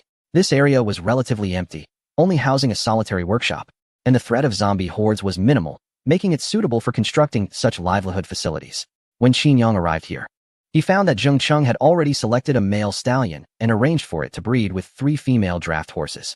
The bellies of those female draft horses swelled up like balloons, While feeding the female draft horses, Zheng Cheng introduced, "My lord, these mares can produce offspring in as little as 2 days. Wow. I remember the gestation period for horses is about a year, right? Even if the settings in this otherworldly game differ from reality, compressing it to 2 days seems a bit concerning. Will there be any issues with such rapid production?" However, seeing Zheng Cheng's confident demeanor, and having encountered many similar prodigies like him before, Qin Yang gradually dispelled his doubts. Martin and Claude were civilians from a certain romantic nation. Both possessed special abilities. Martin's talent was seed discovery, which gave him a high chance of collecting plant seeds during field gathering activities. Claude's talent was as a construction foreman, which increased the building speed of other civilians when he directed them. Both of these talents were beneficial for the development of the territory. Yet due to their lack of talent in painting, they were not utilized by the Lord. To use the words of their Lord, it was as if they were insulated from art. Now, the two had been assigned a task by the Lord to accompany the troops and scout for enemy movements. Although Martin and Claude were somewhat reluctant, their loyalty to the Lord compelled them to comply. Living comfortably in the territory, they had developed some lazy habits, and their awareness of danger was severely lacking. They viewed this outing as a short trip, assured that the powerful painted warriors summoned by the Lord would keep them safe. As they walked, taking their time, this team from the romantic land took the better part of a day to cover just a few kilometers. They set off in the morning and did not reach the vicinity of Sheep Village until late afternoon, close to dusk. "Claude, that village doesn't seem to be occupied?" Martin shaded his eyes and took a glance at Sheep Village, noticing that it appeared eerily quiet and lifeless. There were even zombies wandering at the village entrance, indicating that it was indeed deserted. Claude, looking relaxed, remarked, "The Lord's worries are unnecessary." Martin chuckled, "Yeah? The troops probably just had bad luck, encountering rain on the plains and couldn't find suitable cover." Claude suggested, "In that case, let us hurry over and occupy this village. We won't have to camp in the wilderness tonight, and we might even find food there." So, the two of them, completely unguarded, led their 15 painted soldiers toward Sheep Village. Upon reaching the vicinity, the painted soldiers easily eliminated a few zombies lingering at the village entrance. Martin and Claude took the lead to investigate the situation in the village. It was quiet inside. They looked around and conducted a cursory inspection, finding no signs of battle. It seemed the Lord had indeed been overly cautious. The troops probably hadn't even set foot in this village. Exchanging smiles, the two relaxed, shedding their earlier vigilance, and then signaled the painted soldiers outside to enter the village. These armed soldiers had little independent thought and simply followed orders. They promptly arranged themselves in formation and began to enter the village in an orderly manner. However, as they reached the central gathering square of Sheep Village, suddenly, a large wooden barrel was thrown from the roof of a nearby house. The soldiers reacted quickly, raising their guns to aim at the barrel. With a series of sharp cracks, the barrel was shot down just as it flew overhead. With a splatter, a large amount of water spilled out from the shattered barrel. Martin and Claude were immediately drenched. "Damn it! Who threw that barrel?" "And it was filled with water," they exclaimed. Suddenly, they recalled the Lord's repeated warnings before they set out. The painted soldiers must never come into contact with water, or they would vanish. They immediately turned to look at their soldiers behind them. In this team of 15, 8 soldiers were directly drenched by water from the barrels, starting to dissolve from their heads, their bodies quickly becoming blurred and unrecognizable. The other 7 soldiers were also splashed to varying degrees, experiencing different levels of blurriness. But that wasn't the end of it. More wooden barrels were thrown down from the roof nearby. Although these barrels weren't shattered by gunfire, they crashed to the ground and immediately exploded. Water splashed everywhere, and many soldiers found their legs completely dissolved. It was over. Martin and Claude were terrified and fled. Covering their heads, they took refuge in a nearby building, only to discover that 3 men were already lying in ambush inside, aiming their bows and spears at them. "Spare me. I surrender. I surrender. Please don't kill me," Martin shouted in a foreign language, quickly raising his hands and collapsing to his knees in a decisive show of surrender. Seeing his partner yield, Claude also followed suit without hesitation, kneeling down in surrender. Chapter 68. The rapid surrender of the foreign competitors. After Martin and Claude surrendered in record time, due to the language barrier, they were sent back to the main base by Ding Dali and others using a boat. Qin Yang saw these 2 surrendering individuals in the cafeteria, where the tradition at his base was to feed captured prisoners a hearty meal without discrimination. The 2 captives had prominent noses and deep-set eyes, clearly indicating their foreign origins. The summoned civilians would differ in ethnicity based on the country represented by their lord. For instance, the civilians summoned by Qin Yang all belonged to the Daxiao ethnicity, while the 2 foreigners were clearly linked to a Western lord. Once the 2 were well fed and appeared satisfied, Qin Yang approached them. "Would you like to enjoy such delicious food every day?" Naturally, the 2 could not understand Qin Yang's words. They replied in their foreign language. their faces reflecting fear and wariness. It seemed they were speaking a Romance language. The language barrier was indeed troublesome. Qin Yang felt quite helpless and had to gesture while speaking. After some effort, the two captives finally understood his meaning, nodding eagerly with desire in their eyes. Meanwhile, a prompt to recruit the refugees appeared before Qin Yang. Was recruiting really that easy? He recalled that the surrender speed of the citizens from the Romance nation was famously quick worldwide. Seizing the opportunity, he successfully recruited the two foreigners and checked their profiles. Not bad. Both had special abilities, and they were quite practical. Particularly, the individual named Claude had a construction foreman ability, which was one of Qin Yang's current urgent needs. If this ability could be developed, it could potentially lead to the emergence of a second stronghold. Once successfully recruited, communication became much easier. Today's enhancement effect had not yet been used. Qin Yang had been enhancing one recruited civilian every day for the past few days, and he was nearing completion with the civilians recruited from the southern region. He was ready to enlighten Claude right away. This person's talent was quite practical. Even though his loyalty was low at the moment, the benefits after enlightenment would definitely outweigh the risks. So he immediately pulled out that set of mystical phrases. Claude, after listening, seemed somewhat confused and skeptical. Qin Yang didn't want to explain too much to him and directly raised his hand to enlighten him. A beam of light descended from the sky and struck Claude. Oh, my goodness. Martin, who was beside them, was startled and looked at Claude with eyes full of fear. Claude slowly rose within the golden light, his hair standing on end, with brilliant golden light emanating from his eyes and mouth. In less than 10 seconds, the golden light began to retract, and Claude gradually descended back to the ground. His talent had achieved a 100-fold increase. Talent ability. Construction foreman can designate up to 3 civilians when they perform the same construction task. The construction speed is 20. Legendary construction foreman can designate up to 300 civilians when they perform the same construction task. The speed reaches its limit and can be completed in just 1 second. This ability, after the 100-fold increase, was equivalent to a version of Jin Jian. However, Jin Jian alone could reach the maximum construction speed. Claude himself did not engage in construction. He enabled others to achieve maximum construction speed. The advantage of this was that civilians would consume less stamina while performing construction tasks, unlike Jin Jian, who would collapse after constructing 2 buildings. The only flaw of this talent was that it could only command civilians to build the same structure and could not direct those working on different construction tasks. Otherwise, Qin Yang's territory would directly have 300 Jin Jian. How does it feel? Qin Yang raised his eyelids and asked the newly promoted Claude. Claude appeared quite excited. The change in his talent was most apparent to him. I have gained a wealth of experience and tips regarding construction in my mind. I feel I can guide more people in construction. All of this is thanks to this esteemed person before me. Excited, Claude thought that this powerful and mysterious figure made joining this territory seem far more promising than staying in his original territory. He immediately knelt before Qin Yang, expressing his gratitude repeatedly. Civilian's loyalty of Claude Woodson, 30. Speaking of which, this enlightenment effect seemed quite useful. It appeared to always yield a wave of loyalty. Qin Yang had Claude stand up and then began to inquire about the contestants from the Romantic nation. The low-loyalty Martin hesitated and stammered. In contrast, the newly promoted Claude completely trusted Qin Yang and immediately sold out his former lord, revealing everything he knew. After hearing about the contestants from the Romantic nation, Qin Yang was also quite surprised. This person crossed over to another world to pursue art, even became a teacher to run training classes and take on apprentices. A person with a sound mind wouldn't do such things. Then, he arranged for Martin to assist Xia Pingping with gathering. Claude was sent back to Sheep Village overnight. He needed Claude to guide the main members like Ding Dali. The territory of the traveler from a certain Romantic nation was poorly defended, making it a good opportunity to eliminate this threat. On the 14th day, the main forces left the Sheep Village as soon as it was dawn. Ding Dali and Yang Fei each pulled a cart. One cart was loaded with dozens of wooden barrels filled with water, while the other was filled with building materials like wood. Under Claude's guidance, they proceeded northward from the Sheep Village. After about 3 hours of walking, the outline of a village appeared in a valley ahead. Claude quickly told Ding Dali, "It's right there. Everyone should still be asleep at this hour. It's already 9 a.m. And they're still sleeping? Don't they have work to do?" Ding Dali and the others expressed their confusion. Claude explained, "Everything is done by the dummies drawn by the Lord. Our daily work is just drawing." He then noticed everyone giving him a strange look, as if to say, "You still choose to betray with such a carefree life? We're exhausted from our 996 work schedule." Claude felt a bit embarrassed and said, "I think I can realize my value better in the new territory." Without further ado, Ding Dali and the main forces pushed the carts within 100 meters of the village.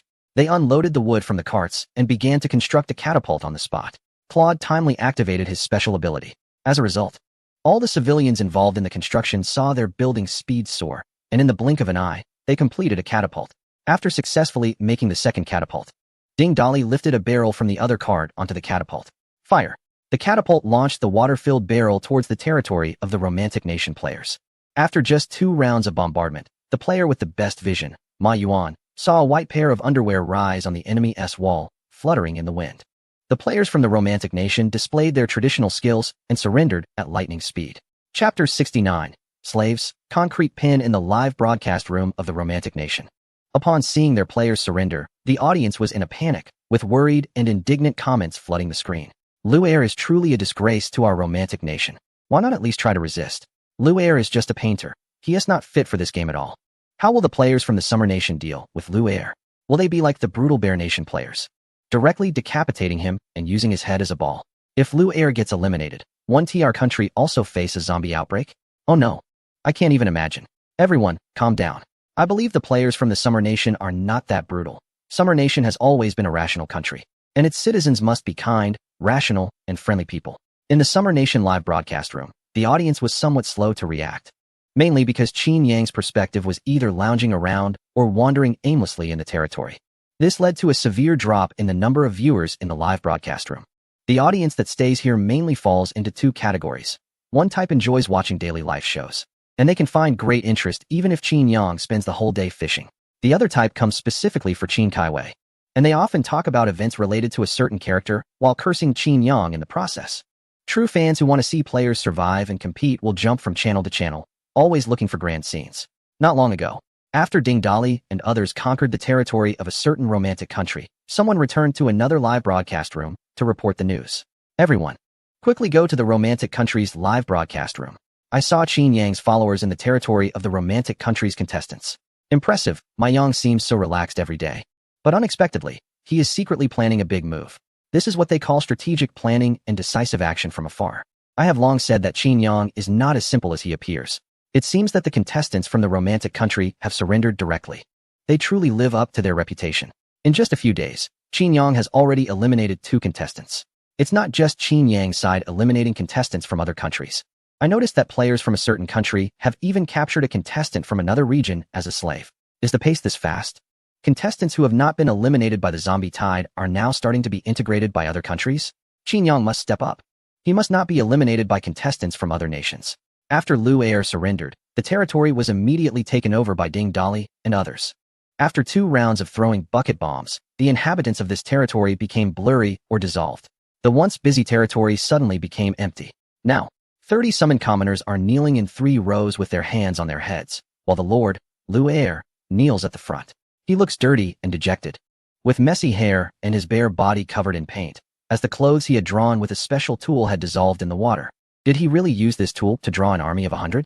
Through the eyes of a certain creature, Qin Yang saw that Ding Dali had confiscated a special drawing tool from Lu Air. This tool looked like an ordinary paintbrush, but like the creature's head.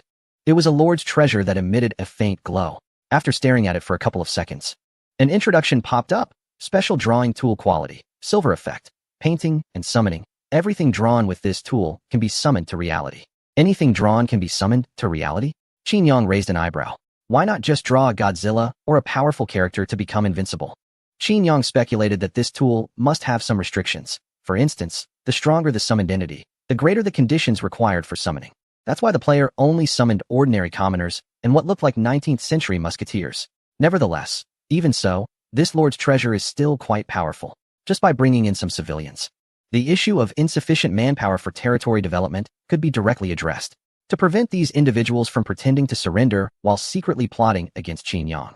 He planned to have Dali send this lord to a sheep village located several kilometers away for confinement, separating him from the summoned civilians. However, at that moment, Wang Baoqiang and others, responsible for inspecting the territory of a certain nation, entered the command center of this territory. Enter a command center. Will you occupy it? If occupied, if this lord has no other territories, he will become a slave of the occupier. Slave. The master cannot execute the slave directly, but the slave will completely lose self-sovereignty, can never betray the master, and must obey all commands from the master. The appearance of these 2 prompts surprised Qin Yang. It turned out that a command center with a master could also be occupied. Once all command centers were lost, the player would directly become a slave of the occupier. After reviewing the introduction about slaves, Yang felt that the option of becoming a slave seemed quite beneficial for both the loser and the victor. The former could preserve their life, while the latter would have an additional controllable subject. Just moments ago, Yang was pondering how to utilize this newfound ability. As he was not adept at drawing, and there were no talented artists in the territory. Now, he could directly take this Lu Er as his slave and have him draw, summoning those oil painting soldiers. Without hesitation, Yang chose to occupy. Lu Er, kneeling on the ground, seemed to be jolted by electricity, twitching suddenly. After regaining his composure, his expression became somewhat dazed and confused. Then Yang noticed that a slave section had appeared in his territory interface, containing only the name Lu Er Hugo. Was that it? The next moment, a long line of prompts popped up before him. Will you recruit the vagrant Henry Jackman as a civilian of the territory? Will you recruit the vagrant Jacob Madden as a civilian of the territory?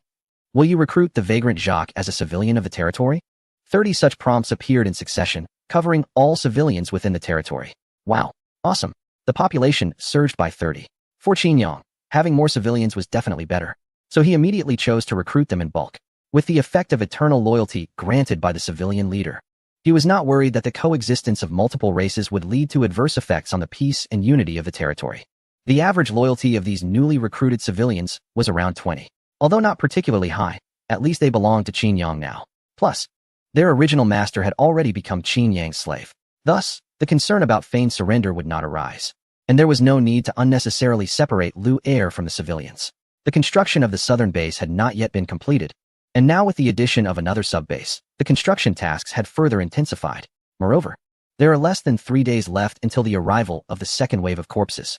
Fortunately, the development of this territory in the Romantic Nation is much better than that of the Southern Monkey Nation. Not only has the command center been upgraded to level 2, but the territory also boasts facilities such as walls, farmlands, mills, and hunting cabins. Most importantly, there are powerful combat units like oil painting soldiers present here. The defensive strength is simply incomparable to that of the previous Southern Monkey Nation's territory. Yang decided that for the next few days, he would have the slave Lu Er fully focus on painting those oil painting soldiers, believing that it would not be a problem to deal with the second wave of corpses by then. Chapter 70. The Lord is truly talented in the Romantic Nation's live broadcast room. When the audience saw that Yang did not eliminate Lu Er, they all felt a sense of lucky survival. The contestant from the Great Summer Nation has saved our Romantic Nation with his mercy. I've always said that the Great Summer Nation is a nation of etiquette, and the people there are kind and hardworking. Nothing like those barbarians from the Bear Nation who are filled with thoughts of slaughter. The Great Summer Nation is one of the safest countries in the world. I heard you can even go out for barbecue after midnight there. Wow. So envious of the people in the Great Summer Nation. If we go out at night here, we would definitely be robbed. I really want to travel to the distant and mysterious eastern country of the Great Summer Nation, and it would be best to live there long term. In the Summer Nation's live broadcast room, the comments were polarized. Some supported Yang's actions, while others believed it would pose serious risks for the territory. Yang actually didn't kill the contestant from the Romantic Nation. How foolish. Oh. Young people lack experience and don't understand the malice of human nature. Those who are not of our kind will surely have different intentions. It will lead to trouble sooner or later. They have already surrendered. Why go to such extremes? Isn't it more useful to take them as subordinates? I saw that Teacher Bo Duo only took in one slave, and nothing happened. It seems that the slave is quite happy following Teacher Bo Duo. With the addition of these 30 civilians, Yang's 3 bases now have a total population of 87, including Yang and Lu Er. The number of civilians that can be summoned daily has also increased to 8. This population growth rate is quite rapid, considering the civilians yet to be summoned today. It will only take one more day for the total population to officially exceed 100. As the population of the territory expands, the demands in various aspects will also grow, such as basic food supply. Currently, the main base has the highest number of civilians, exceeding 50, which means Chun Saijo has to prepare meals for 50 people at each meal. She simply cannot manage alone and has already requested for assistance from Yang. Additionally, there are needs for housing and supporting facilities. However, correspondingly, the increase in population will also accelerate the construction and development of the territory. After the events in the Romantic Nation settled down, Yang began to check the information on the new civilians in the territory. This is his favorite part. Somewhat like drawing cards in a mobile game. Discovering a talented civilian feels like pulling an SSR. He decided to summon today as civilians first. The newly occupied base in the Romantic country doesn't count. With the addition of the southern base and the main base, plus the boost from the sheep village, Yang can summon a total of 6 civilians today. After the summoning is complete, he checks the profiles of the new civilians. Only 2 of them possess special abilities. One is a legendary miner, who gains an additional 100 in mining profits each time. The other is a fishing expert, who earns an extra 100 daily once stationed at the fisherman's hut. These two abilities are fairly standard, ensuring the logistics of the territory and freeing up more civilians for construction. Qin Yang then looks over the 30 civilians recruited from the romantic country. There are quite a few talented individuals among them. A quick glance reveals that many of them have abilities that overlap with the existing civilians. For example, there's a civilian named Adrian with an ability that provides an extra 1 in lumbering profits, which is similar to Wei Dong's ability to increase lumbering speed. Another named David also has an ability that accelerates crop growth, nearly identical to Li Ban's talent. There are also some unique and unusual abilities. For instance, a woman named Julian has a talent for evasion, with a 10 chance to completely dodge any attack. A strong man named Elvis has the ability of a drink mixer, capable of preparing 10 types of tea, milk, and fruit drinks. Another civilian named Leon possesses the talent for writing, excelling in novels, poetry, scripts, and other forms of literature. For Qin Yang, each special ability is useful, provided it undergoes a hundredfold enhancement first. However, the problem now is that the number of newly recruited civilians is overwhelming, making it difficult for him to utilize his enlightenment ability effectively. It would be great if the abilities gained from the initial lottery could be upgraded. He doesn't seek a hundredfold enhancement effect. He just wants to improve the efficiency of his enlightenment. After reviewing the profiles of the recruited civilians, Qin Yang takes stock of the supplies in this base. The warehouse is primarily stocked with food and fresh water, followed by wood and stone, while there isn't much fabric. It seems that a lack of fabric is a common challenge faced by all current players. He wonders if any players have upgraded their command centers to level 3 yet. Although he hasn't found any fabric, he discovers several plump sheep in the livestock shed of the romantic country. Suddenly, an idea strikes Qin Yang, and he slaps his thigh. Wool is an essential raw material in the textile industry, isn't it? If he accelerates the breeding of these sheep and shears the wool from them, he would have a sufficient supply of raw materials. Wool can be spun into plush, yarn, blankets, felt, and other textile products. Since it is also a textile product, it should logically fall under the broader category of fabric, right? He decides to give it a try. With Zheng Cheng handling livestock farming, they should quickly reach a conclusion from the experiment. With this thought in mind, he instructs Ding Dali to bring all the plump sheep from the romantic country back to the main base. Xiong Chang followed Qi Yuan and Li Kaishui, and after a long day of trekking, they finally arrived at the main base. The bald, strong man surveyed the sizable camp from a distance. In such a high-risk post-apocalyptic environment, constructing a camp of this scale was no small feat, having lived in a post-apocalyptic world for a considerable time. Xiong Chang understood how difficult it was to simply survive, let alone accommodate so many survivors and build facilities to ensure their safety and well-being. The lord that Qi Yuan spoke of was indeed remarkable. The willingness to shelter and lead the survivors alone spoke volumes about this person's greatness. He couldn't help but feel a sense of respect for this mysterious lord. The civilian stationed at the watchtower had long gone to report to Qin Yang. By the time the three arrived at the wooden gate on the west side, the gate creaked open, and Qin Yang, accompanied by several civilians, personally welcomed Xiong Chang. "You all have worked hard on the way here." The civilians following Qin Yang quickly offered tea to quench the thirst of the weary trio.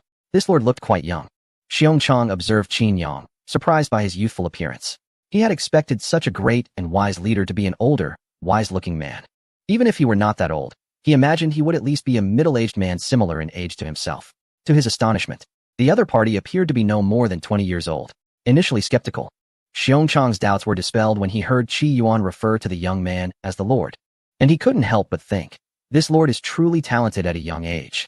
Chapter 71. Nora Basin and Raccoon Town. The returning Qi Yuan and Li Kaishui not only brought back Xiong Chang, but also, at the Lord's request, collected a significant amount of bear monster meat. Qin Yang recalled a territory recipe called Heba Family Bucket, which required 3 different types of level 2 monster meat for cooking.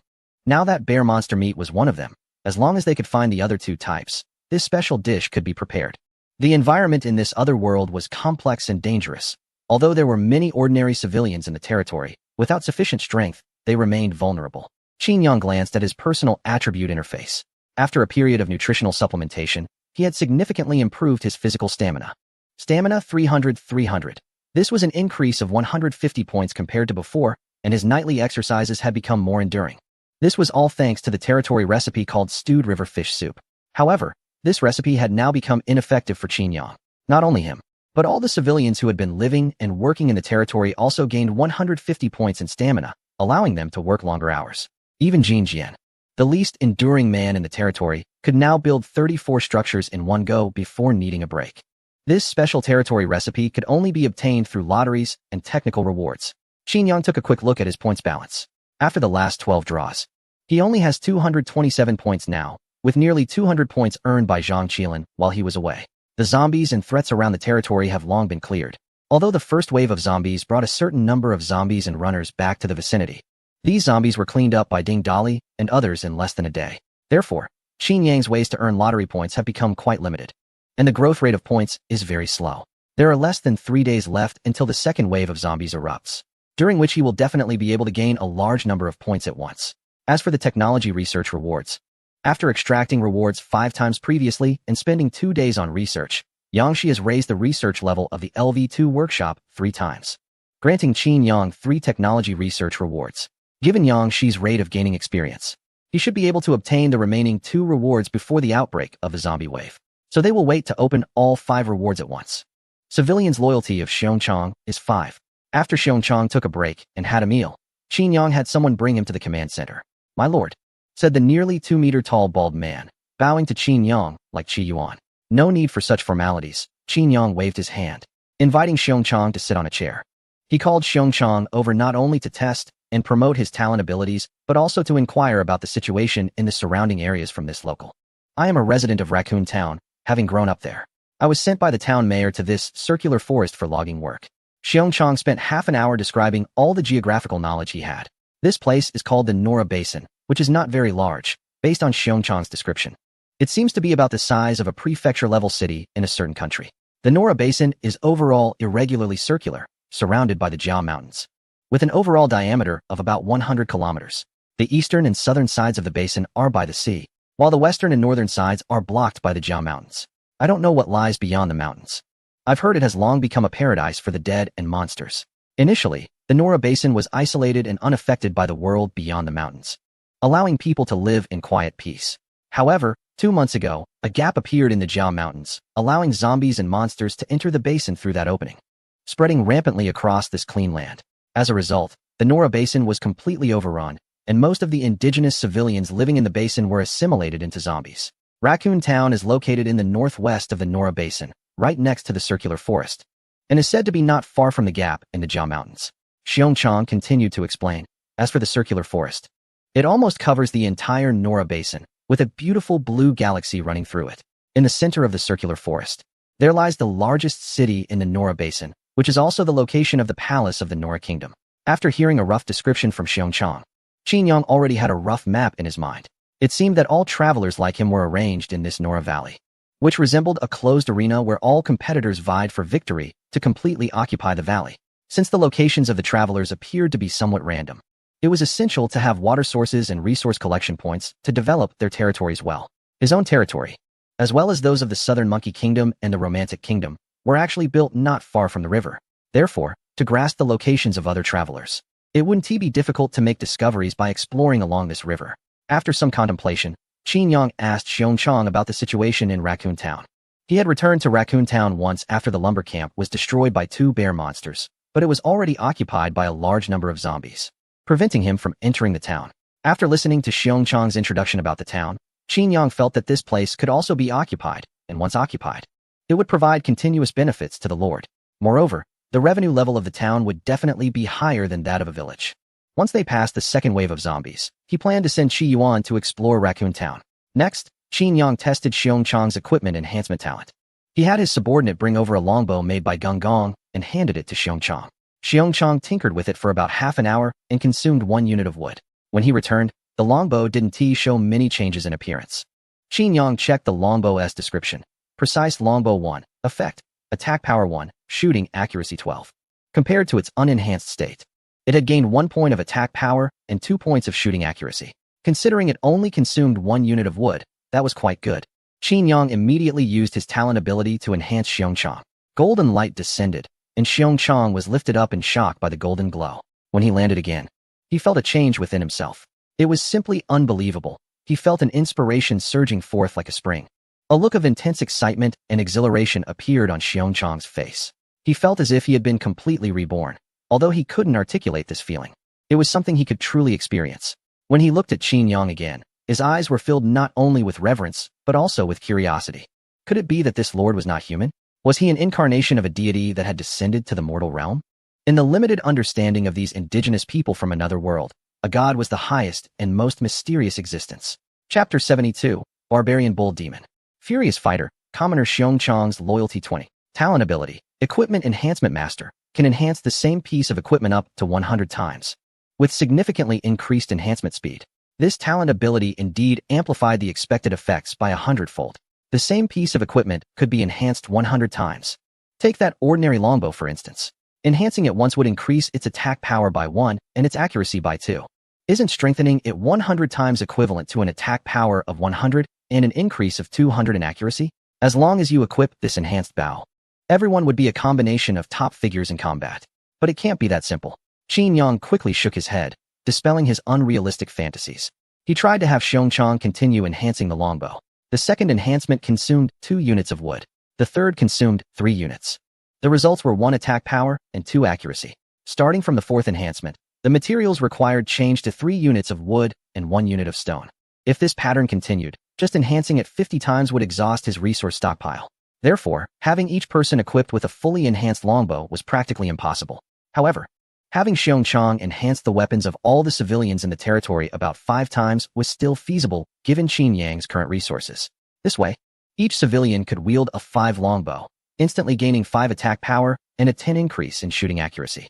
This effectively boosted the overall combat capabilities of the civilians, yielding results comparable to the temporary boost provided by the Homeland Defender skill.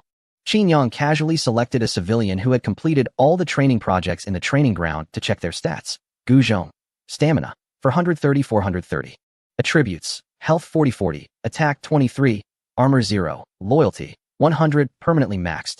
Sense of Belonging, LV1, 5500. Talent Ability, Ultra Long Range Sniping. Skills, Slide Tackle LV2. Block Posture LV2, Archer Training LV2, Spear Throwing LV2, Headshot LV2, Shoulder Throw LV2. Equipment, Precise Longbow 5. The civilians in the main base generally had attributes similar to Gu Zhong's template. Their combat power had significantly surged, allowing even a single civilian to easily handle 23 Decayed Runners. Those with combat-type talents would be even more formidable. The fruitful 14th day quickly passed. Early on the 15th day, a civilian on duty came to the command center to report that Zhang Qilin, who had gone out for exploration, had returned. Qin Yang immediately had someone call for him. Zhang Qilin still wore the same outfit as before, a dark blue garment, with a tattoo visible on his shoulder from the collar, and he carried a dirty bundle on his back. His face showed little expression, and his demeanor remained distant and unapproachable. What did you find on your expedition? Qin Yang inquired. Facing the Lord's question, Qilin remained expressionless, like a mute, not uttering a single unnecessary word. He directly set the dirty bundle down on the ground and slowly opened it. A dazzling light illuminated Qin Yang's face, prompting him to exclaim internally, "Aha, a golden legend." However, the golden treasure emanating from the bundle turned out to be a dark golden sculpture resembling a fierce bull. The height of the sculpture is around half a meter, depicting a bull with its head lowered, using its horns to push forward, looking quite lifelike. When the sculpture was placed on the ground by Zhang Qilin, it emitted a heavy thud, indicating it was quite substantial in weight. What is this? Qin Yang stepped closer to take a look, and when he touched the sculpture, an introduction popped up. Mighty Bull Statue Quality, Bronze Special Effect. Friendly targets within 1,000 meters of this treasure will have 50 health points and a health recovery rate of 10. It turned out to be a type of Lord Treasure that adds status effects. The health recovery effect was something Qin Yang particularly needed. In his territory, aside from Li Shan, who had a thick health pool and high armor, none of the commoners had health points exceeding 100, and even fewer surpassed 50. This made the shortcomings of the commoners quite apparent. During combat, they could only rely on ranged attacks to damage opponents. Once an enemy got close, they could be taken down in just a few hits. With the enhancement from this Lord Treasure, once the commoner's health reached 50, they would basically have close to 100 health points. This would significantly increase their margin for error in close combat situations. You did well, go rest now. Stay within the territory until the zombie tide is over. Qin Yang praised Zhang Qilin. The latter nodded, expressionless, and bowed to Qin Yang before exiting the command center. This object looked like an antique. Qin Yang wondered where Zhang Qilin had found it. He walked around the mighty bull statue, thinking that besides enhancing the commoners in the territory, it could also serve as a decorative piece. He then called a few commoners to build a watchtower next to the command center, placing the shiny mighty bull statue on top as a landmark and symbol for the territory. 8 new commoners have arrived. Would you like to summon them immediately? After summoning, 2 commoners appeared at each of the 3 bases plus 1 sheep village. Notably, the commoners summoned after the territories of the Southern Monkey Kingdom and the Romantic Kingdom were absorbed by Qin Yang had also transformed into the nationality of the Xia Kingdom. They were no longer the tall-nosed, deep-eyed foreigners or the small, dark-skinned people from the Southern Monkey Kingdom.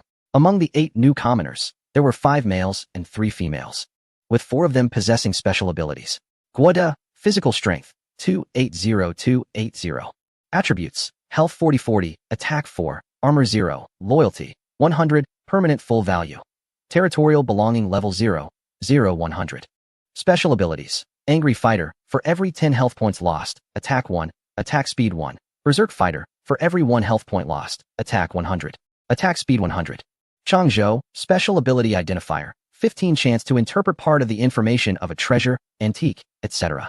Legendary identifier, quickly identifies a treasure, antique, etc. Directly interpreting all its information.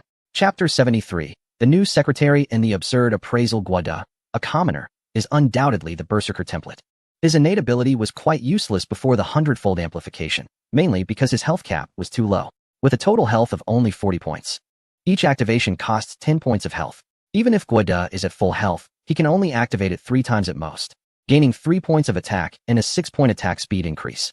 However, after the Hundredfold amplification, each activation only requires 1 point of health, providing a significant boost in combat power. If his health is at maximum, Guoda's combat power would directly surpass that of others like Ding Dali, becoming the strongest in the territory. Moreover, this innate ability has a very high ceiling. The higher Guoda's health, the more times the innate effect can be activated. If his health exceeds 100, his pure attack power could exceed 10,000, not to mention the terrifying increase in attack speed. Coincidentally, he had just obtained the Barbarian Bull Golem, a lord's treasure that perfectly complements Guoda's innate ability. Changzhou and Sheng Liangping's innate abilities are more about production and daily life. Sheng Liangping's ability is nothing special. Talents related to resource extraction and collection are generally similar. However, Changzhou's ability seems a bit odd. If he can appraise treasures and antiques, perhaps I can learn more about this world through the information related to the treasures and antiques. Qin Yang immediately thought of the Barbarian Bull Golem in his possession, which seemed like a perfect candidate for appraisal. After all, it is both a lord's treasure and resembles an antique. With the idea of giving it a try, he arranged for Changzhou to appraise the Barbarian Bull Golem first. As for the 4th commoner, Inai Fu, her starting point is in a romantic nation-s base, so Qin Yang cannot meet her immediately. From her innate ability, it seems she belongs to the same category as Qin Kaiwei. As the number of summoned commoners increases, Qin Yang has roughly figured out several categories of commoner innate abilities. These categories include combat types, resource collection types, production technology types, and peculiar types. Innate abilities within the same category are generally similar in effect. Both Qin Kaiwei and the newly arrived Inai Fu belong to the peculiar category. Qin Yang looked at the base of the Southern Monkey Nation and immediately spotted the girl who had just walked out of the command center. She was about 1.7 meters tall, with fair skin and a beautiful appearance. Her captivating fox-like eyes sparkled, her lips slightly curled upward, and her cheeks had a natural flush that made her look quite alluring. She wore a red dress that was half Cheongsam style, with high slits that reached her thighs, perfectly showcasing her long, straight legs.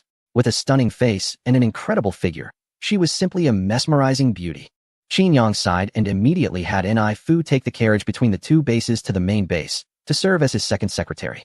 Changzhou quickly completed the identification of the bull demon statue and returned to the command center to report to Qin Yang. My lord, this bull demon statue comes from the ancient Nora kingdom over 300 years ago. At that time, it was revered as a sacred statue, said to bless the king's army with resilience. Changzhou continued. Moreover, there are a total of 6 such sacred statues, divided into bull, hawk, tiger, tortoise, horse, and serpent, each with different functions. Once all statues are gathered, the army will become unstoppable. Wait a minute. You just arrived in this world, right? How do you know so much about the history of the Nora kingdom? Qin Yang thought Changzhou's identification skills were a bit outrageous.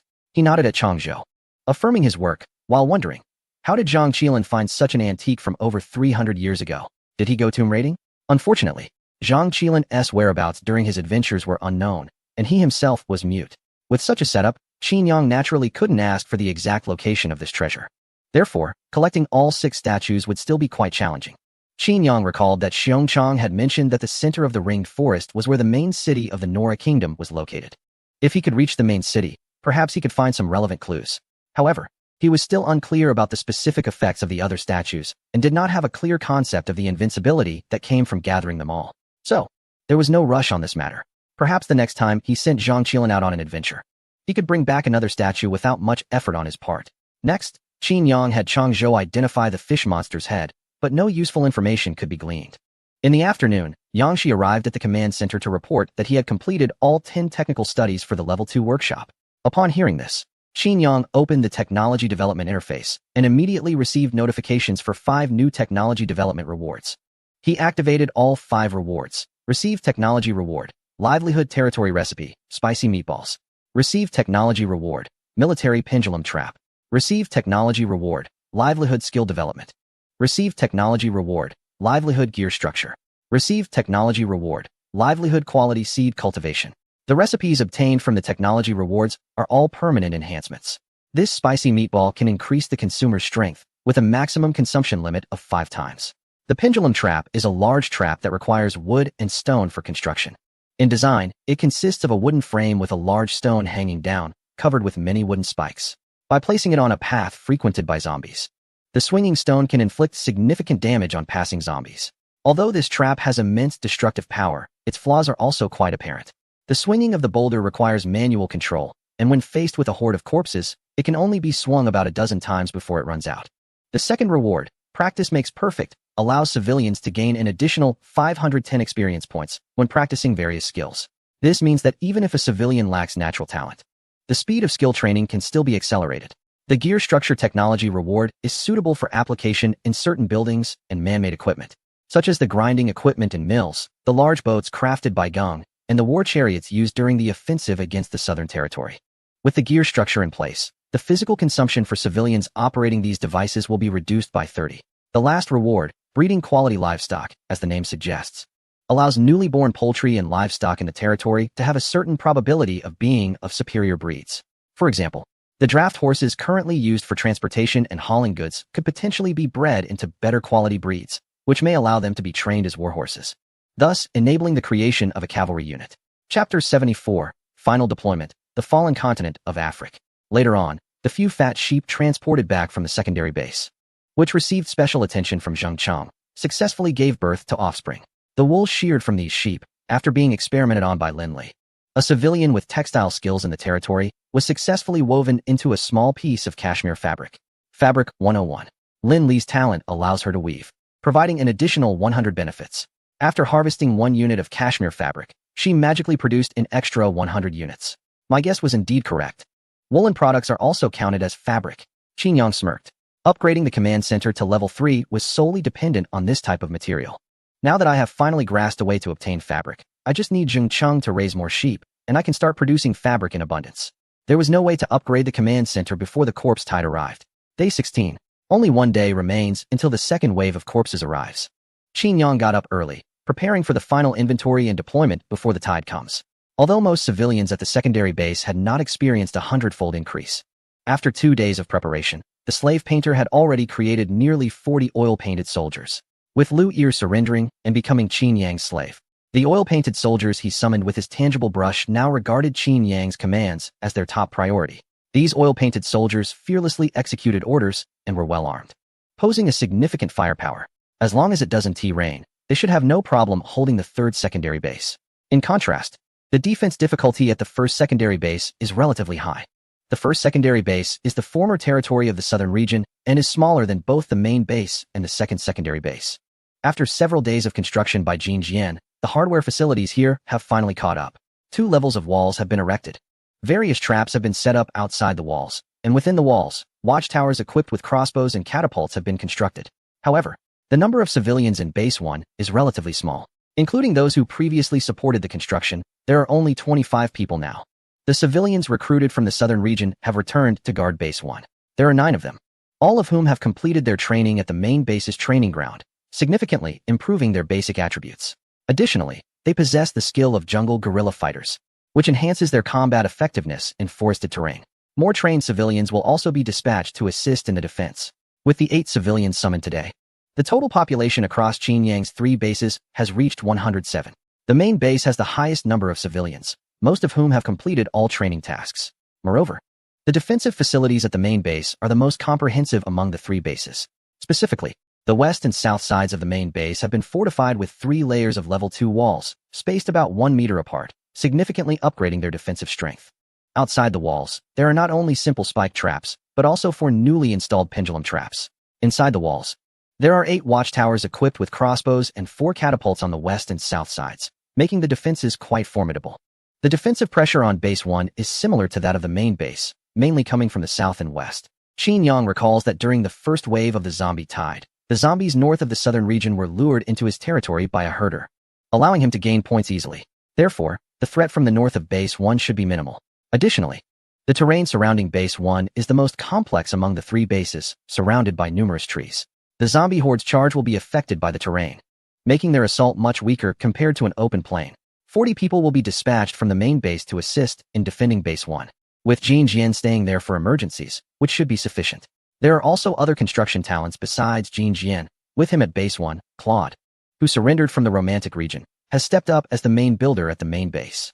As the second wave of the zombie tide approaches, various live streaming platforms are bustling as if celebrating a festival. The live stream from the summer region has the highest audience count among all platforms, with over 100 million viewers constantly following the movements of the summer region's contestants. The second wave of the zombie tide is about to begin, and it's uncertain how many contestants will be eliminated this time.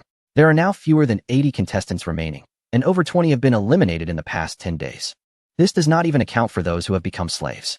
In fact, many contestants have been killed by others. For instance, the contestant from the northern region reportedly killed at least 5 others. That individual was a mercenary before crossing over, having killed many, and his psyche has long been twisted. The representatives from certain countries are not exactly paragons of virtue either. Just look at how they treat captives and slaves. It would be better for them to just eliminate them outright. Meanwhile, a student named Qin Yang has also captured a slave, but compared to the representatives from those countries, he is actually quite humane in his treatment. Indeed, all he does is ask the person to draw. After all, he is an artist by trade. Being able to engage in his craft ensures he has food and safety. What a relief. Now, over in a certain romantic country, they are praising Qin Yang to the skies, calling him their guardian deity. It's typical of someone who has been sold out, yet still helps count the profits. I can't help but laugh. Besides discussing the elimination of contestants, many viewers are also talking about the territorial development of competitors from various countries. I said that when it comes to territorial development, our country is number 1. Who agrees? Who disagrees? Of course, with such a large group of skilled individuals, how could we not develop quickly? Aside from our country, I've noticed that the representatives from another nation are also developing quite rapidly. Although their contestants may not be the brightest, they have a significant number of clones. The teacher known as the Undead Knight is also doing well in terms of development. However, it seems the contestants from a certain bear country have hardly made any progress in their territories. Are they still living in tents? This is just absurd. They spend their days fighting zombies without focusing on territorial growth. Many people have already started speculating about the rewards and punishments that will follow the zombie wave. In the first round, they rewarded an oil field. What could possibly be in store for the second round? It must be something of greater value, right? I hope they offer some cutting-edge technology. I've heard that the technology acquired by that bear country is already being researched for manned missions to Mars. If they get eliminated in the second round, the penalties will surely be harsher than in the first round, right? I've heard that 70 of the countries in a certain continent have fallen, and now it's overrun with zombies. Isn't there any international effort to provide assistance? There has been aid sent, but it's ineffective due to the overwhelming numbers and the virus spreading from person to person. Unless nuclear weapons are used, it's nearly impossible to regain control. Now the warlords in that region are scattering wealth and seeking asylum. Fortunately, these zombies will not reach the countries where contestants have not been eliminated. So Qin Yang, you must do your best. Our safety relies entirely on you. Chapter 75, National Alert. The power of the crossbow in a special operations department of our country after the first wave of zombies ended. The rewards and penalties indeed came into effect. Not just our country, but leaders around the globe have begun to take the arrival of the zombie wave very seriously. Although based on the development status of Qin Yang's territory, it should be manageable to withstand the second wave, the military-clad elder sat up straight and addressed a subordinate, who was also in military attire, saying, "We still have to make adequate preparations here. But what if? I'm just saying, what if Qin Yang fails? The zombies as a punishment will appear randomly across the nation, and that would be difficult to defend against." The military subordinate stood at attention, yet a look of concern crossed his face. The elder furrowed his brow, took a deep breath, clearly contemplating this issue as well. The rapid downfall of countries in that region is largely attributed to the random appearance of punitive creatures, which is one of the main reasons. No matter how tight the defenses are, these creatures can suddenly materialize right beside you, catching you off guard. After a long period of contemplation, the elder slowly issued an order. You can now notify the relevant departments of the country to inform officials across the nation to initiate the evacuation of the public. During the period when the game system issues rewards and penalties, all citizens must remain at home or in designated locations. Cities will be locked down, and towns and villages will implement strict martial law, prohibiting the opening of all public places and banning any non-essential gatherings. Additionally, troops will be dispatched to patrol densely populated cities, and personnel from police stations, fire departments, and medical services must remain on standby at all times. This way, if the defenses fail, and these creatures appear randomly across the nation, we can rapidly contain the virus within a certain area to minimize its spread and harm. There's only so much the nation can do. Eliminating the creatures is secondary. The primary concern is controlling the spread of the virus they carry. It would be great if we could decipher the virus on these creatures. The elder had received intelligence that a certain country had captured a creature from a penalized nation, intending to take it back for research. However, as soon as the creature left the penalized area, it dissolved into a puddle of black sludge and evaporated completely. Even conducting research on these creatures within the penalized nation proves impossible. Any experimental samples taken from the creatures quickly dissolve and evaporate. This renders the viruses they carry indecipherable, and the spread of the virus cannot be effectively contained. The only measures countries around the world can take are basic preventive actions like city lockdowns. The elder understood that simply dealing with one wave of creatures is a temporary fix. From the moment a participant is eliminated, it has already been determined that the nation is destined for downfall. This punishment is not a one-time occurrence. As long as this game continues, even if the nation can clear this round of punitive creatures, there will still be subsequent rounds, each more intense than the last. Therefore, only if Qin Yang successfully withstands each wave of creatures in this other world can the nation have a chance at survival. The billions of people in the country rely on Qin Yang for protection. After contemplating all this, the elder sighed. He regained his focus and said to his subordinate, "By the way, the evacuation efforts should primarily focus on reassuring and persuading the public, unless absolutely necessary. Do not implement any coercive actions." Understood. The subordinate saluted and hurriedly left. On the 17th day, just past midnight, in the forest, on the grass, by the river, the sound of crackling electricity echoed repeatedly. One by one, blue portals opened, and ferocious, decaying runners burst forth, twitching as they stood still, emitting eerie cackles. The enormous, grotesquely deformed creature known as the Charger slowly emerged from the portal, supporting its massive body with its gigantic right hand. Following it was the long-necked screamer, emitting its characteristic whimpering sounds to drive away hordes of the undead, also stepping out of the portal. The tide of corpses began to gather. This process lasted for several hours, and by dawn, a number of shepherds, covered in a green mist, began to exit the portal. The appearance of the shepherds signified the start of the undead wave. Compared to the first wave, the second wave of shepherds seemed to have undergone significant upgrades. Their forms resembled more complete humans, no longer the grotesque, rotting figures they once were. The vents expelling green mist were all located on their backs, causing their backs to arch high, resembling hunchbacks.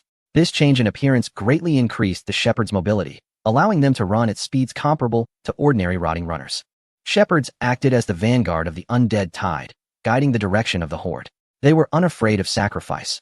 As long as they died near the target location, they would have fulfilled their mission. The residual green mist would continuously attract more zombies to that area. At least 50 shepherds charged towards the main base from 4 directions.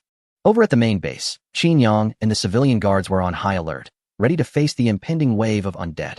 When the first shepherd appeared to the south of the territory, Guzhong, stationed at the southern watchtower, was the first to launch an attack. He adjusted his crossbow and fired a bolt at the shepherd nearly a kilometer away. The crossbow shook violently as the 15-meter-long bolt, fitted with a stone tip, shot forth with ferocity. The maximum range of the crossbows in the territory was about 400 meters, more than twice that of ordinary bows. However, Guzhong's shot was enhanced by his extraordinary sniping ability, allowing it to surpass the maximum range and continue onward. After flying nearly a kilometer, the bolt accurately pierced through the shepherd's chest. The immense power of the crossbow did not dissipate upon hitting the shepherd. The bolt continued its trajectory, penetrating the chests of 2 zombies before finally pinning a third one to the ground. Shepherd killed, points, 40. Rotting runner killed, points, 8. Rotting runner killed, points, 8. Qin Yang, observing the situation from a watchtower, immediately received the notification. The points for killing these zombies had increased. indicating that the second wave of the undead had received significant enhancements, with the runners seemingly moving much faster. In less than 5 seconds, Qin Yang estimated that the tide of corpses had advanced nearly 50 meters. These runners were surpassing human limits in speed. After the shot, Yang Fei quickly assisted Gu Zhong in reloading the crossbow. The crossbow was powerful, but its firing rate was slow after each shot. It took about 78 seconds to reload before another shot could be fired, primarily due to the time-consuming reloading process. The personnel primarily responsible for loading ammunition, such as Yang Fei and others, have undergone intensive training in recent days and are now quite proficient at it. Soon, the second crossbow bolt is ready. However, after a 7-second wait, the other shepherds have advanced about 100 meters, and there are still more than 800 meters to the southern wall of the territory. Gu Zhong quickly operated the crossbow and fired his second arrow. In Chapter 76, Firepower Network, Oil Painting Wall, after Gu Zhong's crossbow fired for the third time, taking down 4 runners, the horde was only about 500 meters away from the wall. Standing below the wall, Ma Dongmei took a couple of deep breaths and then grabbed a specially made spear. After a few steps of running, she threw the spear with all her might. The spear let out a sharp whistling sound as it pierced the sky. 500 meters away, a runner, roaring and charging headlong, was struck by the speeding spear. Its momentum abruptly halted. The spear not only pierced through the runner's chest, but also pinned it firmly to the ground. The mindless runners behind immediately crashed into it, losing their balance and rolling into a heap on the ground. This triggered a chain reaction, causing more than a dozen zombies to fall in the same spot, resulting in a small-scale stampede. However, this phenomenon could only delay the runners momentarily. Soon, the fallen runners twisted their bodies and got back on their feet. They opened their murky yellow eyes wide, their mouths gaping, as blood hung in viscous strands. After a brief moment of confusion, they sensed the green mist left by the shepherds ahead. The runners immediately became ravenous again, charging forward with frenzied determination. Their numbers were at least 10 times that of the first wave, and among them, the weakest were already decayed runners. As the horde drew closer, Qin Yang felt the pressure it brought and observed the situation. In the distance, a massive group of decayed runners, numbering at least 500, surged toward the territory like a tide. Among them were also some deformed bombers and shriekers mixed in. Has the difficulty increased so much? This scale is at least several levels higher than the first wave. If the first wave felt like an appetizer that ended before it even started, then this second wave is undoubtedly a giant meal, enough to fill anyone up. Qin Yang did not dare to be negligent and quickly ordered Wang Tong to relay instructions. Prepare all crossbows. As soon as they are within range, open fire immediately. Within the territory, only Ma Dongmei and Gu Zhong had attack ranges exceeding 500 meters. The crossbows set up in the watchtower had a maximum range of 400 meters, but the effective killing range was actually within 350 meters. Beyond that, their power would significantly diminish. The distance for the catapults was even closer, at around 200 meters, similar to that of bows and arrows. Thus, Qin Yang instructed the civilians to set up a large number of ground spike traps in positions where effective coverage could not be achieved. The level 2 spike traps, with a width of 6 meters, were arranged in an interlaced pattern along the path of the runners, making it difficult for them to evade. Soon, the frontline runners began to fall one by one into the camouflaged spike traps. The depth of the level 2 spike traps increased to 2 meters. And with sharpened wooden spikes installed at the bottom, the first runners who fell in were nearly unable to climb back out. The subsequent runners quickly filled the pits, creating a towering pile of bodies on top. Although the spike traps further weakened the momentum of the zombie wave, as more and more runners charged forward, they trampled over their fallen comrades and continued to advance, gradually restoring the momentum of the horde. Fortunately, after passing the spike traps, the zombies entered the range of the crossbows. All crossbows, prepare. Fire. With Qin Yang's command, a total of 16 crossbows from the west and south roared to life. Rows of long arrows were launched, like the scythes of death, harvesting the approaching runners from a distance. Kill Shepherd, 40 points. Kill Decayed Runner, 8 points. Kill Shepherd, 40 points. Kill Decayed Runner, 8 points. The score notifications flooded Qin Yang's view. In just one round of firing, nearly 50 zombies were either killed on the spot or pinned to the ground, greatly obstructing the advancing horde. The assault of the zombie wave was interrupted once again. Reload. Reload. The civilians stationed by the crossbows quickly and orderly began to load arrows. By the time the zombies regained their momentum to charge again, the second round of firing was already prepared. The sound of bowstrings was like thunder as the crossbows trembled. The arrows once again reaped a wave of zombies. At this moment, the fastest zombies had charged to within 200 meters of the walls, officially entering the range of bows. Led by Ma Yuan, 7 or 8 archers began to draw their bows and shoot, primarily responsible for clearing the leftover threats after the crossbow attacks. The shooting speed of the bows was much faster than that of the crossbows, averaging one shot every 2 seconds. Additionally, the civilians had all completed their training, with each showing a significant improvement in accuracy compared to the first round. The runners that passed through the crossbow firepower net charged forward under a rain of arrows. One moment they were charging fiercely, and the next moment they would be pierced through the head by arrows, falling to the ground and contributing points to Qin Yang. The crossbows and bows formed a crossfire, temporarily limiting the horde of zombies to an area about 300 meters from the territory. Seeing the situation under control, Qin Yang took a moment to check on Base 1 and Base 2. The scale of the zombie wave at Base 2 was similar to that of the main base, but the direction of the zombie attacks was more dispersed, coming from all sides. The civilians stationed at Base 2 had begun to use crossbows to fend off the approaching zombies. However, since only 4 crossbows had been set up here temporarily, they could not form an effective firepower net, thus limiting the impact on the zombie wave. As the situation became dire, the civilians on duty quickly abandoned their crossbows and gathered around a few catapults, preparing to use them to fend off the approaching threat. The horde of undead soon entered the attack range of the catapults. 2 civilians loaded fist-sized stones into the catapult, while one operated the launch mechanism. With a loud thud, the stones were flung into the air, tracing a parabolic arc before crashing into the horde, creating a clear area among the zombies. The impact sent dirt flying, and the struck runners were knocked over, tumbling backward. The catapults at the second outpost were few in number and had limited effectiveness against the advancing horde. After a few scattered shots, the horde approached to within 50 meters. There, it encountered the first wall of the second outpost, an oil-painted wall standing 3 meters tall and 2 meters thick, hastily created by a slave named Lure under Qin Yang's orders. Additionally, the front of the wall was covered with flammable straw and branches. The fastest runners crashed into the oil-painted wall but were unable to budge it. The wall, reinforced with Lure's enhancements, had a defensive capability far beyond that of a basic wooden wall. As long as it wasn't raining, the zombies could hardly break through it with brute force. With more zombies rushing forward from behind, a dense crowd soon gathered in front of the wall. Seeing this, the civilians at the second outpost quickly climbed the watchtower standing at the edge of the oil-painted wall, brandishing flaming torches and throwing them over the wall. The flames ignited the flammable materials on the ground, rapidly spreading and creating a sea of fire that scorched the zombies trapped in front of the wall.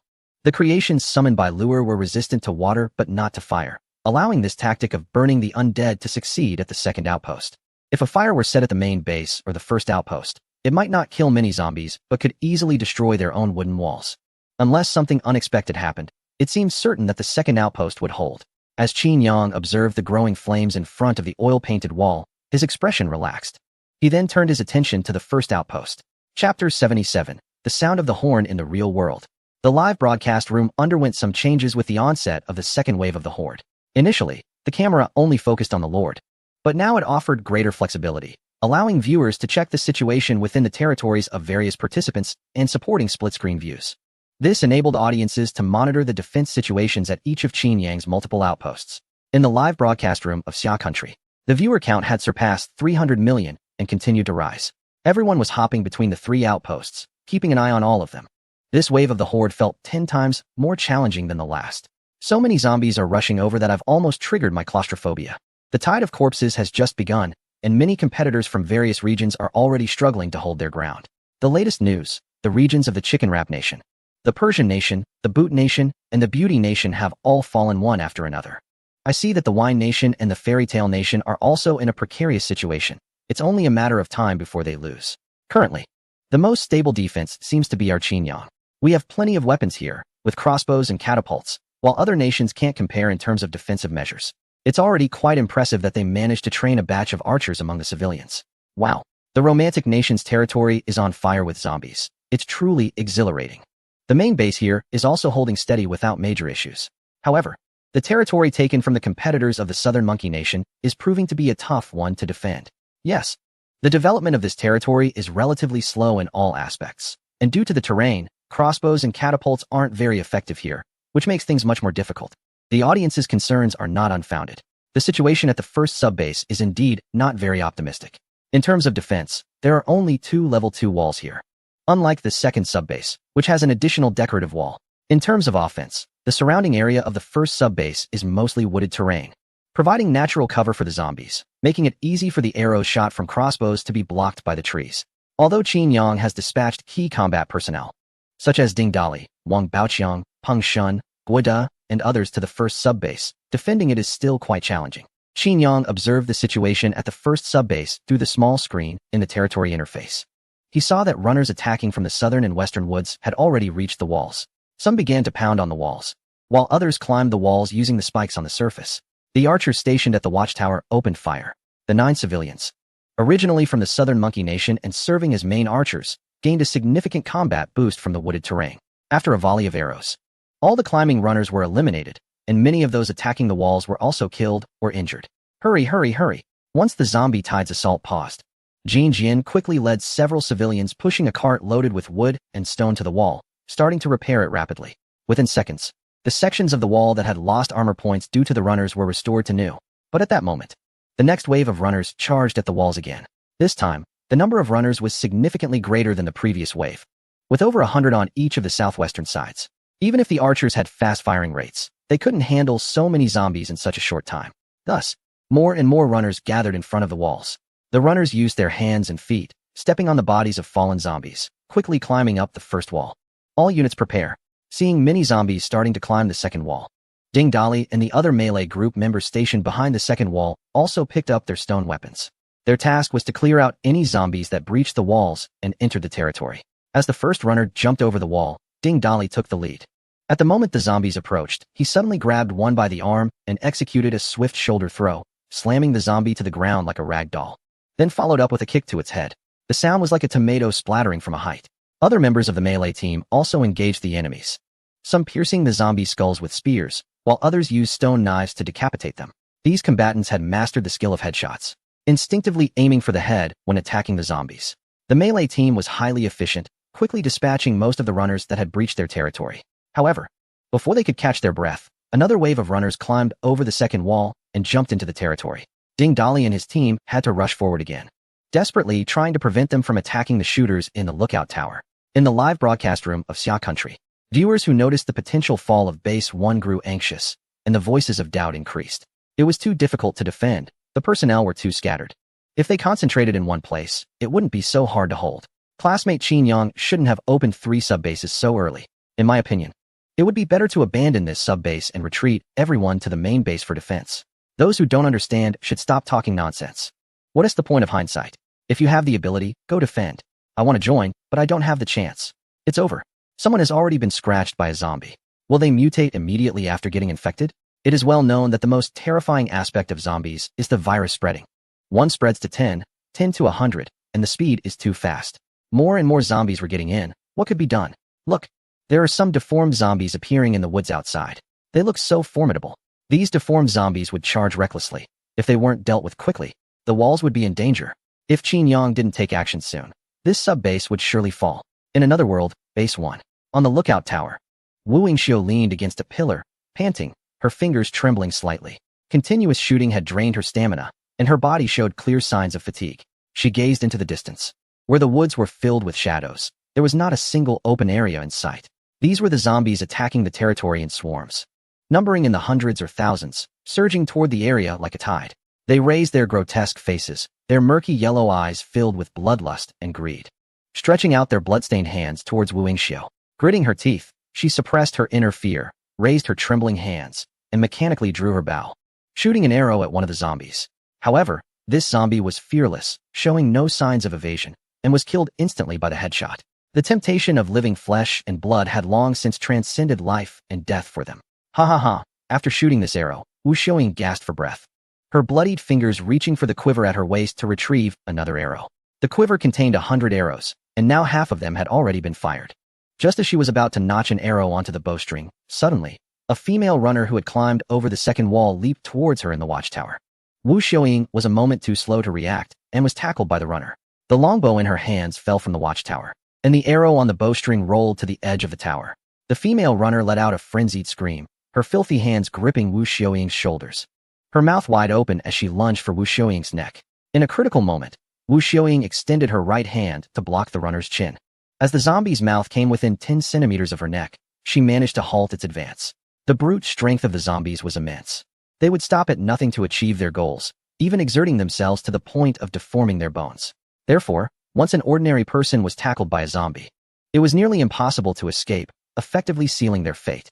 Wu Xiaoying resisted with great difficulty. She did not want to give up. She had just escaped from a hell of darkness and suffering.